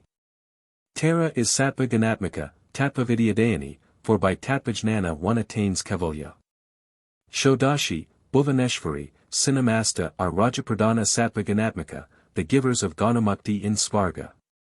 Dhumavadi, Kamala, Bagala, Matangi are Tamapradhana whose action is invoked in the magical Shatkarma. The most essential point to remember as giving the key to all which follows is that Śākta Dharma is monism, Advaitavada. Gandharva Tantra says, having as enjoined saluted the Guru and thought, Soham, the wise sadhaka, the performer of the rite should meditate upon the unity of Jiva and Brahman. Guru and Natva Vidhanina Soham Iti Puridhasa. Aikyam Sam Havat Diman Javajya Brahmanopaika. Kali Tantra says, having thus meditated, the sadhaka should worship Devi with the notion, Soham. Evam Dayatva Tato Devam Soham Atmanam Arkayat. Kubjika Tantra says, a sadhaka should meditate upon himself as one and the same with her, Taya Sahitam Atmanam Ekabudam Visantayat. The same teaching is to be found throughout the Shastra, Nila Tantra directing the sadhaka to think of himself as one with Dharani, Gandharva Tantra telling him to meditate on the self as one with Tirupara not different from Paramatma. And Kalikula Sarvasva as one with Kalika and so forth. For as the Kularnava Tantra says, the body is the temple of God. Jiva is Sadashiva. Let him give up his ignorance as the offering which is thrown away, Nirmalya, and worship with the thought and feeling, I am he. Diho Devalaya Prakta Jivo Diva Sadashiva. Tyajd Ajnana Nirmalayam Soham Bhavina Pujayat. This Advaitavada is naturally expressed in the ritual. The Samhita and Brahmanas of the four Vedas are, as contrasted with the Upanishads, Trigunyavishya. There is therefore much in the Vedic Karmakanda which is contrary to Brahmajnana. The same remarks apply to the ordinary Pashu ritual of the day. There are differences of touchable and untouchable, food, caste, and sex. How can a man directly qualify for Brahmajnana who even in worship is always harping on distinctions of caste and sex and the like? He who distinguishes does not know. Of such distinctions the higher tantric worship of the Shakta type knows nothing. As the Yogini Tantra says, the Shastra is for all castes and for women as well as men. Tantra Śāstra is Upasana Kanda and in this Shakta Upasana the Karma and Jnana Kanda are mingled, Mishra. That is, Karma is the ritual expression of the teaching of Jnana Kanda and is calculated to lead to it. There is nothing in it which contradicts Brahmajnana. This fact, therefore, renders it more conducive to the attainment of such spiritual experience. Such higher ritual serves to reveal jnana in the mind of the Pashu. So it is rightly said that a Kulajnani even if he be a Kandala is better than a Brahmana. It is on these old tantric principles that the Indian religion of today can alone, if at all, maintain itself. They have no concern, however, with social life and what is called social reform. For all secular purposes the Tantras recognize caste, but in spiritual matters spiritual qualifications alone prevail. There are many such sound and high principles in the Tantra Śāstra for which it would receive credit, if it could only obtain a fair and unprejudiced consideration. But there are none so blind as those who will not see. And so we find that the pure and high ritual of the Veda is set in contrast with Thika supposed low and impure notions of the Tantra. On the contrary, a Tantric Pundit once said to me, the Vedic Karmakanda is as useful for ordinary men as is a Washerman for dirty clothes. It helps to remove their impurities. But the Tantra Śāstra is like a glorious tree which gives jeweled fruit. Sadhana, as I have said, is defined as that which leads to siddhi. Sadhana comes from the root sad, to exert, to strive. For what? That depends on the sadhana and its object. Sadhana is any means to any end and not necessarily religious worship, ritual and discipline. He who does hatha yoga, for physical health and strength, who accomplishes a magical prayoga, who practices to gain an eightfold memory, and so forth are each doing sadhana to gain a particular result, siddhi, namely, health and strength. A definite magical result, increased power of recollection and so forth. A siddhi again is any power gained as the result of practice. Thus, the siddhi of Vetala Agni Sadhana is control over the fire element. But the sadhana which is of most account and that of which I here speak, is religious worship and discipline to attain true spiritual experience. What is thus sought and gained may be either heaven, svarga, secondary liberation, ghanamukti, or full nirvana. It is the latter which in the highest sense is siddhi, and striving for that end is the chief and highest form of sadhana. The latter term includes not merely ritual worship in the sense of adoration or prayer, but every form of spiritual discipline such as sacraments, samskara, austerities, tapas, the reading of scripture, svadhyaya, meditation, dhyana, and so forth. Yoga is a still higher form of sadhana, for the term yoga means strictly not the result but the means whereby siddhi in the form of samadhi may be had. Ordinarily, however, sadhana is used to express all spiritual disciplines based on the notion of worshipper and worshipped, referring thus to upasana, not yoga. The latter passes beyond these and all other dualisms to monistic experience, samadhi. The first leads up to the second by purifying the mind, siddhashuddhi, character and disposition, bhava, so as to render it capable of jnana or laya yoga, or becomes itself parabhakti which, as the Devabhagavata says, is not different from jnana. The great siddhi is thus moksha, and moksha is paramatma, that is, the svarupa of Atma. But the sadhaka is jivatma, that is, Atma associated with avidya of which moksha or paramatma is free. Avidya manifests as mind and body, the subtle and gross vehicles of spirit. Man is thus therefore spirit, Atmasvarupa, which is Saksidananda, mind, Antakarana, and body, Stula Sharira. The two latter are forms of Shakti, that is, projections of the creative consciousness through and as its Maya. The essential operation of Maya and of the Kankukas is to seemingly contract consciousness. As the Yoginihridaya Tantra says, the going forth, prashara, of consciousness, sambit, is in fact a contraction, sankoka as matri, mana, maya or known, knowing, being known. Consciousness is thus finitized into a limited self which and other selves regard one another as mutually exclusive. The self becomes its own object as the many forms of the universe. It conceives itself as separate from them. Oblivious in separateness of its essential nature, it regards all other persons and things as different from itself. It acts for the benefit of its limited self. It is in fact selfish in the primary sense of the term. And this selfishness is the root of all its desires, of all its sins. The more mere worldly desires are fostered, the greater is the bondage of man to the mental and material planes. Excessively selfish desires display themselves as the sins of lust, greed, anger, envy and so forth. These bind more firmly than regulated desire and moreover lead to hell, naraka. The most general and ultimate object of sadhana is therefore to cast off from the self this veil of avidya and to attain that perfect experience which is Atmasvarupa or moksha. But to know Brahman is to be Brahman. Brahma Veda Brahmaiva Bhavesha Shruti says. In essence man is Brahman. But owing to avidya it is necessary to do something in order that this ever-existent fact may be realized. That action, kriya, is the work of sadhana in its endeavor to clear away the veiling of avidya which is ignorance. In the sense that avidya is being removed, man may be said by sadhana to become Brahman, that is, he realizes himself as what he truly is and was. Sadhana, therefore, by the grace of Devi or descent of Shakti, Shaktipada, converts, to use an English term, the sadhaka, that is, turns him away from separatist worldly enjoyment to seek his own true self as the pure spiritual experience. This transformation is the work and aim of sadhana. But this experience is not to be had in its completest sense at once and at a bound. It is, as Patanjali says, very rare. Indeed, those who truly desire it are very few. Brahman is mindless, amana, for mind is a fetter on true consciousness. This mindlessness, niralambapuri, is sought through the means of yoga.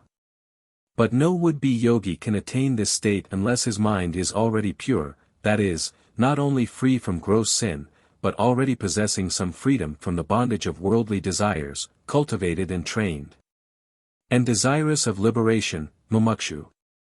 The aim, therefore, of preliminary sadhana is to secure that purification of mind, citta-shuddhi, which is alone the basis on which yoga works. The first object then is to restrain the natural appetites, to control the senses, and all that excessive selfishness beyond the bounds of dharma which is sin, papa. Dharma prescribes these bounds because unrestricted selfish enjoyment leads man downward from the path of his true evolution.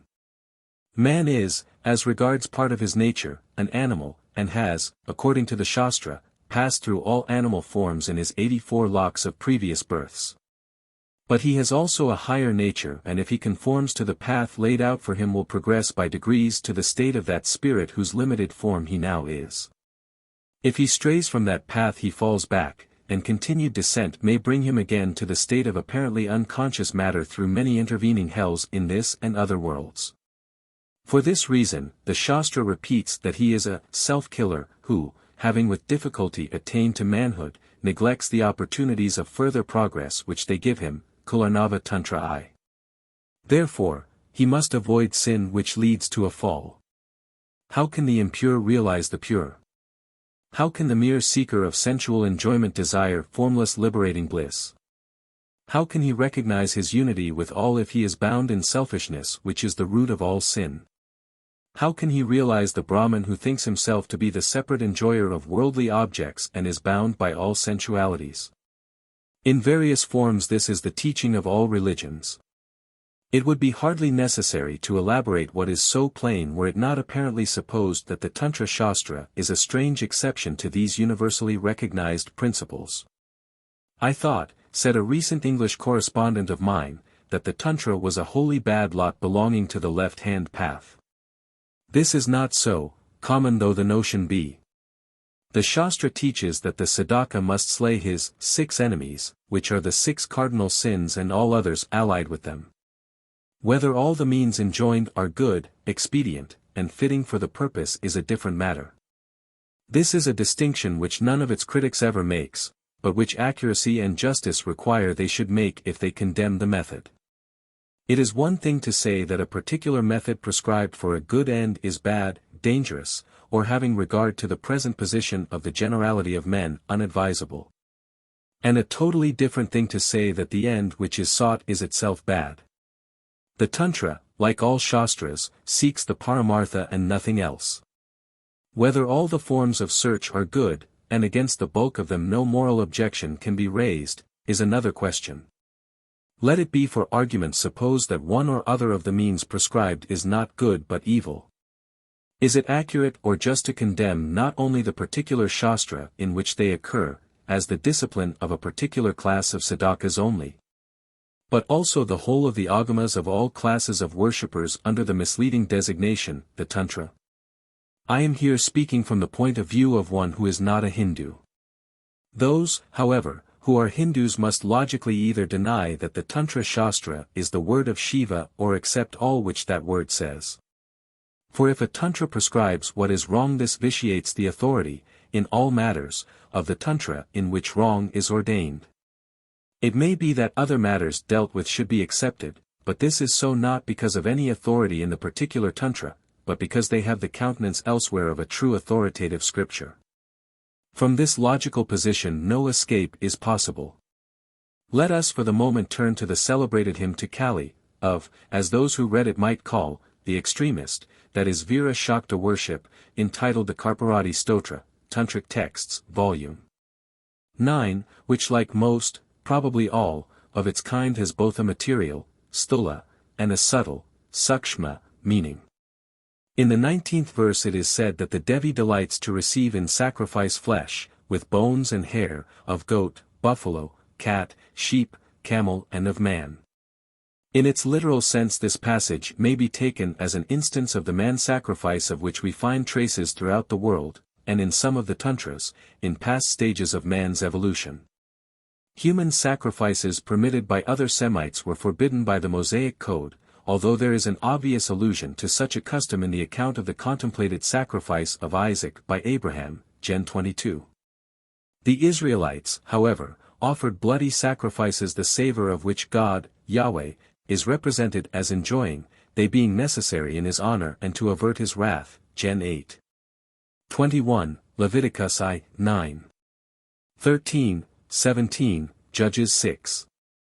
17, 12. 15, Gen 8. 20-21. 1 Sam 26.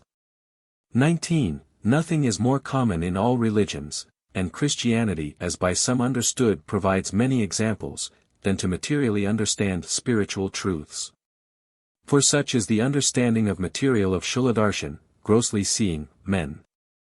But, even in the past, those who were spiritual referred all sacrifice to the self, an inner sacrifice which all must make who would attain to that spirit which we may call Kali, God, Allah, or what we will. But what is the Svarupavayakya or true meaning of this apparently revolting verse? The meaning is that inner or mental worship, Antarayaga, is done to her who is black, Asita, because she is the boundless, Sita equals Bhāda, consciousness, Sadrupa, whose true nature is eternal liberation, Nidyamuktesvabhava. And just as in outer worship material offerings, Upakara, are made, so the Sadaka sacrifices to her his lust, the goat Kama, his anger, the buffalo Krodha, his greed, the cat Lobha, his stupidity of illusion, the sheep Moha. His envy, the camel Matsarya, and his pride and infatuation with worldly things, the man Mada. All will readily recognize in these animals and man the qualities, guna, here attributed to them. It is to such as so sacrifice to whom is given siddhi in the form of the 5 kinds of mukti. Competency for Tantra, Tantra Śāstra, is described in the 2nd chapter of the Gandharva Tantra as follows: the aspirant must be intelligent, daksha, with senses controlled, jitendriya. Abstaining from injury to all beings, sarva himsavinarmukta, ever doing good to all, sarva pranahite rada, pure, shusi, a believer in Veda, astika, a non-dualist, Dvaitahina, whose faith and refuge is in Brahman, Brahmanishta, Brahmavadi. Brahma, Brahmaparayana. Such an one, it adds, is competent for this scripture, otherwise he is no sadaka, sos min shastradakari tad and yatra na sadaka. It will be allowed by all that these are strange qualifications for a follower of a bad scripture of the left-hand path. Those who are on such a path are not supposed to be seekers of the Brahman, nor solicitous for the good of all being. Rather the reverse.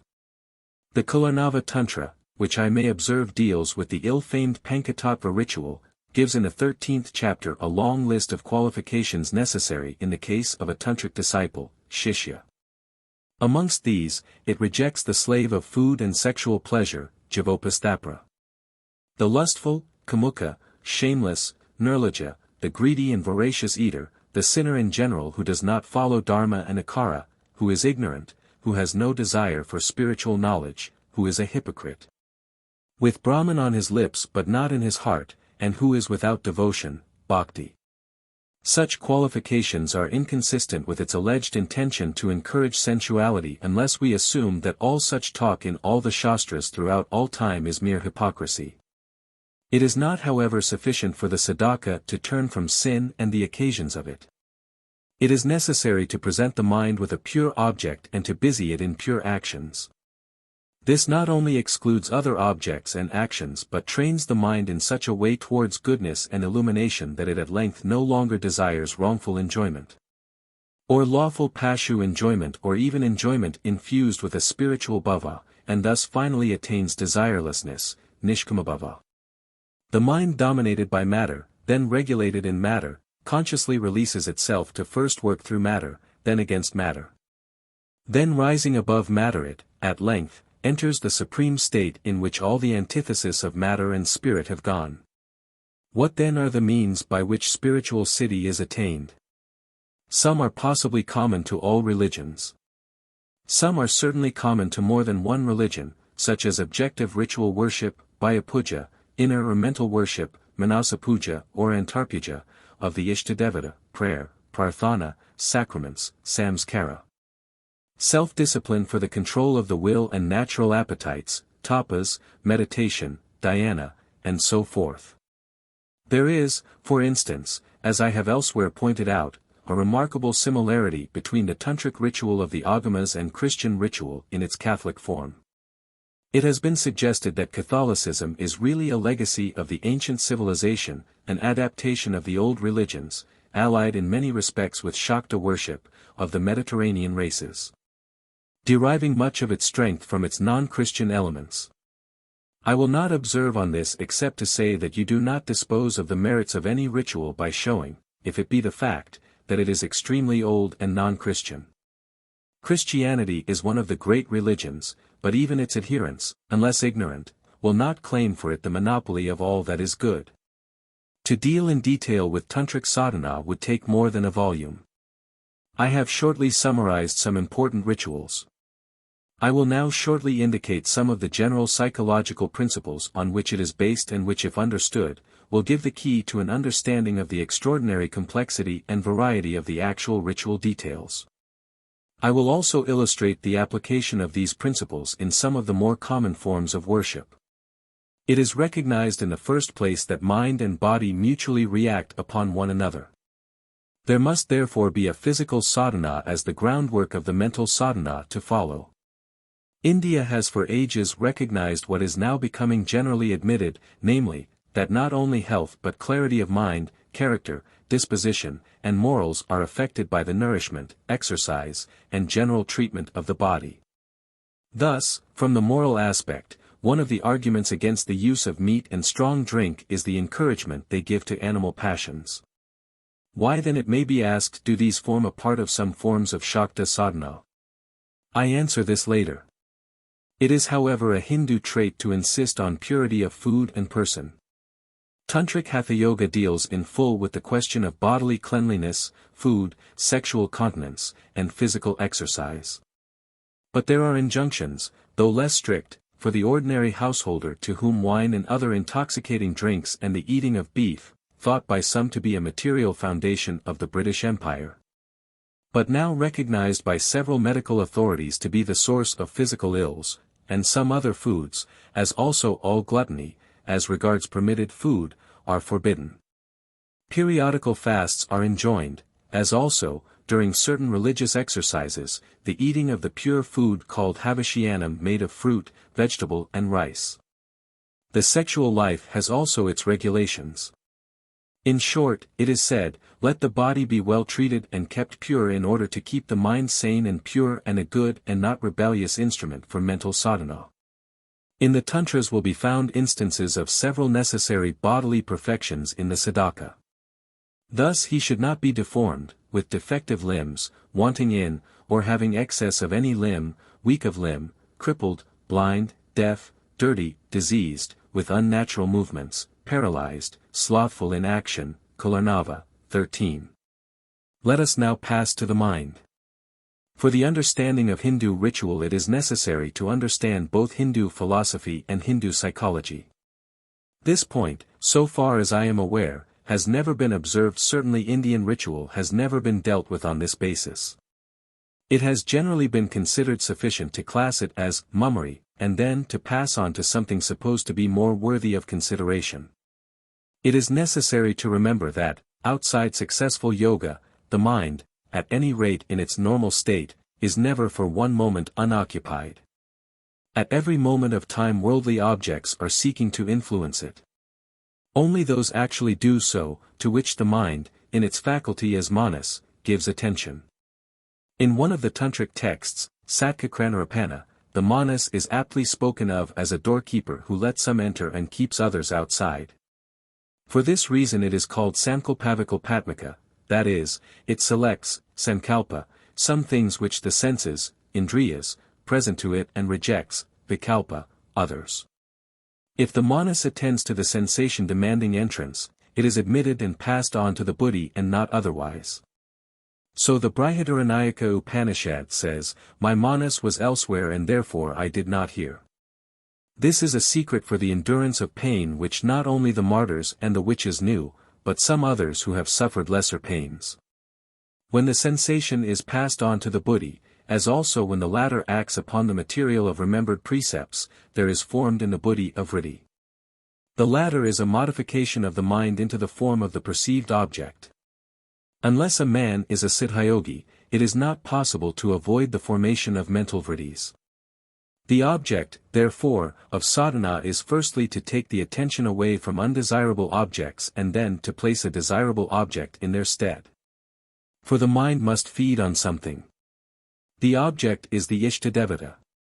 When a sadhaka fully, sincerely and deeply contemplates and worships his Ishtadevata, his mind is formed into a vritti in the form of the devata. As the latter is all purity, the mind, which contemplates it, is during and to the depth of such contemplation pure. By prolonged and repeated worship the mind becomes naturally pure and of itself tends to reject all impure notions. What to others is a source of impurity is pure. To the pure, as the Hellene said, all things are pure. Things are not impure. It is the impure mind which makes them so. He learns to see that everything and all acts are manifestations of the divine. He who realizes consciousness in all objects no longer has desire therefore.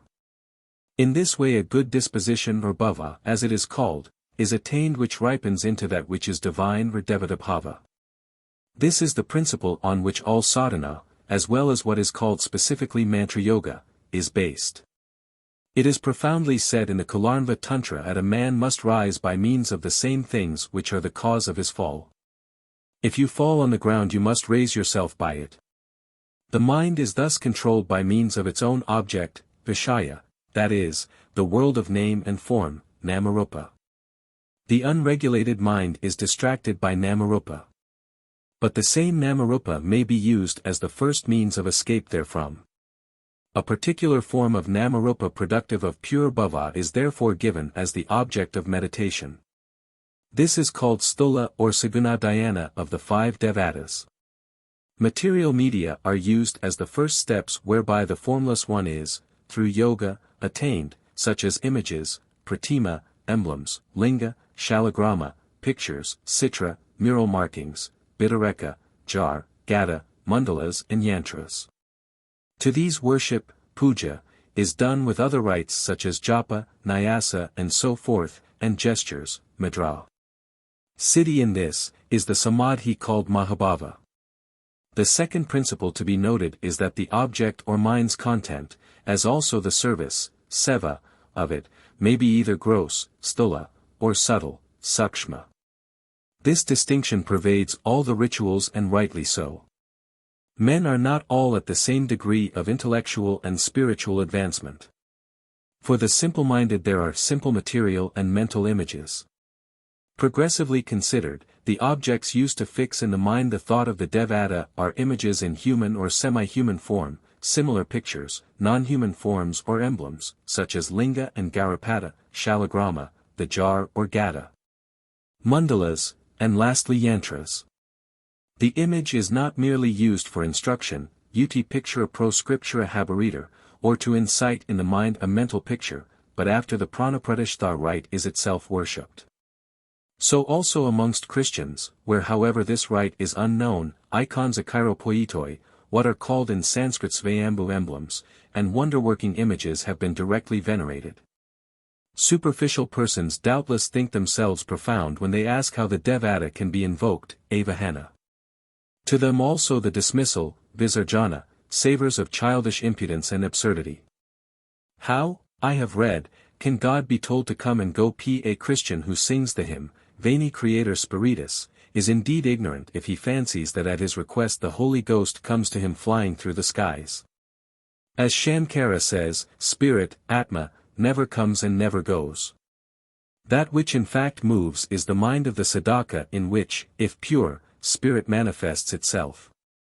That spirit is in all places, and when the sadhaka's mind fully realizes its presence in the image, the latter as the manifestation of that spirit is a fitting object of worship. Some knowledge of Vedanta is needful for the understanding and performance of image worship. Yantra worship is however higher and is fitter for those who have reached a more advanced stage in sadhana. The term, as I have said, literally means an instrument, that by which anything is accomplished. In Upasana it is that instrument by which the mind is fixed upon the Devata of worship.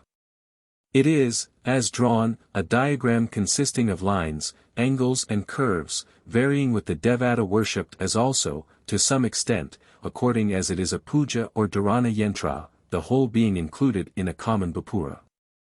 A yantra is three-dimensional, though it is very generally represented by a drawing on the flat. The yantra and each part of it as representing certain Shaktis, has a significance which is known to the instructed sadhaka. On the great Sri Yantra with its Baindava and other chakras there is an entire literature. It is neglected nowadays. Those who have fully understood it are masters in Tantra Śāstras. The subject is shortly dealt with in the introduction to the Tantra Tantra, Volume 8, Tantric Texts. Not only is the object of worship subtle or gross, but so also is the ritual with which it is worshipped. For the simple Indian, worship avails itself of the ordinary incidents of daily life understood by even the most ignorant. And so we see the tending of the idol, waking it, bathing it, giving it food, putting it to sleep and so forth.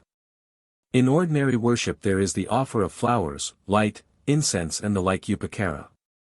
In the subtle inner or mental worship, antarpuja, these are but symbols. Thus the Jnaneshvara Samhita cited in the Mantrayogarahanarnirna speaks of the offering of flowers of feeling, bhava pushpa, to the divinity, namely, the virtue of selflessness, anahankara, desirelessness, viraga, guilelessness, adamba. Freedom from malice and envy, advesha, amatsarya, and infatuation and delusion, amada and amoha, and control over the feelings and mind, akshabaka, amanaka. He who can truly make such offerings to Devi is a high sadhaka indeed. The Shastra makes wonderful provision for all types. It recognizes that there must be a definite object to which the mind must turn. Chooses that object with a view to the capacities of the sadhaka, and similarly regulates the ensuing worship. Much ignorant talk takes place as to the supposed worship of the formless. Worship implies an object of worship and every object has some form. But that form and the ritual vary to meet the needs of differing capacities and temperaments. Commencing with the more or less anthropomorphic image, dal or patali, as those who dislike such worship call it, with its material service reproducing the ways of daily life, passing through pictures, emblems, yantras. And mental worship to adoration of the point of light, Jyotirbindu, in which at length, consciousness being merged, all worship ceases. The Shakti summarizes the stages of progress in a short verse, thus, by images, ceremonies, mind, identification, and knowing the self, a mortal attains liberation, Kaivalya. In the same way, meditation is either gross, sthula, or subtle, sukshma. The forms of the Mother of the Universe are threefold. There is first the supreme, para, form of which the Vishnuyamala says, none know. There is next her subtle form which consists of mantra. But as the mind cannot settle itself upon that which is formless, she appears also in physical form as celebrated in the Devi Stotras of the Puranas and Tantras. The third principle to be noticed is the part which the body is made to take in the ritual. Necessarily there is action in any case to carry out the ritual, but this is so prescribed as to emphasize the mental operation, manasakriya, and in addition certain symbolic gestures, mudra, are prescribed. The body is made to take its part in the ritual, the mental processes being thus emphasized and intensified. This is based on a well-known natural tendency. When we speak with conviction and intensity of feeling, we naturally adopt appropriate movements of the body and gestures of the hands. We thus speak with the whole body. Take for example Nyasa, which like Yantra is peculiar to the Tantras. The object of the sadhaka is to identify himself with the Devata he contemplates and thus to attain Devata bhava, for which it is, in its many forms, a most powerful means. Regarding the body of the Devata as composed of bija mantras, he not merely imagines that his own body is so composed but he actually places, Nyasa means placing, these bijas with the tip of his fingers on the various parts of his own body. The Abhishta Devata is thus in imagination, expressed by outward acts, placed in each of the parts and members of the sadhaka's body, and then with the motion of his arms he, by Vyapaka Nyasa, as it were, spreads the presence of the Devata all over his body. He thus feels himself permeated in every part by the presence of the Devata and identified with the Divine Self in that its form. How, it may be asked, can the Devata be spread as it were butter on bread? These are crude questionings, and because critics of the ritual do not get beyond this crude state of mind, this ritual is not understood. Devata is not spread. God is everywhere and he is not to be placed by man's fingers anywhere. What is done is to produce in man's mind the notion that he is so spread. Again, with certain ritual acts mudra is made. This mudra expresses by the hands the thought of the worshipper, of which it is sometimes a kind of manual shorthand. A further important point for consideration is that the mental vritti is not only strengthened by the accompanying physical action, but by a prolonged repetition of either or both. There may be a literal repetition of either or both, of which a prominent example is japa of mantra, with which I have dealt in the chapters on Shakti as mantra and on the Varnamala. Or the object of contemplation may be severed into parts, as where meditation is done not simply on the Devata as a whole, but on each of the parts of his body and then on the whole. Or a particular result, such as the dissolution of the tattvas in Buddha Sati, may be analyzed into the component parts of a process commencing with the first movement and ending with the last. Repetition of a word and idea fixes it in the mind, and if the same essential thought can be presented in varied forms, the effect is more powerful and at the same time less calculated to tire. Vain repetition is itself in the mouths of many a vain criticism when not a platitude. If it is in fact vain, it is vain. But it need not be so. In the current gross way of looking at things, it is asked, will the deity yield, like a modern politician, to repeated clamor? The answer is the Devata is not so affected. What is in fact affected is the mind of the sadhaka himself, which, being thus purified by insistent effort, becomes a fit medium for the manifestation of a divine consciousness, Devadabhava. In short fact, Indian ritual cannot be understood unless the Vedantic principles of which they are a particular practical application are understood. Even when in devotion, complete understanding and feeling are not attained, the intention to gain both will achieve success by quickening worshippers' interest and strengthening the forces of the will. A word now as to symbolism, which exists in all religions in varying degrees. The Tantra Śāstra is extraordinarily full of it in all its kinds, form, color, language, number, action. The subject is a highly interesting but very lengthy one. I can only make 2 remarks with regard to it here. Red is a favorite color in the Śākta Tantras. As pointed out in the Bhavanapanishad, Sutra 28, an Upanishad of the Kadamata and Bhaskaraya's commentary thereon, redness denotes Raga and Vimarsha Shakti. See Introduction to Tantraraja Tantra Volume 8, Tantric Texts, and Volume 11, Tantric Texts. There is a good deal of what is called erotic symbolism in some of the Tantras. This is apt to shock many English people, who are by no means all so moral in fact as some might think this sensitivity suggests. The Hindus are very natural as regards sexual matters. An English clergyman remarks, E. F. Elwin India and the Indians, page 70, a leading Indian Christian said to me, there is no reserve among us in the sense that you English people have it. There is nothing which our children do not know. It should be added, says this author, that the knowledge of evil, why I may ask is it always evil?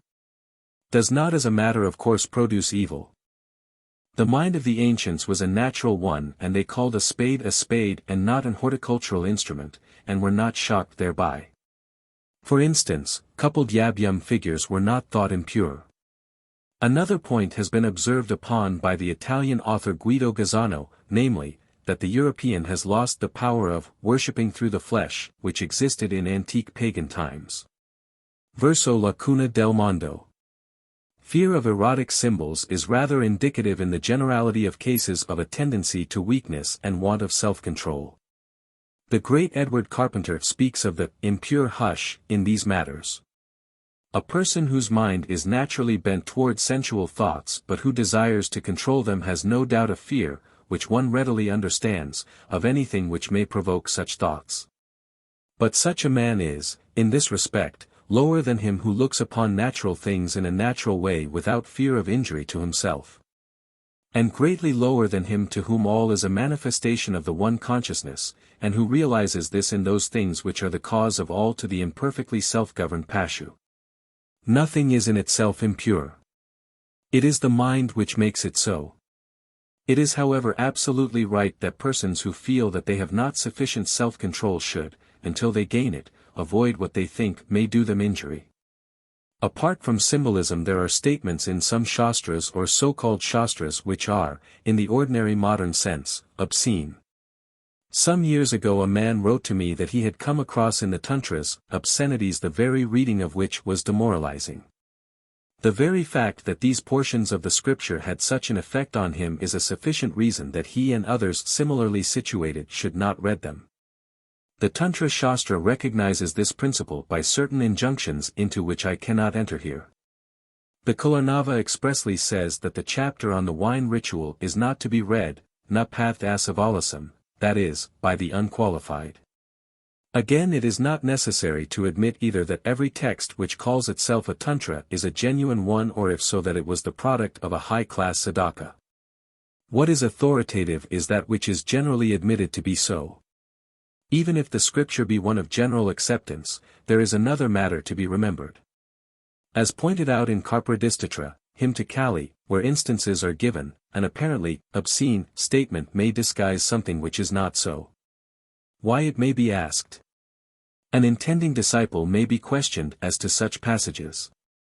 If he is a gross-minded or stupid man, his answers will show it.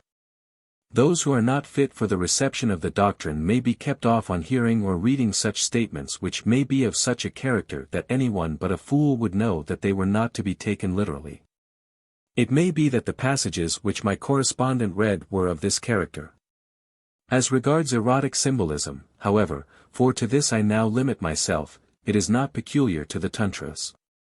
It is as old as the hills and may be found in other scriptures. It is a matter of embarrassment to the class I have mentioned that the Bible is not free from it.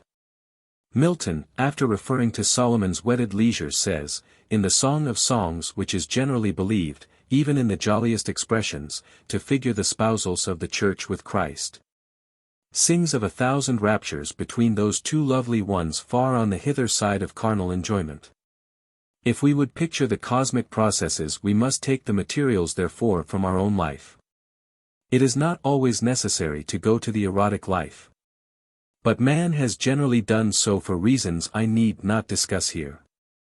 And his selections must sometimes be admitted to be very apt. It has however been said that, throughout Śākta symbolism and pseudo-philosophizing, there lies at the basis of the whole system, the conception of sexual relationship as the ultimate explanation of the universe. Reading these words as they stand, they are nonsense. What is true is that some Śākta Tantras convey philosophic and scientific truths by the media of erotic imagery, which is another matter. But so also does Upanishad. The charge of pseudo-philosophy is ill-founded, unless the Advaitavada is such. The Śākta Tantra simply presents the Vedantic teachings in a symbolical ritualistic form for the worshipper, to whom it also prescribes the means whereby they may be realized in fact. Those who think otherwise have not mastered the alphabet of the subject. I will conclude with a reply to a possible objection to what I have above written. It may be said that some of the rituals to which I have alluded are not merely the property of the Tantra Shastras and that they are not entitled to any credit for them. It is a fact that many have become extinct. Vedic rituals such as the 10 samskaras, sandhya, homa and so forth are embedded in and have been adopted by the Āgamas. These and other rituals are to be found also in the Puranas. In any case, the Āgama is what it is whether its elements are original or derived. If the rites adopted are creditable, then praise must be given for the adoption of that which is good. If they are not, blame equally attaches to the original as to the copy. What however the Āgamas have adopted has been shaped so as to be suitable for all, that is, for others than those for whom the original rituals were intended. Further, many of the rituals here described seem to have been introduced by and to be peculiar to the Āgamas. Possibly some of these may have been developed from other forms or seeds of form in the Vedic ritual. The whole subject of Indian ritual and its origins is still awaiting inquiry. Personally, I am disposed to favor the view that the Āgamas have made a contribution which is both original and considerable. To me also the contribution seems to have greater conformity with Vedantic doctrine, which is applied by the ritual in a psychological manner which is profound. On an historical view of the matter, this seems necessarily to be so. For, according to that view, the early Vedic ritual either antedated or was contemporaneous with the promulgation of the Vedantic doctrine to be found in the Upanishads, for the general acceptance of which considerable time was necessary. It could not therefore, if at all, embody that doctrine in the same way or to the same degree as a ritual developed at a time when that doctrine had been widely disseminated, generally accepted, and at least to a greater degree systematized. Ritual is only a practical expression of doctrine, and the Āgamas, according to a generally accepted view, did not come into being earlier than a date later than the first and chief Upanishads. And perhaps at the close of what is generally called the Upanishadic age. No historical argument, however, is yet entirely trustworthy, as the material upon which it is to be based has not been sufficiently explored. For myself, I am content to deal with present-day facts. According to the Indian view, all Shastras are various parts of one whole, and that part which as a present-day fact contains the bulk of the ritual, now or recently in practice, consists of the Tantras of the various schools of Āgama. As an Indian author and follower of the Shaivāgama has said, the temple ritual throughout India is governed by the Āgamas. And this must be so, if it be the fact as alleged, that temples, images, and other matters were unknown to the original Vedic Aryas. If the Āgamas have adopted some of the ritual of the latter, those in their turn in course of time took to themselves the practices of those outside the body of men for whom the Vedic Karmakanda was originally designed. Vedanta in its various forms has now for centuries constituted the religious notions of India, and the Āgamas in their differing schools are its practical expression in worship and ritual, affording the means whereby Vedantic doctrine is realized. Chapter 27. The Pañcatattva, the secret ritual. The notoriety of the Śākta Pañcatattva ritual with wine and women has thrown into the shade not only the practical topics with which I have dealt, but every other, including the valuable philosophical presentment of Vedanta contained in the Śākta Tantra. Notwithstanding, and indeed because, of the offhand and, in certain respects, ignorant condemnation which this ritual has received, the interests of both scholarship and fairness, which by the way should be identical, require that we should first ascertain the facts, think clearly and fearlessly, and then determine without prejudice. From both the Shastric and historical point of view, the subject is of such importance that it is not possible for me to here deal with it otherwise than in a very general way. It is necessary, however, in a paper on Upasana, to at least touch upon the matter, because as against everything one says about the Tantras, there is raised the express or implied query, that may be all very well. But what about the infamous Pañcamakkara? Anything said in favor of the Shastra is thus discounted in advance. We must first disentangle the general principles involved from their particular application. The principle may be sound and yet the application may not be so. We may, for instance, approve striving for Vedantic detachment, Audasinya, whilst at the same time we may reject the Agra's application of it in eating human carrion. Next, let us see what in fact is the ritual application of these principles. Then let us judge the intention with which the ritual was prescribed. A principle may be good and the intention may be good, but its application may be intrinsically bad, or at least dangerous, and therefore inexpedient as leading to abuse. In life it is a mistake to altogether neglect the pragmatical aspect of any theory. Logic and life do not always go hand in hand. Lastly, let us see whether the application is good or bad or inexpedient, or whether it is partially one or the other. In the first place, it is necessary to clear the air of some common misconceptions. It is commonly thought that all the practitioners of the Pañcatattva ritual with wine, woman, and so forth are immoral men, professing to follow a scripture which does not accept the ordinary rules of morality as regards food, drink and woman, which enjoin that men should curb their sensual desires. Rather is it thought that it teaches that men should yield to them and thus enjoy themselves. This view turns at least this portion of the Śākta Tantra into a scripture of libertinism, thinly veiling itself in pseudo-religious forms. Its followers are supposed to be in the condition of a sensual man who finds his wishes thwarted by the rules of morality of his fellows around him and who, asking himself how he can infringe those rules under color of some supposed authority, gives to the fulfillment of desire a religious sanction. In the words of an English writer, the bent towards religion of some sort is so strong in India that some of its people even sin religiously. They are, on this view, hypocrites putting themselves to a deal of unnecessary trouble, for men can and do in India, as elsewhere, gratify their desires without religious rituals. And if wishful to establish a theory of enjoyment justifying their conduct, they can, as some have also done in India as elsewhere, advocate an Epicurean materialism for that purpose. For the true sensualist who wishes to get at the object of his desire, these long tantric rituals would be obstructive and wearisome. Whatever may be thought of the ritual in question, these notions of it are wrong. The charge, however, if unrefuted, constitutes a blot on this country's civilization, which has been allowed to remain because some who know better are either afraid to acknowledge that they follow these rites, or if they do not, that it may be supposed that they do so. This blot, in so far as it is not justified by actual fact, I propose in the present chapter to remove. The word Shastra or scriptures comes from the root shas, to control, because its object is to control the conduct of men otherwise prone to evil. Whether its methods be mistaken or not, the Śakta scripture is a Shastra. Morality or Dharma is preached by all Shastras whether of East or West. That morality, Dharma, is in its essentials the same in all the great scriptures. For what purpose is conduct controlled? The Indian answer is, in order that man may make for himself a good karma which spells happiness in this and the next world, paraloka, and that then he may at length free himself of all karma and attain liberation, moksha. Bad karma leads to suffering here and in the hells of the afterlife. This is taught in the Śakta, as in other Shastras, which seek to train the sadhaka to attain liberation. In a work of the present scope, I have not the space to cite authority in support of all these elementary propositions. There is, however, an abundance of texts in support of them.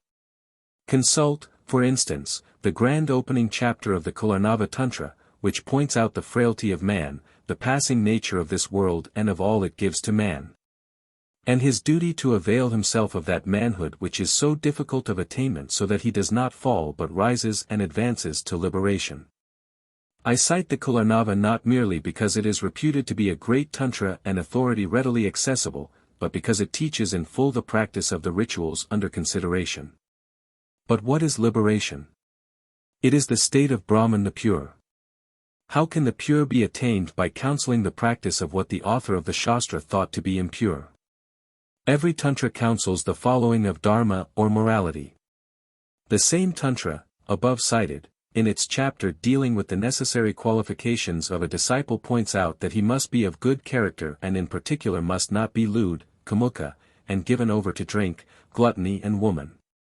If he is so, he is not competent for this particular ritual and must be trained by other disciplines, pashvakara.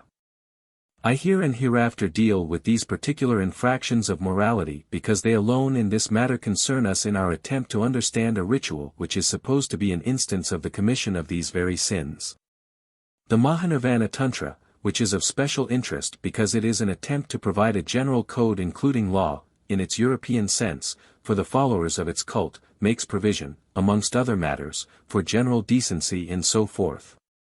For the state punishment, unknown to English legislation, of men who go with prostitutes, 11.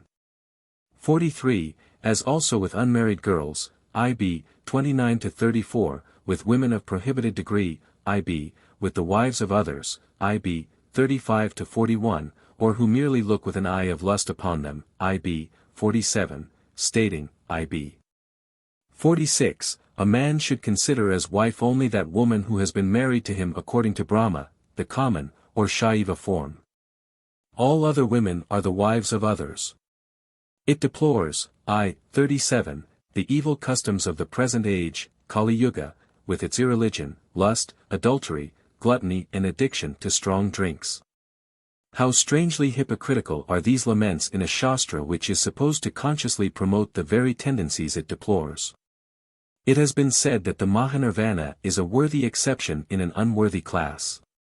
It is true that this Tantra evidences what may be called a reforming tendency on account of abuses which had occurred and thus puts restrictions on the ordinary householder as regards particular portions of the ritual, a fact which made a pundit, of whom I was told, say that in comparison with the Mahanila Tantra it was a woman's Shastra.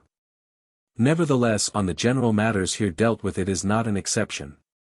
Possibly those who so speak had only read the Mahanirvana, which is the first Tantra to be translated in English. Certainly nothing that they say indicates any real acquaintance with any other. There are in fact other fine and more philosophical Tantras, and all the great authoritative scriptures are at one, so far as I am aware, on the general question of morality and the search for liberation with which I here deal. How, as I have said, could it, on commonly accepted principles, be otherwise?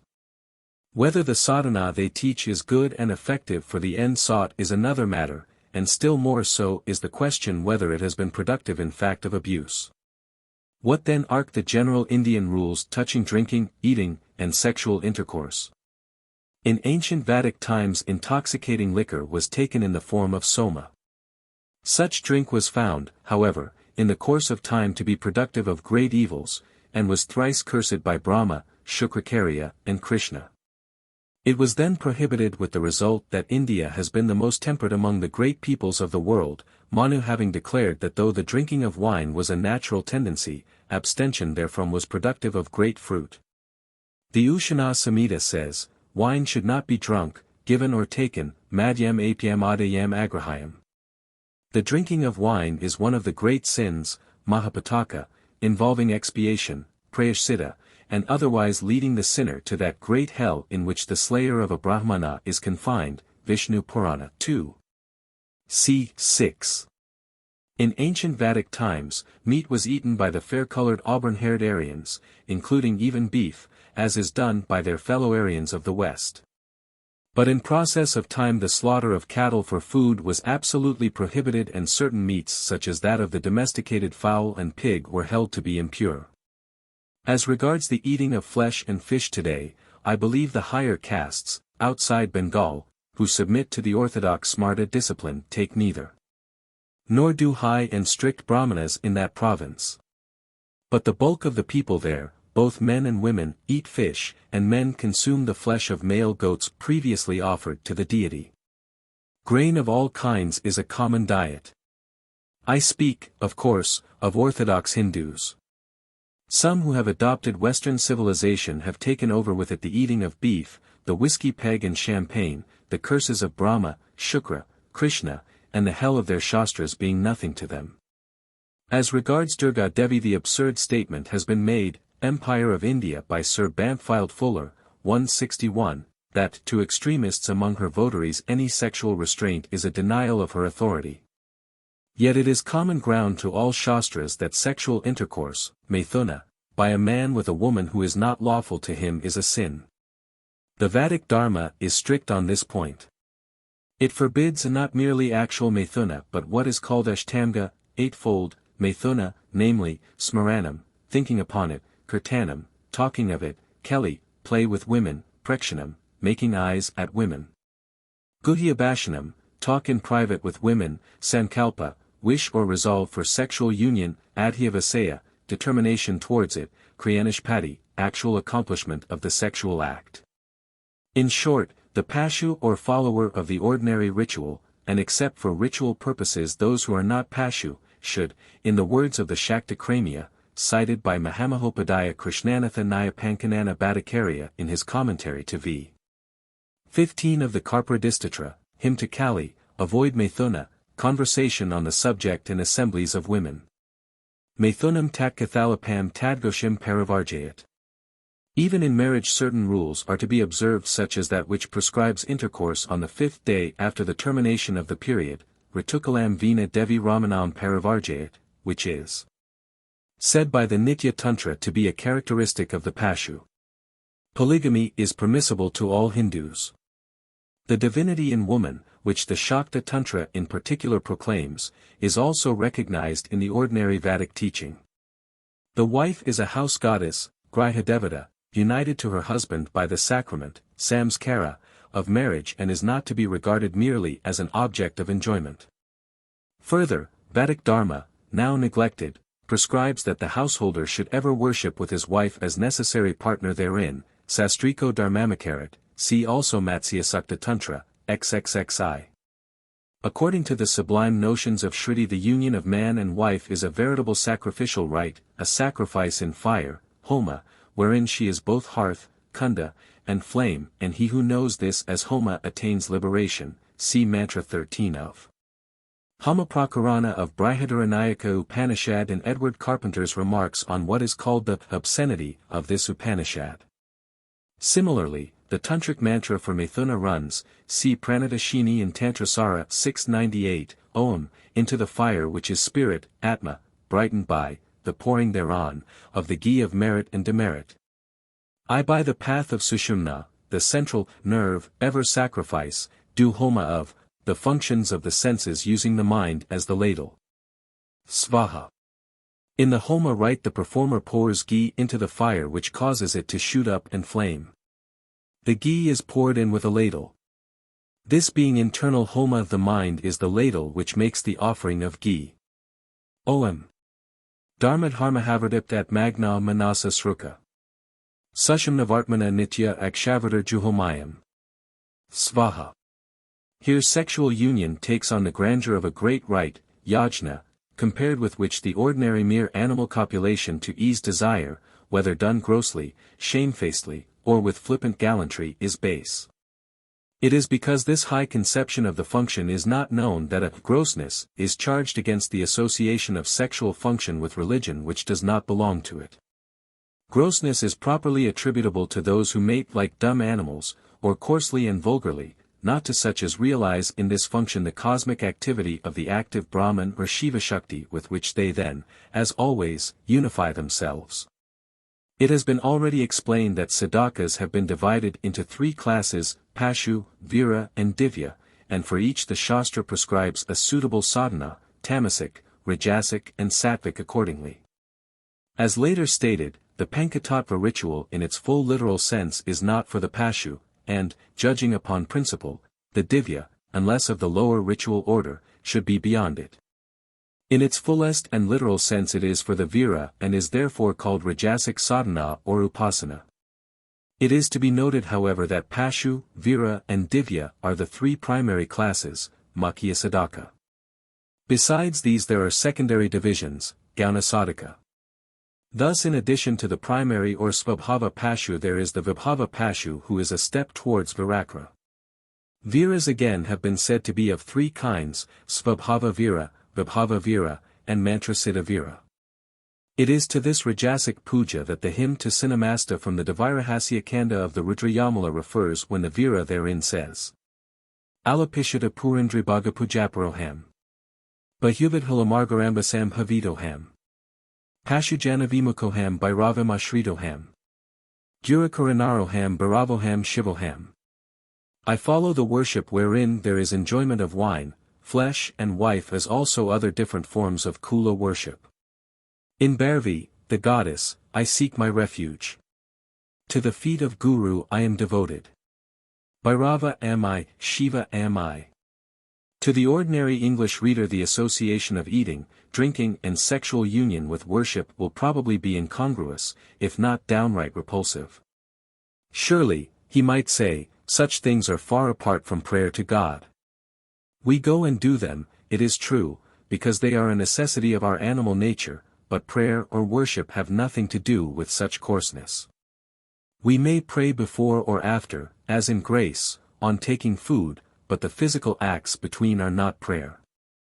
Such notions are based partly on that dualism which keeps separate and apart God and his creature, and partly on certain false and depreciatory notions concerning matter and material functions.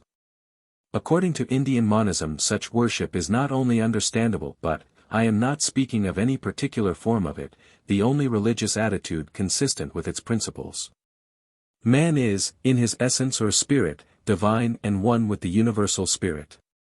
His mind and body in all their functions are divine, for they are not merely a manifestation of the power, Shakti, of God but that power itself.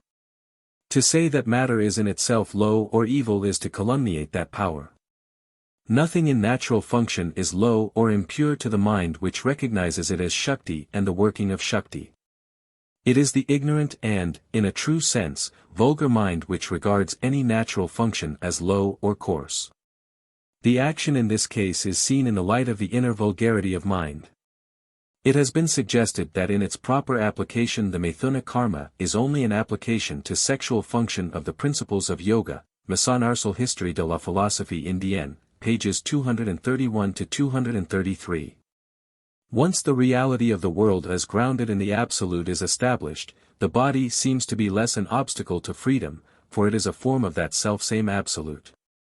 The creative function being natural is not in itself culpable. There is no real antinomy between spirit and nature which is an instrument for the realization of the spirit. The method borrows, it is said, that of yoga not to frustrate, but to regulate enjoyment. Conversely, enjoyment produces yoga by the union of body and spirit. In the psychophysiological rites of these Shaktas, enjoyment is not an obstacle to yoga but may also be a means to it. This, he says, is an important conception which recalls the discovery of the Mahayana that samsara and nirvana are one.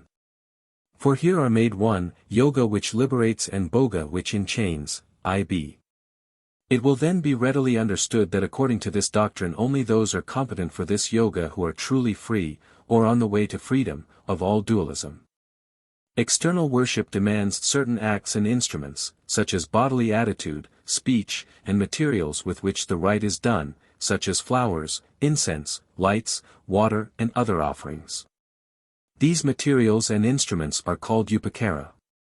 Ordinarily there are 16 of these, but they may be more or less. There is nothing absolute in either the quality, quantity, or nature of the offerings.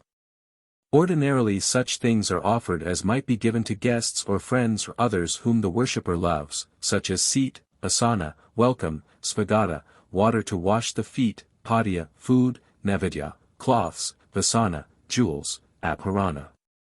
With other things such as lights, incense and flowers. In inner or mental worship, manasapuja, these are not things material, but of the mind of the worshipper. Pleasing things are selected as offering to the Devata because the worshipper wishing to please Devata offers what he thinks to be pleasant and would be glad himself to receive. But a man who recognized the divinity, and therefore value, of all things might offer any. With such a disposition a piece of mud or a stone would be as good an offering as any other. There are some things the ordinary man looks upon as unclean and, as long as he does so, to offer such a thing would be an offense. But, if to his equal eye these things are not so, they might be given. Thus the Virasadhana of the Śākta Tantra makes ritual use of what will appear to most to be impure and repulsive substances. This, as the Jnanarnava Tantra says, is done to accustom the worshipper not to see impurity in them but to regard them as all else, as manifestation of divinity. He is taught that there is nothing impure in itself in natural functions though they be made, by misuse or abuse, the instruments of impurity. Here again impurity consists not in the act per se but in the way and in the intention with which it is done. To avira all things, acts, and functions, done with right intention, may be instruments of worship. For, avira is one who seeks to overcome tamas by sattva. Therefore, the natural functions of eating, drinking and sexual union may be used as upakara of worship. This does not mean that a man may do what he likes as regards these things and pass them off as worship. They must be rightly done, otherwise, a man would be offering his sin to Devata. The principle of all this is entirely sound. The only question which exists is as regards the application to which the ritual in question puts it. Worship and prayer are not merely the going aside at a particular time or place to utter set formulae or to perform particular ritual acts. The whole of life, in all its rightful particulars, without any single exception, may be an act of worship if man but makes it so. Who can rightly deny this? Of course, as long as a man regards any function as impure or a matter of shame, his mental disposition is such that he cannot worship therewith. To do so would distract and perturb him. But both to the natural-minded and illuminated man this is possible. The principle here dealt with is not entirely peculiar to this school. Those Hindus who are not monists, and whatever be their philosophical theories, no worshippers in practice are so, for worship connotes the dualism of worshipped, upasya, and worshipper, upasaka. Of the means or instrument, sadhana, and that to be attained thereby, sadhya, yet make offering of their acts to Devata. By thus offering all their daily speech, each word they say becomes, in the words of Shastra, mantra. Nor, if we examine it, is the principle alien to Christianity, for the Christian may, in opening his day, offer all his acts therein to God. What he thereafter does, is worship. The difference in these cases and that of the Vira principle lies, at any rate in practice, in this, that the latter is more thorough in its application, no act or function being excluded, and in worship. The Śakta being a monist is taught to regard the offering not as given to someone other than his own essential self, but to that. He is thus, according to the theory of this practice, led to divinize his functions, and by their constant association with the thought of Brahman his mind is, it is said, purified and led away from all carnal desires. If these functions are set apart as something common or impure, victory is not easily won. There is still some part of his life into which Brahman does not enter and which remains the source of distraction. By associating them with religion, it is the religious feeling which works first through and then supersedes them. He thus gradually attains Advaitavada and the state of the Devata he has worshipped. For it is common Indian principle that the end of worship is to assimilate oneself to its object or Devata. Thus it is said in the Agni Purana that by worship of Rudra one becomes Rudra, by worship of Vishnu one becomes Vishnu, and by worship of Shakti one becomes Shakti. This is so because the mind mentally transforms itself into the likeness of that on which it is set. By thinking always, on the other hand, on sensual objects one becomes sensual. Even before worship, one should strive to attain the true attitude of worship, and so the Gandhar Tantra says, he who is not Deva, a Deva, should not worship Deva. The Deva alone should worship Deva. The Vira or strictly the Sadhaka qualified to enter Virakra, since the true Vira is its finished product, commences sadhana with this Rajasic upasana with the Pañcatattva as upakara which are employed for the transformation of the sensual tendencies they connote. I have heard the view expressed that this part of the Shastra was really promulgated for Shudras. Shiva, knowing the animal propensities of their common life, must lead them to take flesh and wine. Prescribe these rites with a view to lessen the evil and to gradually wean them from enjoyment by promulgating conditions under which alone such enjoyment could be had, and in associating it with religion. It is better to bow to Narayana with one's shoes on than never to bow at all. A man with a taste for drink will only increase his thirst by animal satisfaction, Pashupana. Rut if when he drinks he can be made to regard the liquid as a divine manifestation and have thought of God, gradually such thoughts will overcome and oust his sensual desires. On the same principle children are given powders in jam, though this method is not confined to actual children only. Those who so argue contend that a Brahmana should, on no account, take wine, and texts are cited which are said to support this view. I have dealt with this matter in the introduction to the Kalavalasa Tantra. It is sufficient to say here that the reply given is that such texts refer to the unauthorized consumption of wine as by uninitiated, anabhishikta, brahmanas. In the same place I have discussed the question whether wine can be taken at all by anyone in this Kali age. For, according to some authorities, there is only Pashabhava in the Kali Yuga. If this be correct, then all wine drinking, whether ritual or otherwise, is prohibited. For the worship of Shakti, the Pañcatattva are declared to be essential. Without the Pañcatattva in one form or another Shakta Puja cannot be performed, Mahanirvana, v. 23-24. The reason of this is that those who worship Shakti, worship divinity as creatrix and in the form of the universe. If she appears as and in natural function, she must be worshipped therewith, otherwise, as the Tantra cited says, worship is fruitless. The mother of the universe must be worshipped with these 5 elements, namely, wine, meat, fish, grain, and woman, or their substitutes. By their use the universe, Jagad Brahmanda, itself is used as the article of worship, upakara. The Mahanirvana, 7. 103-111, says that wine which gives joy and dispels the sorrows of men is fire, flesh which nourishes and increases the strength of mind and body is air. Fish which increases generative power is water, cereals grown on earth and which are the basis of life are earth, and sexual union, which is the root of the world and the origin of all creation, is ether. They thus signify the power, Shakti, which produces all fiery elements, all terrestrial and aquatic life, all vegetable life, and the will. Knowledge and action of the supreme Prakriti productive of that great bliss which accompanies the process of creation.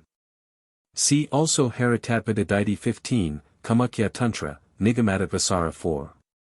The Kailasa Tantra, Pravakya, CHXC, identifies this pentad, Pañcatattva, with the 5 vital airs, pranadi, and the 5 mahaprita which support the couch of Tripurasundari.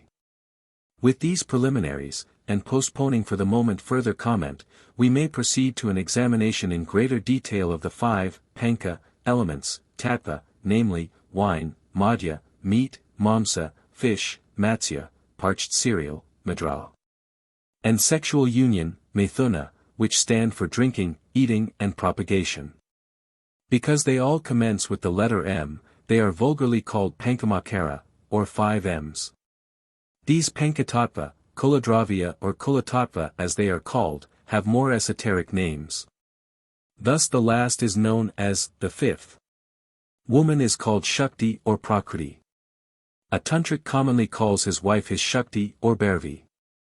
Woman is also called Lata or creeper, because woman clings to and depends on man as the creeper does to the tree. Hence the ritual in which woman is enjoyed is called Lata Sādhanā. Wine is called causal water, Karanavari, or Tirtha water, Tirthavari. But the Pañcatattva have not always their literal meaning. The meaning differs according as they refer to the tamasic, Pashvakara, Rajasic, Virakara, or Sattvic, Divyakara, sadhanas respectively.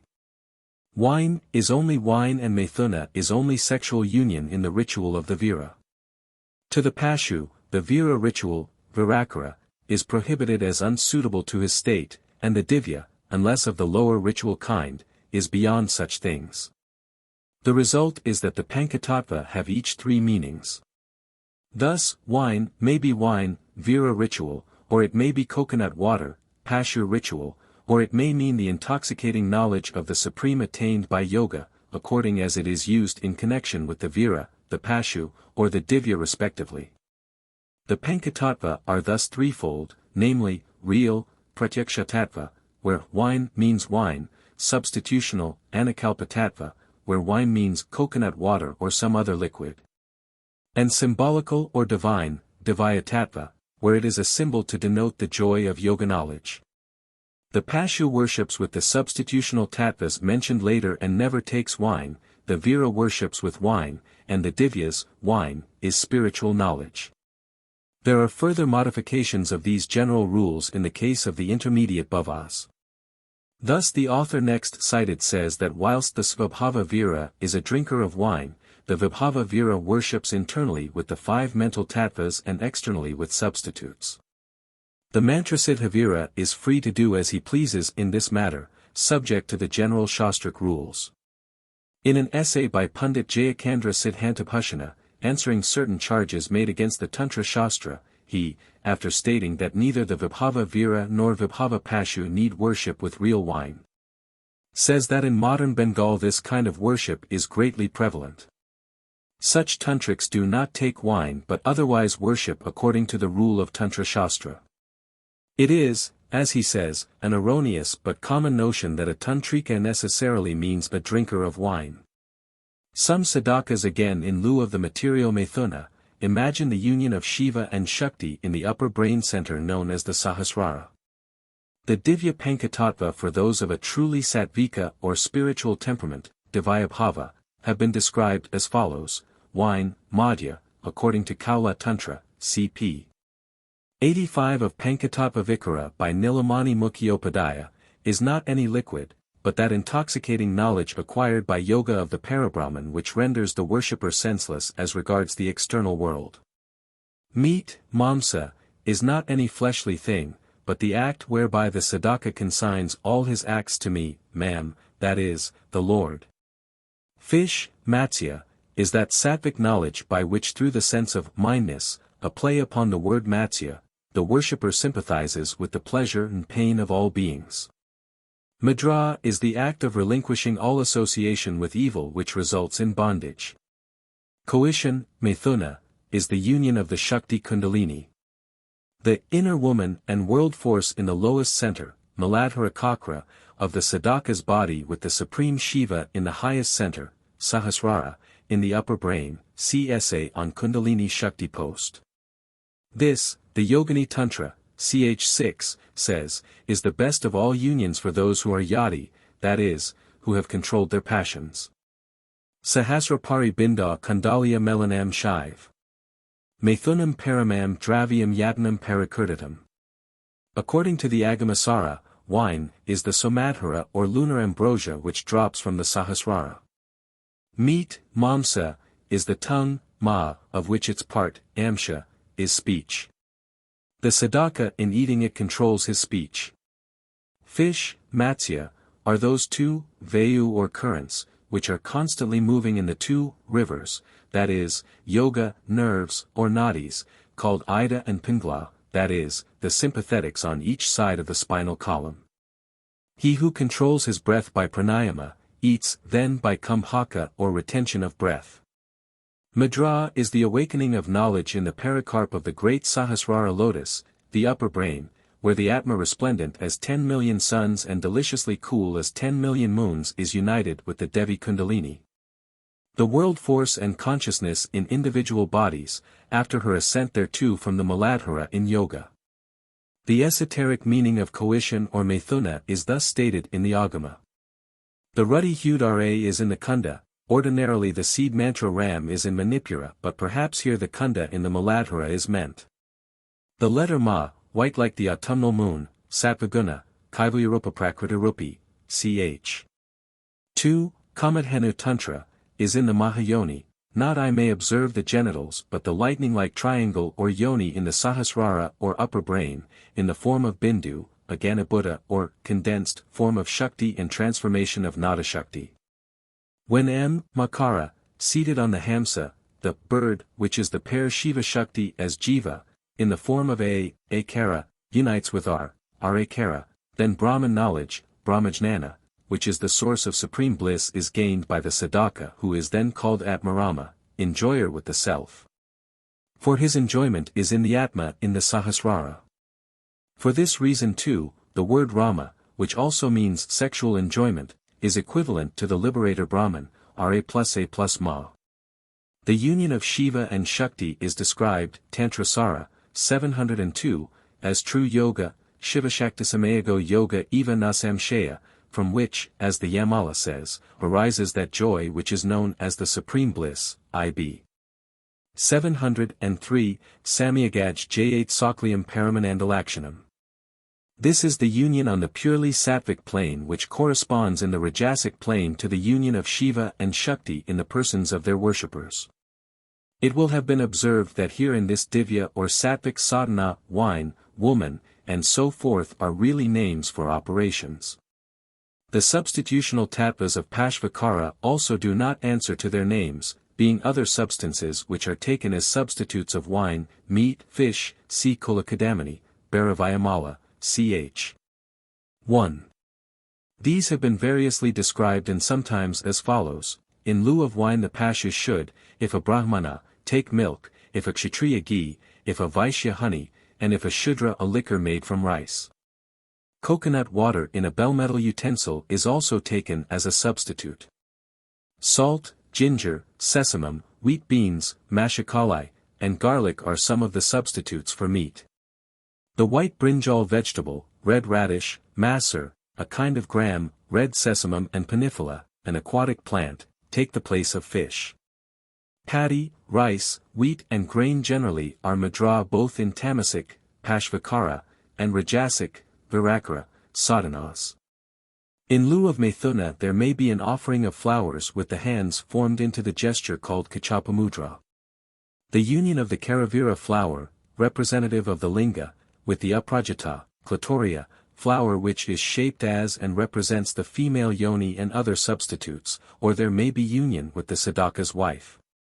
On this and some other matters here dealt with there is variant practice. The Kalakarkanadipika speaks of what is called the Adhyatattvas. Adhyamadya or wine is hemp, vijaya, adhyashuddhi or meat is ginger, adraka, adhyamana or fish is citron, jambira, adhyamudra is danyaja that is, made from paddy and adhyashakti is the worshipper's own wife. Quoting from the Tantrantara it says that worship without these adhya forms is fruitless. Even the strictest total abstainer and vegetarian will not object to wine in the shape of hot milk or coconut water, or to ginger or other substitutes for meat. Nor is there any offense in regarding sexual union between the sadhaka and his wife not as a mere animal function but as a sacrificial rite, yajna. At this point we may pass to the literal tattvas. Wine here is not merely grape wine but that which is made from various substances such as molasses, dodhi, rice, paishti, or the madhuka flower, madhvi, which are said by the Mahanirvana Tantra, ch. 6, to be the best. There are others such as wine made from the juice of the palmyra and date tree, and aniseed, moriya wine. Meat is of three kinds, that is, animals of the water, earth, and sky. But no female animal must be slain.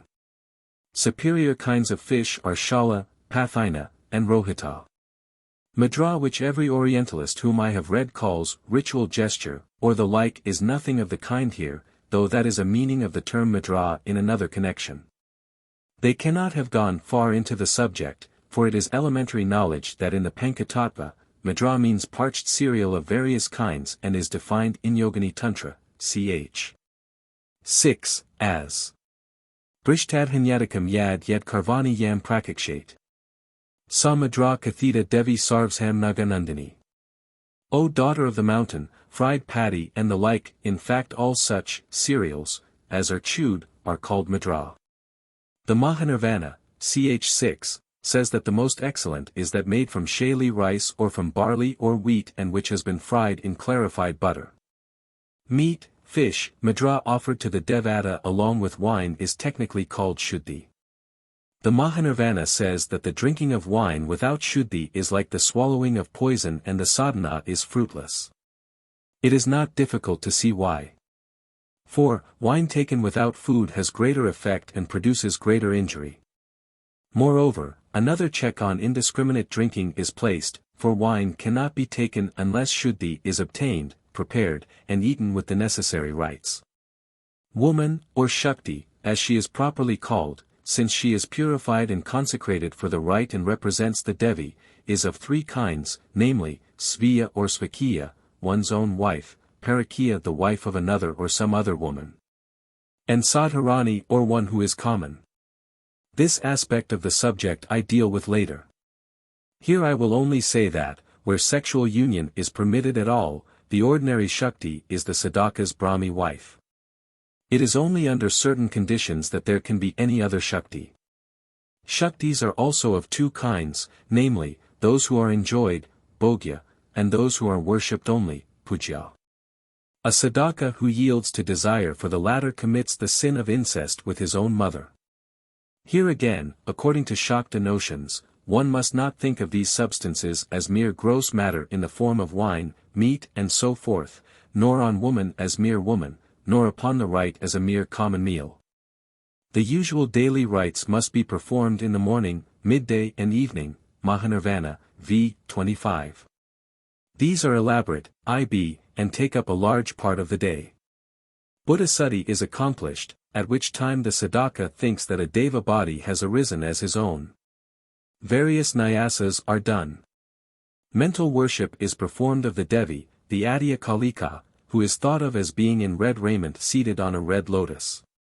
Her body dark like a rain cloud, her forehead gleaming with the light of the crescent moon.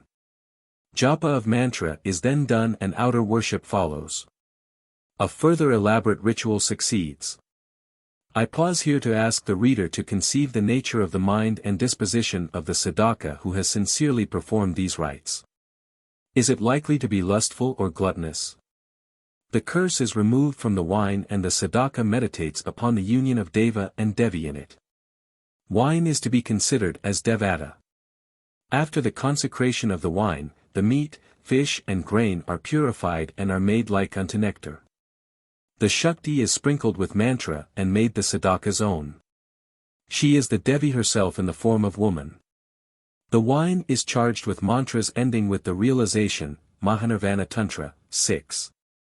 42, when Homa is done, that offering is made of the excellent nectar of this nes, idanta, held in the cup of ines, ahanta, into the fire which is the supreme ines, parahanta. Ahantapatrabharadam idanta paramamritam. Parahantame vano homasvikara. Here the distinction is drawn between the I, aham, and the this. The former is either the supreme I, parahanta or Shiva, or the individual I, jiva, vehicled by the this or Vimarsha Shakti. The sadhaka is the cup or vessel which is the individual ego. This nes is offered to the supreme.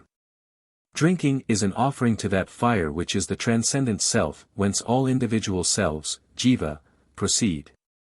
Wine is then Tara Dravamai, that is, the Savior is herself in the form of liquid matter, Mahanirvana, 11.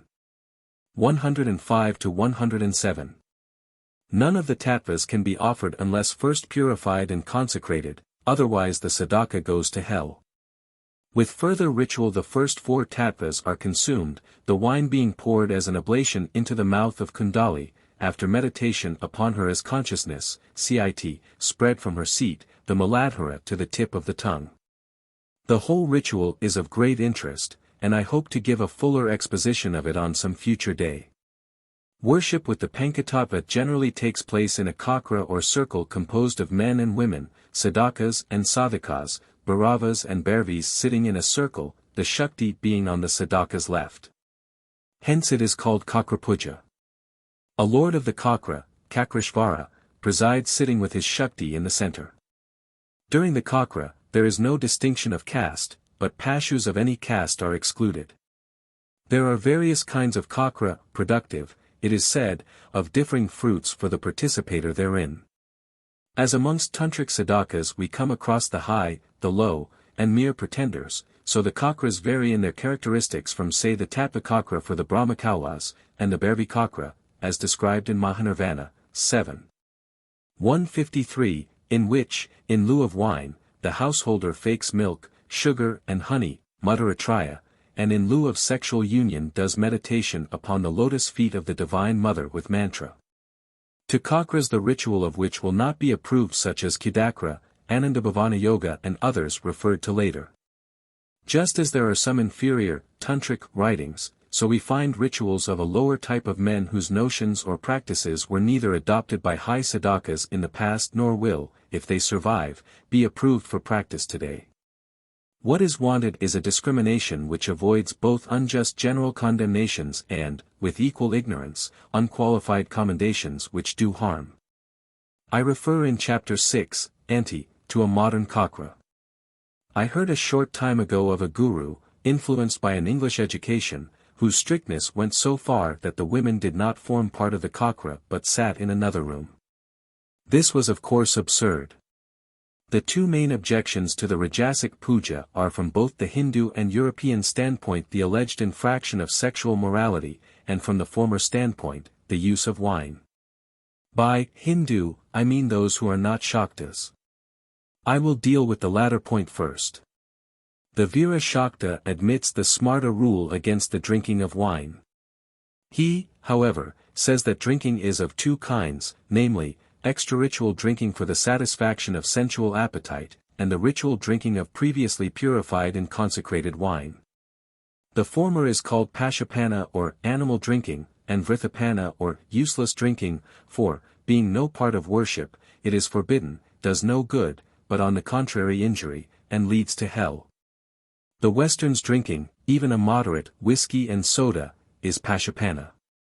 The Virakari, like every other Hindu, condemns this and regards it as a great sin. But drinking for the purpose of worship is held to stand on a different ground. Just as the ancient Vedics drank soma as part of the sacrifice, yajna, so does the Vira drink wine as part of his ritual. Just as the killing of animals for the purpose of sacrifice is accounted no killing, so that it does not infringe against the rule against injury, ahimsa. So also drinking as part of worship is said not to be the drinking which the Smritis forbid. For this reason it is contended that the tantric secret worship, Rahasya Puja, is not opposed to Veda. The wine is no longer the gross injurious material substance, but has been purified and spiritualized, so that the true sadhaka looks upon it as the liquid form of the Savior, Devi, Taradravamayi. The joy it produces is but a faint welling up of the bliss, Ananda, which in its essence, it is. Wine, moreover, is then taken under certain restrictions and conditions which should, if adhered to, prevent the abuse which follows on merely sensual drinking, Pashupana. The true sadhaka does not perform the ritual for the purpose of drinking wine, though possibly in these degenerate days many do, but drinks wine in order that he may perform the ritual. Thus, to take an analogous case, a Christian abstainer might receive wine in the Eucharist believing it to be the blood of his Lord. He would not partake of the sacrament in order that he might have the opportunity of drinking wine, but he would drink wine because, that is the way, by which he might take the Eucharist, of which wine together with bread, madra, is an element. I may here mention in this connection that not only are drops of wine sometimes sprinkled on the prasada, sacred food, at Durga Puja and thus consumed by persons who are not Virakaris. But, though this is not generally known and will perhaps not be admitted, on the prasada which all consume at the Vaisnava shrine of Jagnanatha at Puri. This question about the consumption of wine will not appear to the average European a serious affair, though it is so to the non-Shakta Hindu. So strong is the general feeling against it, that when Babu Kashab Chandra Sen, in one of his imitations of Christian doctrine and ritual, started an Eucharist of his own, the elements were rice and water. It is, however, a matter of common reproach against these tantrics that some at least drink to excess. That may be so. From what I have heard, but little credit attaches to the common run of this class of tantrics today. Apart from the general degeneracy which has affected all forms of Hindu religion, it is to be remembered that in ancient times nothing was done except under the authority of the Guru. He alone could say whether his disciple was competent for any particular ritual. It was not open to anyone to enter upon it and do as he pleased. Nevertheless, we must clearly distinguish between the commands of the Shastra itself and abuses of its provisions by pretended sadhakas. It is obvious that excessive drinking prevents the attainment of success and is a fall. As the Mahanirvana, 6. 195-197, see also 8. 171, with good sense says, how is it possible for a sinner who becomes a fool through drink to say, I worship Adya Kalika. William James says, Varieties of Religious Experience, 387, the sway of alcohol over mankind is unquestionably due to its power to stimulate the mystical faculties of human nature. Usually crushed to earth by the cold fact and dry criticisms of the sober hour. It unites. It is in fact the greatest exciter of the yes function in man. It brings him from the chill periphery of things to the radiant core. In its effect it is one bit of the mystic consciousness. Wine, as is well known, also manifests and emphasizes the true disposition of a man, in vino veritas. As to wine, drugs and anesthetic revelation, as to the clue to the meaning of life cr. Thoulis, Introduction to Psychology of Religion, 61. When the worshipper is of a previously pure and devout disposition, the moderate use of wine heightens his feelings of devotion. But if it is drunk in excess, there can be no devotion at all, but only sin. This same Tantra therefore, whilst doing away with wine in the case of one class of kakra, and limiting the consumption in any case for householders, says that excessive drinking prevents success coming to Kaula worshippers, who may not drink to such an extent that the mind is affected, literally, goes round. To drink beyond this, it says, is bestial. Yavan na kale drishtir yavan na kalayan mana. Tavat panam prakrvita pashupanam adaparam. Yet the fact that the Mahanirvana thought it necessary to give this injunction is significant of some abuse. Similar counsel may be found however elsewhere, as in the Shyamarahaja which says that excessive drinking leads to hell. Thus also the great Tantraraja Tantra, Kadamata, says, ch. 8. Na kadasit pivot siddho devirgyam anaveditam. Pañcatattva krivita yavada sayan manalaya. Tata karoti ct sadaya pataki bhavtidravam. Devtaguru sevanyat pivana savamashaya. Pataki rajadandiash kavadiopasaka eva ca. The Siddha should never drink the aragya, wine, meant for the Devi, unless the same has been first offered, to her. Drinking, again, should only be continued so long as the mind is absorbed, in the Devi. He who does so thereafter is verily a sinner.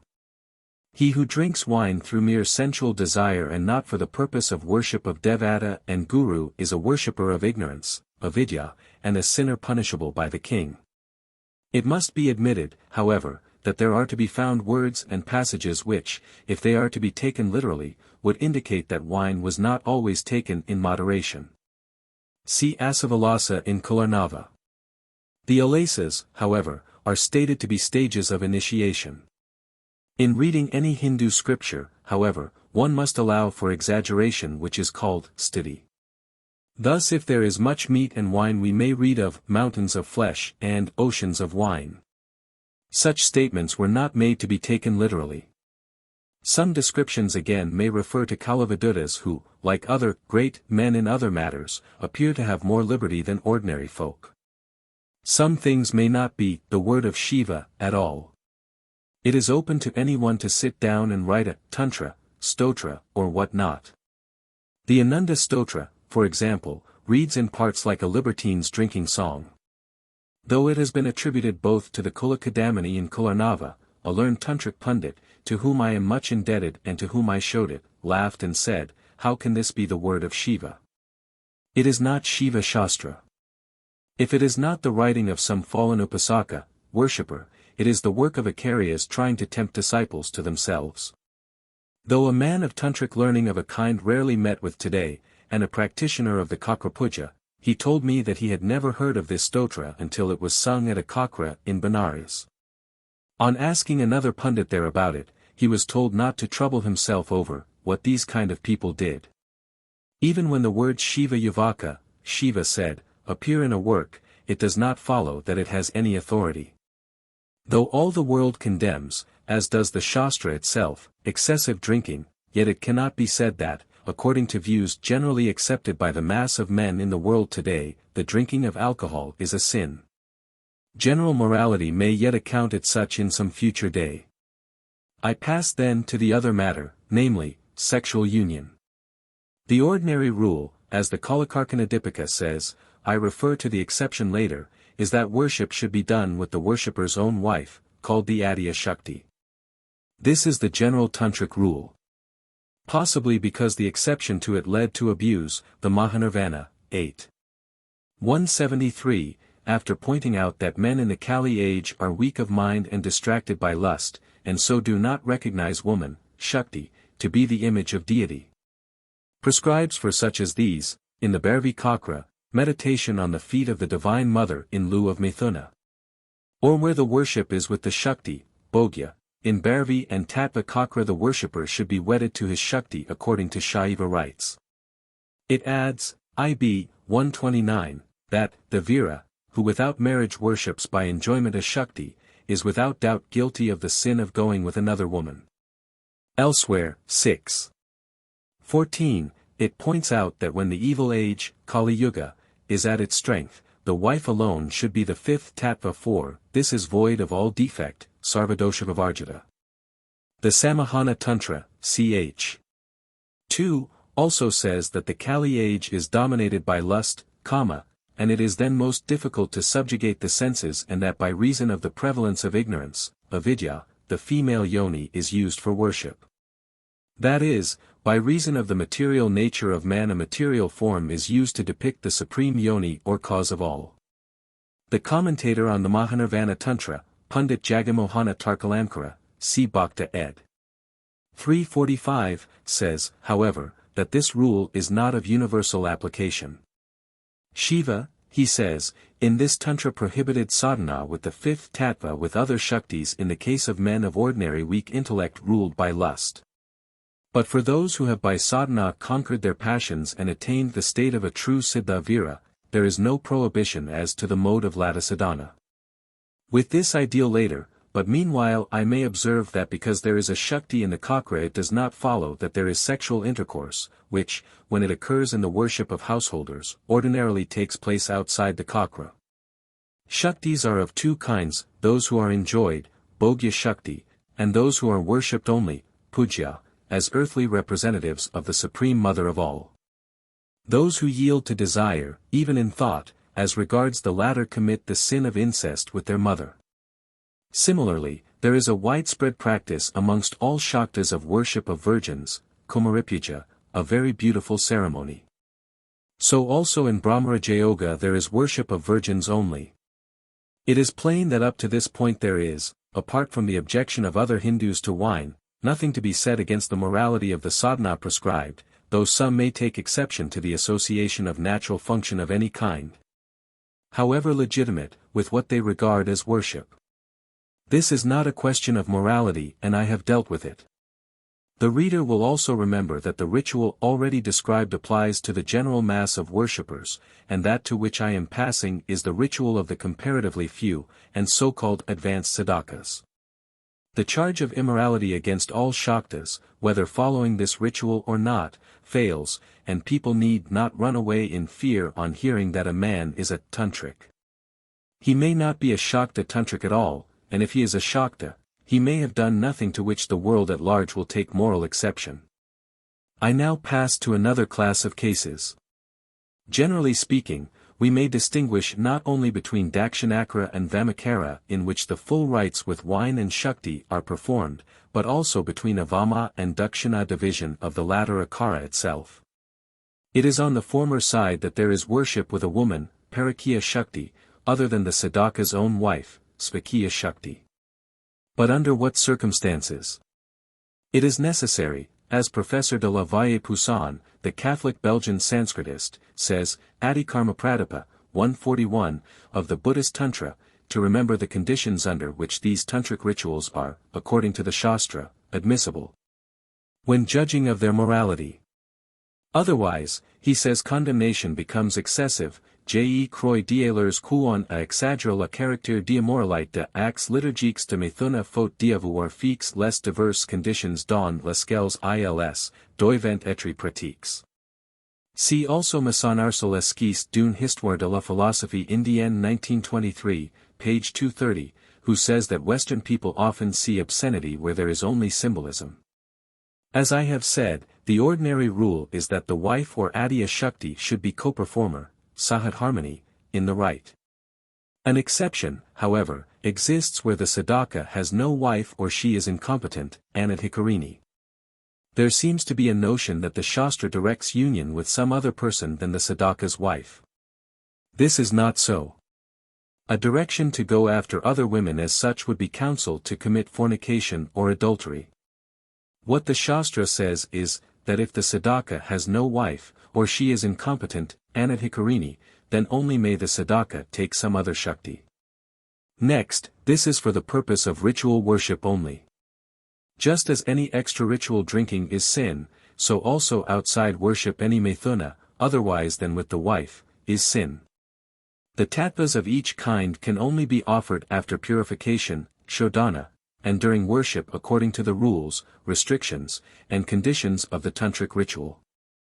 See Tantrasara, 698, citing Bhavakadamini, Uttarakamrita.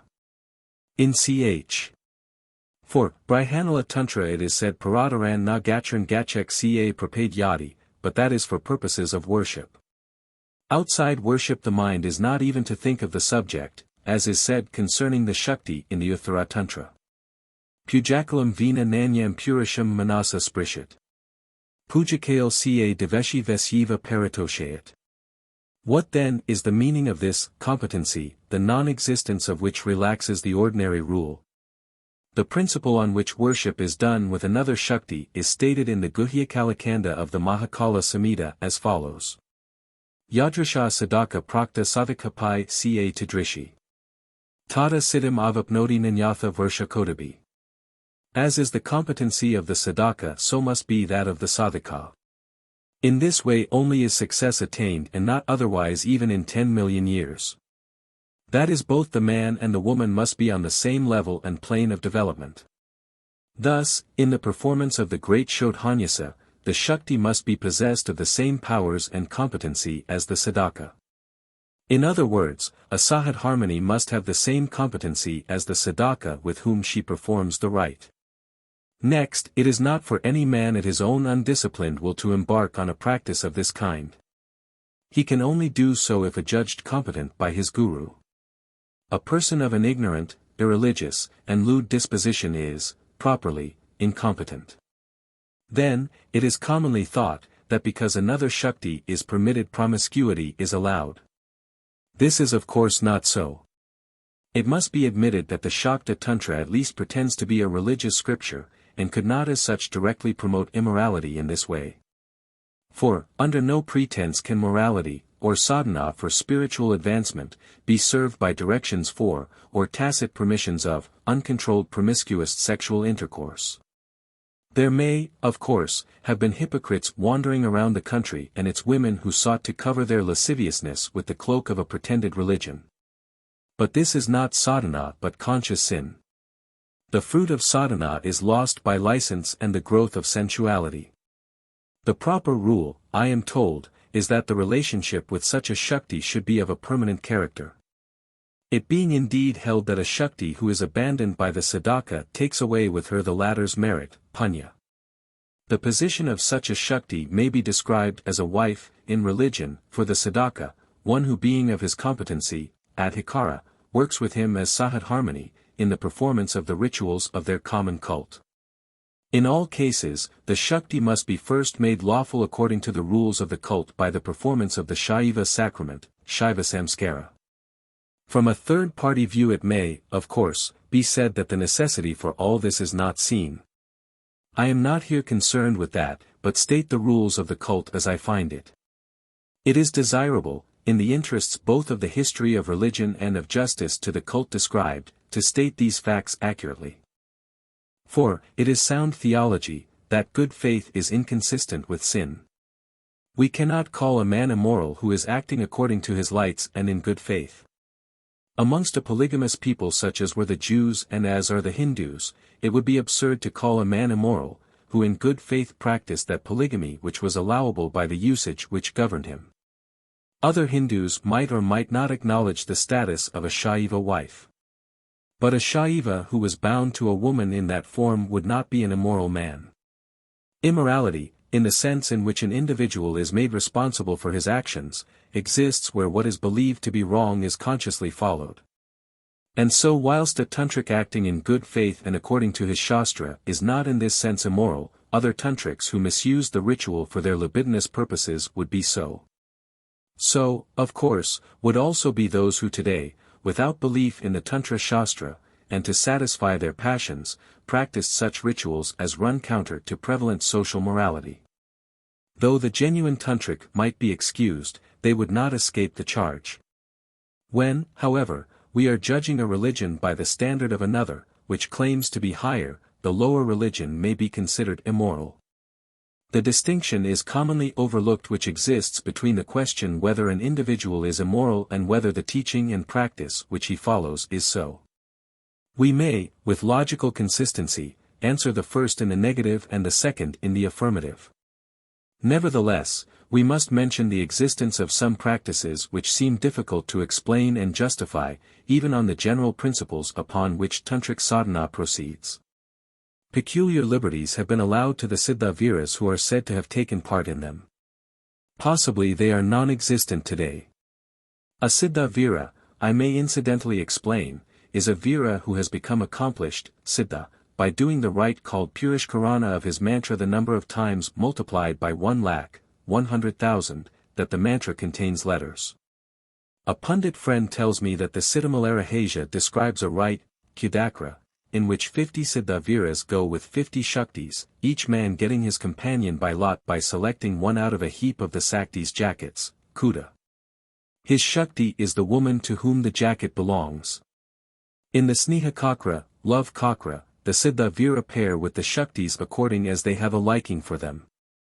Anandabhavana Yoga is another unknown rite performed with not less than 3 and not more than 108 Shaktis who surround the vira. He unites with one Shakti, Bhogya Shakti, and touches the rest. In the Anakakra, Ana equals spider's web, the viras sit in pairs tied to one another with cloths. A clue to the meaning of these rites may perhaps be found in the fact that they are said to have been performed at the instance, and at the cost, of third parties for the attainment of some worldly success. Thus the first was done, I am told, by the Rajas to gain success in battle. If this be so, they belong rather to the side of magic than of religion, and are in any case no part of the ordinary sadhana to attain the true siddhi, which is spiritual advancement. It may also be that just as in the ordinary ritual brahmanas are fed and receive gifts, these kakras were, in part at least, held with the same purpose by the class of people who had them performed. It is also to be noted, I report what I am told, that the body of the Shakti in the kakra is the yantra. By the union of Vira and Shakti, who is a form, Akra, of the Devi, direct union is had with the latter, who being pleased grants all that is desired of her. There is thus what is technically called pratyaksha of Devata, whereas in Kumaripuja and in Shavasadhana the Devi speaks through the mouth of the virgin or the corpse respectively. The Siddha-viras communicate with Shiva and Shakti in Avadhutaloka.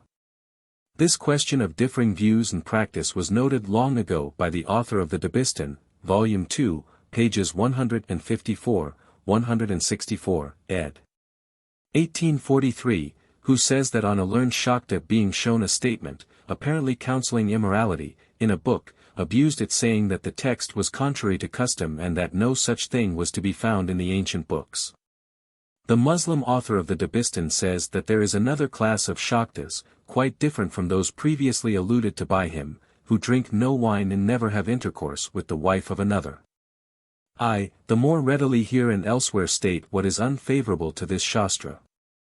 As my object is not to idealize it, a process to which my strong bent towards the clear and accurate statement of facts is averse, but to describe the practice as I find it to be. On which statement a just judgment may be founded. After all, men have been and are of all kinds, high and low, ignorant and wise, bad and good, and just as in the Āgamas there are differing schools, so it is probable that in the Śākta practices themselves there are the same differences. Lastly, the doctrine that the illuminate knower of Brahman, Brahmajnani, is above both good, dharma, and evil, adharma, should be noted.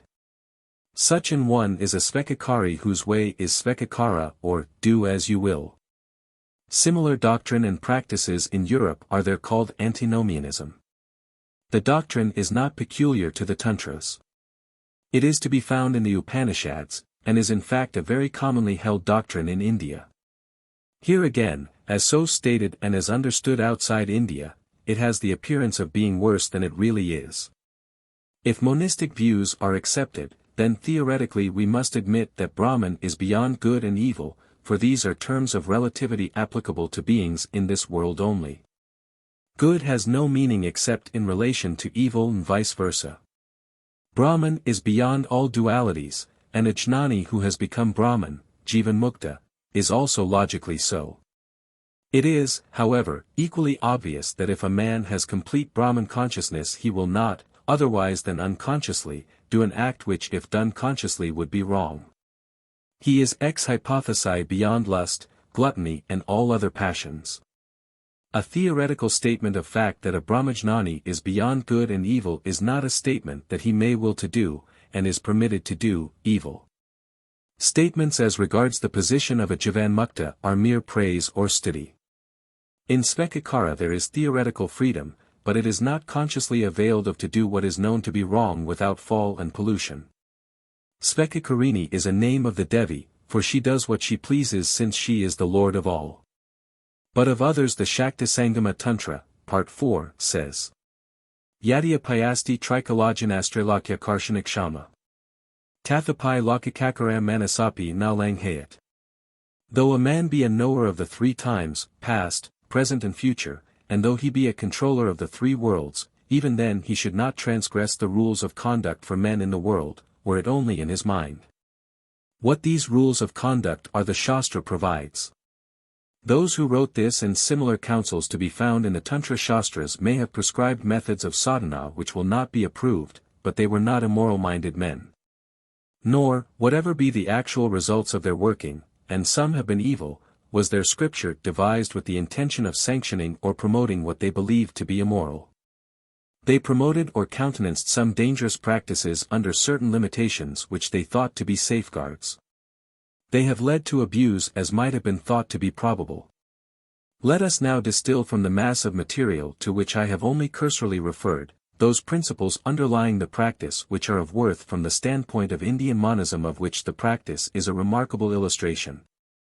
The three chief physical appetites of man are eating and drinking, whereby his body is sustained, and sexual intercourse, whereby it is propagated. Considered in themselves they are natural and harmless. Manu puts this very clearly when he says, there is no wrong, dasha, in the eating of meat and drinking of wine, nor in sexual intercourse, for these are natural inclinations of men. But abstention therefrom is productive of great fruit. Here I may interpose and say that the tantric method is not a forced abstention but a regulated use with the right bhava, that is, Advaitavada or monistic feeling. When this is perfected, natural desires drop away, except so far as their fulfillment is absolutely necessary for physical existence, as things which are otherwise of no account. How is this done? By transforming Pashabhava into Virabhava. The latter is the feeling, disposition, and character of a Vira. All things spring from and are at base ananda or bliss whether it is perceived or not. The latter, therefore, exists in two forms, as mukti, which is anandasvarupa or transcendent, unlimited, one, and as bhakti or limited worldly bliss. Tantric sadhana claims to give both, because the one of dual aspect is both. The Vira thus knows that Jivatma and Paramatma are one, that it is the one Shiva who appears in the form of the multitude of men and who acts, suffers, and enjoys through them. The Shivasvarupa is bliss itself, Paramananda.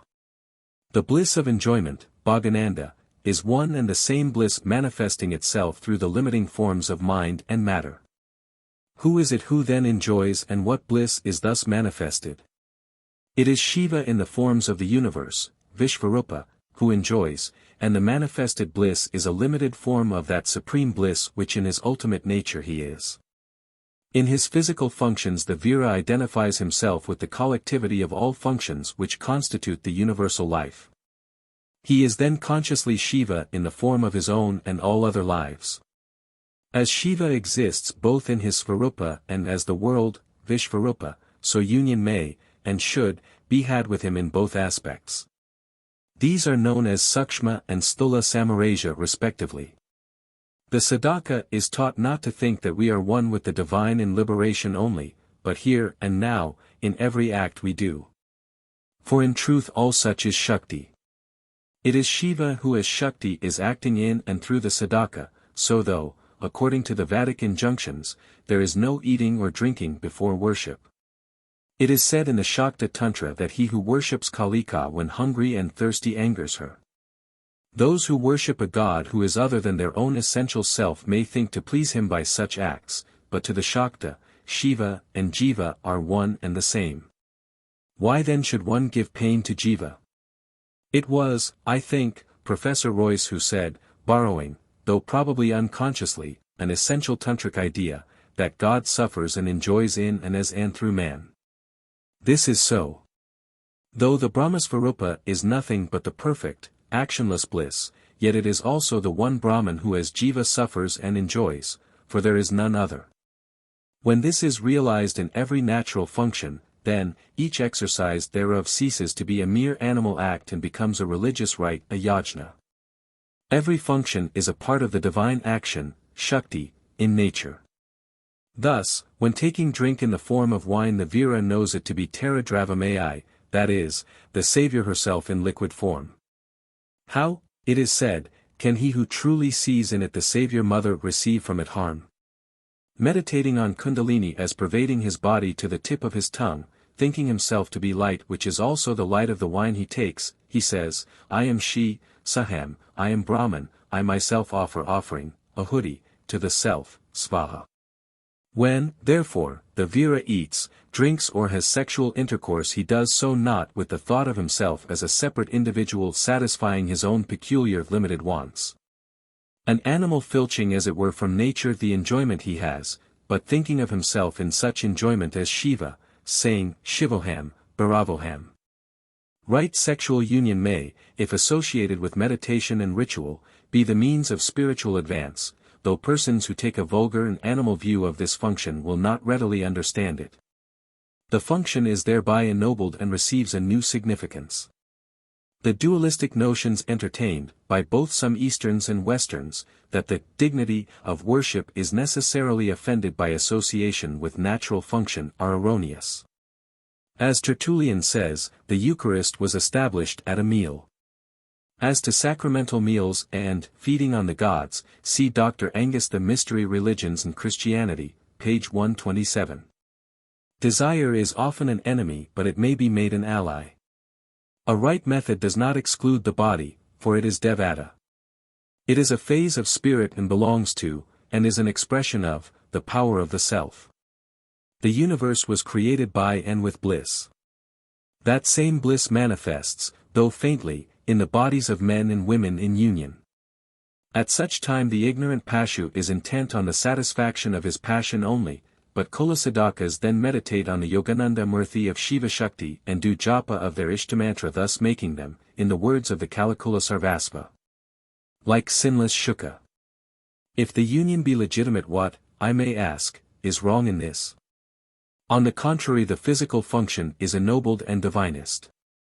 An act which is legitimate does not become illegitimate because it is made a part of worship, upasana. This is virabhava. An English writer has aptly spoken of the profound pagan instinct to glorify the generative impulse with religious ritual, time lit.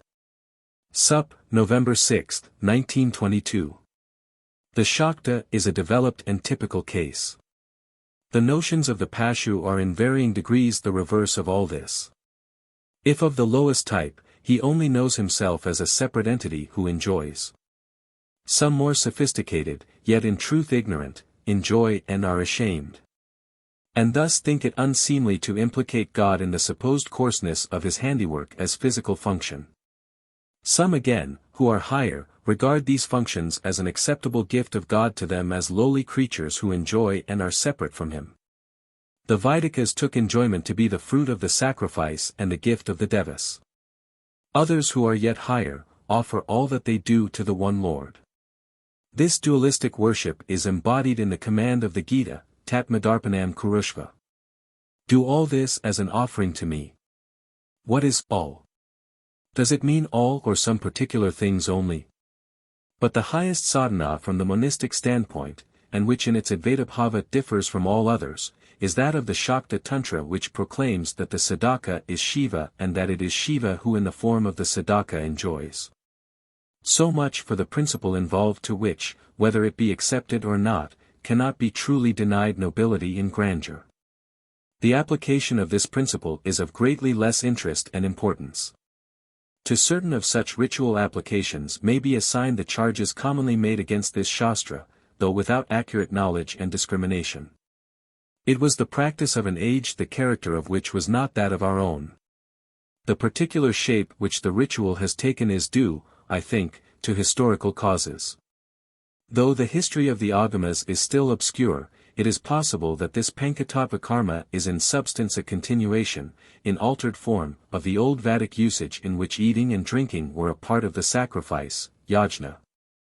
Though any extra-ritual drinking called useless, vrthana, or pashu drinking, pashupana, in which the Western, mostly a hostile critic of the Tantra Śāstra, so largely indulges, is a great sin. The influence, however, of the original Buddhism and Jainism were against the consumption of meat and wine. An influence which perhaps continued to operate on post-Buddhistic Hinduism up to the present day, except among certain followers of the Āgamas who claimed to represent the earlier traditions and usages. I say, certain, because, as I have mentioned, for the pashu there are substitutes for wine and meat and so forth, and for the divya the tattvas are not material things but yoga processes. I have shown the similarities between the Vedic and Tantric ritual in the chapter on Shakti and Shakta, to which I refer. If this suggestion of mine be correct, whilst the importance and prevalence of the ancient ritual will diminish with the passage of time and the changes in religion which it affects, the principle will always retain its inherent value for the followers of the Advaita Vedanta. It is capable of application according to the modern spirit without recourse to kakras and their ritual details in the ordinary daily life of the householder within the bounds of his Dharma Shastra. Nevertheless, the ritual has existed and still exists, though at the present day often in a form free from the objections which are raised against certain liberties of practice which led to abuse. It is necessary, therefore, both for the purpose of accuracy and of a just criticism of its present adherents, to consider the intention with which the ritual was prescribed and the mode in which that intention was given effect to. It is not the fact, as commonly alleged, that the intention of the Shastra was to promote and foster any form of sensual indulgence. If it was, then, the Tantras would not be a Shastra at all whatever else they might contain. Shastra, as I have previously said, comes from the root shas, to control, that is, Shastra exists to control men within the bounds set by Dharma. The intention of this ritual, when rightly understood, is, on the contrary, to regulate natural appetite, to curb it, to lift it from the trough of mere animality. And by associating it with religious worship, to effect a passage from the state of desire of the ignorant pashu to the completed Advaitavada in which there is desirelessness. It is another instance of the general principle to which I have referred that man must be led from the gross to the subtle. A sadhaka once well explained the matter to me thus: let us suppose, he said, that man's body is a vessel filled with oil which is the passions. If you simply empty it and do nothing more, fresh oil will take its place issuing from the source of desire which you have left undestroyed. If, however, into the vessel there is dropped by slow degrees the water of knowledge, jnana, it will, as being behavior than oil, descend to the bottom of the vessel and will then expel an equal quantity of oil. In this way all the oil of passion is gradually expelled and no more can re-enter, for the water of jnana will then have wholly taken its place. Here again the general principle of the method is good. As the Latins said, if you attempt to expel nature with a pitchfork it will come back again.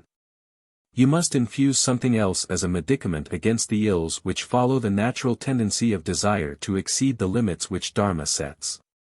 The Tantric Pundit Jagamohana Tarkalankara in his valuable notes appended to the commentary on the Mahanirvana Tantra of Hariharananda Bharati, the guru of the celebrated reformer Raja Ram Mohan Roy, ed. of K. G.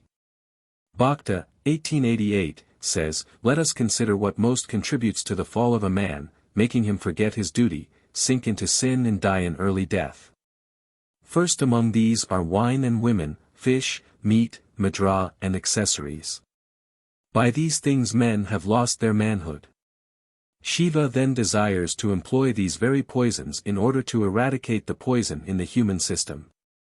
Poison is the antidote for poison. This is the right treatment for those who long for drink or lust for women. The physician must, however, be an experienced one. If there be a mistake as to the application, the patient is likely to die. Shiva has said that the way of Kalakara is as difficult as it is to walk on the edge of a sword or to hold a wild tiger. There is a secret argument in favor of the Pañcatattva, and those tattvas so understood should be followed by all. None, however, but the initiate can grasp this argument, and therefore Shiva has directed that it should not be revealed before anybody and everybody. An initiate when he sees a woman will worship her as his own mother and goddess, Ishtadevata, and bow before her. The Vishnu Purana says that by feeding your desires you cannot satisfy them. It is like pouring ghee on fire. Though this is true, an experienced spiritual teacher, guru, will know how, by the application of this poisonous medicine, to kill the poison of the world, samsara. Shiva has, however, prohibited the indiscriminate publication of this. The object of tantric worship is Brahmasayogya, or union with Brahman. If that is not attained, nothing is attained. And with men's propensities as they are, this can only be attained through the special treatment prescribed by the Tantras. If this is not followed, then the sensual propensities are not eradicated and the work is, for the desired end of Tantra, as useless as harmful magic, abhikara, which, worked by such a man, leads only to the injury of himself and others. The passage cited refers to the necessity for the spiritual direction of the guru. To the want of such is accredited the abuse of the system. When the patient, shishya, and the disease are working together, there is poor hope for the former. But when the patient, the disease, and the physician are on one, and at the wrong side, then nothing can save him from a descent in that downward path which it is the object of sadhana to prevent. All Hindu schools seek the suppressions of mere animal worldly desire. What is peculiar to the Kaulas is the particular method employed for the transformation of desire. The Kuṇḍalinī Tantra says that man must be taught to rise by means of those very things which are the cause of his fall. As one falls on the ground, one must lift oneself by aid of the ground. So also the Buddhist Subhashita Samgraha says that a thorn is used to pick out a thorn. Properly applied the method is a sound one. Man falls through the natural functions of drinking, eating, and sexual intercourse. If these are done with the feeling, bhava, and under the conditions prescribed, then they become, it is taught, the instruments of his uplift to a point at which such ritual is no longer necessary and is surpassed. In the first edition of the work, I spoke of antinomian doctrine and practice, and of some Śākta theories and rituals which have been supposed to be instances of it. This word, however, requires explanation, or it may, I have since thought, lead to error in the present connection. There is always danger in applying Western terms to facts of Eastern life. Antinomianism is the name for heretical theories and practices which have arisen in Christian Europe. In short, the term, as generally understood, has a meaning in reference to Christianity, namely, contrary or opposed to law, which here is the Judaic law as adopted and modified by that religion. The antinomian, for varying reasons, considered himself not bound by the ordinary laws of conduct. It is not always possible to state with certainty whether any particular sect or person alleged to be antinomian was in fact such, for one of the commonest charges made against sects by their opponents is that of immorality. We are rightly warned against placing implicit reliance on the accounts of adversaries. Thus charges of nocturnal orgies were made against the early Christians, and by the latter against those whom they regarded as heretical dissidents, such as Manichaeans, Mountainists, Priscillianists and others. And against most of the medieval sects such as the Cathari, Waldenses and Fracticelli. Nor can we be always certain as to the nature of the theories held by persons said to be antinomian, for in a large number of cases we have only the accounts of orthodox opponents. Similarly, hitherto every account of the Śakta Tantra was given by persons both ignorant of, and hostile to it. In some cases it would seem, I speak of the West, that matter was held in contempt as the evil product of the demiurge. In others antinomian doctrine and practice was based on pantheism. The latter in the West has always had as one of its tendencies a leaning towards, or adoption of antinomianism. Mystics in their identification with God supposed that upon their conscious union with Him they were exempt from the rules governing ordinary men. The law was spiritualized into the one precept of the love of God which ripened into a conscious union with Him, one with man's essence. This was deemed to be a sinless state. Thus Amalric of Bena, d. 1204, is reputed to have said that to those constituted in love no sin is imputed, dixerat etiamquid in charitate constitutus nullum peccatum imputabator. His followers are alleged to have maintained that harlotry and other carnal vices are not sinful for the spiritual man, because the spirit in him, which is God, is not affected by the flesh and cannot sin. And because the man who is nothing cannot sin so long as the spirit which is God is in him. In other words, sin is a term relative to man who may be virtuous or sinful. But in that state beyond duty, which is identification with the divine essence, which at root man is, there is no question of sin. The body at no time sins. It is the state of mind which constitutes sin, and that state is only possible for a mind with a human and not divine consciousness. Johann Hartmann is reputed to have said that he had become completely one with God. That a man free in spirit is impeccable and can do whatever he will, or in Indian parlance he is svekakari. See Dollinger's Beitrage zur Sektengeschichte des Mittelalters 2. 384. This type of antinomianism is said to have been widespread during the later Middle Ages and was perpetuated in some of the parties of the so-called Reformation. Other notions leading to similar results were based on quietistic and Calvinistic tenets in which the human will was so subordinated to the divine will as to lose its freedom. Thus Gomer, A.D. 1641, maintained that sins take place, God procuring and himself willing that they take place. God was thus made the author of sin. It has been alleged that the Jesuit casuists were constructively antinomian, because of their doctrines of philosophical sin, direction of attention, mental reservation, and probabilism. But this is not so, whatever may be thought of such doctrines. For here there was no question of opposition to the law of morality, but theories touching the question, in what that law consisted, and whether any particular act was in fact a violation of it. They did not teach that the law could in any case be violated, but dealt with the question whether any particular act was such a violation. Antinomianism of several kinds and based on varying grounds has been charged against the Manichaeans, the Gnostics generally, Cainites, Carpocrates, Epiphanes, Messalians, with their promiscuous sleeping together of men and women, Adamites. Bogomiles, followers of Amarlik of Bena, brethren of the free spirit, Beghards, Fratricelli, Johann Hartmann, a man free in spirit is impeccable. The pantheistic libertines, and familists and ranters of the 16th and 17th centuries, nothing is sin but what a man thinks to be so, God sees no sin in him who knows himself to be in a state of grace. See Gataker's Antinomianism Discovered and Refuted, AD 1632 and see Rufus Jones' Studies in Mystical Religion, ch. 19, the Alumbrados or Spanish Illuminate, Prabuddha, mystics of the 16th century. Magdalena de Cruz de Aguilar and others, Méndez v. Pelayo, Historia de los Heterodoxos Españoles, whose teachings according to Malvasia, Catalogus Omnium Heresium et Conciliarum, contain the following proposition: a perfect man cannot sin.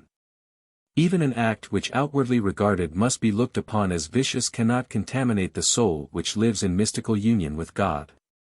The holy and sinless Baptists held that the elect could not sin, an antinomian doctrine which has often appeared in the history of theological ethical speculation to the effect that the believer might do what he liked, since if he sinned, it affected the body only, with which his soul had no more to do than with any of the other things of this world. Belfort Bax Anabaptists 35. The Free Brothers held that for the rebaptized, sin was impossible as no bodily act could affect the soul of the believer.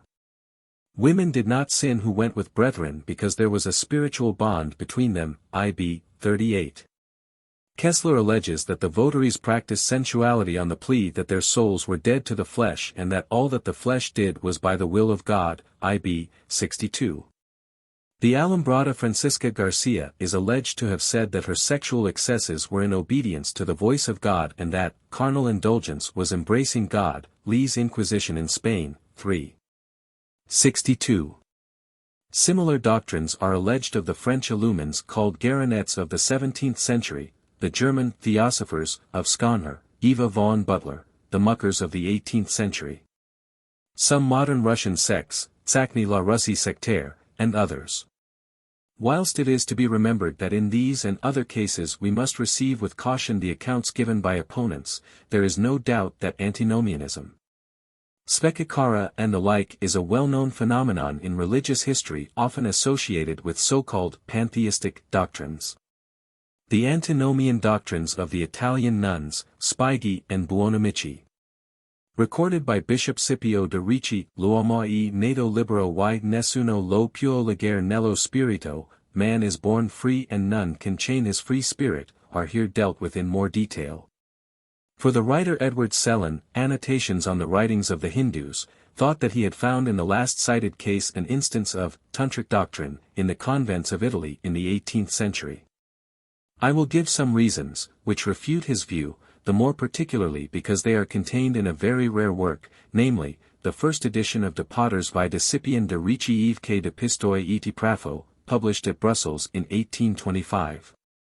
And largely withdrawn at the instance of the papal court. The second edition is, I believe, much expurgated. Receiving report of abuses in the Dominican convent of St. Catherine de Prado, the Bishop of Pistoia and Prado made an inquisition into the conduct of the nuns, and in particular as to the teaching and practice of their leaders, the Sister Buonamici, formerly prioress and afterwards novice mistress, and the Sister Spiaghi, assistant novice mistress. De Paters' work contains the original interrogatories, in Italian, I. 381, in the writing of Abbé Laurent Palli, Vicar Episcopal at Prato, taken in 1781 and kept in the archives of the Ricci family. The teaching of the two sisters I summarize as follows: God, I. 413, 418, is a first principle, primo principio, who is a collectivity, in Sanskrit samashti, of all men and things, un semplesso di tutti lo cos anzi di toil genere umano. The universal master or God is nature, ciel maestro, ohe e idio sive la natura. As God is the totality of the universe and is nothing but nature, we all participate in the divine essence, questo Dio non e altro che la natura. Noi medesimi per aesta ragion participiamo in a walch maniera dell'esser divino. Man's soul is a mortal thing consisting of memory, intelligence and will. It dies with the body disappearing as might a mist. Man is free and therefore none can enchain his free spirit, I. 428. The only heaven and hell which exists is the heaven and hell in this world. There is none other. After death there is neither pleasure nor suffering. The spirit, being free, it is the intention which renders an act bad. It is sufficient, I. 460, to elevate the spirit to God, and then no action, whatever it be, is sin, essendo il nostro spirito libero, l'intenzione e quello che rende cattiva l'azione. Basta danche con la mente elevarsi a Dio perché qualsicoglia azione non essie peccato. There is no sin. Certain, impure, acts not sin provided that the spirit is always elevated to God.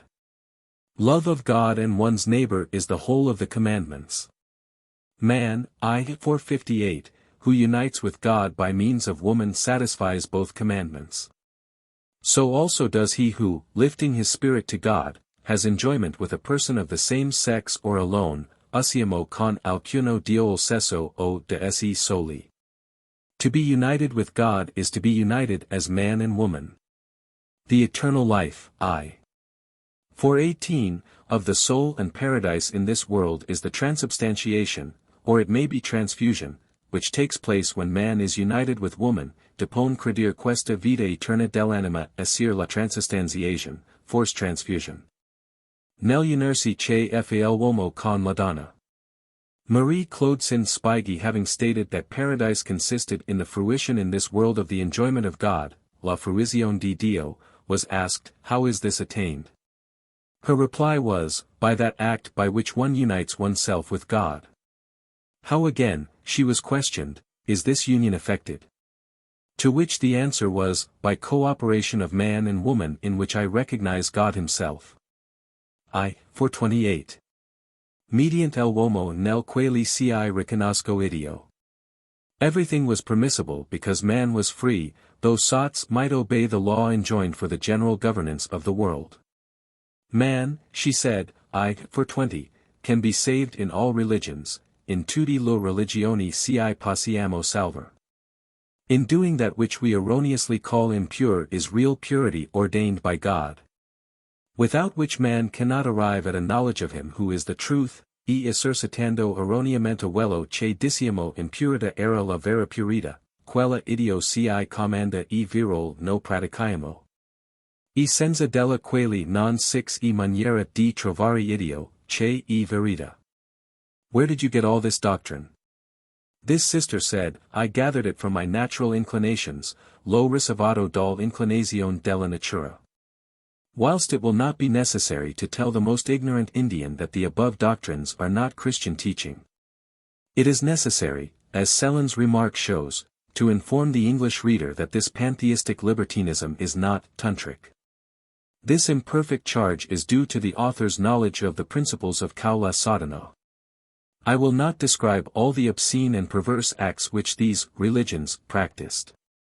It is sufficient that the reader should throw his eye back a few lines and see that their teaching justified sodomy, lesbianism and masturbation, sins as abhorrent to the Tantra Śāstra as any other. Owing, however, to ignorance or prejudice, everything is called tantric, into which woman enters and in which sexual union takes on a religious or so-called religious character or complexion. The Shastra, on the contrary, teaches that there is a God who transcends nature, that dharma or morality governs all men, that there is sin and that the acts here referred to are impurities leading to hell. For there is, it says, both suffering and enjoyment not only in this but in an afterlife. It was apparently enough for Edward Sellen to adjudge the theories and practices to be tantric that these women preached the doctrine of intention and of sexual union with the feeling or bhava, to use a Sanskrit term, that man and woman were parts of the one divine essence. A little knowledge is a dangerous thing, and this is an instance of it. These corrupt theories are merely the religious and philosophical basis for a life of unrestrained libertinism which the Tantra Śāstra condemns as emphatically as any other scripture. The object of the tantric ritual is to forward the morality of the senses by converting mere animal functions into acts of worship. The scripture says in effect, just as you offer flowers, incense, and so forth to the Devata, in the Rajasic worship let these physical functions take their place, remembering that it is Shiva who is working in and through you.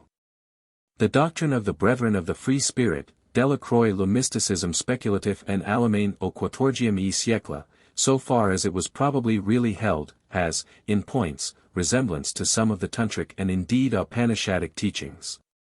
For they both hold in common certain general principles to which I will refer, see also Pregers Geschichte der Deutschen Mystik im Mittelalter. Other doctrines and practices with which they have been charged are wholly hostile to the Śākta Dharshana and Sadhana. Amalric of Bena, a disciple of Scotus Origina, held that God is all, both creature and creator, and the essence of all which is. The soul which attains to him by contemplation becomes God himself. It was charged against him that man could act in the manner of God's action and do what he pleased without falling into sin. The doctrine that the Brahmajnani is above good and evil is so generally misunderstood that it is probable that, whatever may have been the case with some of his disciples, the charges made against the Master himself on this point are false. It has been well said that one is prone to accuse of immorality anyone who places himself beyond traditional morality. As regards the Brethren of the Free Spirit also, this alleged doctrine comes to us from the mouths of their adversaries. They are said to have held that there were two religions, one for the ignorant, Muddha, the other for the illuminate, Prabuddha, the first being the traditional religion of the letter and ritual observance, and the other of freedom and spirituality. The soul is of the same substance as God, identity of Jivatma and Paramatma. When this is realized, man is deified. Then he is, as Brahmajnani, above all law, dharma. The ordinary rules of morality bind only those who do not see beyond them, and who do not realize in themselves that power which is superior to all these laws. United with God, anima dea unita, man enjoys a blessed freedom. He sees the inanity of prayers, of fasts, of all those supplications which can do nothing to change the order of nature. He is one with the spirit of all. Free of the law he follows his own will, svekakari. What the vulgar call sin, he can commit without soiling himself. There is a distinction between the act which is called sinful and sin. Nothing is sin but what the doer takes to be such. The body does not sin. It is the intention with which an act is done which constitutes sin. The angel would not have fallen if what he did had been done with a good intention, quod angelus non cessidicit si bona intention facicit quod fecit. Man becomes God in all the powers of his being, including the ultimate elements of his body. Therefore, wisdom lies not in renunciation, but in enjoyment in the satisfaction of his desires. The tormenting and insatiable passion for woman is a form of the creative spontaneous principle. The worth of instinct renders noble the acts of the flesh, and he who is united in spirit with God can with impunity fulfill the sensual desires of the body, idem quod unitas Deo audactor possit explere libidinum carnis. There is no more sin in sexual union without marriage than within it, and so forth. With the historian of this sect and with our knowledge of the degree to which pantheistic doctrines are misunderstood, we may reasonably doubt whether these accusations of their enemies represent in all particulars their true teaching. It seems, however, to have been held by those who have dealt with this question that the pantheistic doctrine of the brethren led to conclusions contrary to the common morality. It is also highly probable that some at least of the excesses condemned were the work of false brethren, who finding in the doctrine a convenient excuse for, and an encouragement of their licentiousness, sheltered themselves behind its alleged authority. As this remark of Dr. Delacroix suggests, one must judge a doctrine, and we may instance that of the Shaktas, by what its sincere adherents hold and do, and not by the practices of impostors who always hie to sects which seem to hold theories offering opportunities for libertinism. One may here recall Milton, who says with insight, that sort of men who follow antinomianism and other fanatic dreams be such most commonly as are by nature gifted to religion, of life also not debauched, and that their opinions having full swing do end in satisfaction of the flesh. Whilst there is a similarity on some points between Kaula teaching and some of the Western pantheistic theories above alluded to, in others the two are manifestly and diametrically opposed.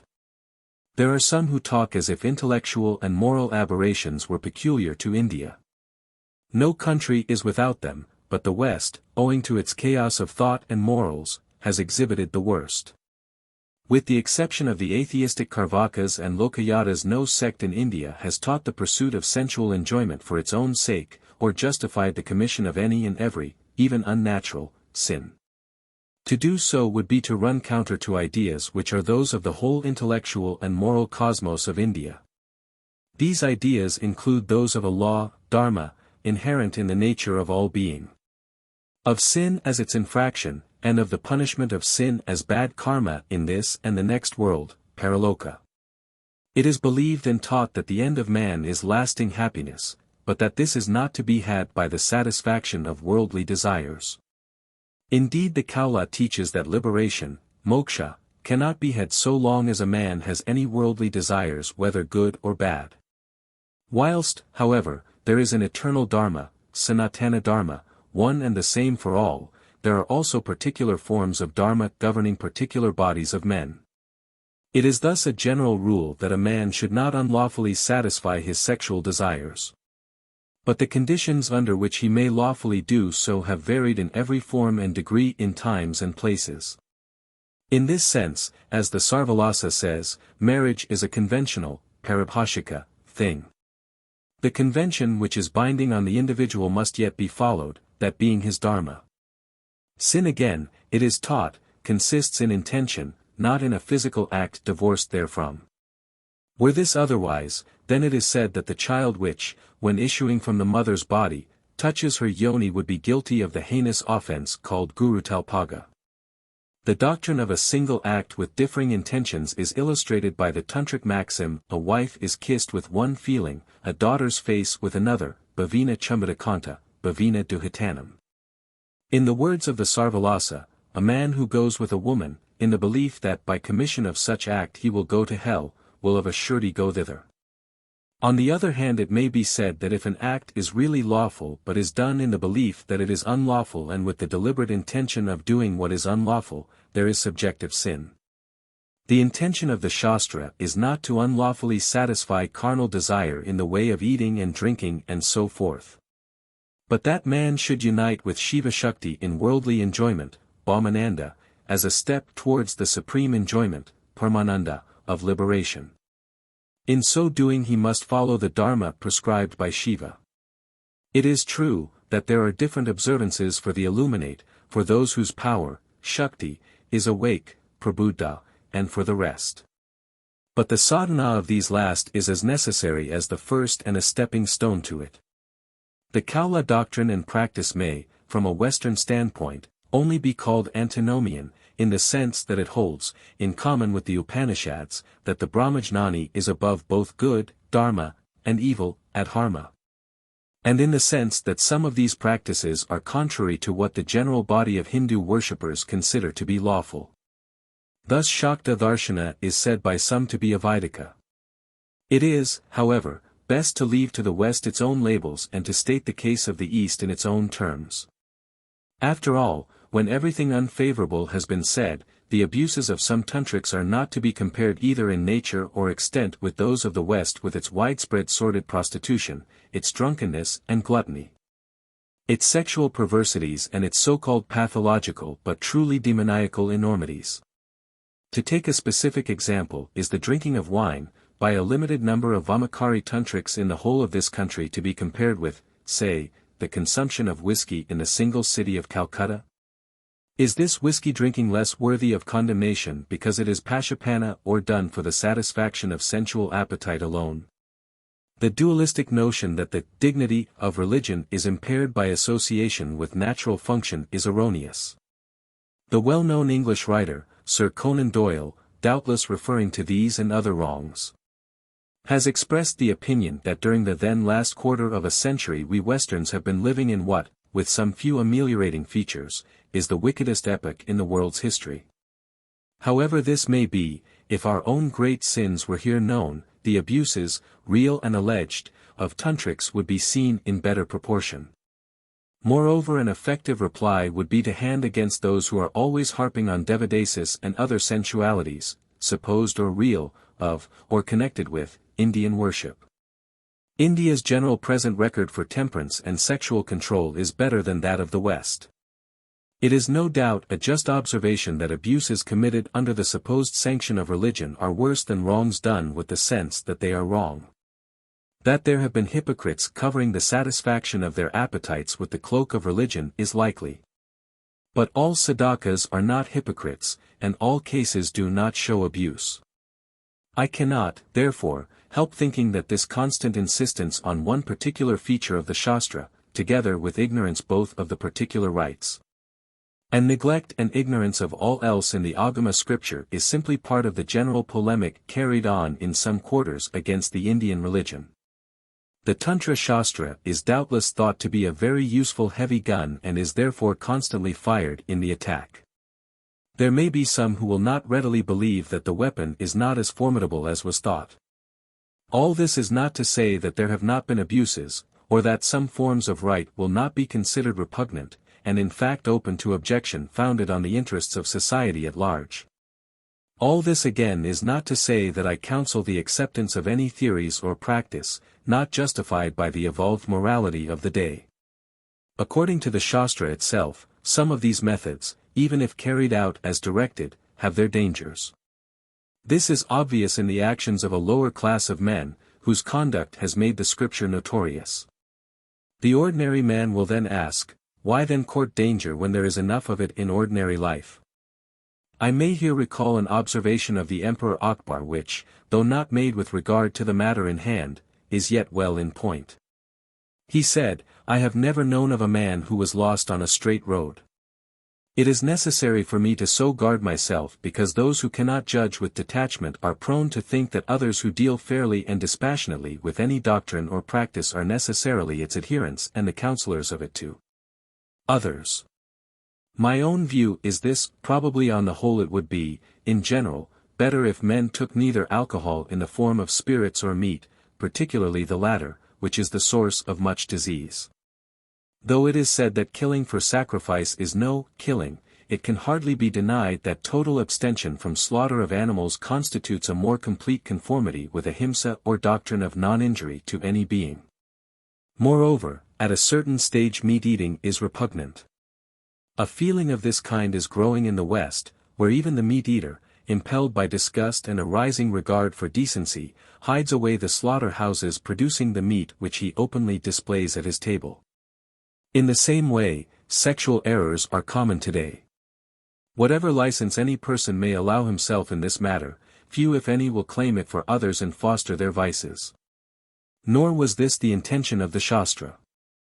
It is well known, however, that much of what passes for religious sentiment is connected with sex instinct, even if religious life is not a mere irradiation of the reproductive instinct. See Religion and Sex, Cohen. I understand the basis on which these tantric practices rest. Thus what seems repellent is sought to be justified on the ground that the sadhaka should be above all likes and dislikes, and should see Brahman in all things. But the Western critic will say that we must judge practice from the practical standpoint. It was this consideration which was at the back of the statement of Professor de la Vallée-Poussine, Buddhism études et matérienques, that there is in this country what Taine called a reasoning madness which makes the Hindu stick at no conclusion however strange. Willingly accepting even the absurd. Il regni de l'origine ce que Taine appelle la folie raisonnante.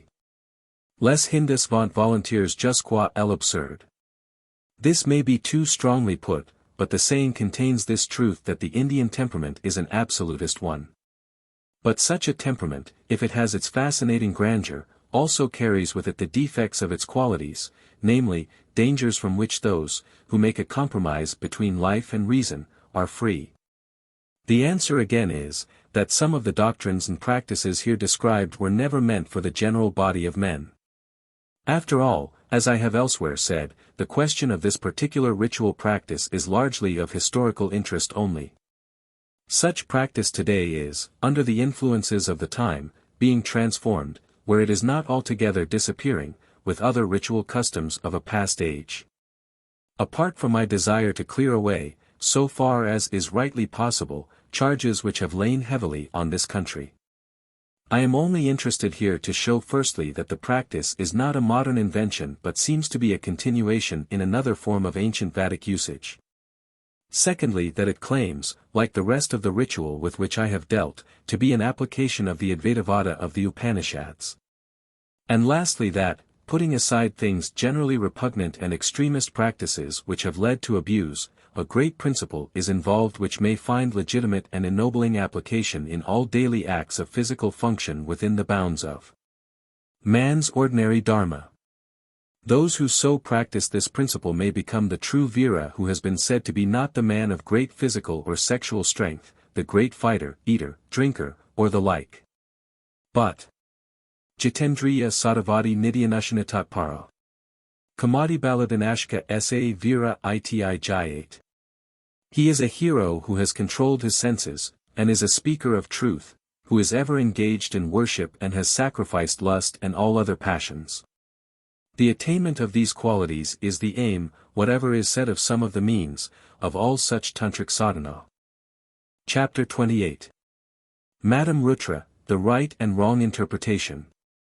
In connection with the doctrine and sadhana just described, it is apposite to cite the following legend from Tibet, which shows how, according to its sadhakas, it may be either rightly or wrongly interpreted, and how, in the latter case, it leads to terrible evils and their punishment. Guru Padmasambhava, the so-called founder of Lamaism, had 5 women disciples who compiled several accounts of the teachings of their master and hid them in various places for the benefit of future believers. One of these disciples, Kandra Yeshe Tsogil, was a Tibetan lady who is said to have possessed such a wonderful power of memory that if she was told a thing only once she remembered it forever. She gathered what she had heard from her guru into a book called the Padma Thanyag Surting or Golden Rosary of the history of her guru, who was entitled The Lotus Born, Padmasambhava. The book was hidden away and was subsequently, under inspiration, revealed some 500 years ago by a Tirtan. The first chapter of the work deals with Sukhavati, the realm of Buddha Amitabha. In the second the Buddha emanates a ray which is incarnated for the welfare of the universe. In chapter 3 it is said that there have been a Buddha and a Guru working together in various worlds and at various times, the former preaching the sutras and the latter the tantras. The fourth chapter speaks of the mantras and the 5 Dhyani Buddhas, as to which see Sri Kakrasambhara Tantra, and in the fifth we find the subject of the present chapter, an account of the origin of the Vajrayana faith. The present chapter is based on a translation, which I asked Kazi Dawazamdup to prepare for me, of portions of the Thangyig Serting. I have further had, and here acknowledge, the assistance of the very learned Lama Yugyen Tanzan, in the elucidation of the inner meaning of the legend. I cannot go fully into this but give certain indications which will enable the competent to work out much of the rest for themselves from the terrible symbolism in which evil for evil's sake is here expressed. The story is that of the rise and fall of the self. The disciple, transcendent faith, who became the Bodhisattva Vajrapani illustrates the former, the case of black salvation, who incarnated as a demoniac Rutra displays the latter. He was no ordinary man, for at the time of his initiation he had already attained 8 out of the 13 stages, Bhumika, on the way to perfect Buddhahood. His powers were correspondingly great. But the higher the rise the greater the fall if it comes. Through misunderstanding and misapplying, as so many others have done, the tantric doctrine, he fell back into hell. Extraordinary men who were teachers of recondite doctrines such as those of Thubka, who was himself hard to overcome, seem not to have failed to warn lesser brethren against their dangers. It is commonly said in Tibet of the so-called heroic modes of extremist yoga, that they waft the disciple with the utmost speed either to the heights of nirvana or to the depths of hell. For the aspirant is compared to a snake which is made to go up a hollow bamboo. It must ascend and escape at the top, at the peril otherwise of falling down. Notwithstanding these warnings many of the vulgar, the vicious, the misunderstanding and the fools who play with fire have gone to hells far more terrible than those which await human frailties in pursuance of the common life of men whose progress if slow is sure. Black salvation, though an advanced disciple, misinterpreted his teacher's doctrine and consciously identifying himself with the world evil fell into hell. In time he rose therefrom and incarnating at first, in gross material forms, he at length manifested as a great Rutra, the embodiment of all wickedness. The Tibetan Rutra here spoken of and the Indian Rutra seem to be etymologically the same but their meaning is different. Both are fierce and terrible spirits. But a Rutra as here depicted is essentially evil, and neither the lord of any sensual celestial paradise, nor the cosmic Shakti which loosens forms. A Rutra is rather what in some secret circles is called, though in ungrammatical Sanskrit, an Adhatma, or a soul upon the lower and destructive path. The general destructive energy, Samhara Shakti, however, uses for its purpose the disintegrating propensities of these forms. The evil which appears as Rutra is the expression of various kinds of egoism. Thus Matam Rutra is egoism as attached to the gross physical body. Again, all sentient worldly being gives expression to its feelings, saying, I am happy, unhappy, and so forth. All this is here embodied in the speech of the Rutra and is called Akar Rutra. Katram Rutra is egoism of the mind, as when it is said of any object, this is mine. Black salvation became a Rutra of such terrific power that to save him and the world the Buddhas intervened. There are 4 methods by which they and the Bodhisattvas subdue and save sentient being, namely, the peaceful, the grand or attractive, the fascinating which renders powerless, Vasikaranam, and the stern method of downright force. All forms of egoism must be destroyed in order that the pure, that which is, or formless consciousness may be attained. Black salvation, incarnated as the pride of egoism in its most terrible form.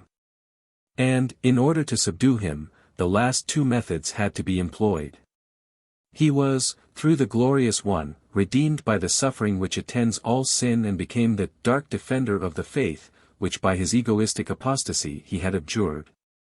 To be later the Buddha known as the Lord of Ashes, in that world which is called the immediately self-produced. How this came about the legend describes. The 5th chapter of the Golden Rosary says that Guru Padmavajradhara was reborn as Bhikshu Thubkazanu, which means that youth who is hard to overcome. He was a tantric who preached an abstruse doctrine which is condensed in the following verse. He who has attained that which is, or uncreated in itselfness, is unaffected even by the four things. Just as the cloud which floats in the sky adheres not thereto. This is the way of supreme yoga. Than this in all the three worlds. There is not a higher wisdom. This guru had 2 disciples, Kuntri and his servant Pramadeva. To the latter was given, on initiation, the name, Transcendent Faith, and to the former, Black Salvation. This last name was a prophetic prediction that he would be saved, not through peaceful or agreeable means but through the just wrath of the jinas. The real meaning of the verse as understood and practiced by Pramadeva and as declared to be right by the Guru was as follows: the pure consciousness, Dagpayishis, is the foundation, Shaitsan, of the limited consciousness, Rinamshis, and is in scripture, that which is the real uncreated, in itselfness. This being unaffected or unruffled is the path of Tantra. Passions, klesha, are like clouds wandering in the wide spaces of the sky. These clouds are distinct from, and do not touch the background of space against which they appear. So passions do not touch but disappear from the void, shunyata.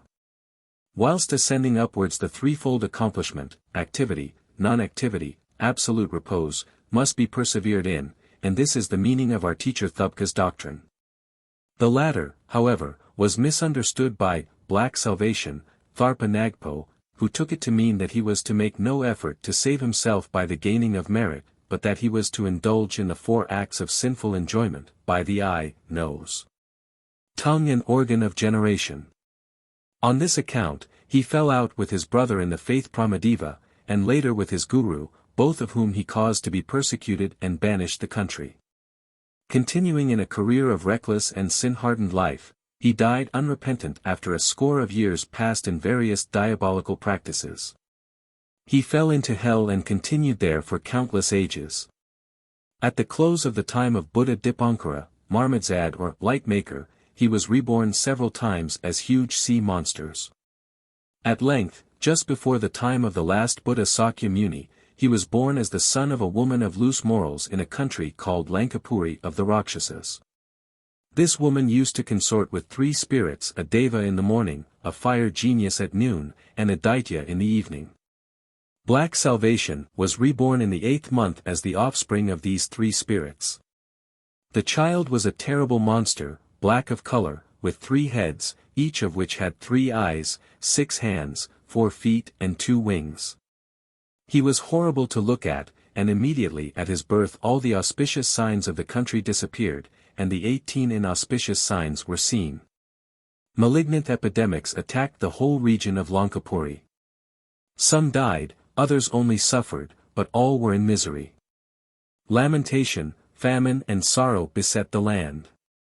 There were disease, bloodshed, mildew, hailstorms, droughts, floods and all other kinds of calamities. Even dreams were frightful, and ominous signs portending a great catastrophe oppressed all. Evil spirits roamed the land. So great were the evils that it seemed as if the good merits of everyone had been exhausted all at once. The mother who had given birth to this monster died 9 days after its birth. The people of the country decreed that this monstrous infant should be bound to the mother's corpse and left in the cemetery. The infant was then tied to his mother's breast. The mother was borne away in a stretcher to the cemetery, and the stretcher was left at the foot of a poisonous tree which had a boar's den at its root, a poisonous snake coiled round the middle of its trunk, and a bird of prey sitting in its uppermost branches. These animals are the emblems of lust, anger and greed respectively which kindle the fire of individuality. At this place there was a huge sepulchre built by the Rakshasas where they used to leave their dead at the foot of the tree.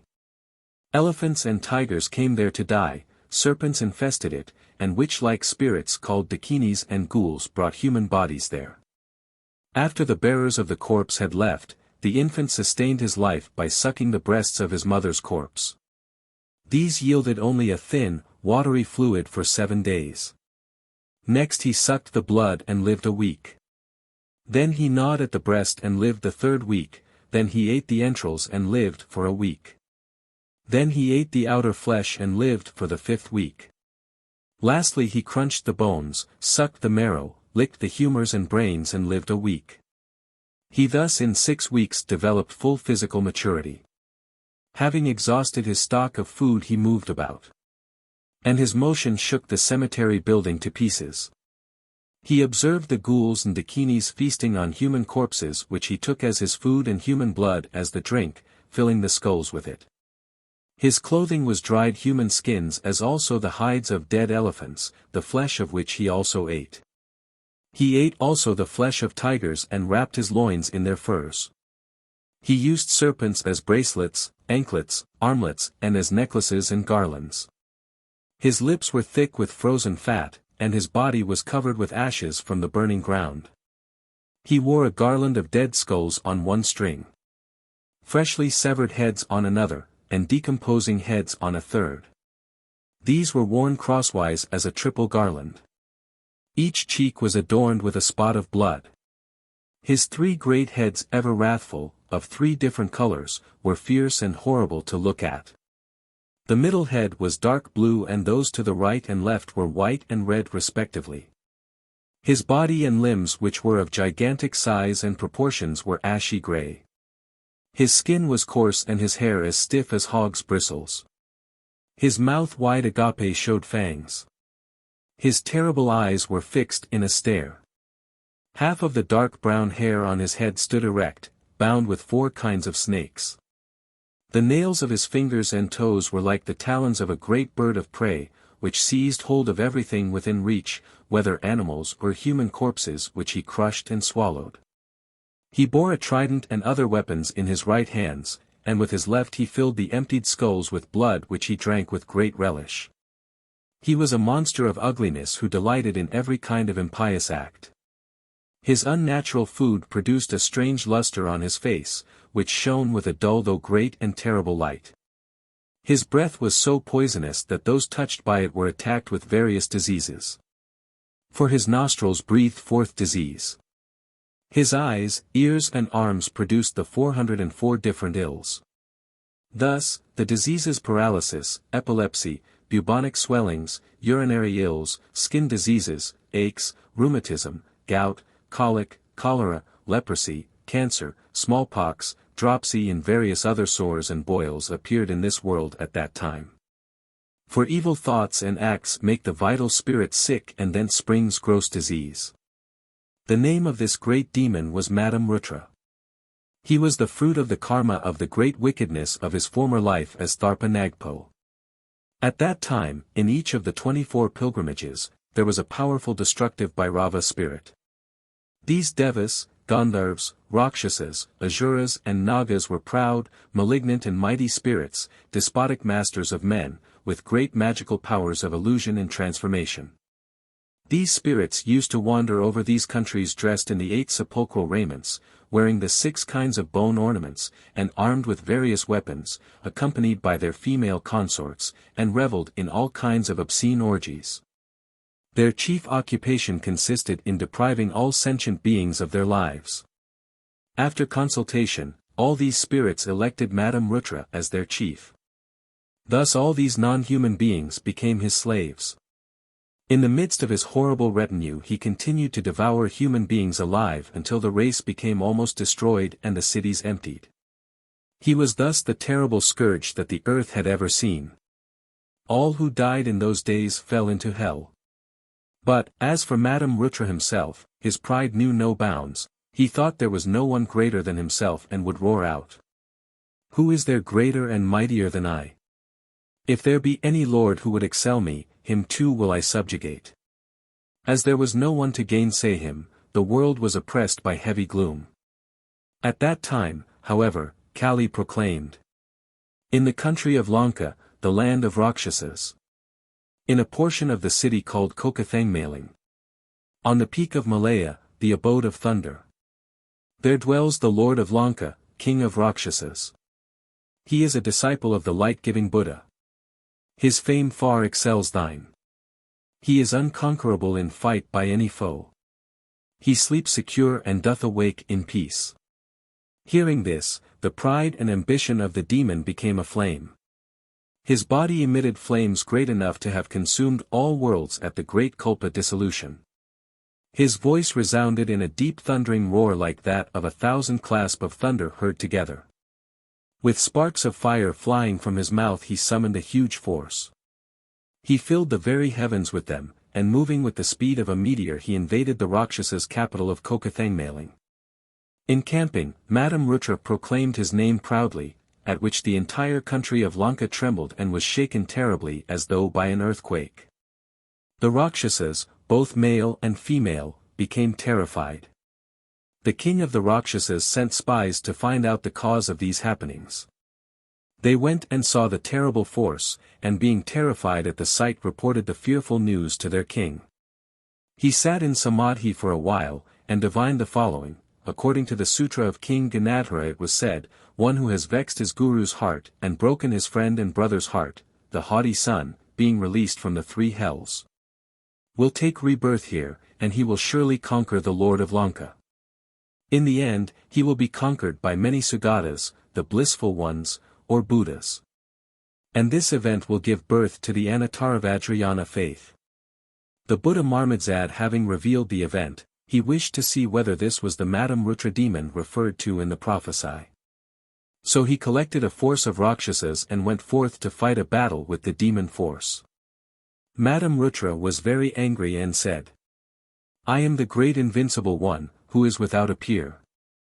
I am the Ishvara Mahadeva. The 4 great kings of the 4 quarters are my vassals. The 8 different tribes of spirits are my slaves.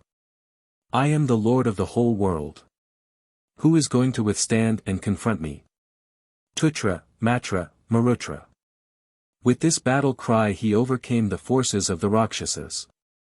Then the king of the Rakshasas and all his forces submitted to the king of the demons, saying, I repent me of my attempt to withstand you, in the hope of upholding the faith of the Buddhas, and to spread it far and wide. I now submit to you and become your loyal subject. I will not rebel against you. When he had thus overcome the Rakshasas, he assumed the title of Matanka, the chief of all the Rakshasas. His pride increased, and he proclaimed, Who is there greater than I?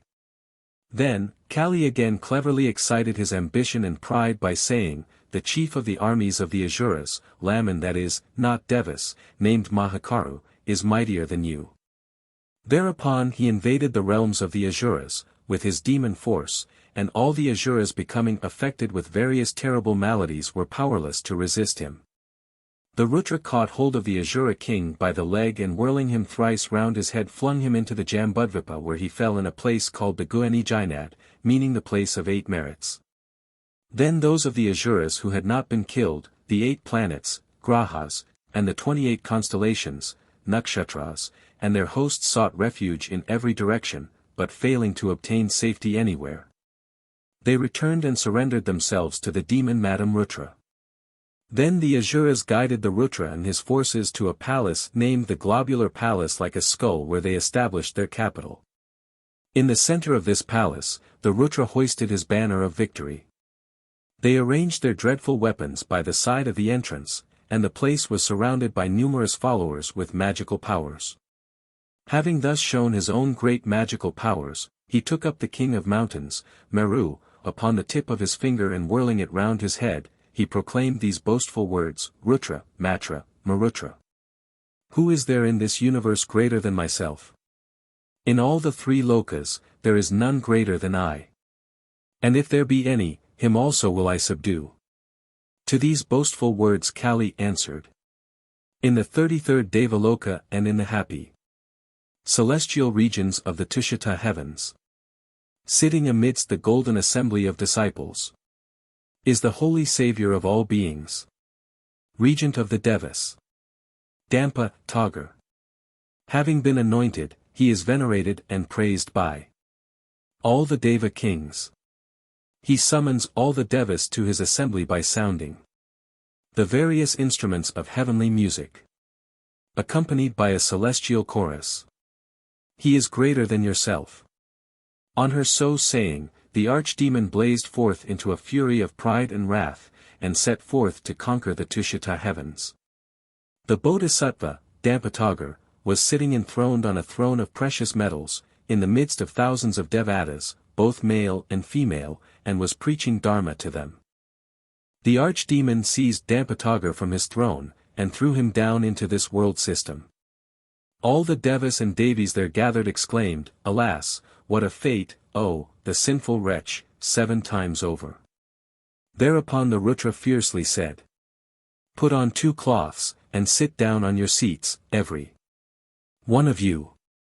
How can I be conquered by you? I am the mighty destroyer and subjugator of all." The expression, "put on 2 cloths," was said by way of contempt for the priestly robes, which consist of 3 pieces, being a wrapper above, and 1 below and 1 over both. Dampatagar is the Bodhisattva who is coming as Buddha to teach in the human world. He descends from the Tushita heavens where he reigns as regent. When the celestial regent of the Tushita heavens, Dampatagar, was about to pass away from there, he uttered this prophecy to his disciples, who were around him. "Listen unto me, ye my disciples. This apostate disciple, Tharpanagpo, black salvation, who does not believe in the Buddha's doctrine, he is destined to pervert the Devas and Asuras, and to bend them to his yoke. He hates the perfect Buddha, and he will work much evil in this world system.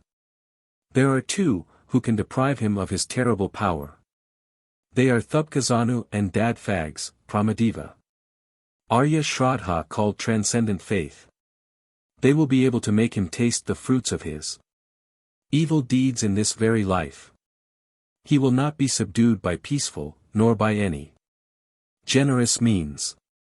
He will only be conquered by the methods of fascination and sternness. The various means of redemption have been previously explained. Thubka and his good disciple, Transcendent Faith, who had then become Buddha Vajrasattva, and Bodhisattva Vajrapani were selected for this purpose. They assumed the forms of the Devatas with the horse's head, Hayagriva, and the sow's head, Vajravarhi. Who, of the noble Sangha, will doubt this? That Hayagriva and Vajravarhi will give him their bodies. When it is said, "These will give him their bodies," this means, as hereafter described, entering the Rutra's body, assuming his shape and destroying his Rutra life and nature. They give him their divine bodies so that they may destroy his demoniac body. And who will not trust in the wisdom of the jinas, to conquer him by the upward piercing method. From this demon will come the precious nectar, which will be of use in acquiring virtue. From this demon will originate the changing of poison into elixir. There are various tantric methods suited to various natures. The upward piercing, Katararfig, is that of Vajrayana. This is the method which goes upward and upward, that is straight upward without delay and without going to right or left. To change poison into nectar or elixir is a well-known principle of these schools. This demon will have to be ground down and destroyed to the last atom, in one body. It is said, in one body, because, ordinarily, several lives are necessary. But in this case and by this method liberation is achieved in a single lifetime and in one body. Not one atom of the Rutra body is left, for egoism is wholly destroyed. The divine horse-headed deity, Vajrahayagriva, is he who will dispel this threatening misfortune. Dadfags, Pramadeva, who was given on initiation. The name, Transcendent Faith, is at present Vajra Pani, Bodhisattva. And Thubkazanu is, at present, the Buddha Vajra Sattva. The divine prophecies of the jinas are to be interpreted thus. They will exterminate their opponents. For myself I go to take birth in Mayadevi's womb. I will practice samadhi at the root of the Bodhi tree. I will not hold those beliefs in doubt. For it has been said that the Buddha's faith will triumph over this, and will remain long in the Jambudvipa. By means of the mysterious practice of emancipating. By means of communion. The practice here referred to is the method called Jordal, S-by or S-scroll, which has both exoteric and esoteric meanings. Such as in the case of the latter the communion of the divine male and female whose union destroys to its uttermost root egoistic attachment. The communion with Shunyata whose innermost significance is the non-dual consciousness, Jnayism Dhyeshas, which dispels ignorance and cuts at the root of all samsaric life by the destruction of all the Rutra forms. Female here is Sunyata and not a woman. When a learned Lama is asked why the terms of sex are used they say it is to symbolize Thabs, Bopaya, and Shesrabs, Prajna, which it is not possible to further explain here, see Mahanirvana Tantra and Kalavali Nirnaya. The Matam Rutra, which is clinging to the body as I, will be dispelled. All forms of worldly happiness and pain, the egoism of speech, Akar Rutra, will be destroyed.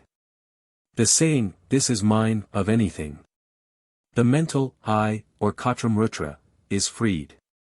The true nature and distinguishing attributes of a Rutra, which is manifest outwardly, exists inwardly, and lies hidden secretly. In short, all the 58 Rutras, with their hosts, will be destroyed completely. I have already dealt with the meaning of the term, Rutra. Here the egoisms of body, feelings, mind are referred to. The Glorious One will eradicate the physical and all other Rutras, the monster of the self in all its forms, gross, subtle and causal. The world though deprived of happiness will rejoice. Again. The world will be filled with the precious Dharma of the Triratna. The righteous faith has not declined, nor has it passed away.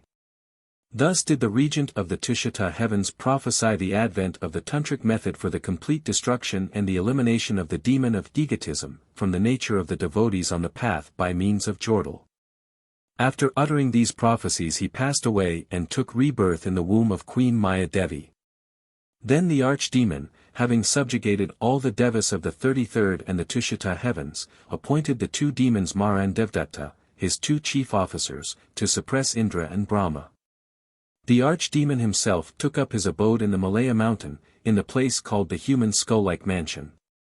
He used to feed upon devas and human beings, both males and females. Drums, bells, cymbals and every kind of stringed and other musical instruments were played to him in a perpetual concert with songs and dances. Every kind of enjoyment which the devas used to enjoy, he enjoyed perpetually. 8th chapter ends. The 9th chapter deals with the defeat and destruction of the archdemon Matam Rutra by the Buddhas of the 10 directions. Then there assembled together Dharmakaya Buddha Samanadabhadra, Chasku Kuṇḍasampa, and his attendants from the Wagman, Akanishta, heavens, from other heavens, Sambhogakaya Vajradhara with his attendants. And Vajrapani Nirmanakya with his attendants. In short, from the various heavens of the 10 directions came the different Buddhas and Bodhisattvas. All held a consultation together and came to this resolution. Unless the power of the Buddhas be exerted to subjugate the Rutra, the faith of the Buddhas will cease to spread and will degenerate. That body which has committed such violent outrages on every other being, must be made to suffer the agonies of being hurt by weapons, wielded by avengers. If he is not made to feel the consequences of his deeds, the jinas who have proclaimed the truth will be falsified. He is not to be destroyed but to be subdued. Having thus agreed, all the Buddhas began to seek with their omniscient eyes, him who was destined to conquer this Rutra. They saw that Thubkazanu who had attained the state of Buddha Vajrasattva and Dadfags who had become Vajrapani were to subdue him, and that the time was also ripe. So both of them came with their respective retinue and were blessed and endowed with power by all the Buddhas, who gave these instructions. Do ye assume the forms and sexes of Chenrezi and Dolma, Avalokita and Tara, and do ye subdue the enemy by assuming the shapes of the deities having the horse mane and the sow's head, Hayagriva and Vajravarhi. The latter is commonly known in English translations as the diamond so. Vajra is the Sanskrit equivalent of the word dorj in Tibetan. The latter has many meanings. Indra's thunderbolt, the Lama's scepter, diamond and so forth, and is in fact used of anything of a high and mystical character which is lasting, indestructible, powerful and irresistible. Thus the high priest presiding at tantric rites is called Dorj Lopan. In fact, diamond is so called because of the hard character of this gem. In the Indian tantric worship, Vajra occurs as in Vajra Pushpa, Vajra flower, Vajra bhumi, Vajra ground, and so forth, but these are not diamond, flowers or earth. An extremely interesting inquiry is here opened which is beyond the scope of this chapter, for the term Vajra, which is again the appellation of this particular school, Vajrayana, and is of great significance in the history of that power side of religion which is dealt with in the Śākta Tantra. See Introduction to Sri Kakrasamhara. Here, without further attempt at explanation, I keep the term Vajra, adding only that Haranisa is not, as has been thought, Vajravarhi, Dorj Phagmo, herself but the Bija mantras, Ha, Ri, Ni, Sa, of her four attendant dakinis. Vajrasattva and Vajrapani, Buddha and Bodhisattva of the Vajrayana faith transformed themselves into the forms of Hayagriva and Vajravarhi, and assumed the costumes of Herukas. The Herukas are a class of Vajrayana devatas, of half-terrible features, represented as partly nude with an upper garment of human skin and tiger skin round the loins. They have a skull headdress, carry bone rosaries, a staff and damaru like Shiva. The Herukas are described in the Tibetan books as being beautiful, heroic, awe-inspiring, stern and majestic. Blazing in the 9 kinds of physical magnificence and splendor, they proceeded to the Malaya mountain, the abode of the Rutra. On the 4 sides of the mountain were 4 gates. Each gate was guarded by a demoness, bearing respectively a mare's, sow's, lion's and a dog's head. These the Glorious One conquered, and united therewith in a spirit of non-attachment. From their union were born the following female issue: 1. The white horse-faced, 2. The black sow-faced, 3. The red lion-faced, 4. And the green dog-faced daughters.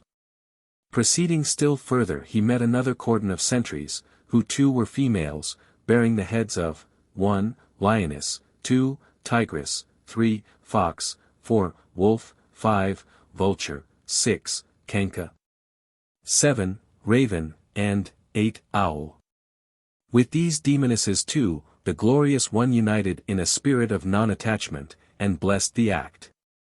Of this union were born female offspring, each of whom took after the mother in outward shape or matter, and after the father in mind. Thus were the 8 demigoddesses born, viz., the lion-headed, tiger-headed and so forth. Being divine in mind, they possess prescience and wisdom, although from their mother they retain their shape and features, which are those of brutes. Then again proceeding further inward, he came upon the daughters of the Rutras and of Rakshasas, named respectively, Nyabidma or, she who maddens, Tagbidma, she who frightens, Dharamedma, the unsullied, Kempama, she who dries one up. Forthogma, she who bears the cup, and Zyongthogma the bowl-bearer. The Glorious One united with these in the same manner, and from them, were born the 8 matrikas of the 8 sthanas, sacred places, known as Garima and so forth. These, too, possess divine wisdom from their father and terrific features and shapes from their mothers. There are 24 sthanas which are places of pilgrimage and 8 great cemeteries making 32 in all. In each of these cemeteries there is a powerful goddess also called Mamo, that is, Matrika. These terrible goddesses are, according to the Jikro, Garima, Sarima, Kandali, Vetali, Gasmari, Shanama, Pramo, Paskasi. These are in color white, yellow, yellowish white, black, dark green, dark blue, red, reddish yellow, and are situated in the east, south, NW, north, SW, NE, west, SE, nerve leaves of the conch shell mansion, brain, respectively.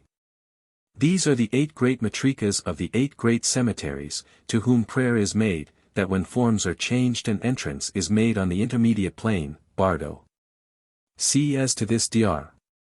Evans whence, Tibetan Book of the Dead, they may place the spirit on the clear light path of radiance, Hodsal. These various accomplements denote the union of divine mind with gross matter.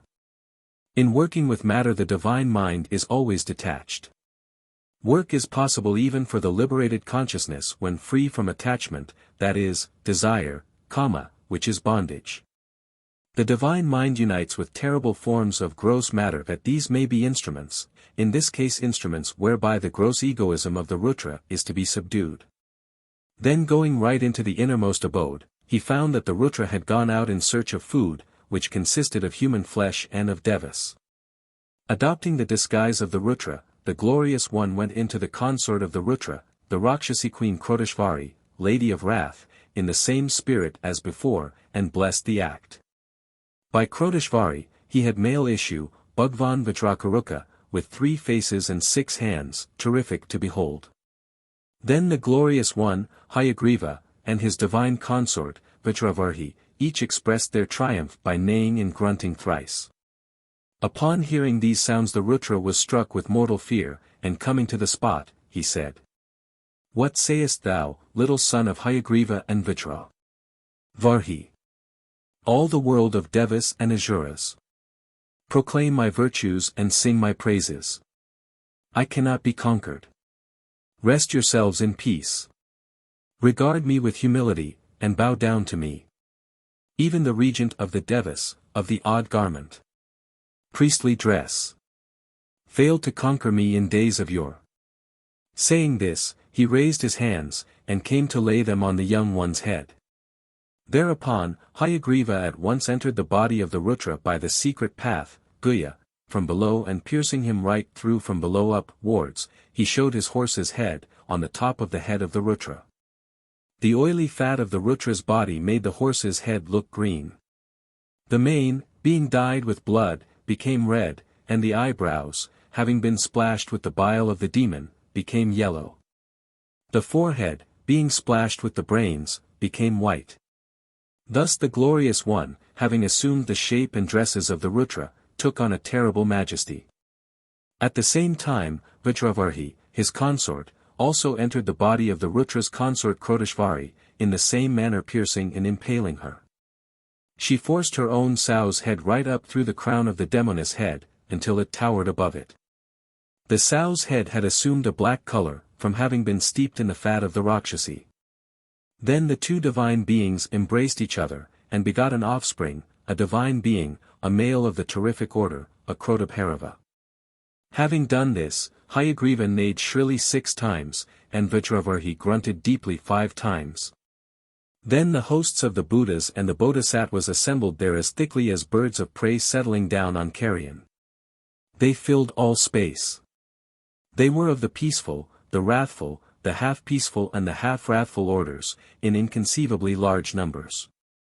They began to surround the Rutratharpanagpo, who, being unable to bear the pain of being stretched asunder, cried in agony, "Oh, I am defeated.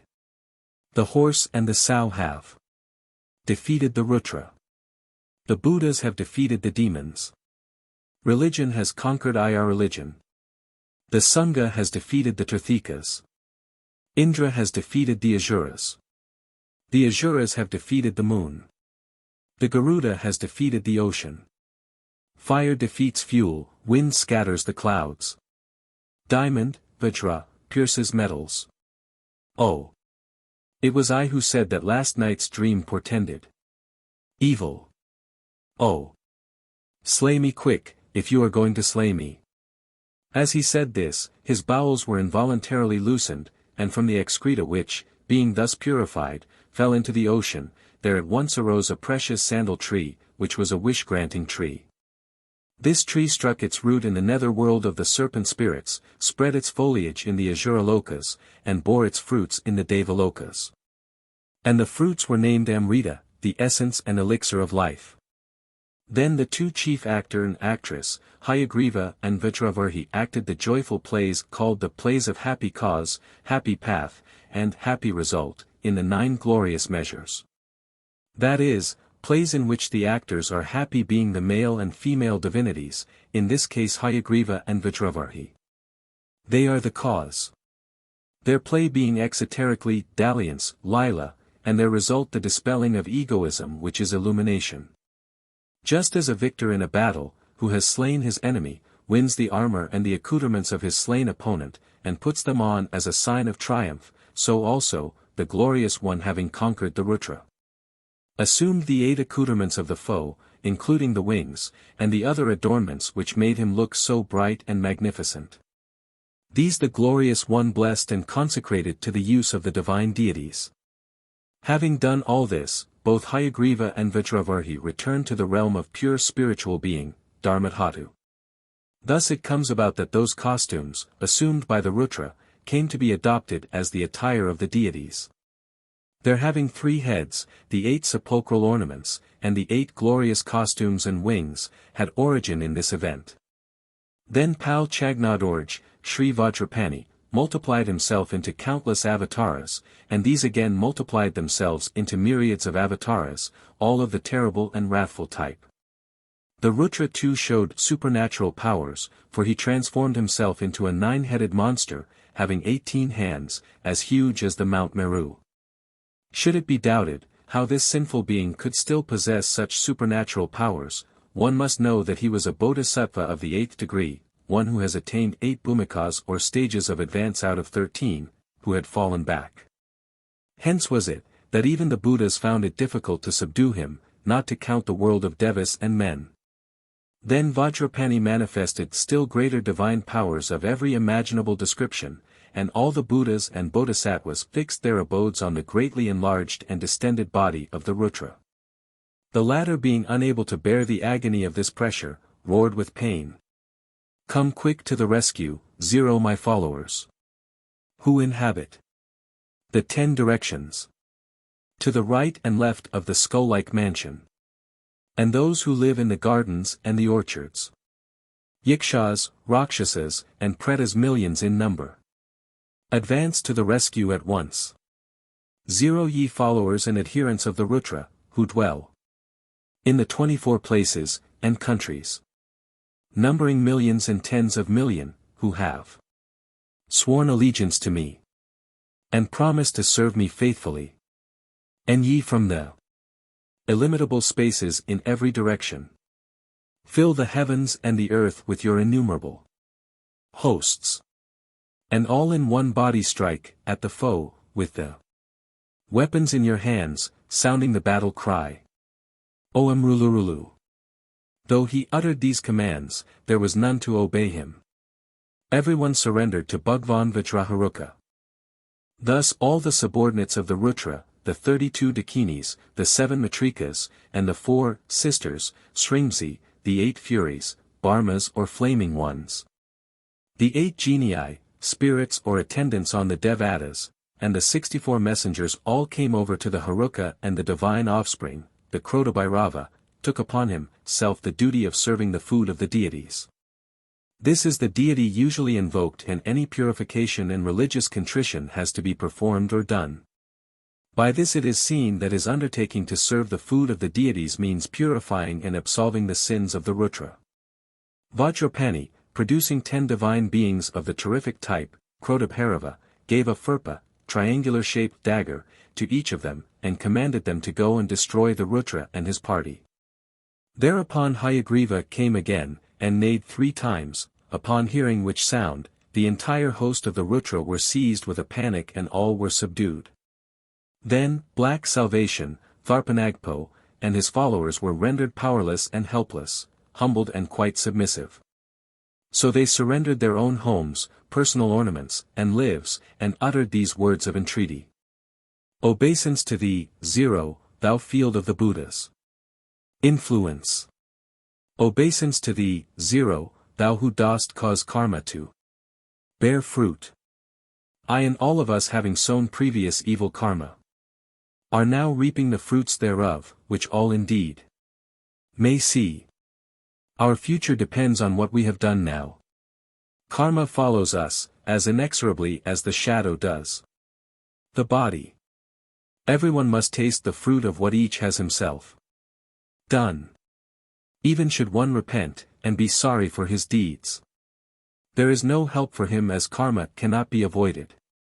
So we who are destined by karma to drink the bitter cup to the very dregs. We do therefore offer up our bodies to serve as the cushion of thy footstool. Pray accept them as such. Having said so, they laid themselves prostrate, and from this originates the symbolism of every deity having a Rutra underneath his feet. Then the vassal chiefs of the Rutra submitted their prayers. We have no claim to sit in the middle. Be pleased to place us at the extremities of the mandalas. We have no right to demand of the best of the banquets. We pray to be favored with the leavings, and the dregs of food and drink. Henceforth, we are your subjects, and will never disobey your commands. We will obey you in whatever you are pleased to command. As a loving mother is attracted towards her son, so shall we, too, be surely drawn near those who remind us of this oath of allegiance. Thus did they take the oath of allegiance. Then the holder of the mysteries, the glorious one, Vajrapani, pierced the heart of the prostrate Rutra with the Phurpa dagger and absolved him. All his karmic sins and his passions, klesha, were thus immediately absolved. Then power was conferred on him, and vows were laid on him, and the water of faith was poured on him. His body, speech and mind were blessed and consecrated towards divine service, and the dorj of faith was laid on the head, throat and heart. Thenceforward he was empowered to be the guardian of the faith, and named the good dark one, and his secret name conferred at the initiation was Mahakala. Thus was he included in the assembly of the Vajrayana deities. Finally, it was revealed to him that he would become a Buddha, by the name of Thalwe Wangpa, the Lord of Ashes, in the world called Kad Palundrup, that is, self-produced, or made all at once. Then the Rutra's dead body was thrown on this Jambudvipa, where it fell on its back. The head fell on Sinhala, Ceylon, the right arm and hand upon the Thogar country and the left hand on Lu, Ladakh country. The right leg fell on Nepal, and the left on Kashmir. The entrails fell over Zahor. The heart fell on Urjian, Kabul, and the linga on Magadha. These formed the 8 chief countries. Thus the 8 matrikas of the 8 sthanas, headed by Garima and others, the 8 natural stupas headed by Patala, the 8 occult powers, which fascinate, the 8 guardians, female, who enchant.